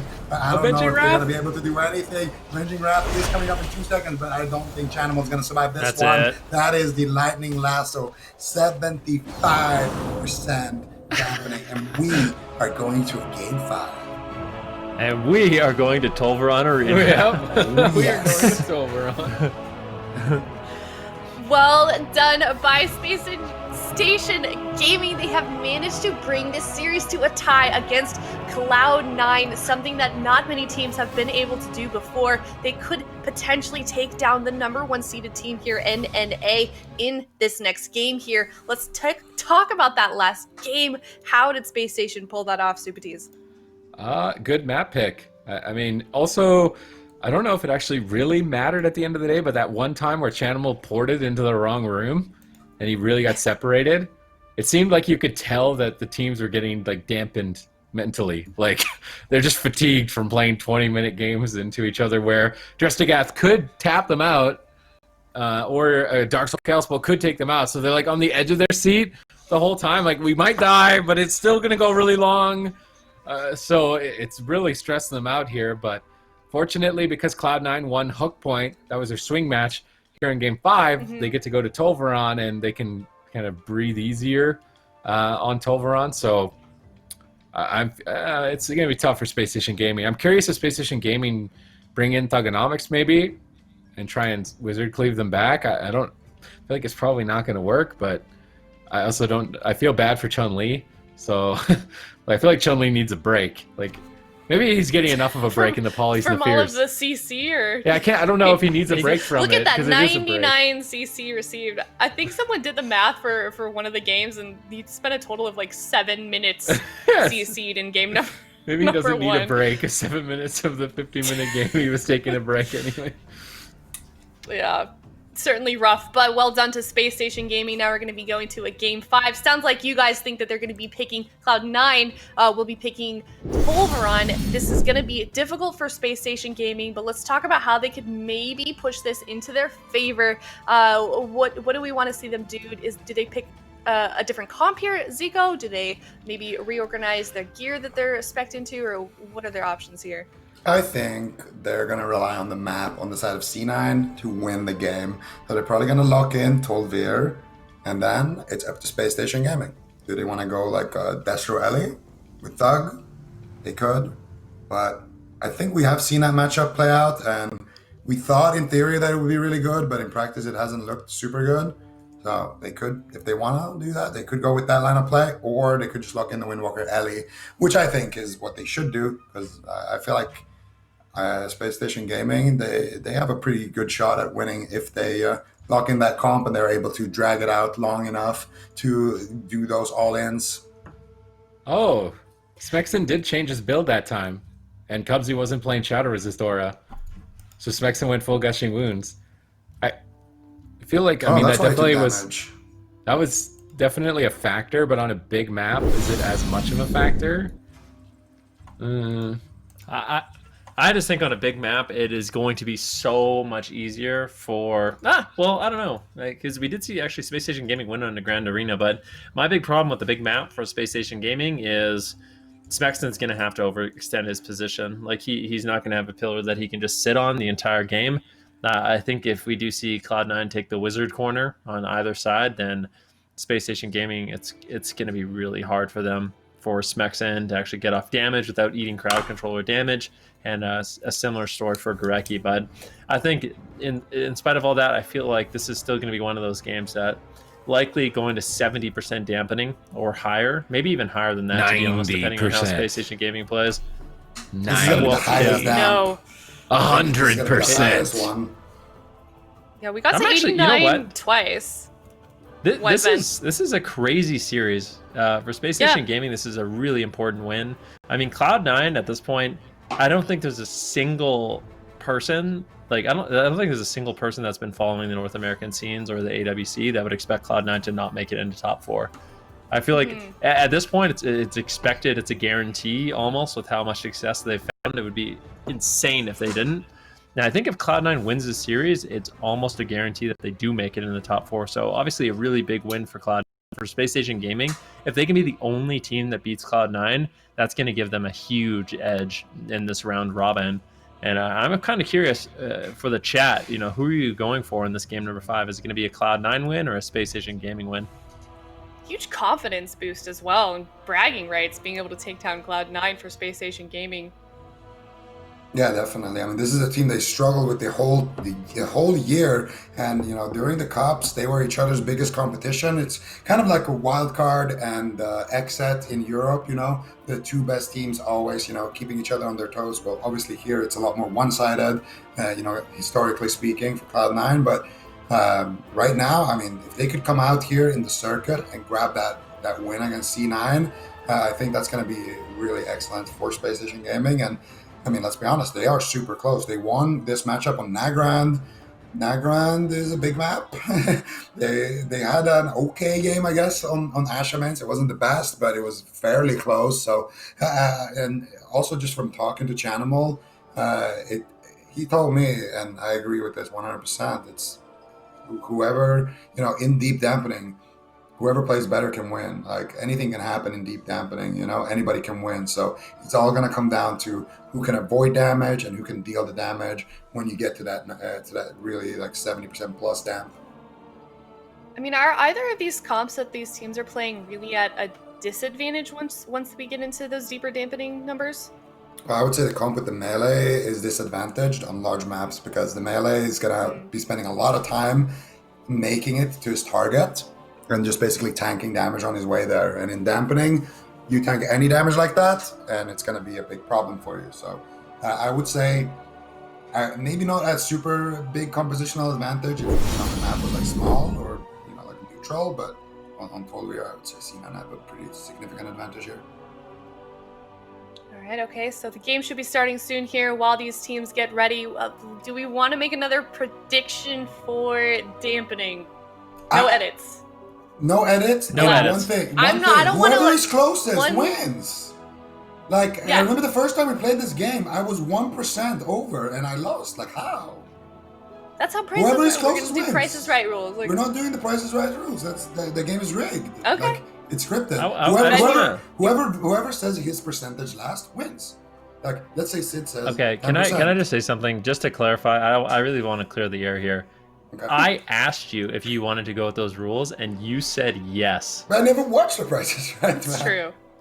Why did We've you explained this to agree you it? so many times. Super Tees, how many times have we explained this to Zico? Please. I still didn't get Please it. tell me how many I times. feel like the first time we explained it, we were actually all in the same building together, which is last year. Yeah, we did this last year. Yeah, you I guys remember think I doing would've remembered that? dampening over We've under. done this a What, lot. 18 days ago. Zico, you're one of the smartest people I know. You have like a photographic memory. You tell me the most random stuff that you remember. You know these rules.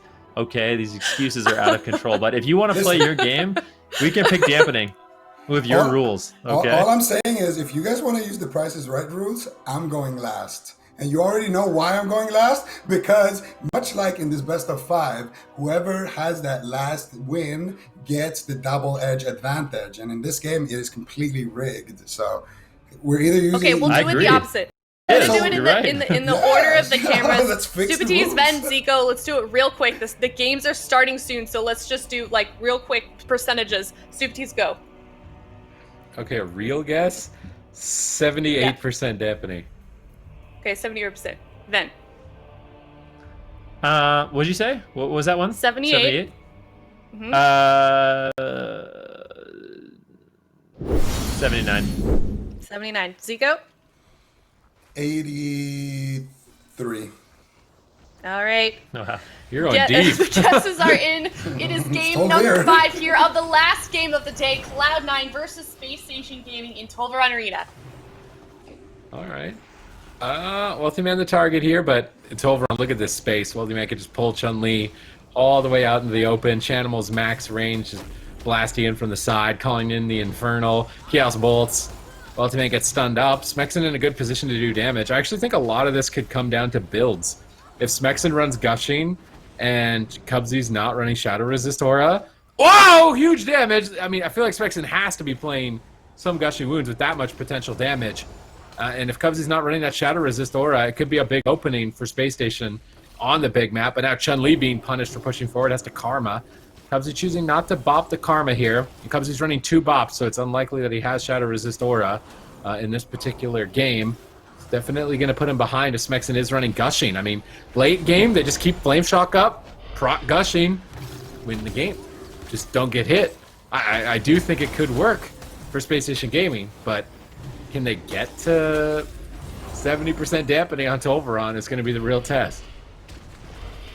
Yeah, so we're gonna see. I personally feel like the downside of running Gushing is that when Wolfman actually gets those polys and he goes for those CC chains, you're not gonna be immortal, so you actually might die.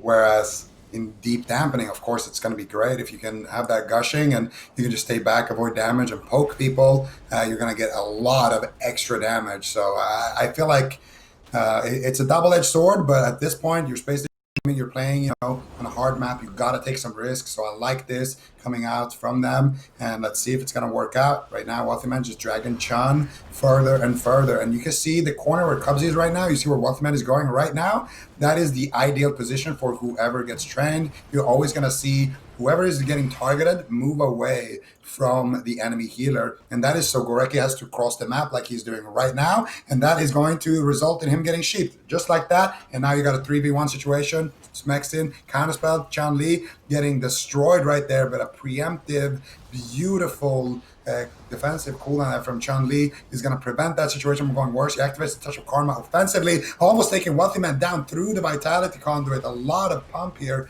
from the side of Smexin and Chun-Li, and honestly, they're doing a great job, but Chun has used pretty much all of his defense. He's going to have Port Group rotating back up, but you might want to duck for cover until then. He is the bruiser or the front line of the team, but he needs to have those cooldowns to be able to just stand in and soak those hits. When he doesn't have them, he should go back, relay his portal, maybe get a few stacks, on some of those pets, and then get back into the action. So interesting. Smexin actually is once again playing all Gushing Wounds, and Gorecki is playing all Ineffable Truth, literally 0 bonus versatility. So going for that cooldown reduction, Smexin going for the additional damage, giving up a lot of their defense. So Chun-Li really is going to be kind of the bruiser of the team, soaking up as many hits as possible on that Windwalker Monk, just trying to play as defensive as he possibly can, while also putting out some good damage, but definitely not an easy thing to do on this map. When he goes after Chanimal, Chanimal runs away. When he goes after Wealthy Man, Wealthy Man runs away. And now Chun-Li is forced to roll to the pillar and heal himself up a little bit. When he does that, Gorecki and Smexin are forced to kind of roll out into the open to back him up, and that's when they are vulnerable. So definitely a really delicate game Chun-Li has to play here on that Windwalker Monk, and we'll see how well he can balance that defense and offense using the mobility versus being really, really patient with it.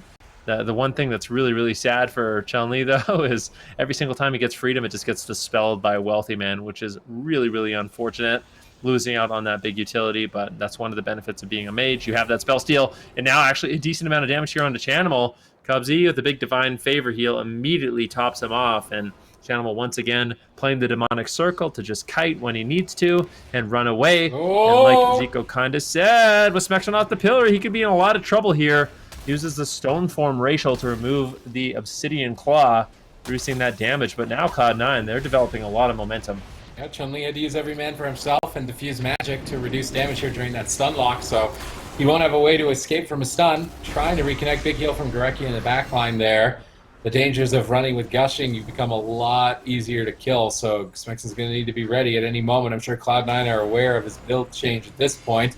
Wealthy Man getting blasted. Is there a Drestigath available? It could be a one-tap if he's not careful. Huge damage from the Whirling Dragon Punch, but Vitality Conduit comes in. Now Smexin getting blasted by Chanimal's Chaos Bolts. Big heals from Gorecki in the back line with Avenging Wrath. Smexin ducking for cover at the pillar. Again, the main goal for Smexin is just keep Flame Shock up, poke with damage. Don't spend too much time out in the open. But Chanimal actually gates on top of Spacestation Gaming, really getting aggressive in this position. Frozen Orb Blizzard down on Smexin and Gorecki. Big cleave damage coming in from Wealthy Man.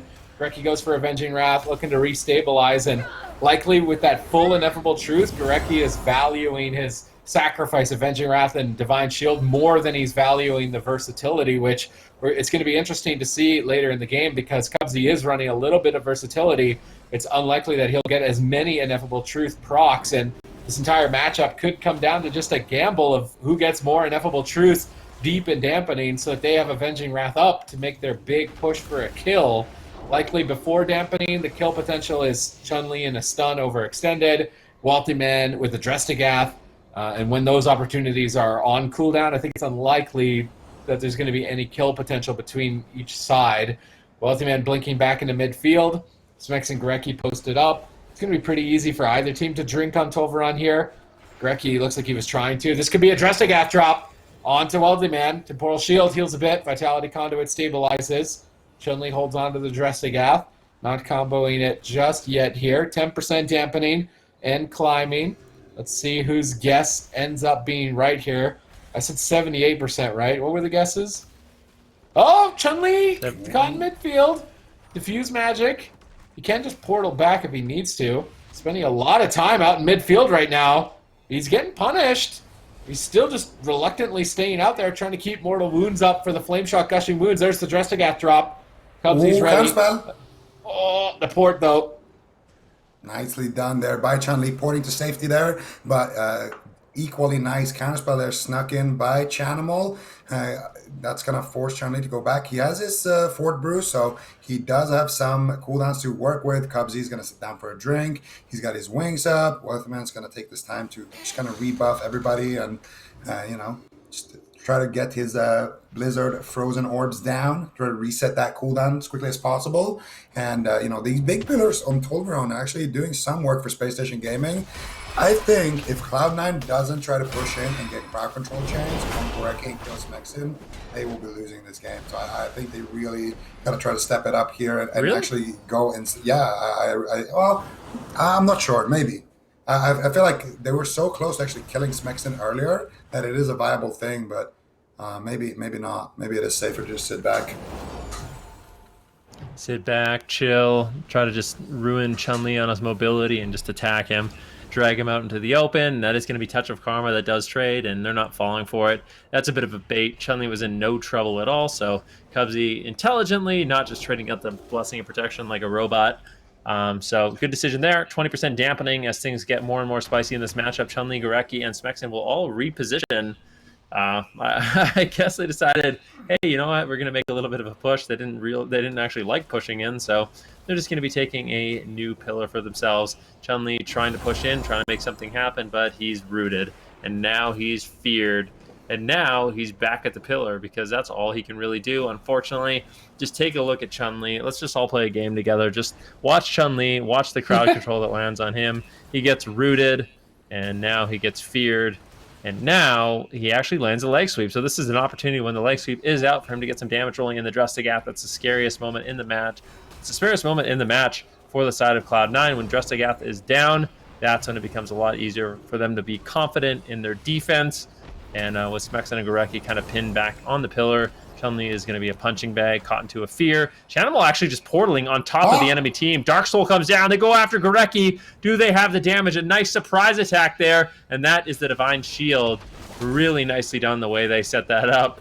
The portal into the Infernals, into the Hammer of Justice. Really nice sneak attack there by Chanimal. You see Ineffable Truth proc for Gorecki? His bubble went from what was that, like 5-minute cooldown to a 43-second one. If he gets another proc, it's going to be off cooldown. It's back to if he gets another proc, it'll be off cooldown, and he's running full Ineffable Truth, so I think it's pretty likely that he'll get it here in the near future. He's got Avenging Wrath. Chun-Li out in midfield, Chaos Bolt. He's not Diffuse Magicking. They panic. They overlap. Big mistake here. Gorecki's getting cleaved down around the corner. They're not going to gate in on top of him, though. Avenging Wrath, even at 30% dampening, still quite strong. Chun-Li portals away. Blizzard is going to go down to try and save. Oh, that spell lock by Chanimal. Gorecki is suffering now as a result of that. Chun-Li's still in trouble there. At this point, they've been battling so valiantly in this series to try and take out Cloud9 for the first time this year in the AWC. They're one win away from doing it, but they have to beat Cloud9 on their best map. Can they do it? 33% dampening and counting. Let's see if they can do it. Gorecki is going to have his bubble soon if Nazov grants him his wish. Let's see if he does. And I don't know. Maybe Cloud9 doesn't want to push in this situation, but Gorecki has his trinket, so even if they go for a setup, I don't think Gorecki's actually going to die. I think their best bet is to just maybe try to get Gorecki a little bit low. If they can land a spell lock like that again, rot him down a bit with Frozen Orb or something, and then when he's already low, if they could get something happen, a Hammer of Justice or something, that could be a line of play that actually would result in a kill. But now Ineffable Truth has procced, and Gorecki, he has 30 seconds left on his bubble, so he's going to have that back. Chanimal now getting Lightning Lassoed, gets counterspelled. He's going to port away to safety. Chun-Li gets polymorphed, gets dispelled, Smexin. He's going to go around the corner now, look to get some extra damage. And I really think that Spacestation Gaming in deep dampening are going to have a super big advantage, because you look at Smexin, how he's playing this matchup. It's just Chun-Li is forcing him to go on him, and Smexin is just standing as far away as possible, just poking people, literally just trying to keep a flame shock and just spam lava burst, trying to get as much damage as possible here. And in deep dampening, if he can avoid damage and just keep gush up, like, that's going to be the difference. I think that makes them win. So yeah, I think C9, they need to get something going pretty fast on either Gorecki or Smexin. Chun-Li, basically, whenever you don't have CCDRs, you just focus him. But when you do have CCDRs, I think it's very important to just crowd control him and focus Smexin. Yeah, and here we go. Chanimal looking for a big Chaos Bolt. Chun-Li with a hero play using the Ring of Peace and double leg sweeping Wealthy Man and Chanimal. But Gurecki's going to be taking a huge hit, but luckily, thanks to the inevitable truth, he can just use the Divine Shield. And at the same time, Chanimal actually almost going down. Massive counter attack there by Chun-Li. And that is the unending resolve, as well as the sacrifice. And now Chun-Li's in some trouble. He's stuck in the midfield. Might need the sacrifice. He's playing it really greedy. Gurecki isn't going to be using it. And look at Cubsy. I bet he's looking for some lemonade right now. As soon as they're back in the pillar, he's getting... Yeah, I don't know. He's thirsty. We're in a desert. Lemonade sounds pretty good to me. And he's going to be looking to recover that. That would be your drink of choice if you're in the desert? Lemonade? It's too sugary. I think you would still be thirsty afterwards. Yeah, I'm pretty sure you'd still be thirsty. Whatever, man. All right. I'll make fun of your drink choices. I only drink water. Okay. Here we go. 50% dampening and closing. Gurecki's man is not looking good. Their cooldown's looking okay, like acceptable in this position. Chanimal is an opening right now for Space Station. No one any resolve for some time, but they're just posted up the pillar. Getting cleaved down by a blizzard, maybe a triple Shadow Fury on the Frozen Orb. Oh no, they're going to take so much damage from Wealthy Man. Gurecki just struggling to heal even with Avenging Wrath up behind the pillar. Smexon's trying to force Wealthy Man away though, tapping out, trying to proc those gushing wounds, get some damage rolling here. Chun-Li rolls out to center field. Perhaps he should go after Wealthy Man though, based on the positioning here with his team. He drops the Dristagath onto Chanimal.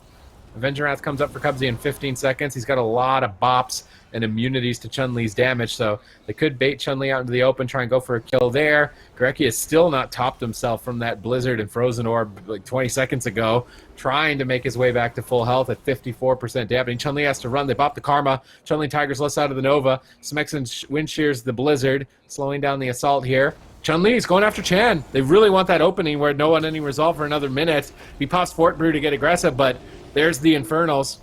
Channel puts his Demonic Circle just out in the middle of nowhere there. That's kind of like a BM Demonic Circle. Like Chun-Li with Poppy Touch of Death, the Channel relays his fort there right in the middle of nowhere, but it doesn't really matter at this point. Chun-Li had to retreat away, but now they're stacked up. Big damage from Smexon. Smexon's definitely going to be carrying the team here deep into dampening with those gushing wounds and earth shocks. Let's see what he can get done because Gurecki's being overwhelmed. Oh, but Lucas Gurecki's bubble cooldown is going to be back up again if they decide to go in and push in for a big play. And I gotta say, Smexon's been doing a great job with those grounding totems, always holding it for the Dark Soul, but there he was forced to ground a Dark Soul, a non-Dark Soul bolt. And if Animal pops it in the next, 15 seconds, he's gonna have a big win condition there. Animal's going for the Fell Hunter now, so he's getting ready to spell lock the Lightning Lasso. Chun-Li comes out, he's got the Diffuse Magic, he ports the dress, and Chun, realizing that that is disaster for him, he's gonna go for Wealthy Man. Wealthy Man just gonna drag Chun even further away, and Wealthy Man holding on. Actually, he doesn't have his Frozen Orb yet, but when he gets it, you can almost be sure he's not going to use it on Chun. He's going to place it on Gurecki and Smexon here. You can see he's pressing his Blizzard there to just get it back off cooldown faster. And now he's looking for that setup. Touch of Karma comes out. Blessing of Protection immediately, and there is the orb onto Smexon. There's the Blizzard being dropped as well. Chanimal gonna go on the other side. Does he have a Shadow Fury? Does he have a Cataclysm? He charges up, and he does get interrupted. He's gonna go for it again. Shadow Fury, three-man Shadow Fury. There's the Cataclysm. That's gonna be the bubble, but I don't know how Space Station Gaming is gonna win this one here, Ben. Oh, it's looking so hopeless at this point. They are all just rotting down. Cubsy's mana's looking good. Has cooldowns to work with. The Blizzard is just really making it so difficult for Space Station Gaming to reposition, but they managed to find some healing. Gurecki, in desperation, gets some healing onto Chun-Li, but Chun-Li chases Chanimal. He immediately portals away, and now Chun-Li, he's caught in the open. Hammer of Justice, there's no cooldowns left. Chun-Li flies across the map, and Transcendence is out of there as fast as he possibly can. With that push, didn't really accomplish too much.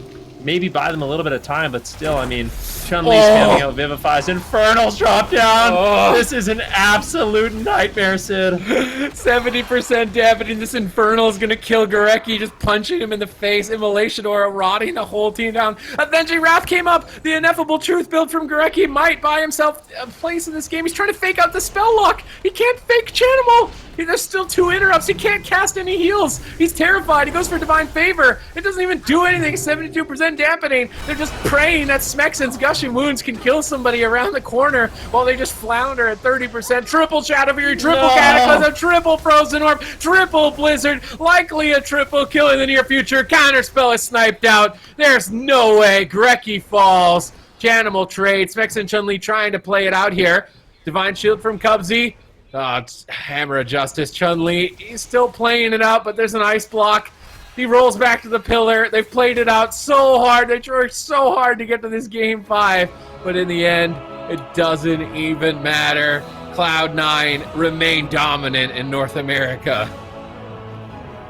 Wow, what an extremely well-fought game by Spacestation Gaming. Cloud9, though, gonna come out of that series with a 3-2 victory in the final series of the day. But what a well-fought game by both teams in that last match there, Ven.